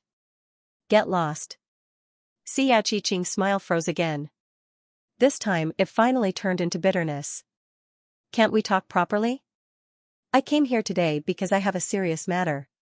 Lin Ruoxi turned around and said to Mother Wang, see them out. Ah? Mother Wang was a little confused, but at least she could understand. Miss Xiao. Mother Wang smiled embarrassedly. Although I don't know what happened between you and our miss doesn't want to talk to you at all. You should leave. I'll send you off. Xiao looked at Yangqing behind Lin Ruoxi with resentment. Biting her thin lips, Xiao asked, Do you want to chase me away too? When Yangqing heard this, he thought, Isn't this woman trying to get me killed? Why are you asking me? I've helped you detoxify the poison and gave you money. I didn't even kill you for ruining our relationship as husband and wife. I've done my best. What else do you want? Besides, didn't I let you go the other day? Yangqing said gloomily. Lin Ruoshi asked doubtfully, detoxify? What do you mean? Yangqing did not hide anything. He told them about how he had helped Xiao Qiqing expel the poison from her body. Although Lin Ruoshi knew that this fellow was hiding something, she did not pursue the matter. She nodded and said, since that's the case, you should be grateful and not destroy other people's families to achieve your own goals. You're right. Xiao Qiqing suddenly agreed. Her delicate face was filled with guilt. I actually came here today to apologize to you. With that, Xiao Qiqing suddenly knelt on the ground. This time, not only Mother Wang, but Lin Ruoshi and Yangqing were also surprised. They stood there in a daze, not knowing how to let her go. I was wrong. I was blinded by revenge. I wanted to use my body to ruin your marriage. I only realized now that I'm a vicious woman. Miss Lin, please forgive me for my recklessness. But I really need to live now. I don't want to die suddenly. If you don't help me, no one can save me. As she spoke, Xiao Qiqing's eyes were filled with tears. She was born seductive. Now that she was crying, she looked even more charming. Her whole body seemed to melt on the ground. Involuntarily, Mother Wang felt sorry for her. She quickly helped Xiao Qiqing up. Oh, Miss Xiao, it's good that you're sincere. It's not the old society anymore. Why are you kneeling? Get up. Xiao Qiqing shook her head. If Miss Lin doesn't forgive me, I'll keep kneeling like this today. I'll die sooner or later if I go out anyway. It might even be more painful than death. I'd rather kneel here. The contrast between this woman's actions was too great. It made Yangqing's brain short-circuit. As for Lin Ruoshi, she was cold on the outside but warm on the inside. Although she hated Xiao Qiqing for getting in the way and maliciously plotting against her, she still hated her for having a relationship with Yangqing. But after all, she was apologizing so heartbroken and sounded so pitiful. She couldn't help but soften her heart. You said you want revenge? Someone wants to kill you? What do you mean? Lin Ruoshi couldn't help but ask curiously. Xiao Qiqing wiped her tears and choked with sobs. I actually escaped. My family and my in-laws will find me sooner or later. What? This time, it was Mother Wang's turn to exclaim in surprise, Miss Xiao, what are you saying? Who would want to kill their own family? Could it be that the person you want to take revenge on is your family? They're not my family. Xiao Qiqing's eyes were bloodshot. Her face was filled with anger and hatred. She raised her head and said, I can't wait to peel off their skin and pull out their tendons. Seeing that Xiao Qiqing had lost control, Yangqing squinted his eyes. Based on his experience of reading people, this woman wasn't acting this time. Thinking about the weird things that happened when he met Xiao Qiqing and the weird sloppy old Taoist today, Yangqing vaguely guessed something. After making up his mind, Yangqing stepped forward and said, you can get up. Xiao Qiqing stopped crying. She raised her head blankly, You've forgiven me? Yangqing said, tell me everything about your background and everything that happened. Xiao Qiqing was stunned for a moment. She turned around and looked at Lin Ruoshi. Lin Ruoshi looked at Yangqing with a complicated gaze. After a slight hesitation, she nodded at Xiao Qiqing and said, if you don't play any tricks in the future, I'll forgive you this time. Xiao Qiqing showed a faint smile as if a heavy burden had been lifted from her shoulders. Thank you. Aya, you should have done this earlier. But young master, miss, even if you want to talk, you have to take a bath and change your clothes first. Mother Wang said with a smile. Yangqing suddenly smiled evilly. He turned around and hugged Lin Ruoshi's slim waist. He whispered in her ear, wifey, let's take a bath together. Let go, Lin Ruoshi said softly. Yangqing immediately lost his courage and obediently let go. It seemed that the woman was still a little unwilling to let Xiao Qiqing get up. This was a strange mentality. She obviously wanted to let Xiao Qiqing get up, but she couldn't say it herself. Lin Ruoshi immediately turned around and went upstairs. As she walked, she said, let's talk in my study. Mother Wang, help me prepare something to eat. I'm a little hungry. Yangqing signaled to Mother Wang with his eyes. he naturally had to prepare more food. Then, he ran upstairs. In the end, only Xianxia was left downstairs in a daze. She looked at the back view of the two people going upstairs. Why? Are you a little envious? Mother Wang pursed her lips and smiled at Xianxia. Xianxia looked at Mother Wang in surprise. Then, she smiled and nodded. Although they quarrel and fight, they've been married for more than a year after all. Their relationship is much deeper than that of an ordinary couple, Wang Ma sighed. Miss Xiao, I'm not the person involved, so I can't say much. But I think you shouldn't have any ideas that are impossible. That will only hurt you. Xiao Luo sighed. After that, Mother Wang went back to the kitchen to prepare food. Xianxia stood downstairs in a daze. Her eyes flashed with a hint of sadness. Half an hour later. After washing up and changing into clean clothes, the two of them felt refreshed again. They called Xianxia to Lin Ruoxi's study. If it was in the past, Lin Ruoxi wouldn't participate in these things that involved the unconventional society. But now that she was captured by a cultivator, she had to pay attention to it. Lin Ruoxi's study was very spacious. There were a few red leather chairs carved with golden nanmu beside the colorful cashmere carpet. The three of them sat together. After Mother Wang brought the pastries in, she left. She wasn't curious. She also felt that the content wasn't suitable for her to listen to. You can speak now. But don't exaggerate. I might know more than you do. Yangqing picked up a mung bean cake and stuffed it into his mouth. Xianxia took a deep breath. She seemed to be trying hard to organize her thoughts. After that, she said, I'm not sure if you've heard of the hidden family. From the moment Xianxia opened her mouth, Yangqing's eyes subconsciously shone with two rays of light. It really was a hidden family. Lin Ruoxi was a little puzzled. Seeing that Yangqing's expression was a little serious, she didn't ask too much. In any case, she didn't understand after listening, so she just let Yangqing explain. Yangqing said, you don't have to worry about it. Just tell me everything you want to say. Xianxia was slightly afraid of Yangqing, who suddenly became so serious, but she still nodded and began to explain. Ever since the war between the ancient cultivators of Xianxia and the god clan, because Zeus was trapped in the Great Formation, and Athena couldn't do anything alone, coupled with the fact that the gods were almost unable to reproduce the god clan, the gods declined. At the same time, with the decline of the gods, the ancient cultivators also died, disappeared, and there were only a few who broke through the void. However, those especially powerful cultivators also inherited the legacy of the ancient immortals from an even earlier era. Therefore, their descendants were naturally stronger than most cultivators. After the powerful tribulation transcending stage cultivators who had waged war against the gods left, their descendants formed an ancient clan. Because they lived in seclusion, they only pursued the immortal Tao and had almost no ties to the mortal world. Thus, they became a hidden clan. As time passed, not all the hidden families could last forever. First, some of the weaker families chose to return to the mortal world and fade into the crowd. Then, some families that didn't have any outstanding descendants were annexed by the other big families. In the end, in the entire Xianxia, there were only 3 big hidden families left: the Luo family, the Ning family, and the Xiao family. These 3 clans had survived 10,000 years of survival of the fittest, and they were ancient clans that gradually grew stronger.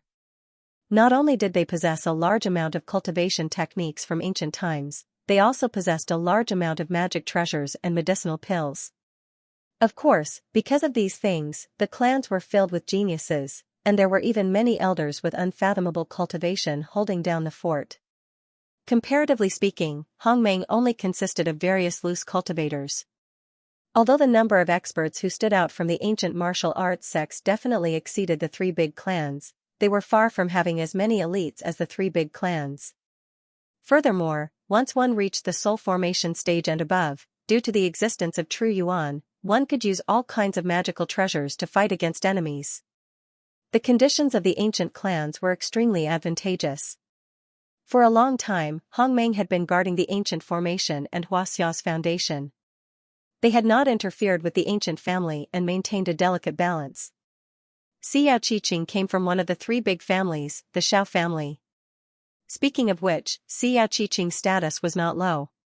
She was the second son of Xiao Mingyu and the only daughter of Xiao Majing. Sarolus and his first wife had 2 daughters. Xiaoqiqing was not born by his first wife, but she was Sarolus' youngest daughter by marriage. Logically speaking, Xiaoqiqing should be the pearl in the palm of his hand and doted on the most. However, Xiaoqiqing was born with the 9 meridians. The 9 meridians were destined to be unable to cultivate any techniques. This was because the yin qi was so heavy that the meridians could not absorb the spiritual qi of heaven and earth. The spiritual qi would automatically avoid it. Furthermore, the method to cure the 9 meridians had been lost since the ancient times. In the hidden clans, disciples who could not cultivate to the soul formation stage, even if they were the direct descendants, would not be respected. They could only be the periphery of the clan or be some servants in the clan. As for Xiaoqiqing, she was a girl who did not even have the chance to cultivate. Naturally, she could not be considered as trash. However, the 9 meridians had another major characteristic that made the Xiao family look at her differently: poison immunity. The 9 meridians could limit the corrosion of various poisons. Although the human body would suffer from various symptoms, due to the suppression of the yin qi, even if they were poisoned, their lives would not be in danger for almost 100 years. One had to know that each of the 3 great clans had their own merits.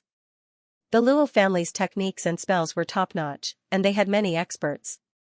As for the Ning family, other than having many magical treasures, they also had many people. Although they were not as elite as the Luo family, they were evenly matched. On the other hand, the Xiao family relied on magical treasures and elixirs to survive. Refining all kinds of elixirs was the Xiao family's lifeline. In the past, elixirs might not be effective immediately after they were refined. In fact, most of the elixirs could not be judged to have the desired effect. After all, the current members of the clan no longer had the magical powers of their ancestors. Many of the pill recipes and refinement methods were also not too certain. Therefore, it was especially necessary to test the effects of the elixirs. However, many elixirs could be poisoned and hurt if one was not careful after consuming them. In serious cases, one's internal organs would fester and blood would flow out of the 7 orifices due to a mistake in the refining process. Naturally, the Xiao family could not capture people to test the elixirs. Firstly, ordinary people could not withstand the effects of the elixirs. Secondly, every member of the Xiao family was precious. Even if they only had the cultivation of the Xiantian realm, they were still human lives. Therefore, the appearance of Xiaoqiqing made the Xiao family feel that it was the mandate of heaven. Although Xiaoqiqing could not cultivate, her 9 meridians allowed her body to be filled with cold spiritual energy. She was not an ordinary person. Moreover, even if the elixir test failed and she was poisoned by Xiaoqiqing, she would not die. In other words, Xiaoqiqing's body was like a natural test subject. Ever since Xiaoqiqing was sensible, as long as there were elixirs that were refined, the first one would be sent into her body. This was so that the elders who refined the elixirs would observe the changes in her body. If there were any symptoms of poisoning, they would find out the cause. If there was no reaction, naturally, the elixir test would succeed. Is this why there were so many unknown and complicated toxins in your body? Hearing up to this point, Yangqing could not help but frown. Xiaoqiqing's eyes were already red. When she thought of the tragic things that she had experienced since she was young, she would even wake up from her dreams.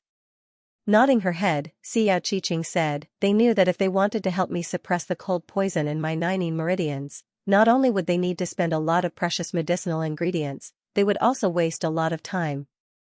After all, although I was in pain, I would not die so easily.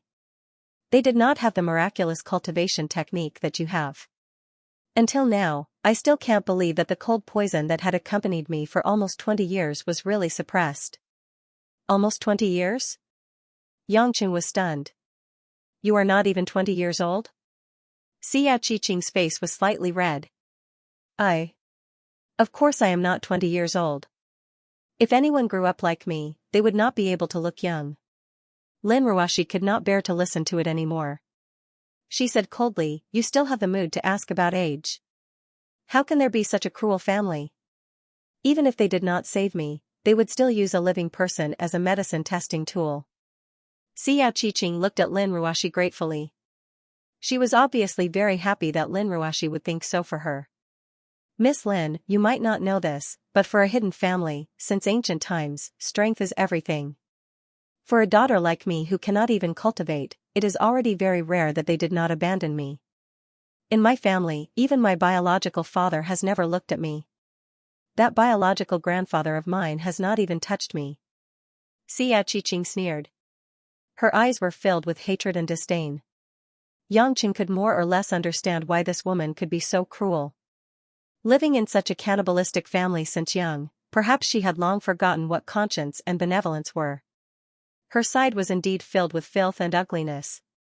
Moreover, it was the darkest side of the world. Involuntarily, Yangqing felt a sense of sympathy. Her growth experience was somewhat similar to his. It was just that she was probably hurt even more deeply. After a moment of silence in the study, Lin Ruoxi suddenly thought of something. She asked, "Oh right, you still haven't told me. Where are these ancient families located? Now that technology is so advanced, has no one discovered them?" Xiao Qiqing shook her head and smiled. Of course they won't be discovered. The location of the ancient families is actually similar to Hongmeng. They are all around the ancient formation. Most people will only think that it is a no-man's land when they go there. But in fact, if you break through the outermost formation, you will discover that there is another world inside. No man's land? Yangqing searched for the map information in his mind and said in a daze, "Don't tell me it's the Caquexili south of Kunlun?" Xiao Qiqing nodded. What the people of Huaxian know about Caquexili is actually only the tip of the iceberg that is revealed through the illusion at the outermost area. If you don't have a special tool to pass through that formation, you won't be able to enter the interior to see the true appearance. That is a space opened up by an ancient divine power. It is very big. But, Caquexili is 108,000 miles away from Zhonghai. Back then, you were in Los Angeles in the United States. I would like to ask, how did you escape? According to what you said, you didn't have the ability to escape from your home. Yangqing said suspiciously. Xiao Qiqing's eyes flashed with a trace of shame and anger. She gritted her teeth and said, "Then I'll have to start from what I said before, my in-laws." Your in-laws? Yes, the Luo family. Xiao Qiqing's eyes were full of hatred. Yangqing suddenly remembered that when they were in Los Angeles, she asked if he was sent by the Luo family to capture her. In that case, Xiao Qiqing did not lie. As Xiao Qiqing spoke, Lin Ruoxi also felt a little sour in her heart. She subconsciously took a tissue and tucked the corners of her eyes. Xiao Qiqing's engagement was with the head of the Luo family, Luo Qianxia's son, Luo Heng. Originally, with Xiao Qiqing's status, she was naturally not worthy of Luo Heng. After all, Luo Heng had reached the soul formation late stage at a young age.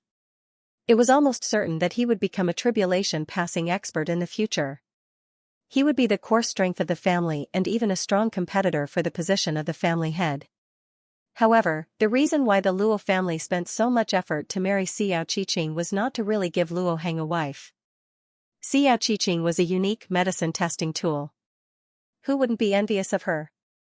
The Luo family did this because they wanted the Xiao family to share Xiao Qiqing with them so that they could refine and test pills to their heart's content. They said that they wanted to give Xiao Qiqing the status of a daughter-in-law and gave her many treasures as betrothal gifts.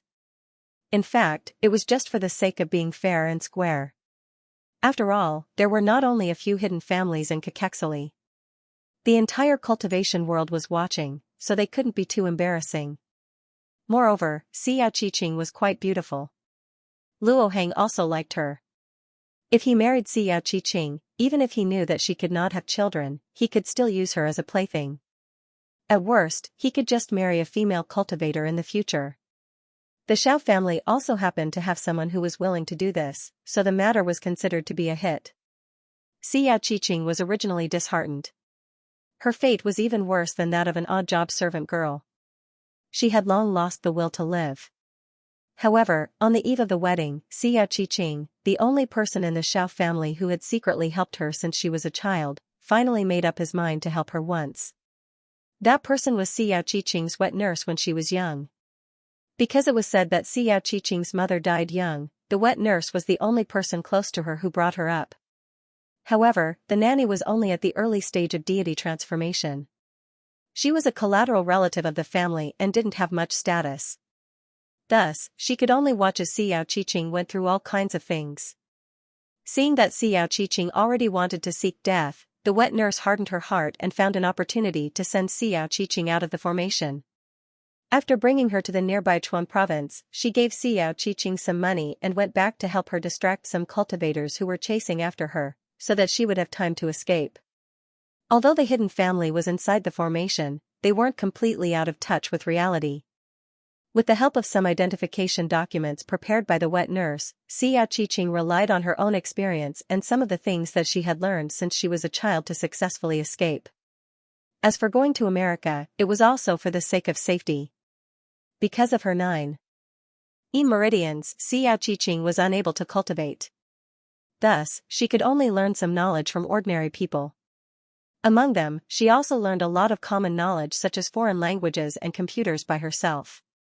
Her hacking skills were also discovered by herself. It was as if the heavens were playing a joke on her. Other than cultivation, Xiao Qiqing learned everything very quickly. Moreover, because of her outstanding talent, she became a female swindler in Los Angeles, America. She conquered several burly Americans who were willing to work for her. What happened next, you should already know. With a guilty expression, Xiao Qiqing said, "I know I brought a lot of trouble to you. But now, the only people I can seek help from are you." Xiao Qiqing looked at Yangqing anxiously. "Except for you, no one can save me." Yangqing touched his forehead and exhaled a mouthful of turbid air. He pondered and said, "You're putting me in a difficult position. After all, I'm not related to you. If I get involved in the disputes of the hidden family, what if they all become enemies with me?" Xiao Qiqing's expression darkened. She said gloomily, "I know it's very selfish of me to think like this. But I'm not reconciled to it. I'm still worried about my wet nurse. I don't know how she's doing. Will she be killed by them?" After saying that, the woman's eyes became moist again. Lin Ruoshi struggled for a while. She turned her head and said, "Honey, please help her. Those people are really hateful. At most, you can try your best to protect her. Maybe those people are no match for you. After all, if the hidden family really hides from the world, they will also send powerful people to stir up chaos in the world. Maybe when they realize that they can't bring her back easily, they will give up." Yangqing smiled bitterly. He reached out and touched Lin Ruoshi's face, which made Lin Ruoshi dodge and pout. Yangqing sighed. "How can it be so easy? Didn't you hear what she said just now? There are many people in the crossing calamity stage in the same family. They even have magic treasures and elixirs. I'm alone, and I have to protect so many women. I can't." Before he finished speaking, a light flashed in Yangqing's mind. "That's right, elixirs." Yangqing hurriedly turned his head and asked, "Xiao Qiqing, you said, there are a lot of elixirs in the hidden family that can help with cultivation, right? There are also a lot of powerful cultivation techniques and cultivation materials?" Xiao Qiqing nodded. "Yes, the reason why the ancient martial arts sects in the secular world can't have a large number of people break through to the soul formation stage is because they don't have the assistance of those elixirs, spirit herbs, and cultivation techniques. Those are the foundation of the hidden family.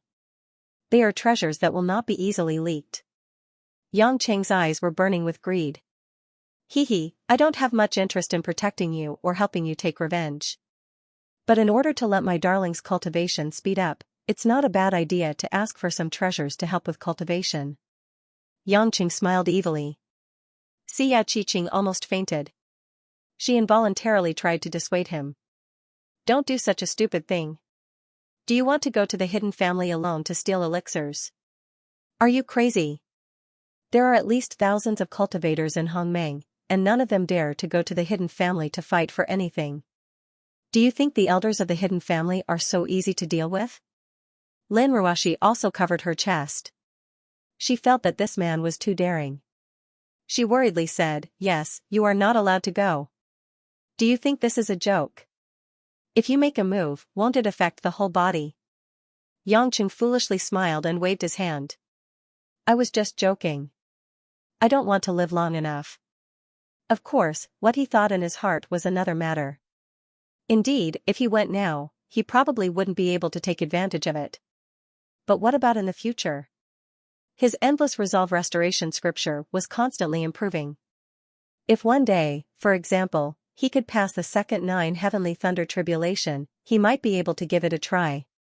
At least, this was a shortcut for the cultivation of women to advance by leaps and bounds. It was a pity that he didn't have a reference. He didn't know the strength of the people in the crossing calamity stage. If they could come out and fight with him, he would have some idea. Thinking of this, Xianxia thought of the few magic treasures he had just seized. Summoning the void, Xianxia took out the blood dragon golden blade, the demon-suppressing golden hammer, the platinum bracelet, and the copper-yellow token, and put them on the ground. Seeing these 4 things, Xianxia was obviously full of surprise. Why do you have these things? Xianxia didn't hide it. He told her about how the sloppy Taoist kidnapped Lin Ruoxi and how he killed him. Only then did Xianxia know that the 2 of them were covered in dirt. They had just returned from killing a master in the late soul formation stage. You're really powerful.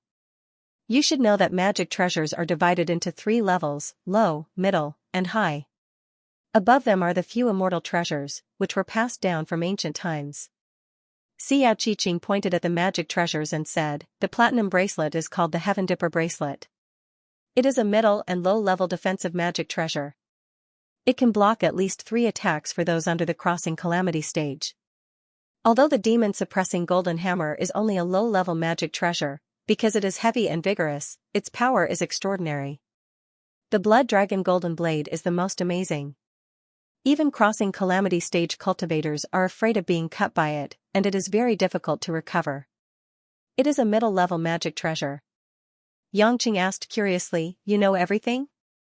Xianxia said with a smile, because I can't cultivate, I spend almost the time when others cultivate.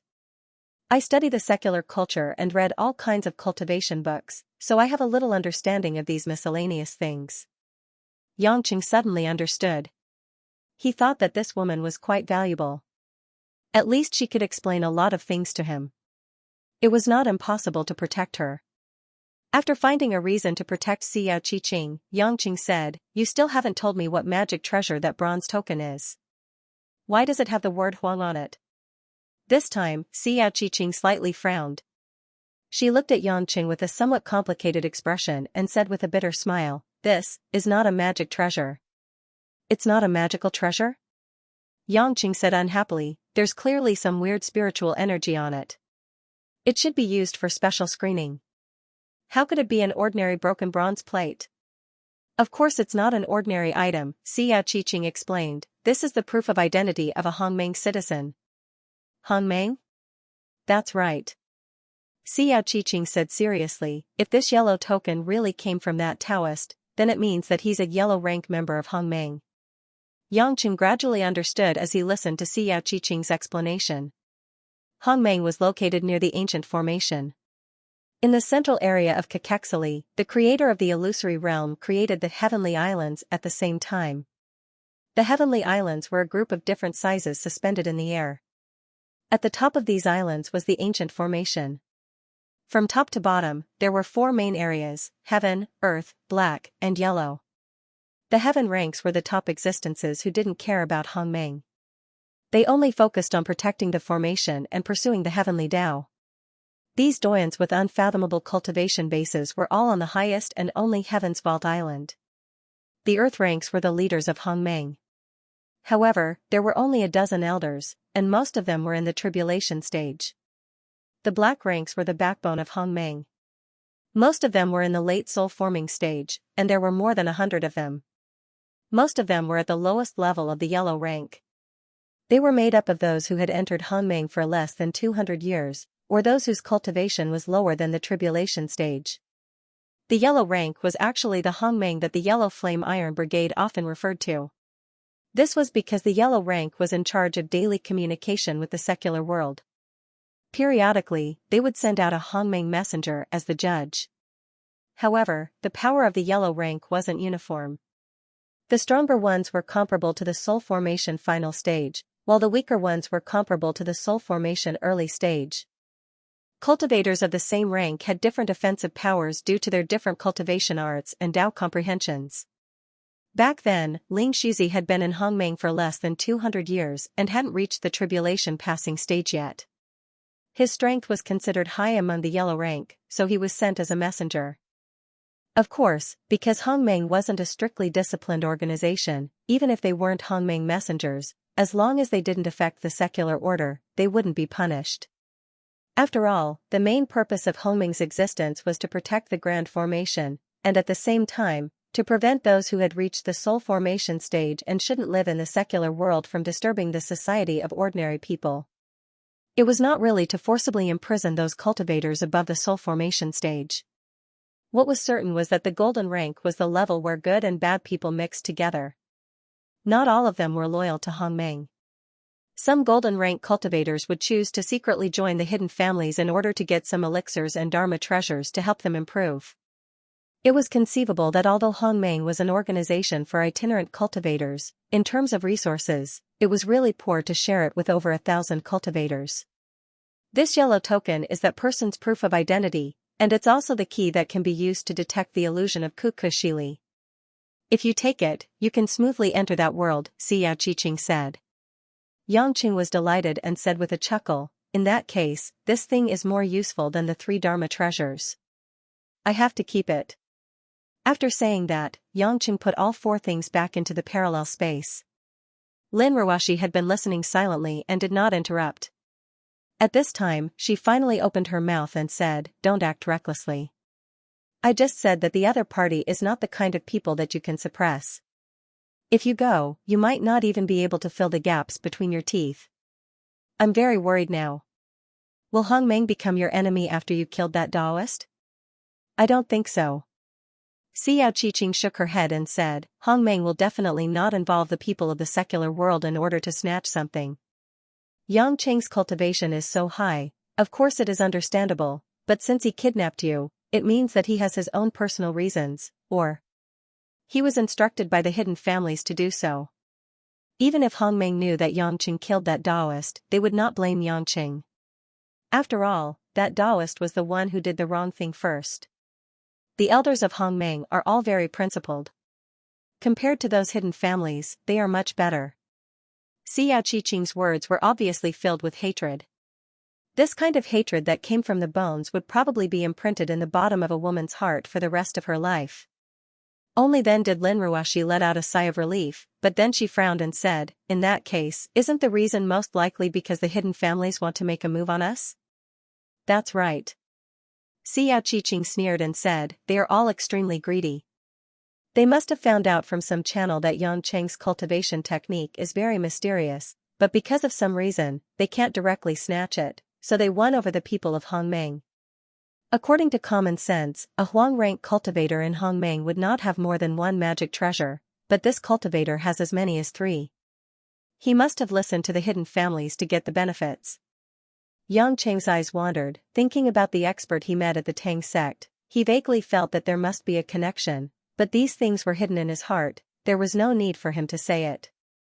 "I want to thank you for helping me solve a lot of problems. If there is anything I don't understand in the future, I will ask you," Yangqing said with a smile. Xiao Qiqing's eyes flashed with a hint of light, she immediately nodded and agreed, "I am a postgraduate student in the computer science department of Zhonghai University, I am a professor's assistant, you can find me at any time." When the words were about to come out of her mouth, she felt that it was a bit easy to misunderstand, so Xiao Qiqing hurriedly apologized to Lin Ruoxi and said, "Miss Lin, I didn't mean that, I already know my mistake." Lin Ruoxi smiled faintly and shook her head indifferently. After hearing about Xiao Qiqing's tragic life, Lin Ruoxi did not have much dislike for this girl who was not even 20 years old but had suffered so much. First, he promised to forgive her, not to be calculative about her lies and obstructions, and even asked Xiao Qiqing to stay at home for dinner. However, Xiao Qiqing tactfully said goodbye and left. Although Yangqing did not clearly say that he would protect her, nor did he say that he would help her take revenge, she understood the meaning behind Yangqing's words. Naturally, he would not disregard her life and death. She also knew that her request was actually a little unreasonable. It was already a great success to have such an outcome. In the evening, Xianxia, who was working outside, also returned home, but because of her schedule, Huilin had to rush to another place to work, so naturally, she would not return home in the short term.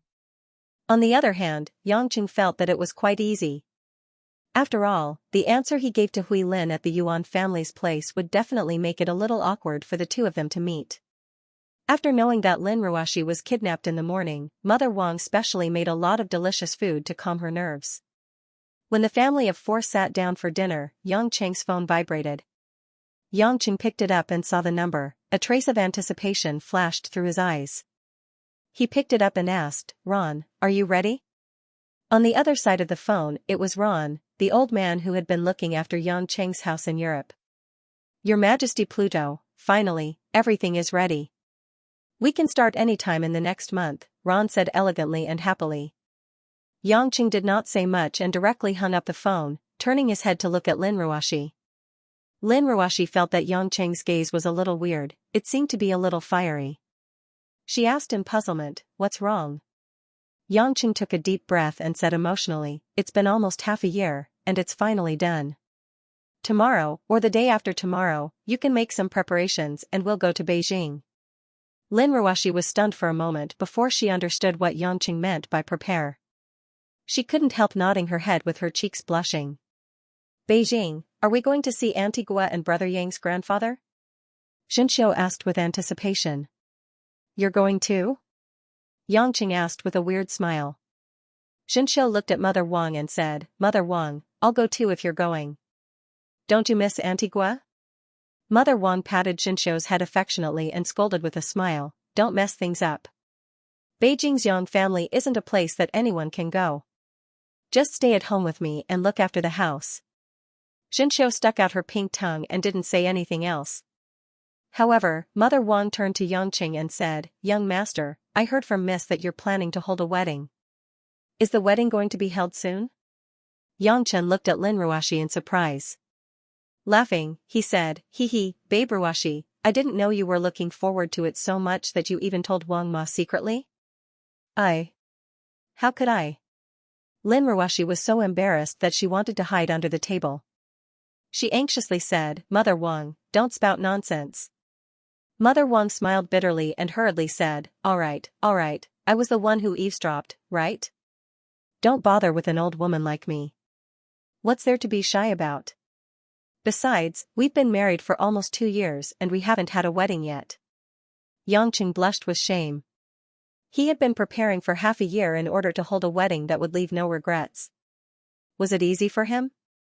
"Son-in-law," Mother Wang said with a smile, "I just want to know, although I won't be going to Beijing, can I be there at the wedding? I know that after preparing for so long, it's most likely not going to be in the country. To me, watching the young miss grow up as a bride has always been a wish of mine. I want to participate, can I?" "Mother Wang, why are you saying such sad words?" When Lin Ruashi heard this, tears welled up in her eyes. Yang Cheng smiled and said, "Of course you can, and you must be present. I've even helped you choose your role at the wedding, so don't worry." Mother Wang immediately revealed a relieved smile. She happily wiped the corners of her eyes and said, "Miss, I think you should put the company aside. How can such an important matter be more important than seeing your in-laws and having a wedding? Tomorrow, let's leave tomorrow." Although Lin Ruashi felt that Mother Wang's joy and eagerness were a little exaggerated, she also felt a little impatient. Of course, Lin Ruashi would never admit it, because she would be laughed at by Yang Cheng. But, she was really looking forward to what gift he had prepared for her. If it was worse than Qianni's big pink diamond, she would refuse to hold the wedding. Lin Ruashi thought without confidence. She had to admit that when the real good thing was approaching, Lin Ruashi felt that everything in the company was not a big deal. She postponed all the work, gave it to others, and let Mo Qianni temporarily be the temporary president. It only took her an hour to finish everything. In the following night, Lin Ruashi was busy packing. After all, after returning to Yanjing this time, Yang Cheng wanted to go abroad to get married, and she had no time to go home. At the same time, Yang Cheng did not deliberately hide the wedding with Lin Ruashi from the other women, but called them one by one. This wedding must be held, and it could only be held for Lin Ruashi alone, otherwise it would be a complete mess in the future. Although everyone treated each of them with sincerity, nothing could be done without rules. Yangqing did not want women to fight against each other in the future, so his real wife still needed to establish a stable position. Yangqing did not hesitate, and sincerely asked Mo Qianni, Qiang Wei, and other women if they wanted to attend the wedding. First, this was their right, and it was a kind of respect. Second, the place he was going to take Lin Ruashi to, he would also let them see in the future. After all, it was the trace of his past. As a result, the women's thoughts were surprisingly unanimous, they did not want to go. However, when the wedding was over, they were very interested to see the trace of the past that Yangqing mentioned. Yangqing could only smile bitterly. It seemed that the women were planning to pretend that nothing had happened, but they were also very curious about some other aspects of him. Therefore, Yangqing decided to send someone to take the women to the wedding venue after the wedding. Of course, he had to obtain Lin Ruashi's consent in advance. At least, he would consider it after a honeymoon. In Yanjin, Guo had been looking forward to it for days. As soon as Yangqing called, she immediately went to the airport to welcome him. However, after she told this to Yang Gongming, the old man rejected Guo idea. It's the younger generation's trip home to visit their elders. If they went to the airport to pick them up, wouldn't that mess up the seniority? The old man said indifferently, and Guo thoughts were all stuffed back into her stomach. Yangqing murmured in his mind. This old man really wanted to save face, but he didn't care about it. Instead, he felt that the family was more interesting this way. He didn't want Yang Gongming to put on a welcoming attitude and then call a group of government officials to get close to him to get some benefits.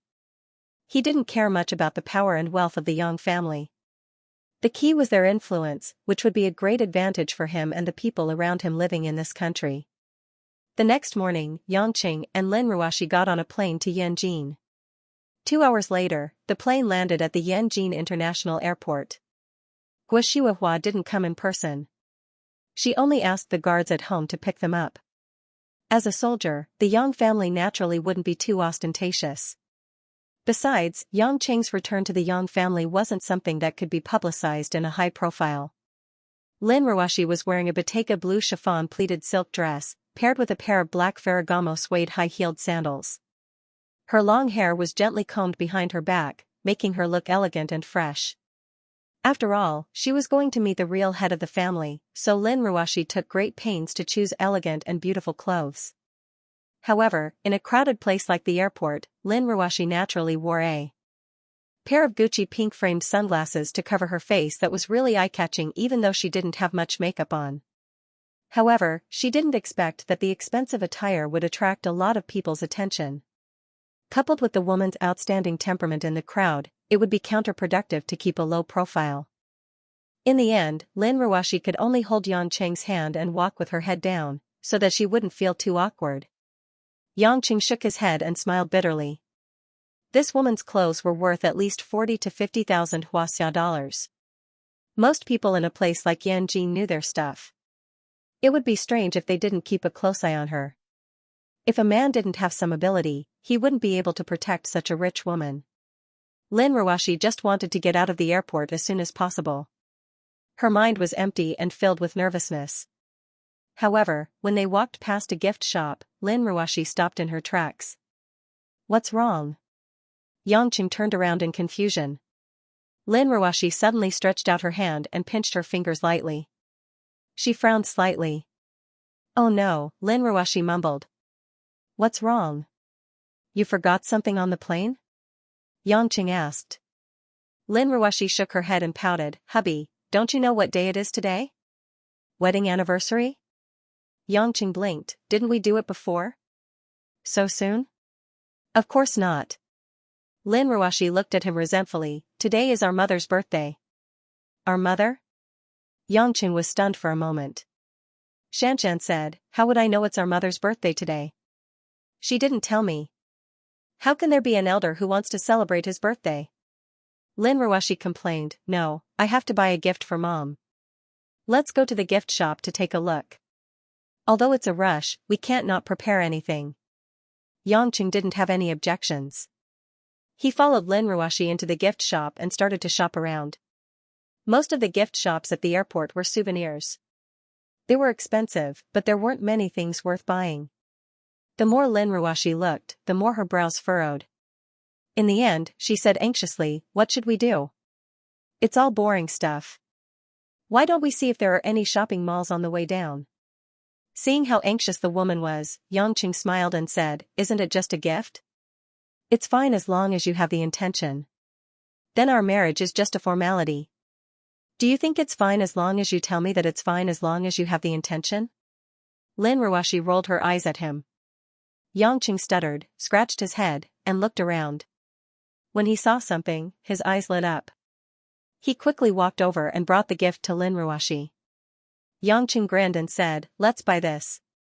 Mom will definitely like it."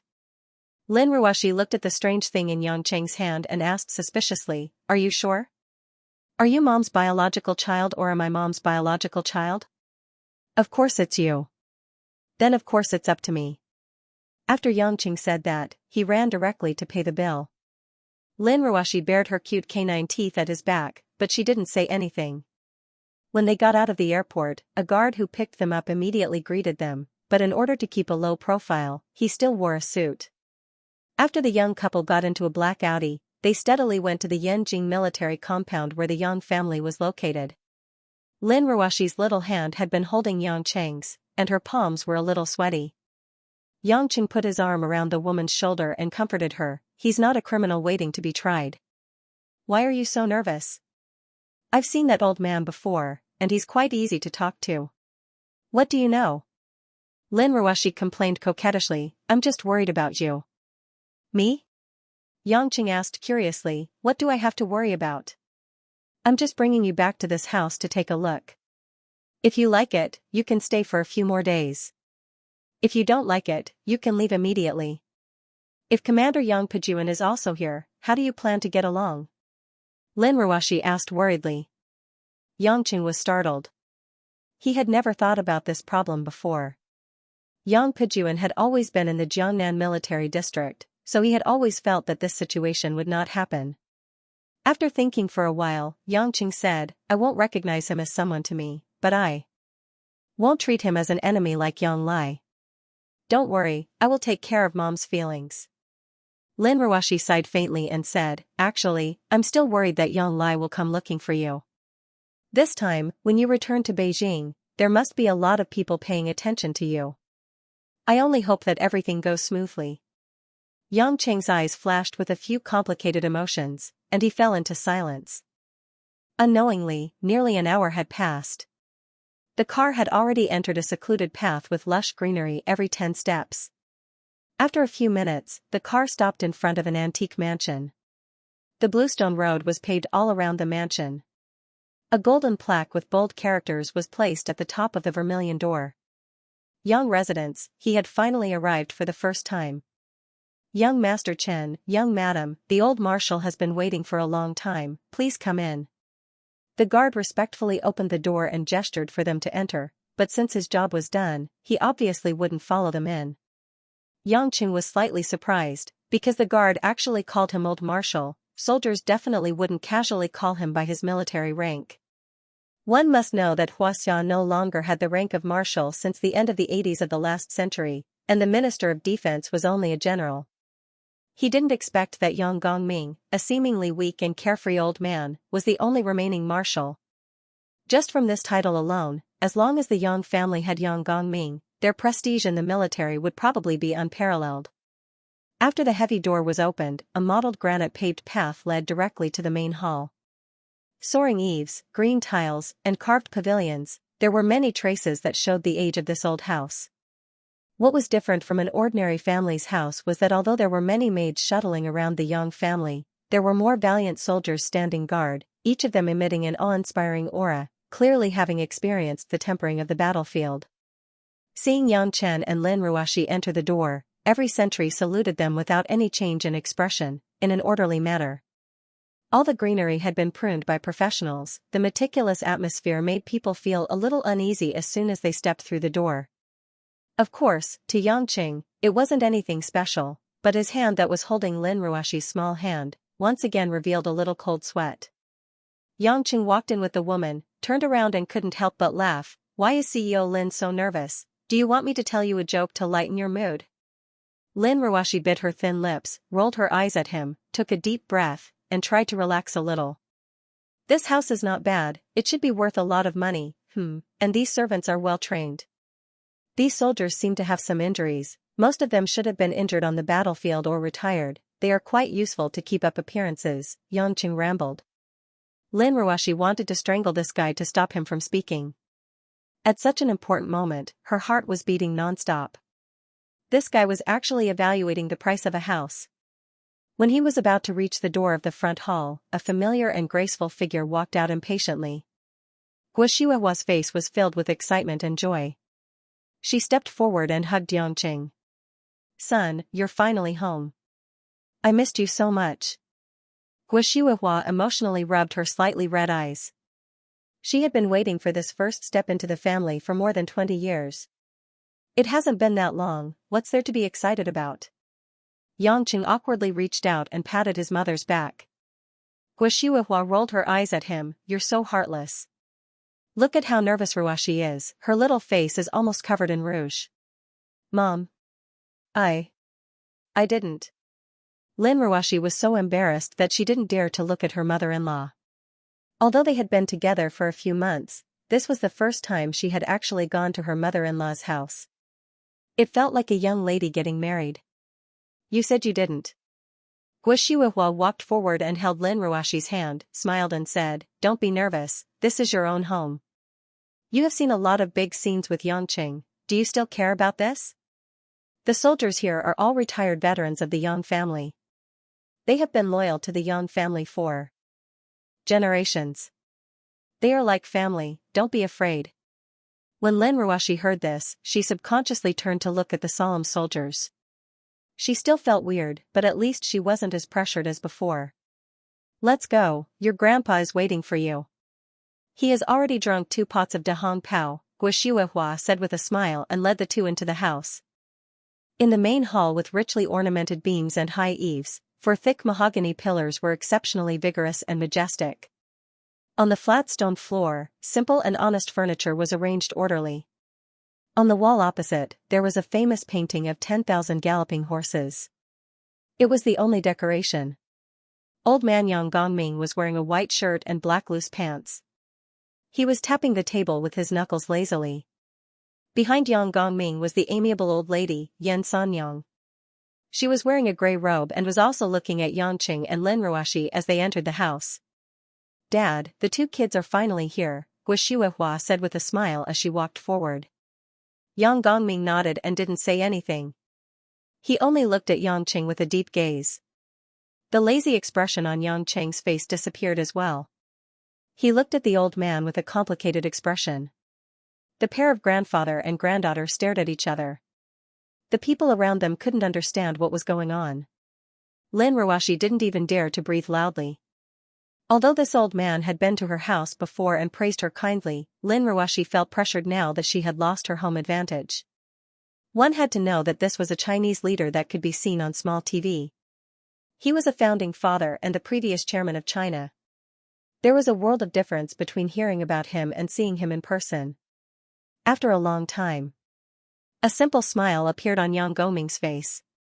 You're back. It sounded like a question, but it also sounded like a confirmation. Yangqing lowered his head and chuckled. I'm here, not back. Yang Gongming raised his eyebrows and turned to look at Lin Ruashi. He asked warmly, Ruashi, tell me, are you back? Or are you here?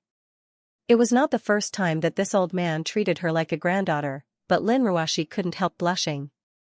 She glanced at Yangqing carefully and found that Yangqing was winking at her. Lin Ruashi hesitated and said, yes. I'm back. Hey. Yangqing hugged Lin Ruashi like crazy and said gloomily, honey, why are you siding with an outsider? You have to be on the same page as your husband. We're just here for a walk. What do you mean by coming back? What? Don't be so childish. Coming back means coming back. Lin Ruashi pushed Yangqing away. I feel ashamed. What's there to be embarrassed about? You're so aggressive in front of an elder. Aren't you thick-skinned? Why are you so shy now? Yang Cheng's face turned bitter. This woman betrayed him too quickly. She was a typical fence-sitter. Yang Gongming, on the other hand, laughed and clapped his hands. Looks like you're not living a good life. You can't even control your own wife, yet you're trying to take advantage of me. Yan Sanyang and Guo, who were standing at the side, giggled. Yang Cheng's face turned red. He realized that he was the target of everyone. He didn't have much status in the family and now he had even less. Daughter-in-law, Yang Gongming said. Guo immediately went forward and asked, Dad, is the banquet starting? Yes. Let's go to the backyard today. Open a jar of aged Huadiao wine. Although this kid doesn't know what's good for him, I'm an elder. I won't lower myself to his level, Yang Gongming said jokingly. Yang Qing touched his face and muttered a few words. However, Lin Ruoshi pinched his waist and he didn't dare to say anything else. Although the two of them didn't have anything nice to say, the atmosphere was surprisingly relaxed after they got along. Lin Ruoshi also felt weird, but she unconsciously relaxed and began to look around the Yang clan's mansion with a sense of novelty. It was a century-old mansion after all. Many parts of the mansion were preserved in the ancient style. There were also many antiques and artworks. It felt like they were in a historical museum. They came to the backyard where Yang Gongming often rested. There were many delicacies on the dining table. Most of them were the favorites of Yang Qing and Lin Ruoshi. There were even some glutinous rice balls that were unique to Beijing. Lin Ruoshi was touched. Obviously, these dishes were prepared by Guo. Lin Ruoshi heaved a sigh of relief when she didn't see Yang Pujuan and Yang Lai. After all, Yang Qing had said that he would kill Yang Lai the next time he saw him. After the family took their seats, Yang Gongming asked Yan Sanyang to take a seat as well. Yan Sanyang declined a few times but in the end, she sat down respectfully. Yang Chen found it rather odd. Based on his current cultivation that had passed the first 9 heavenly lightning tribulation, he could clearly see Yan Sanyang's cultivation level. She seemed to be in the middle stage of the soul-forming stage. However, logically speaking, shouldn't such an expert enter Hongmeng? Why would she lower herself to be Yang Gongming's servant? Although he had a lot of questions, Yang Qing wasn't a particularly nosy person, so he didn't plan to ask anything. After the banquet started, Guo handed the porcelain bottle of Huadiao wine to Lin Ruoshi and signaled Lin Ruoshi with her eyes to be responsible for pouring the wine. Lin Ruoshi was stunned for a moment before she remembered her current identity. It seemed that this kind of work should be done by herself. Although she wasn't used to it, she still poured wine one by one, starting from Yang Gongming with a red face. Yang Qing smiled and said, Wife, this is the first time you've poured wine for me. Lin Ruoshi looked at his rogue appearance and was angry. She pouted and snorted, ignoring him. Seeing this, Yang Gongming asked with a smile, I heard from your mother that you came back this time to hold a wedding? Yang Qing grabbed a chicken leg and ate it while smiling, Old man, I spent a lot of money to prepare for this wedding. I came back mainly to ask you for some sponsorship. You're quite straightforward. Yang Gongming sipped his wine and said leisurely. Lin Ruoshi kicked Yang Cheng's calf under the table. She hated that this guy couldn't be more serious. How could he be short of money? If it wasn't for the fact that she felt that it was strange for the bride to pay for her own wedding, she would have given it to him. Yang Qing didn't think much of it, after all, we're family. What's yours is mine. Even if you don't have money, it's fine to give a few family heirlooms or something to please them. Yang Gongming didn't answer, but said, after dinner, follow me to the Yang family's ancestral hall and kowtow to the ancestors. In the afternoon, some of the direct descendants of the old Yang family will come together to meet you. If you want money or treasures, as long as they approve of you, they will naturally be yours. That simple? Once it's approved, the entire Yang family will belong to me? Yang Qing asked with a faint smile. Yang Gongming glanced at him and said, naturally, I'm waiting for the day I die. Otherwise, why would I allow you to trample on me? Yang Qing took a big bite of the chicken. I knew you wouldn't be so kind. Don't think that I don't know what you're after, but it doesn't matter. It's better for people to want something than to want nothing. It's just human nature, Yang Gongming sighed. But there must be rules, and we still have to do what we need to do. As for what process you choose, I don't care. I only want to see the result I want. Yang Qing pondered for a while before saying, aren't you going to make your granddaughter-in-law stupid if you make it sound so profound? As he spoke, Yang Qing pursed his lips at Lin Ruoxi. Lin Ruoxi was indeed in a daze because she had no idea how the two of them communicated. After being teased by Yang Qing, she raised her pretty face and punched Yang Qing's face. Yang Qing didn't dodge and received it with a chuckle. He even stuffed the half-eaten drumstick into Lin Ruoxi's red lips. Ah! Disgusting. Lin Ruoxi couldn't take it anymore and quickly fled to the seat next to Guo, glaring at Yang Qing angrily. Xianxia pursed her lips and smiled. Master, it seems like young Master Chen and his wife are very affectionate. Yang Gongming nodded in agreement. Indeed. Guo's lips twitched when she heard this. Following that, Yang Gongming asked about recent events. Most of them were trivial matters in life. Yang Qing only cared about eating and drinking, so most of the questions were answered by Lin Ruoxi. When they were almost done drinking, Yang Gongming waved at a maid. The maid understood and placed a bowl of noodles in front of Guo. Guo was stunned for a while before she recalled something. Shuahua, it's your birthday today. But you're not a young person anymore, so I prepared some simple longevity noodles for you. Consider it a blessing. Yang Gongming said warmly. Guo was touched. She smiled. Dad, I didn't expect you to remember. I haven't celebrated my birthday in years, so I didn't think about it. You don't come home often, so naturally no one remembers your birthday. Yang Gongming pretended to be unhappy. Guo smiled shyly, but her eyes were full of gratitude. In big families, the status of women was not as high as in ordinary families. After all, the concept of seniority was relatively strict.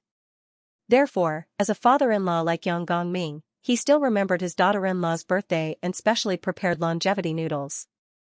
It was inevitable that Guo was very grateful. Seeing this scene, Lin Ruoxi, who had already prepared a birthday gift, was a little nervous. She suddenly felt that the gift Yang Qing bought was really unreliable. Should she take it out or not? Unexpectedly, Yang Qing spoke first. He grinned. Mom, happy birthday. Ruoxi said that it's your birthday today and specially bought you a gift. Guo looked happy. She looked at Lin Ruoxi with her eyes full of relief. You're really considerate. Yang Qing might not have that concept at all. Actually, there's no need to buy any gift. It's just a small gesture. After all, we don't lack anything. Mom. I also wish you a happy birthday. That gift. Lin Ruoxi hesitated for a moment. She quickly stood up and said, I'll go get the gift. It's in the suitcase. When Lin Ruoxi ran to get the gift, Guo asked Yang Qing doubtfully, Kid, did you fool Ruoxi? Why does she look so weird? Yang Qing said sternly, Am I that kind of person? Besides, I don't have the guts. Who doesn't know that I'm a henpecked husband? Yang Gongming interjected lightly. Well, it's good for young people to know their own limits. Yang Chen couldn't help but admire this old man's quick thinking despite his age. Not long after, Lin Ruoxi came to the dining table with a gift box that was about a foot tall. She gently placed it in Guo's arms. Mom, I bought it in a hurry. I'm not sure if you like it. If you don't like it, I'll buy you another one, Lin Ruoxi said seriously. She had always been cautious and meticulous. Giving her mother-in-law a gift was a very serious matter. Guo was also curious about what was inside.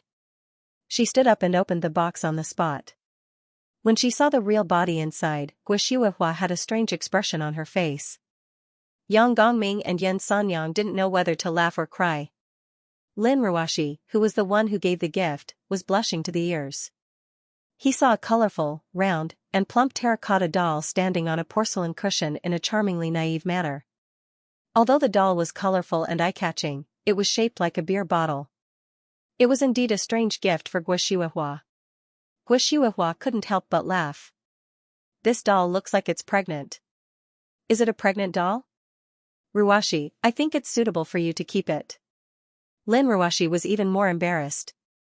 She gritted her teeth and looked at Yangqing. It was all his fault. I think it looks good. Why don't you keep it? Yan Sanyang chuckled. Yang Gongming asked Yangqing, since you chose it, why don't you tell me why you chose it? Yangqing was eating a pork trotter with his chopsticks. When he heard that, he pouted and said reluctantly, of course I have a reason, but it's meaningless to say it out loud. No, I have to say it out loud. Guishuahua's interest was piqued. It's Mom's birthday today and you're choosing a pregnant doll for me. What's this? Do you want a younger sibling? Yangqing was embarrassed. He quickly said, all right, I'll say it. I'm getting goosebumps all over my body. Everyone couldn't help but laugh. Even the maids nearby couldn't help but laugh. Yangqing wiped his mouth and pointed at the doll. This Russian doll is called Matroska. There's something special about it. Something special? That's right. Yangqing leaned over and picked up the doll from the pedestal. Everyone was surprised. After the doll was taken away, an identical but smaller version of the Russian doll popped out of it. Lin Ruwashi was interested. She went forward and took the doll away. Unexpectedly, an even smaller doll popped out. This time everyone understood what was going on. Guishuahua picked up another 2 dolls and realized that there were 5 dolls stacked together. This is interesting. It's a doll within a doll. Not bad indeed. Yang Gongming praised. There must be something special about it, right? Yan Sanyang asked. Yangqing nodded and smiled. Matroska Russian doll. In Russian, it means mother's doll. It's made into layers, meaning that a mother is protecting her child in the innermost layer. This time, no one laughed. They all looked at the doll in silence, many thoughts in their minds. Guishuahua's eyes were red and moist. She looked at Yangqing with satisfaction and quietly put the doll back into the box. All right, I'll accept this gift. But don't ever buy this kind of gift again. Not only does it look weird, but it also makes you cry easily, Guishuahua joked. Lin Ruwashi heaved a sigh of relief and rolled her eyes at Yangqing. He knew the meaning of the doll but he didn't want to tell her in advance. Although it was the first time they had a family gathering after returning home, everyone had a great time during lunch. After lunch, Guishuahua smiled meaningfully and led Lin Ruwashi back to her room in the backyard. As for Yangqing, he followed Yang Gongming to the ancestral hall and kowtowed helplessly. It wasn't a big deal to kowtow, but Yangqing felt embarrassed to be seen kowtowing. When they came out of the ancestral hall, Yan Sanyang came up to them and said, Master, as promised, the leaders of the main families are already waiting in the front hall for young Master Chen to meet them. Oh, they're on time, Yang Gongming smiled. But Yan Sanyang said worriedly, other than the main families of the Yang family, there are also some neutral families from Beijing and some opposing military figures. Yang Gongming squinted his eyes and sneered.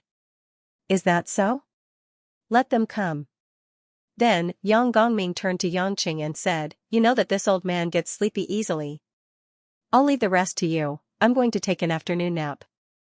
Yangqing had a bad feeling about this. From Yan Sanyang's words, it was obvious that someone was here to pick a fight.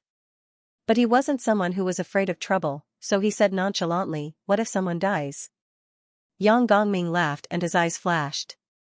People die every day. The key is who dies. Why didn't you say so earlier? Yangqing snapped his fingers and nodded. He said to Yan Sanyang, Grandma Yan, lead the way.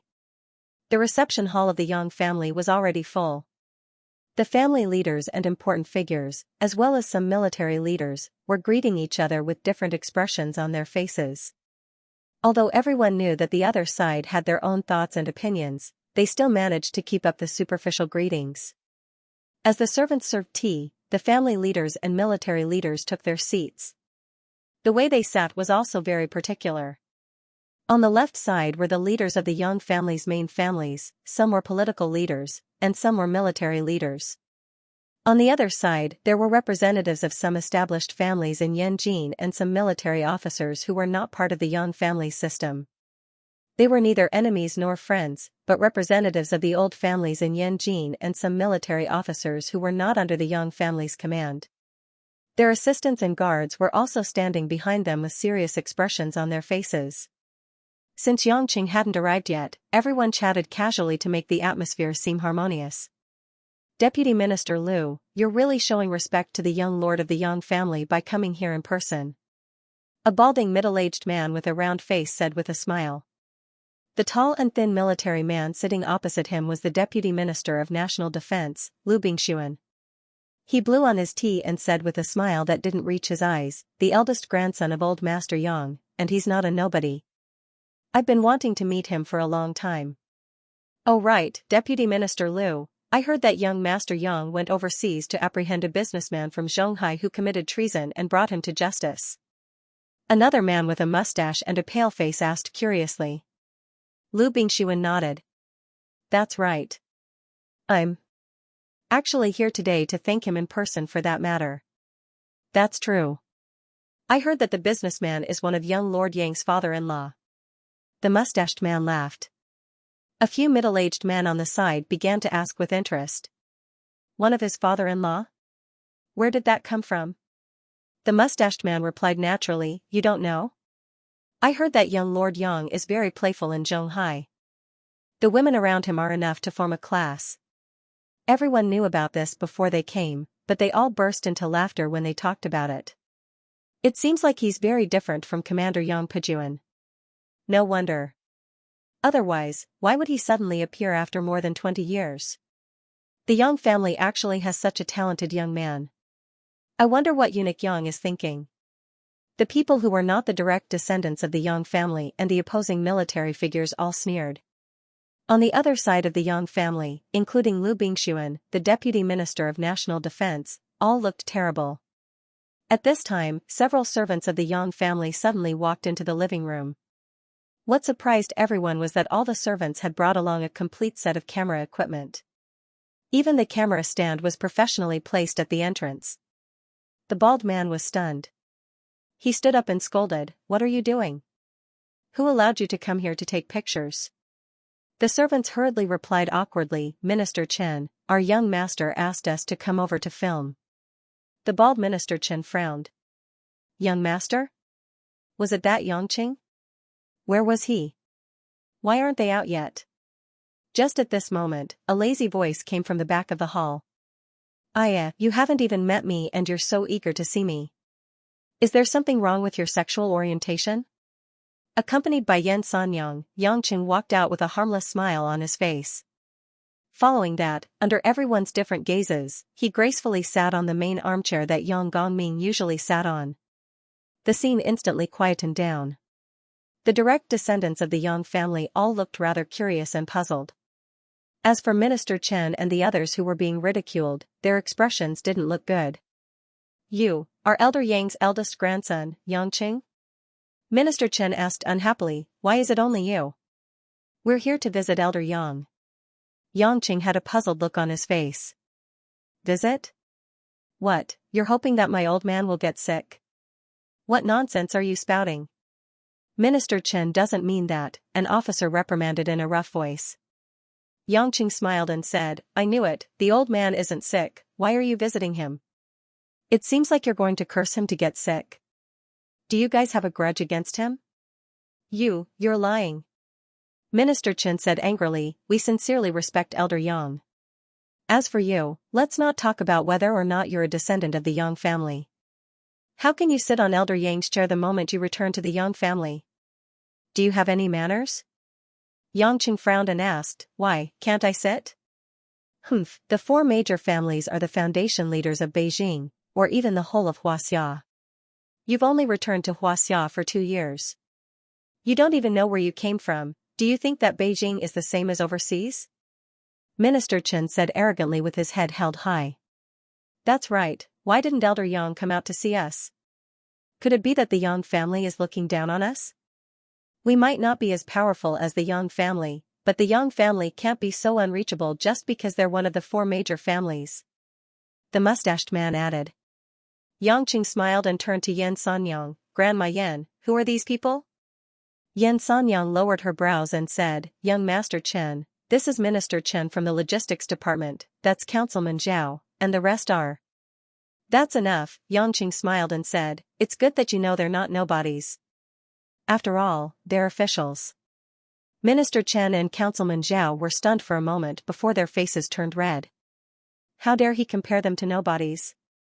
On the other hand, Lu Bingxuan and the other representatives of the Yang family were gloating. Lu Bingxuan stood up and said, Young Master Yangqing, I'm Lu Bingxuan, the Deputy Minister of National Defense. It's all thanks to your help that we managed to capture the traitor. Yangqing waved his hand and said, You're all on my side, right? Yang Chen's question was direct and straightforward, causing everyone present to feel a slight shock to their brains. Which official didn't speak in a roundabout way? Yang Chen, on the other hand, directly asked the major clans to declare their allegiance. Lu Bingxuan and the other representatives exchanged a few glances. It was obvious that they didn't know how to answer such a straightforward question. In the end, an elderly lieutenant general chuckled, Child Yang, we're indebted to Sir Yang, and we admire him. Yangqing snickered inwardly. These people were really good at beating around the bush. But it didn't matter as long as they dared to state their stance. Thereafter, Yangqing turned to Minister Chen and the rest and said, I'm a simple person, and I don't like to put on airs. Tell me, are you here to cause trouble for me, or are you here to express your goodwill? Young Master Yang, I'm afraid you've watched too many gangster movies. Councilman Zhao sneered, do you think that we're the kind of people who would form cliques? We're here today to confirm if the eldest grandson of the Yang family is as bad as the rumors say, and if he's a bad influence on Xianxia. Yangqing sneered, so, do you have an answer now? Of course there is, Minister Chen snorted coldly, may I ask young Master Yang if you are related to the merchant's daughter who was arrested by the Ministry of Defense? Yangqing raised his eyebrows and said, since you asked this, of course you've checked the information. That's right, Anqin is my woman. Good, that's the first thing, Minister Chen asked again, as far as I know, the relationship between Marshal Yang Pujuan and Child Yang, and the relationship between young General Yang and Child Yang isn't that good, is that right? Yangqing sneered, it's not that it's not good, but those two have nothing to do with me. Oh right, do you know where Yang Lai is? I'm planning to kill him. What a naughty boy. An opposing general stood up and reprimanded, someone like you doesn't have a good lifestyle and has an affair with a traitor. You claim to be a member of the Yang family, but you don't get along with your father and even said that you want to kill your own brother. What right do you have to enter this family? General Lu is right. You can't be thinking that you can enter the Yang family just because you want to, right? Perhaps you have the blood of the Yang family running through your veins, but the Yang family is the leader of the military. With your character, you're not fit to enter the Yang family. Someone else chimed in. Sire Zhao said, in my opinion, we should invite old Yang out so that everyone can bear witness. I strongly suspect that this man is a chess piece sent by the West to destroy Huaxia's political foundation. We can't let him enter the Yang family, nor can we hand over the power of the Yang family to him. What do you guys think? Everyone voiced their agreement and started to lash out at Yangqing. Lu Bingxuan and the other major families that stood on Yangqing's side also wore looks of pity on their faces. They never expected that Yangqing would admit to it. Although it's normal for a descendant of a major family to have a few women behind their backs, and there were many who fell out with their brothers, it's still too immature for him to admit it so openly. This was a battle of politics, power, and reputation, and it's not something that can be easily settled. It looks like this young man might be powerful, but he's not a suitable candidate to take over the power of a major family. On the other hand, Yangqing leisurely waited for them to finish speaking. When their faces turned red, he scratched his ear and smiled. Are you guys done? Department head Chen and the rest felt weird, but they exchanged a glance and did not speak. If you're done, then let's get down to business. With a sinister smile, Yangqing stood up and walked towards Department head Chen. What, do you want to use force? Minister Chen said disdainfully, Young Master Yang, don't blame me for not reminding you. Although this is the Yang family, more importantly, this is Beijing.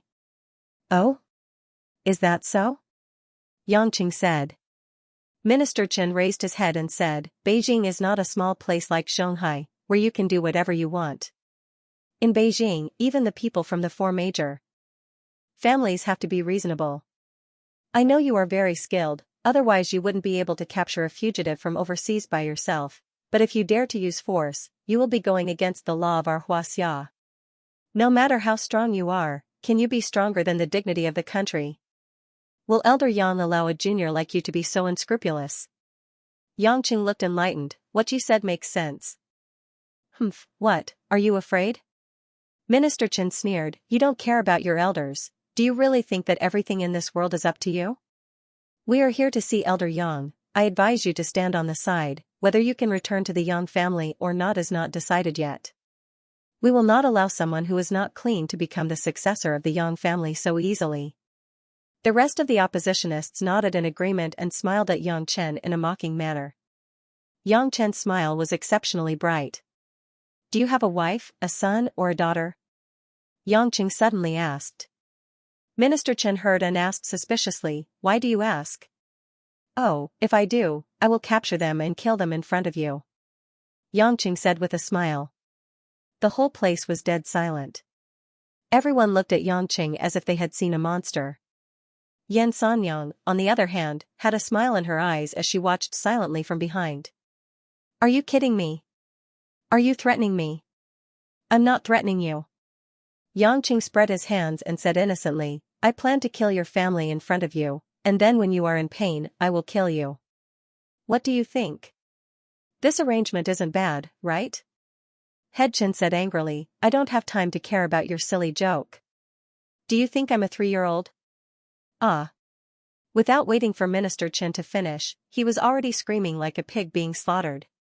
Under everyone's astonished gazes, Yang Cheng's leg kicked Minister Chen's calf at lightning speed. After the crisp sound of bones cracking, Minister Chen fell to the ground dejectedly. Minister Chen almost fainted from the pain and woke up again. He rolled on the ground in agony. Yang Qing stepped firmly on Minister Chen's fat head with one foot, causing his entire face to start secreting grease, distorting and covered in dust. Actually, I don't like to joke around, especially when it comes to ugly women and men I don't like, Yang Qing said coldly and condescendingly. Minister. The 2 guards brought by Minister Chen screamed and rushed towards Yang Chen, ready to attack him. Yang Qing didn't even look at them as he kicked Minister Chen's body towards the 2 reverends. Bang! The fat body collided with the 2 guards and knocked over a heavy chair made of pear wood. For a moment, everyone was in a mess. Counselor Zhao, who was at the front, had already retreated to the back, trembling as he looked at Yang Qing. Everyone at the scene was shocked. No one expected Yang Chen to attack without hesitation, and he didn't hold back at all. You. Do you know what you're doing? How dare you beat up a member of the central government? The general stood up and reprimanded angrily. Yang Qing grinned and said, I remember, your surname seems to be Liu.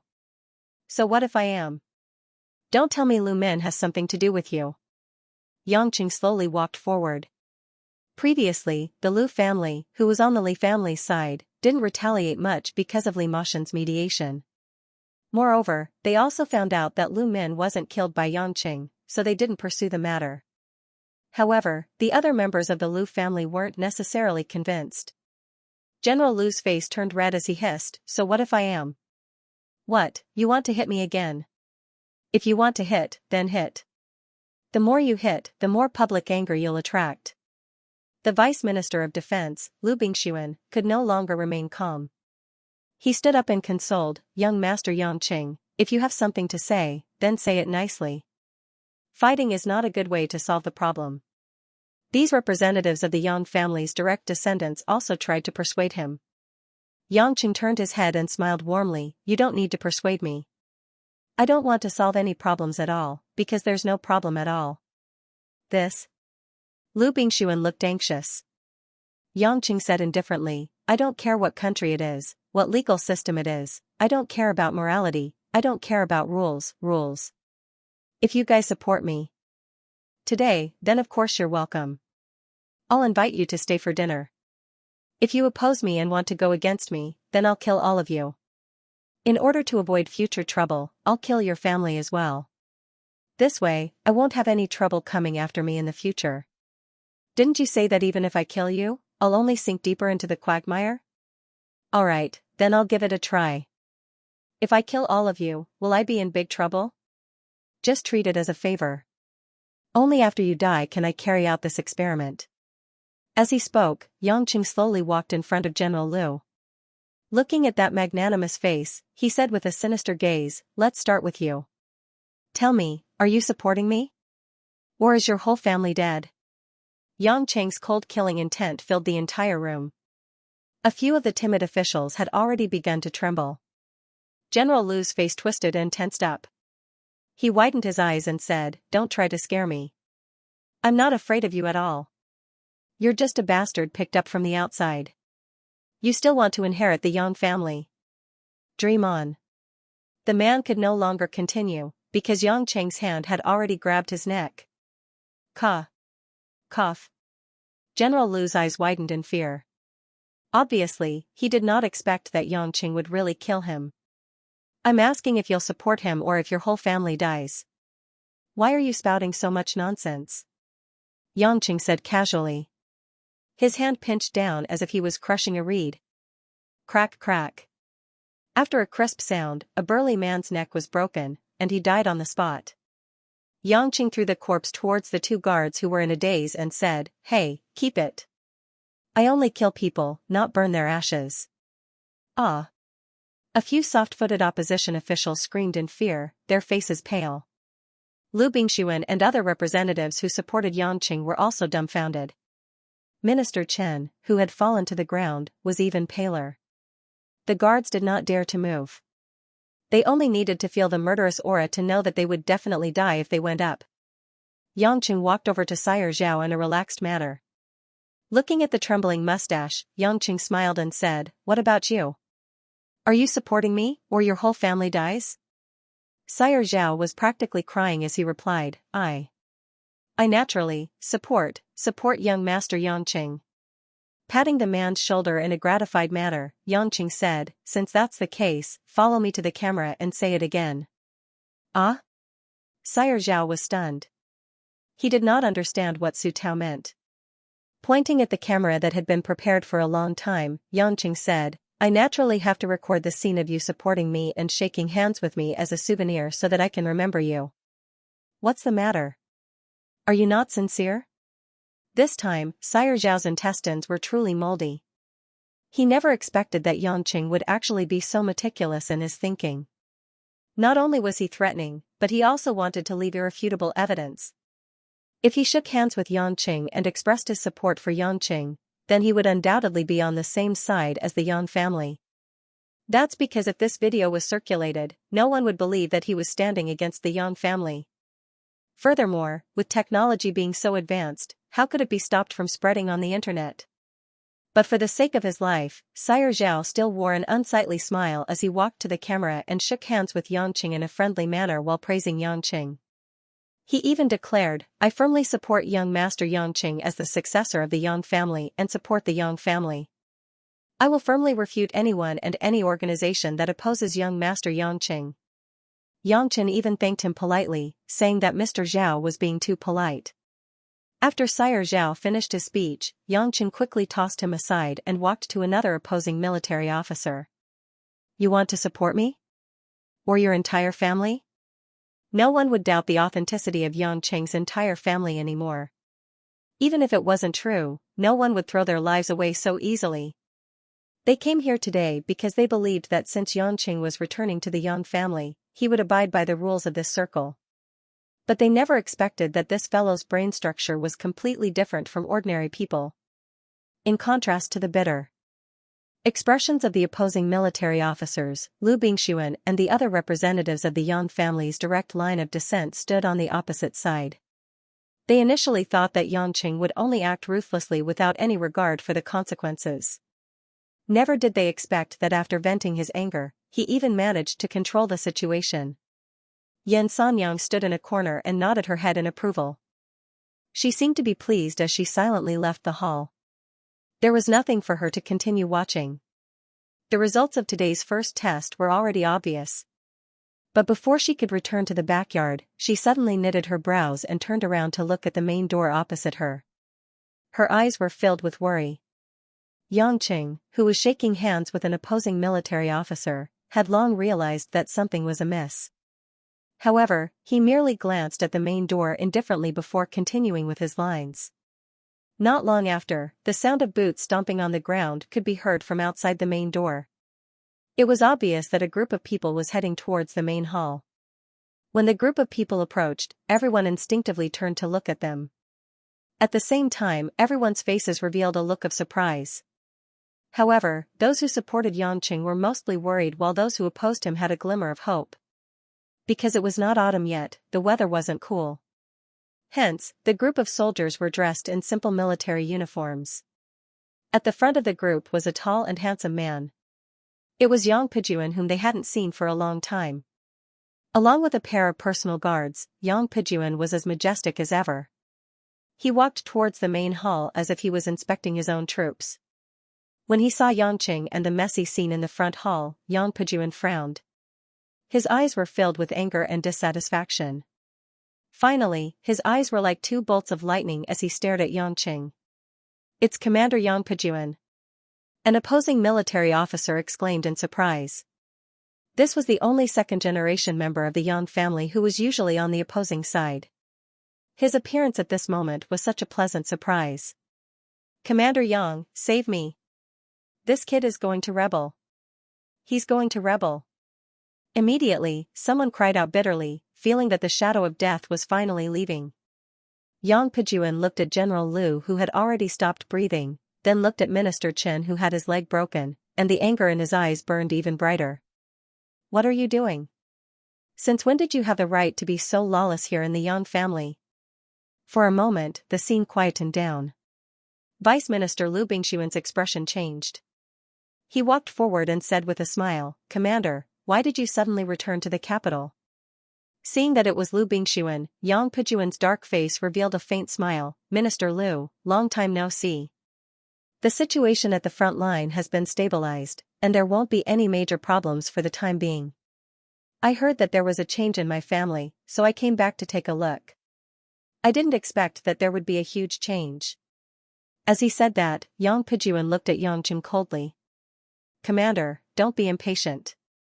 There's a reason for this." Liu Bingshuan was extremely biased towards Yangqing in his heart.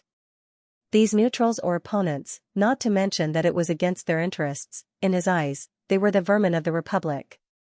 Although it was a bit reckless for Yangqing to kill them like this, it was exactly what they wanted. Therefore, of course he wanted to speak up for Yangqing. "Reason?" Yang Pijuan sneered, "A brat who hasn't even grown his hair yet, does he really think that he's some great person? Could it be that anyone who enters this family can become a member of the Yang family?" From the beginning to the end, Yangqing ignored Yang Pijuan, as if he didn't hear anything. Yangqing continued to stand in front of the camera, shaking hands with the official, and said with a smile, "This person, you haven't said whether you support or not." The official opened his mouth and looked at Yangqing in fear, then carefully looked at Yang Pijuan and said with a guilty look in his eyes, "Commander Yang, look at this." Yang Pijuan was furious. Yangqing didn't even take him seriously. He immediately shouted, "Let go of Minister Jean. Get out. Who do you think you are? How dare you do something like this in the Yang family? If you do this again, don't blame me for being ruthless." The atmosphere suddenly became tense. Yan Sanyang stood in a corner, her eyes flashing with anticipation. Suddenly, the murderous aura that filled the entire hall suddenly thickened. Yangqing's entire figure seemed to have sunk into darkness. The harmless smile on his face dissipated and was replaced by a kind of dense coldness that came from the depths of an ancient pond. "Fall out? Heartless?" Yangqing sneered. "You mean like this?" "Ah." A tragic scream came from Minister Jean, who was in Yangqing's hand. Yangqing used a little force in his hand, and the hand that was not opened was like a piece of plasticine that had been squeezed into a weird shape, turning into a pile of rotten flesh. "How dare you? Minister Jean!" Yang Pijuan's blood boiled as he roared, "What are you doing? Are you trying to rebel?" Yangqing sneered and looked at Minister Jean with a bone-chilling gaze. "If you surrender to me, I won't kill you. If you ask for help from that guy again, I'll break your neck." Oh yeah, if he speaks up for you and says something I don't like, I'll kill you too. Yangqing said as he swept his gaze across the rest of the opposition. The same goes for all of you. Now, you have a choice. Are you going to cooperate with me and finish this show, or are you going to ask that guy for help? The domineering pressure made it hard for everyone to breathe. The guards and even the soldiers that Yang Pujuan had brought along felt a chill in their hearts. As for the retired soldiers of the Yang family, they all looked a little fearful, but at the same time, there was a look of admiration in their eyes. They had only felt this awe-inspiring pressure when Yang Gongming was angry. Although Yang Pujuan and Yang Lai often went in and out of this family, they had never had such an attitude.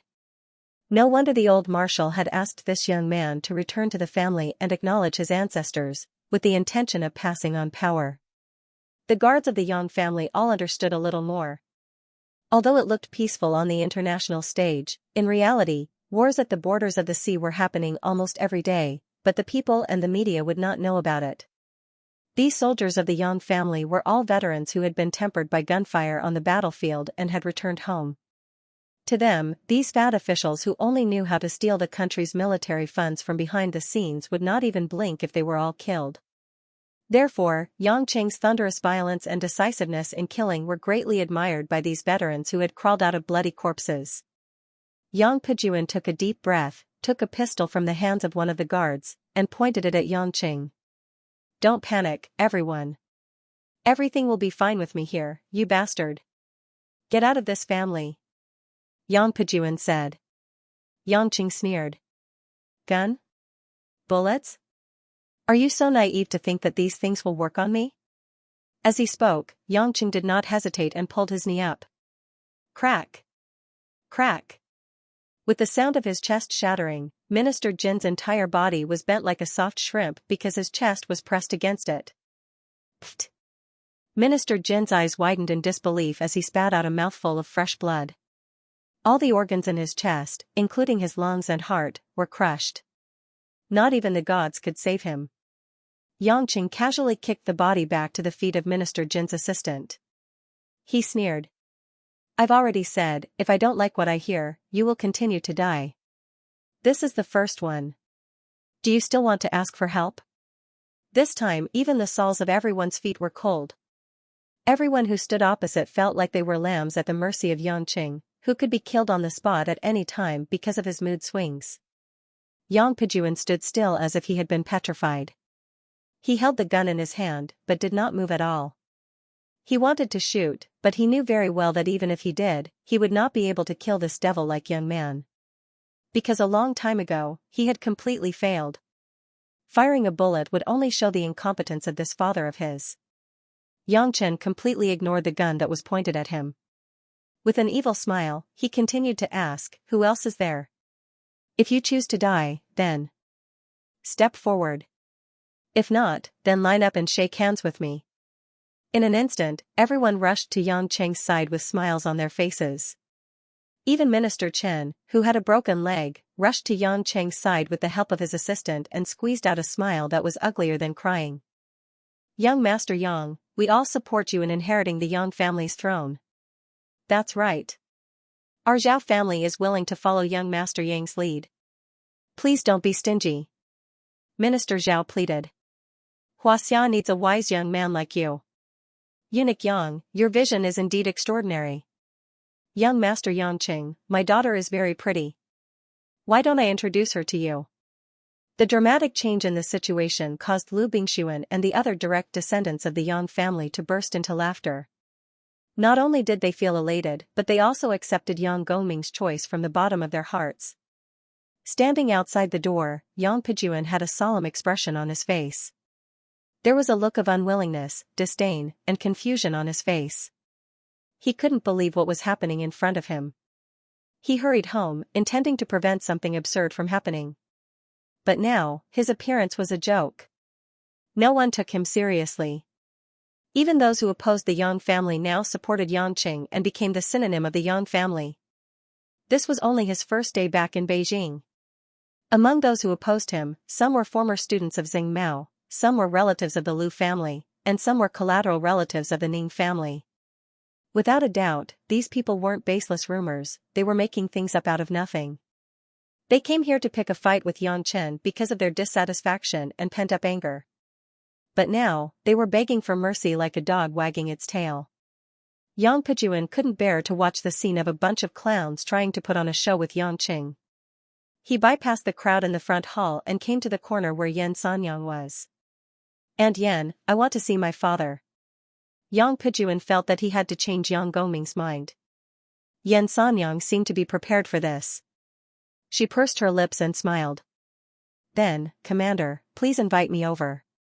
Seeing that Yang Pejuan left with Yan Sanyang, Yang Qing, who was busy shaking hands with the fence-sitters, only glanced at them before he continued with his recording. While Yang Qing was playing a reversal with a group of opponents in the hall, in the wing of the Yang family's backyard, Lin Ruoshi was quietly staying with her mother-in-law in Guo Shuihua's bedroom. Although Guo Shuihua and Yang Pejuan had a common bedroom, they also had their own separate rooms. After all, both of them had their own independent businesses, and they had to store a lot of things. At this moment, Guo Shuihua let Lin Ruoshi sit on her hard agarwood bed, while she was carefully looking for something in a large, exquisite wardrobe made of pure wood from the old era. Lin Ruoshi was a little nervous as she looked around the room. Most of the furniture in the room was antique and elegant. "Mom, do you want me to help you?" "What are you looking for?" "I found it." Guo Shuihua happened to get up, holding a small square box wrapped in red cloth in her hand. "You don't need to help me. I can find this thing. It's too low." As she spoke, Guo Shuihua sat next to Lin Ruoshi happily. After removing the red cloth, she carefully opened the exquisite wooden box made of sandalwood. Lin Ruoshi's eyes lit up. She opened her thin lips in surprise and couldn't move her eyes away. On the silver satin, a jade bracelet quietly lay in the center. The material of this jade bracelet was like jade, but it was more crystal clear than ordinary jade. It was so green that it seemed like green liquid could drip from it. What made Lin Ruoshi irresistible was that on this bracelet, there were 2 phoenix totems engraved with gorgeous carvings. The lifelike phoenix seemed to fly out at any time, and its tail feathers were wrapped around the jade bracelet, forming a harmonious ring layout. "How is it? Are you deeply attracted to it as soon as you see it?" Guo Shuihua smiled with satisfaction. Lin Ruoshi woke up with a start.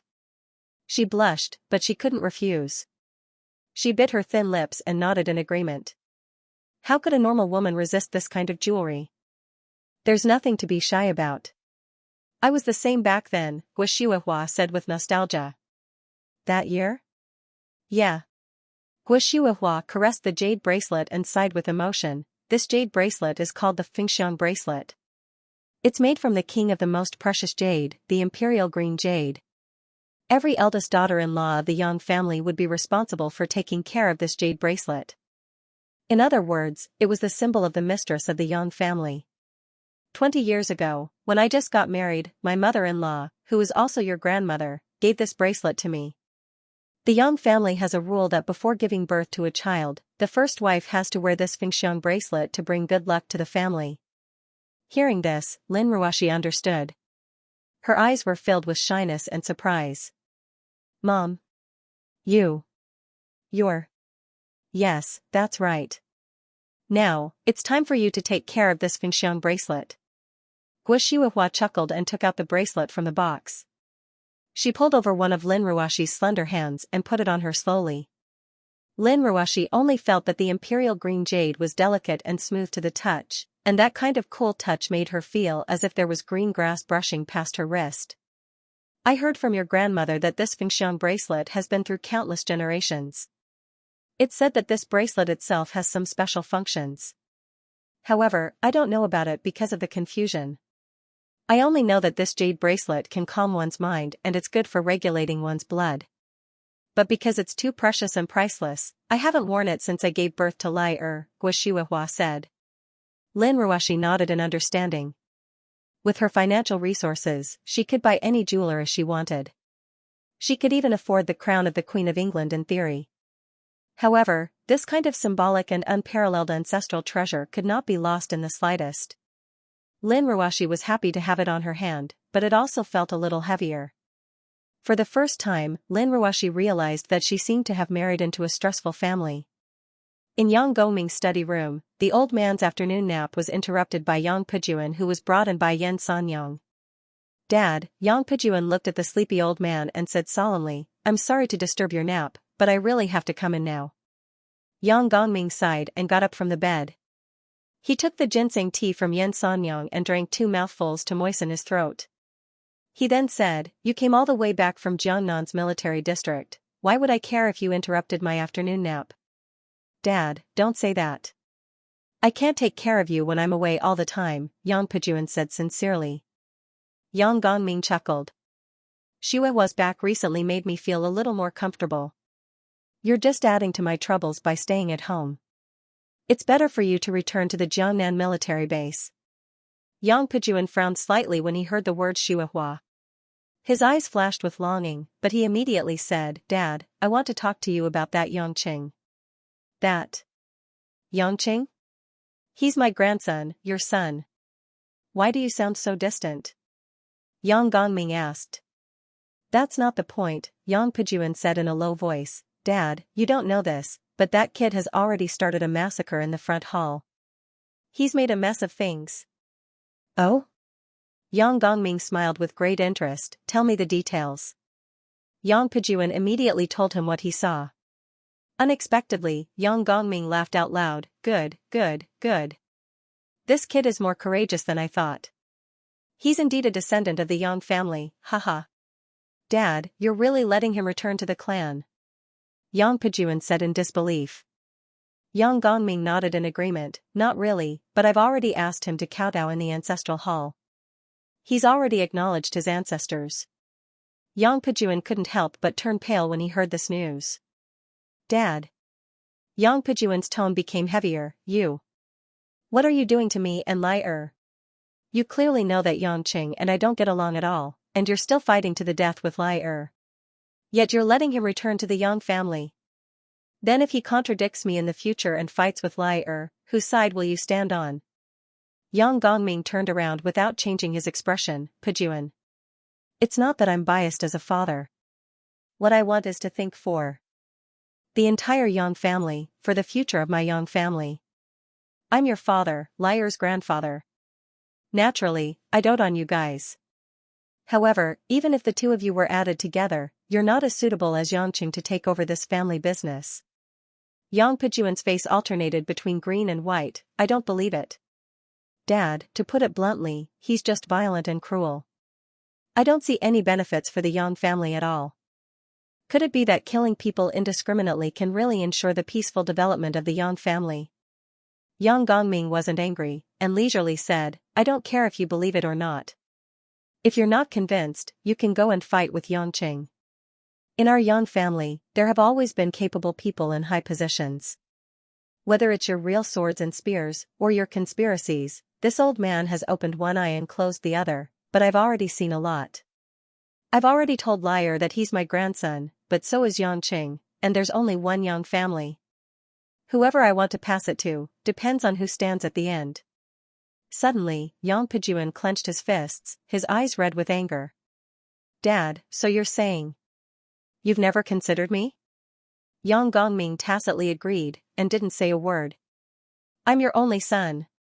Yang Pujuan shouted unwillingly. Yen Sanyang, who was standing at the side, couldn't bear it, but she shook her head and didn't say anything. Yang Gongming thought for a while, then turned around and said, "I'm afraid you've wanted to ask this question for many years, right?" Yang Pujuan stood there, his eyes filled with affirmation. "Fine." Yang Gongming smiled helplessly, and said, "I wanted to bring it with me to my coffin, but since you've asked, I'll tell you why I haven't handed over the real power to you." As he said that, Yang Gongming waved at Yang Pujuan, and signaled him to walk to the corner of the wall.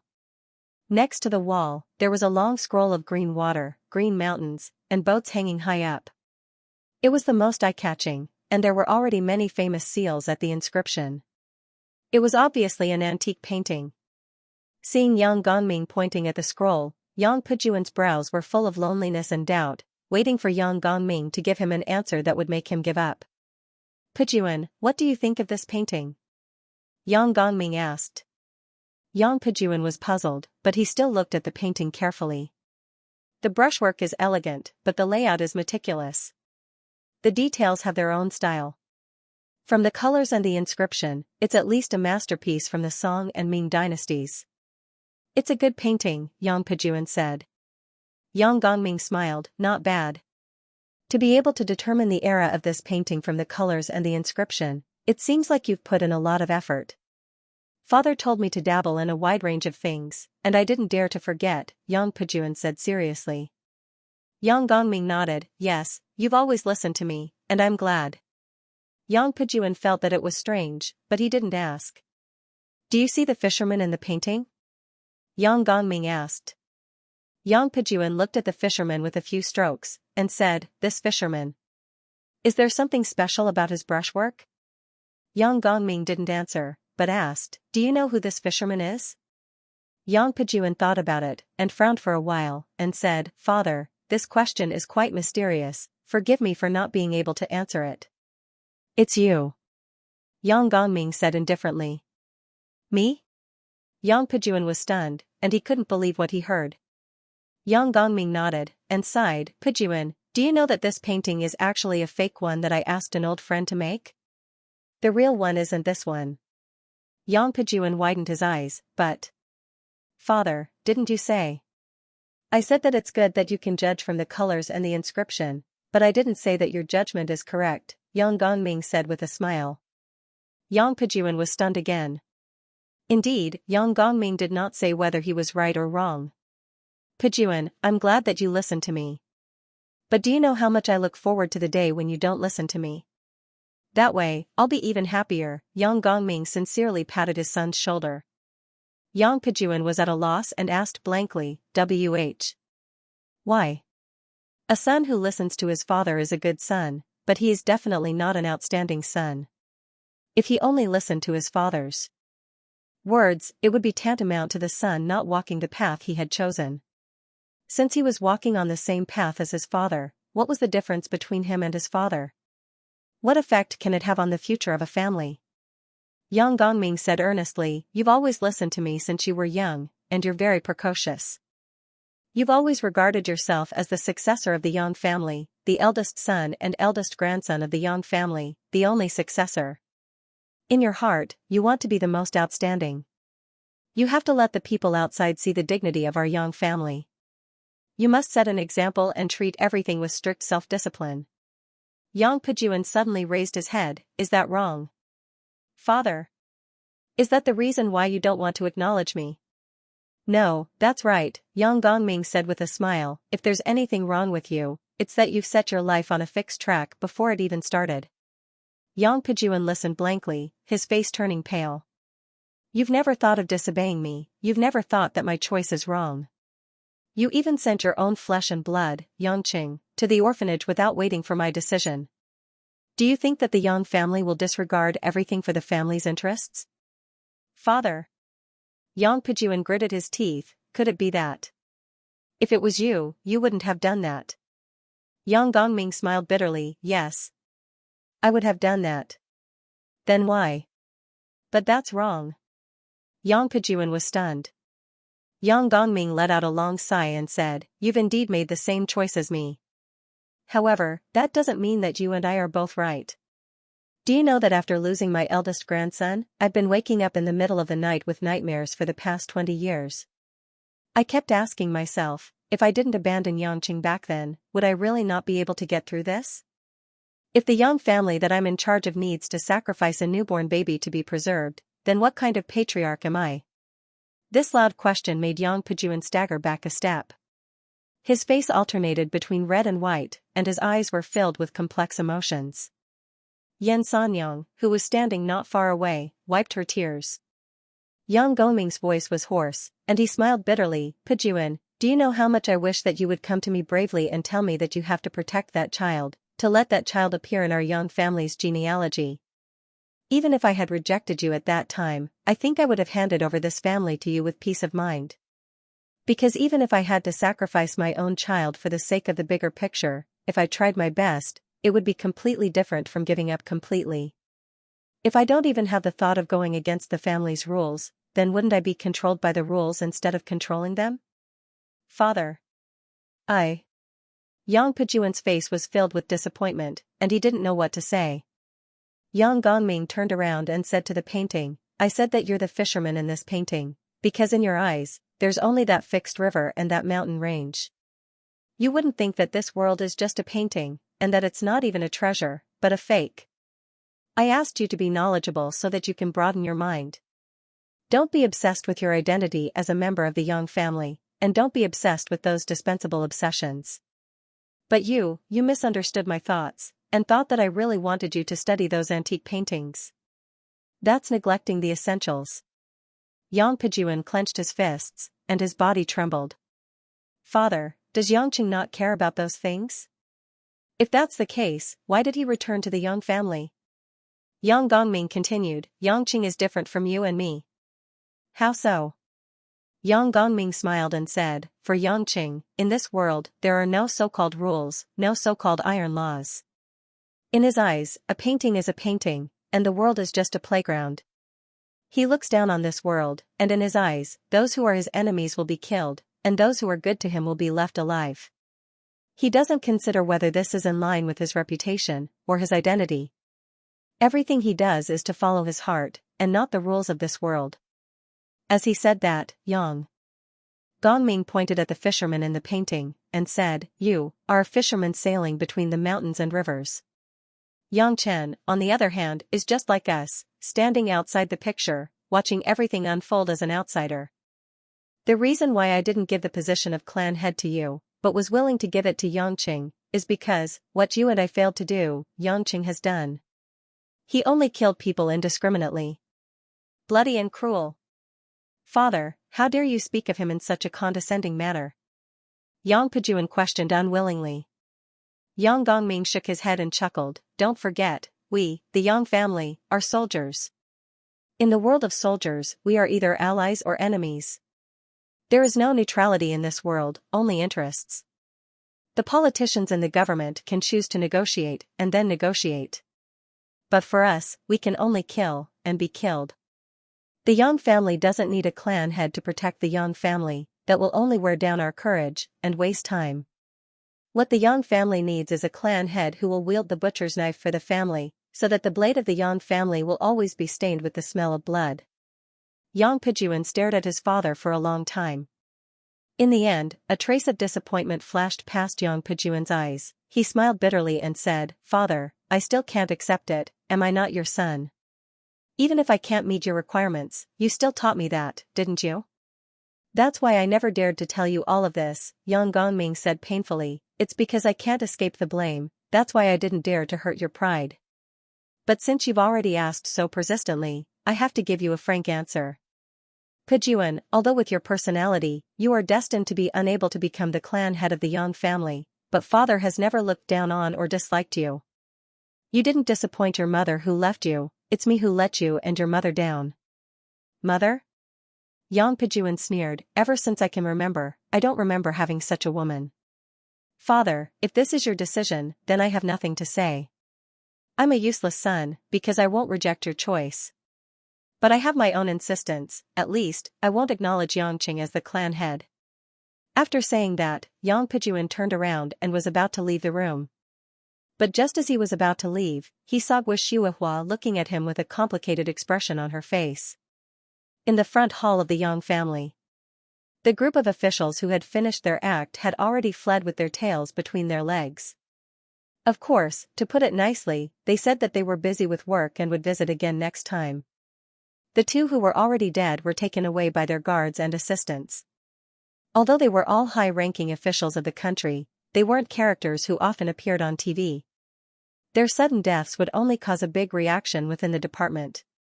As for the reaction of the society, they could just make up some random excuses. As for their families, if they weren't afraid of death, they could come and look for Yangqing. Yangqing, on the other hand, instructed the servants who were recording to prepare several copies of the irrefutable evidence so that the valuable information wouldn't be lost. Actually, Yangqing believed that after today, there wouldn't be anyone stupid enough to come and provoke him. Especially the remaining members of the Xing family and the Lu family. Even if they wanted to, they probably wouldn't have the guts. After watching the show, Lu Bingxuan and the rest walked up and surrounded Yangqing. Young Master Yangqing, you're really daring. Old Lu admires you, Lu Bingxuan said with a smile. They had always supported the Yang family. Although Yangqing's methods seemed crude, it was flawless. Of course, they didn't have any other thoughts. They were just happy. After today's incident, they would definitely be a cut above the opposition and neutral officials in the future. Yangqing didn't stand on ceremony and chuckled, if you admire me, then give me more benefits. Recently, I've been busy with my wife's wedding and have spent quite a bit. Since you guys want me to protect you, you should at least show me some form of gratitude. As he said that, Yangqing rubbed his fingers together. His meaning was obvious. Everyone was embarrassed. They had never seen a master who stole money like this. Lu Bingxuan and Xianxia smiled and said, of course, of course. But, young Master Chen, forgive me for being straightforward. Young Master Chen, don't tell me you're really going to kill the family of the person you just killed, along with them? Yangqing asked back, why wouldn't I? Hiss. Everyone sucked in a breath of cold air. They felt a chill run down their spines again. Young Master Chen, I'm afraid it's not appropriate. After all, that's equivalent to the annihilation of the family. It will cause a sensation and chaos in society, a family representative consoled. Yangqing had a conflicted look on his face. But if I said I would kill them but didn't kill their entire family, wouldn't it seem like I'm not trustworthy? Trust. Trust my ass. Everyone thought to themselves that these were words that only the devil would say. However, they did not dare to offend this temperamental murderer. Young Master Chen, you can't think that way, Lu Bingxuan said. If you don't kill their entire family, it will only show off your noble character and unquestionable integrity. If you don't haggle over every little thing with them, it will show that you are broad-minded. This will make us admire you even more, won't it? Everyone hurriedly nodded. This was no joke. With Yangqing's craziness, if he wanted to kill the women and children, who could stop him? Yangqing hesitated for a while, then pretended to be determined and said, sigh, all right, I will respect your persuasion. No matter what, you are all members of the Yang family. I still have to do you a favor. Everyone's heart skipped a beat and they secretly laughed bitterly. All right, so they were used. Of course, Yangqing would not really cause a huge uproar by killing a group of helpless women and children. However, even with such a decision, he still had to take advantage of them to show how much he respected these direct descendants of the Yang family. However, everyone was smart, so they tacitly let it go. Since the matter had been resolved perfectly, everyone had to return. After all, they had official duties to attend to and could not stay for long. After sending everyone off, Yangqing heaved a sigh of relief. Socializing wasn't his forte. Looking at the time, it was already past 2 in the afternoon. After Yang Pejuan entered the backyard, he didn't come out. Yangqing couldn't help but feel uncomfortable in his heart. A trace of gloominess flashed across his eyes as he strode towards the backyard. At the same time, there weren't many students coming and going on campus at Peking University. Under the dense shade of trees, many female students dressed in cool clothes walked by with books in their arms. As they chatted and laughed, they were filled with a youthful aura. At this time, a graceful and enchanting figure wearing a red lace frilly dress, revealing a deep ravine on her chest, walked through the campus. This beautiful woman wore a pair of sunglasses, a beige lace sun hat, and black high heels with crystal luster. Her skin was fair and translucent. With a mature charm and a youthful appearance, it was impossible to see through this woman's age. After the woman bypassed the school's business library, she walked to an independent business student office building. This was a retreat place for the school to focus on training students. During this holiday, almost no one came here. However, in the innermost office on the 3rd floor, a young man who was immersed in a book and constantly recording important information was an exception. Knock, knock, knock. There was a knock on the door. The young man in a white shirt frowned. Someone actually came at this time, which made him a little puzzled and quite unhappy. There were so many empty offices here, why did they have to come to his place? However, the student still obediently walked to the door and opened it. The moment the door opened, the student standing at the door was instantly stimulated by a red figure in front of him. Then, he subconsciously opened his eyes wide. You. Why, little cripple, it's me. Do you think it's so scary? The woman in the red shirt took off the brim hat and smoothed her soft black hair. On her face that was as smooth as a young girl's, there was no trace of age. However, her facial features were extremely clear. Luo Xueshan. It turned out to be the dead Luo Xueshan. The little cripple, who was now Wen Tao, who had been sent to Peking University by Ning Guangyao, was like a raging sea in his heart. It was hard to describe. A woman who had already died with his own eyes was now standing in front of him, alive and talking to him. If Wen Tao had not been a wandering beggar for many years, he might not have been able to stand. Luo Xueshan's incomparably young appearance made her look especially glamorous. Paired with a red dress, she was simply charming. Especially the mature and flirtatious characteristics of her young and delicate body, it was especially attractive. However, Wen Tao knew there was definitely something wrong with this woman. Luo Xueshan strolled into the office with a relaxed expression. She threw the bag in her hand and stretched lazily.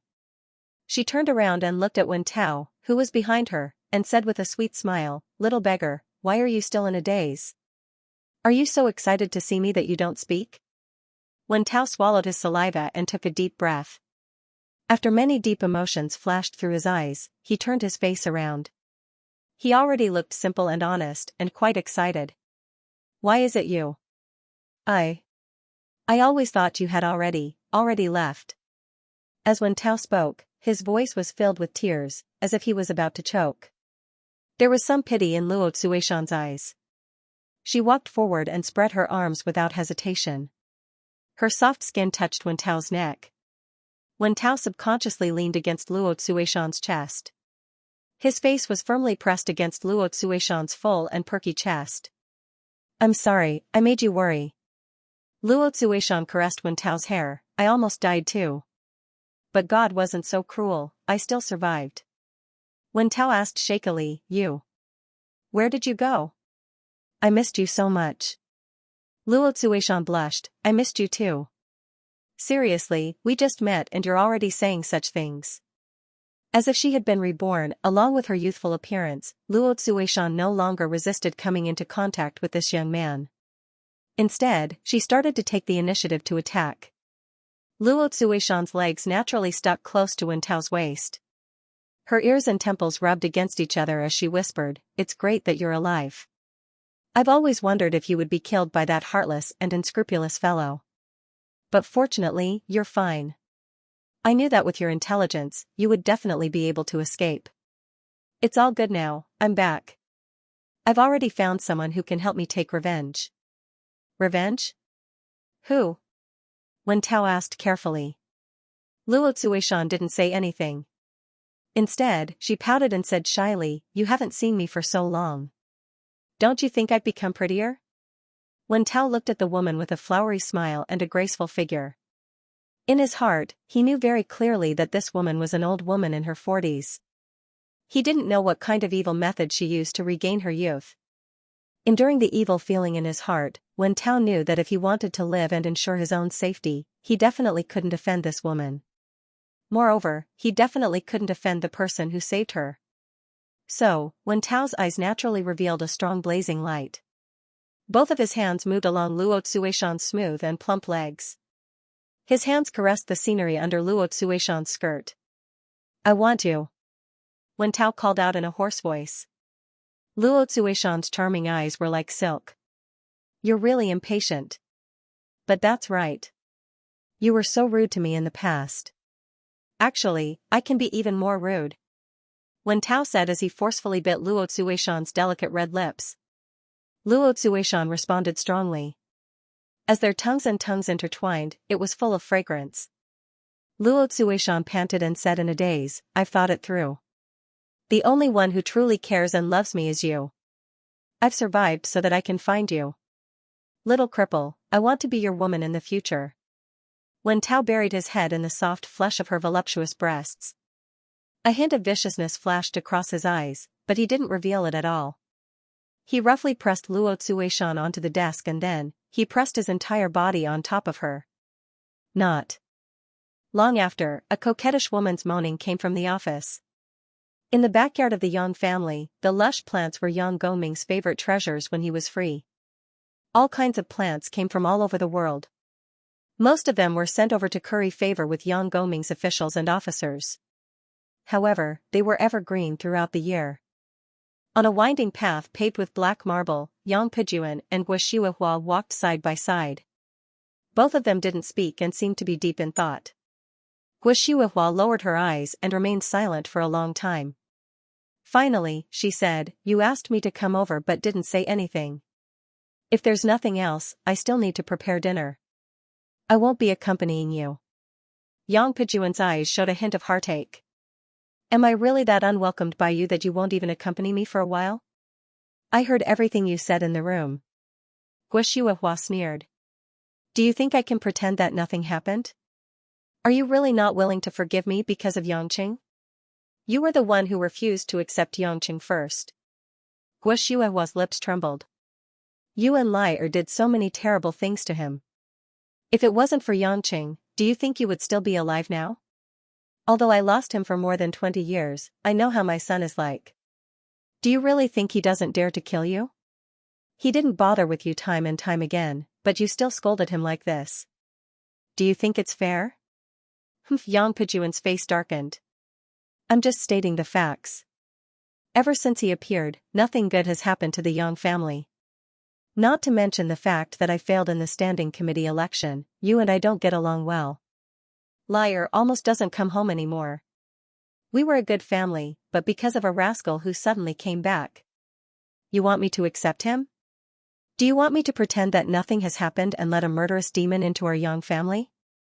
"Shut up." Gua Shuihua widened her eyes in anger. "You don't have the right to criticize him. You're just a father who didn't do anything and pointed a gun at him. What right do you have to criticize Yangqing? Because of him, all my years of hard work went to waste. Why can't I scold him?" "You." Gua Shuihua looked at Yang Pijuan in disbelief. She shook her head and said, "I really regret that I still had hope in you. Sure enough, you've been possessed by the devil. You've been blinded by power. Has your heart turned to stone?" Yang Pijuan's face was livid. "I know what I want to do. Father has been deceived by that brat. I will never allow the Yang family to walk down the cliff. Shuihua, I came back today not only to see my father, but also to take you away." "Take me away?" Gua Shuihua took a step back subconsciously. "That's right." Yang Pijuan said sternly, "I can't let you stay with that bastard any longer. You're my wife, Lai Er's birth mother. That brat has nothing to do with you. Do you think a murderous devil like him would treat you as his mother? He's just using you to make people think that he cares about the Yang family. In fact, he just wants to use the Yang family to abuse Xianxia. If you continue to help him, you'll only hurt yourself in the end. So, you have to leave with me today. I'm taking you back to the Jiangnan military." "I'm not leaving. You have no choice. I'm your husband." Yang Pijuan was almost roaring at the top of his lungs. Gua Shuihua shook her head forcefully. Her eyes were red. "If you want to leave, leave by yourself. I don't want to have anything to do with you anymore. That's not up to you." With that, Yang Pijuan walked forward and forcefully grabbed Gua Shuihua's wrist, dragging her out. Gua Shuihua tried her best to resist, but she was no match for Yang Pijuan. She screamed and screamed, but she still staggered out of the room. Some of the servants who passed by saw this scene. While they were shocked, they didn't dare to stop them. At this moment, a gloomy voice came from behind the two of them. "Let go." It was as if a huge shadow had suddenly engulfed their hearts.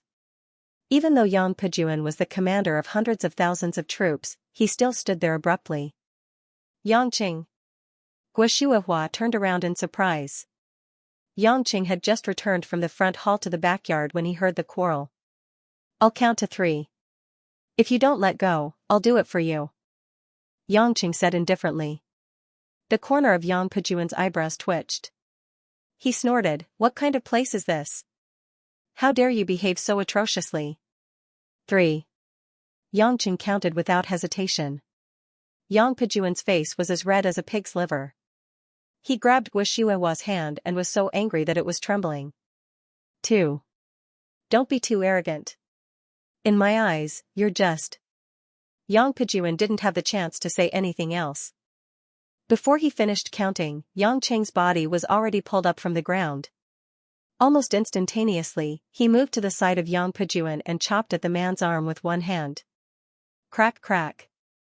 The sound of bones breaking only reached the ears of the people around them a second after the scene.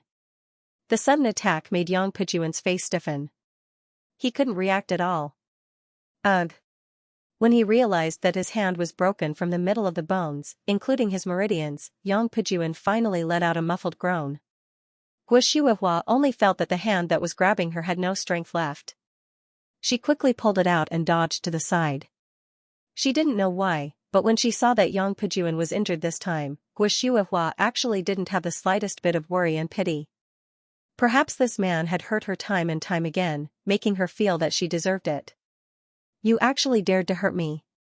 Yang Pejuan held his broken arm and shouted crazily, you evil creature. Your mouth stinks, let me help you close it. Yang Qing said indifferently. After that, he slapped Yang Pejuan's face with his palm. Smack. A crisp sound was heard. Before Yang Pejuan could finish his words, blood splattered from his mouth and nose. The effect doesn't seem obvious. 2 more. The corner of Yang Qing's mouth revealed a cruel smile. His eyes were like a cheetah in the jungle, staring at a prey that was like a doll. Smack smack. 2 consecutive slaps paralyzed Yang Pejuan's facial muscles, causing them to droop. Blood, swelling, and even a mixture of saliva and snot made his entire face lose its original appearance. Yang Pejuan could only let out heavy breathing. Finally, a look of fear flowed through his eyes. He hugged his hands and retreated in a sorry state. However, Yang Qing grabbed his collar. Yang Qing felt that it was dirty and wiped off the filth on Yang Pejuan's military uniform. He coldly glanced at him. I'm letting you live because killing you would be letting you off too easily. Aren't you very prideful? Aren't you very proud? Then I'll let you become a cripple, but I won't let you die. Of course, you can commit suicide. But that way, even if it's in the name, I won't be considered as patricide. Moreover, when people talk about Commander Yang Pejuan, they will only think of him as a coward. There was not the slightest expression on Yang Pejuan's face, but his eyes were dead. Yang Qing's ruthlessness and cold-bloodedness made him feel regret from the bottom of his heart. If that was really the case, not only would he become a cripple, but he would also be begging for death. Guo Shuihua, who was standing behind, saw all this and finally felt sad. Even if she was completely disappointed in this man, they had been married for more than 20 years. Yang Qing. Let's just forget about it. Guo Shuihua couldn't bear to look at Yang Pejuan's ugly face. Yang Qing threw Yang Pejuan to the ground and said solemnly, Mom, if you want to stop me, you should have left with him just now. If you choose to stay with me, don't worry about how I treat him. I don't owe him anything. On the contrary, I've already tolerated too much. To me, those who treat me well can be my family even if they aren't related by blood. Those who have ill intentions towards me, even if they are my family, I will kill them without hesitation. But Guo Shuihua still wanted to say something, but the voice from behind stopped her from continuing. Shuihua, that's enough. Let's do it. They saw Yang Gongming walking out of the study and accompanied by Yan Sanyang. They slowly walked to the front of the crowd and the surrounding servants instinctively moved away. The old man's expression was calm and it was hard to tell whether he was happy or angry. Glancing at his son who was begging for mercy on the ground, Yang Gongming felt a tinge of heartache. But more than that, he was suppressing his anger. Shuihua, step back. Yang Qing did the right thing. Yang Gongming walked to the middle of the 3 of them. He looked down at the dejected Yang Pejuan on the ground with a sorrowful expression. Pejuan, I've told you before that you've always been obedient to me and I'm glad about that. But I didn't expect that after I told you the reason for everything, you would make such a choice. You've disappointed me. Yang Pejuan's eyes were filled with unwillingness but he could only turn his head away because his mouth was already swollen. Yang Gongming's eyes suddenly turned serious and he said, listen to me. Our Yang clan doesn't need ignorant descendants, nor do we need arrogant descendants. I never thought that my son would forcefully drag his wife away in front of everyone at home. How is this any different from a robber robbing women and children? Don't you feel ashamed? I'm glad that I didn't hand over the Yang family to you. But as the saying goes, it's the father's fault for not teaching his son properly. I'm responsible for you becoming like this. I'm old and you won't listen to me. Yan Sanyang quickly tried to calm Yang Gongming down when she saw how emotional he was. Master, don't get angry. It's bad for your health. Guo Shuihua wiped her tears and went forward to support Yang Gongming. Yang Gongming waved his hand to indicate that he was fine. He looked at Yangqing who was standing there expressionlessly and said, I originally wanted to hand over the position to Yangqing when I'm too old. But now, as a punishment for myself, I've decided to give up the position and live in seclusion. The servants of the Yang family all had looks of disbelief on their faces, and Guo Shuihua was also standing at the side in shock. Yan Sanyang's eyes were filled with helplessness and relief. On the ground, Yang Pejuan's expression was incomparably complicated. He didn't know if he was sad or angry, because his actions had actually resulted in such a result. However, when Yangqing heard this, he frowned and said bluntly, Old man, I didn't say that I'm going to take over the Yang family's position. Yang Gongming couldn't help but feel astonished. Even he, who could always predict what would happen, was puzzled. What did you say? I said, I don't have any plans to take over the Yang family for now. The current situation isn't simple. I don't know how to do anything other than killing people. Looking at your body, although you're not strong, you should be able to hold on for another 10 years or so. Plus, with me around, it won't be that easy for you to die. Wouldn't it be a waste if you retired now? I think, if you want to punish yourself, you'd better stay in this position. How tiring it is to manage such a mess. For me, as long as you're not too stingy when I need something, that's fine. Yangchen squinted his eyes and smiled. Yang Gongming was stunned for a while, but he smiled bitterly, You brat, do you know how much power the head of the Yang family has? If you take over, just your attitude and a simple sentence in the core circle of power in Xianxia can change the trajectory of millions of people's lives. As long as you wave your arm, at least 30% of the more than 2 million soldiers in Xianxia will obey your orders. Do you know that that's equivalent to the total number of troops in 5 European countries? TSK tisk. Yangqing sighed, now that you mention it, it sounds very powerful. Yang Gongming couldn't help but feel a little proud, of course. Otherwise, do you think that the 4 great families are just a few old men sitting together and talking nonsense? Yangqing chuckled, that won't do either. I'm still busy with my wedding, and after that, I have to accompany Ruashi on their honeymoon. Oh right, I have to help my woman improve her cultivation. I'm too busy. I don't have time to care about other people's business. I even let my secretary manage the entertainment company in Zhonghai. Do you want me to hand over the management of the Yang family to my wife? You. Why do you have so many problems? Yang Gongming sighed, You really don't want to?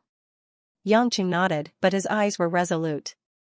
At this moment, Yan Sanyang stepped forward and said, Master, since young Master Chen isn't willing, then there's no need to force him. After all, young Master Chen is still young, only in his 20s. If the Yang family doesn't have Master to oversee it, many despicable people will definitely stir up trouble. If it's just a bloody massacre, it'll inevitably be criticized. Yang Gongming nodded, accepting this explanation. He smiled bitterly, then this old man will have to work for this young man for a few more years. Guo Shuihua forced a smile and said, Father, don't be angry. Yangqing is right. You're still in good health. There's no need to make a decision so early. Yang Gongming patted his daughter-in-law's hand and said, Shuihua, I'm the one comparing Pejuan to you. I didn't expect Pejuan to end up like this. Yang Pejuan, who was lying on the ground, looked at Yang Gongming with resentment and unwillingness. He hated the fact that his face had lost all feeling and he couldn't say a word. Guo Shuihua smiled bitterly, As long as you can understand, I'm very satisfied. The wrinkles on Yang Gongming's face seemed to have deepened. He waved his hand and summoned the guards who were on standby and didn't dare to come forward. Bring your Commander Yang to the military hospital to rest and recuperate. As for the Jiangnan military and sea battle deployment, the deputy commander will temporarily take over. As for the Ministry of National Defense, inform Deputy Minister Liu, Yang Gongming ordered. Just a few simple words caused the faces of the guards to change drastically. He actually went to the military hospital and didn't even allow Yang Pujuan to stay at home. It seemed like Yang Gongming was determined to support his grandson and gave up on his son. Yang Pujuan closed his eyes. Rather than saying he was angry, it would be better to say that he was at a loss and lost. Just like that, the disturbance in the backyard subsided. Yang Qing didn't care too much about how Yang Pujuan was taken away. Instead, he went forward and asked Guo Shuihua, "Mother, where's Ruoshi? Where did you take her?" Guo Shuihua wiped away her tears and scolded jokingly, "You're only thinking about your wife after such a big thing happened. Who asked me to be so unambitious? There's not much that I can think about." Yang Qing wasn't embarrassed at all. "I really don't know what to do with you." Guo Shuihua sighed. "Ruoshi is at the vegetable field behind the house. She just came out of my room and saw the vegetable field. She told me that she wanted to take a look. I didn't say anything about it. Maybe it's something new." "Vegetable field?" Yang Qing was stunned. "There's a vegetable field here?" Yan Sanyang said, "Young Master Chen, that's where Old Master usually grows vegetables. All the fruits and vegetables in the house are harvested from there." Yang Qing looked at Yang Gongming from head to toe with a strange expression. "Old man, the Yang family is so poor that they can't even afford vegetables. Are you in a hurry to hand over the position to me so that I can repay your loan?" T. Even though Yang Gongming had a good upbringing and didn't have much of a temper due to his old age, he couldn't help but curse when he heard this. "What's wrong with your head? I've been retired for so many years. Can't I plant some vegetables?" Yang Gongming didn't know whether to laugh or cry. Of course, Yang Qing was only joking. He waved his hand and ran to the backyard. He was curious about what Lin Ruoshi was doing in the vegetable field. At the same time, Lin Ruoshi, who was in the huge vegetable garden within the spacious walls, looked excited. She grew up in the city and only entered the kitchen occasionally after she got married. To her, this vegetable field was like an amusement park or a museum. There were many fruits and vegetables in the north in August. Whether it was the ripe red tomatoes, the round cabbages, the fat Chinese cabbages, the thick white radishes and the bright green mustard greens, they were all very attractive to her. Lin Ruoshi couldn't care less about the dirt on her clean high heels. She looked left and right, feeling that the vegetables that were still growing in the soil were so magical.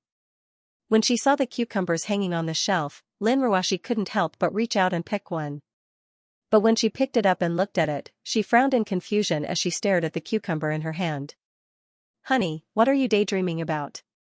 Yang Qing happened to walk into the vegetable field and asked curiously when he saw the woman's expression. Lin Ruoshi woke up with a start. She bit her lip in embarrassment and said with a lowered eyebrow, I'm looking. Why does this cucumber look different from the ones we usually eat?" Yang Qing was puzzled.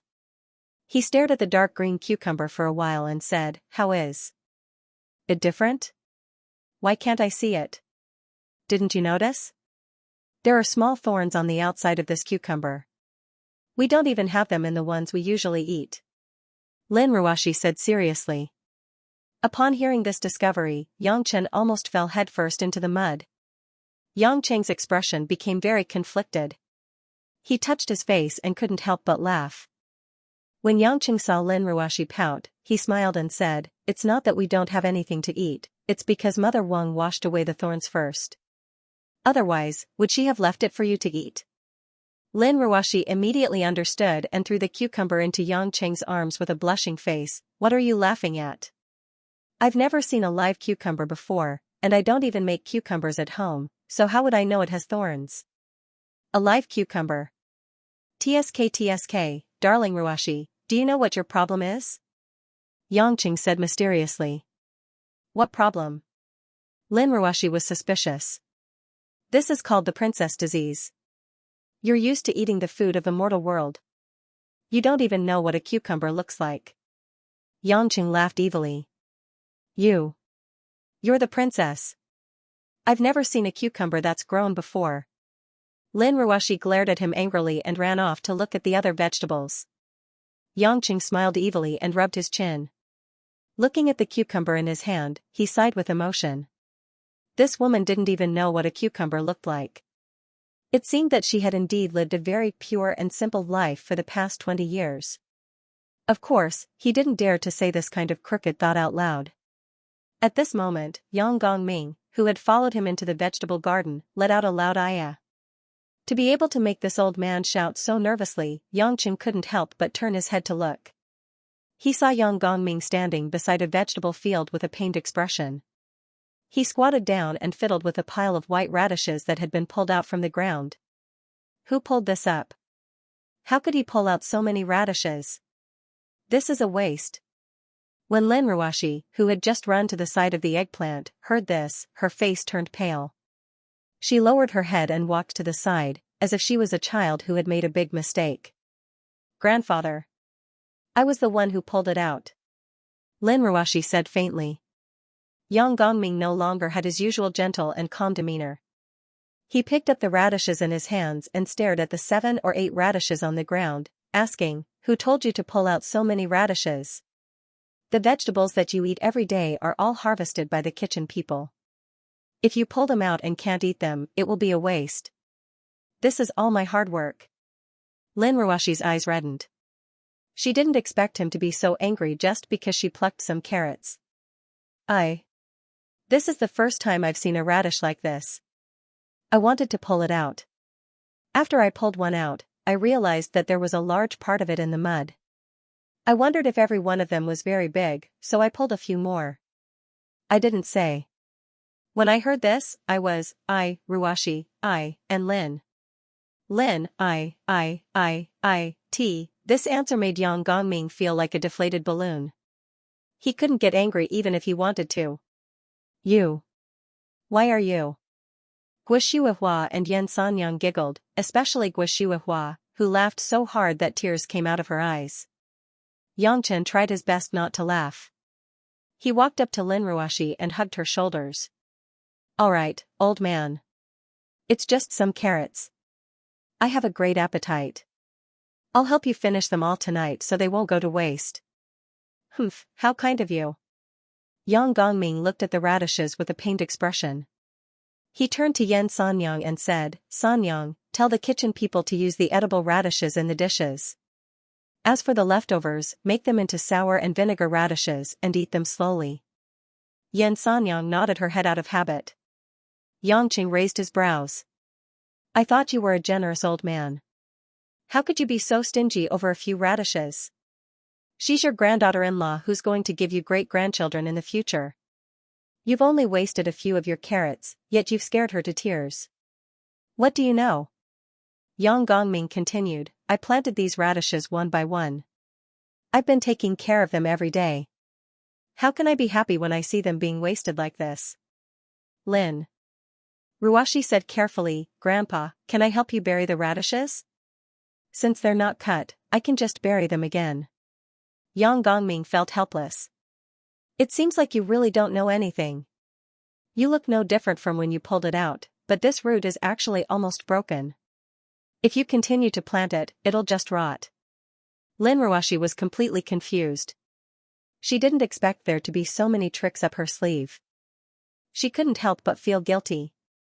Alright, you don't have to blame yourself. I was the one who looked forward to your return. You're a girl who grew up in the city, so it's understandable. Yang Gongming waved his hand and said, let's go sit in the courtyard. This afternoon nap is over. Accompany this old man for a cup of tea and talk. No one dared to object. Looking at Yang Gongming's pained expression, they felt pity for the old man. He was like a child whose toy was broken. However, Yangqing found it funny. He felt that this old man had a cute side to him. Just as they walked to the grapevine-covered pavilion in the front courtyard, a bodyguard came to the door and reported, Master, the madam of the Kai clan, Jiang Shan, has brought the eldest daughter of the Kai clan, Kai Ning. They're here to pay a visit. Everyone had different expressions when they heard this. Yangqing was a little embarrassed. Although it was a good thing that Kai Ning came, that cheap mother-in-law, Xianxia, was really a headache. Lin Ruoxi's expression didn't change. She just looked at the man with resentment. Guo Shihuahua's expression was a little strange. She seemed to be thinking about how she should react. Kai Ning. Yang Gongming pondered for a moment. He pursed his lips and smiled. I've heard of that girl many times. She seems to have a good relationship with you. Seeing that Yang Gongming was asking him so bluntly, Yang Chen coughed twice. He pretended not to see Lin Ruoxi's cold gaze and nodded. Then let's meet them. Just ask Madame Kai and her daughter to come over for tea, Yang Gongming said with a smile. With Yang Gongming's decision, even if Lin Ruoxi felt uncomfortable, she didn't dare to say anything. The pitiful CEO Lin was still feeling guilty for plucking a few radishes by mistake. Not long after, a high-pitched female voice came from the corridor. "Io, thank you, old Marshal Yang. You're worthy of being the cornerstone of our Huaxia to have us mother and daughter come to disturb you in the afternoon." Jiang Shan's flattering words gave Yang Qing and the rest goosebumps. However, Yang Gongming seemed to find it interesting. He held his chin and chuckled. Jiang Shan was dressed in a fashionable floral dress. She was holding a long red box in her arms. It looked like a gift. Kai Ning, who was wearing a simple white dress, followed behind her mother from beginning to end. Her hands were intertwined in front of her body, which made the woman's inner nervousness and uneasiness show. Completely different from her sister, Kai Yan, she was quiet and elegant, making Kai Ning seem to bring out the best in this secluded courtyard. A trace of satisfaction flashed in Yang Gongming's eyes. The smile on his face became even warmer. Jiang Shan was completely familiar with them. After flattering Yang Gongming, she greeted Guo Shihuahua and Yan Sanyang. Finally, when it was Lin Ruoxi's turn, Jiang Shan seemed especially excited. "Ruoxi, I haven't seen you for so many years. You seem to be the stubborn little girl you were when you were young. How did you become so slender and elegant all of a sudden? I heard that you came to Beijing. I've been wanting to see you for a long time. I hope you don't mind." Because Choi Yan and Lin Ruoxi grew up together, she often saw Jiang Shan when she was still in Zhonghai. That was why she started the conversation. Even though Jiang Shan's intention was obvious and she did not have a good impression of Lin Ruoxi, it was as if she was a senior who missed her junior and was full of nostalgia. Lin Ruoxi smiled at Kai Ning before nodding at Jiang Shan. "Of course I don't mind. I'm also very happy to see you, Auntie Jiang." The smile on Jiang Shan's face was like a blossoming flower. She pulled the uneasy Kai Ning over and said, "I've told Ning Er to get closer to you, Ruoxi. You're more familiar with Yan Yan, but Ning Er went to Sichuan province to learn martial arts when she was young, so we haven't seen each other much. Now that we have this layer of relationship, I believe you'll get closer very soon." "This relationship?" Jiang Shan said it lightly, but in fact, she revealed all the internal connections. She didn't even give the slightest chance to settle the matter. She just played it down.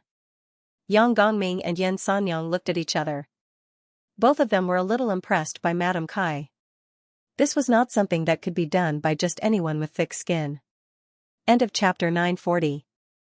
Don't forget to subscribe, like, and share the video to support the channel.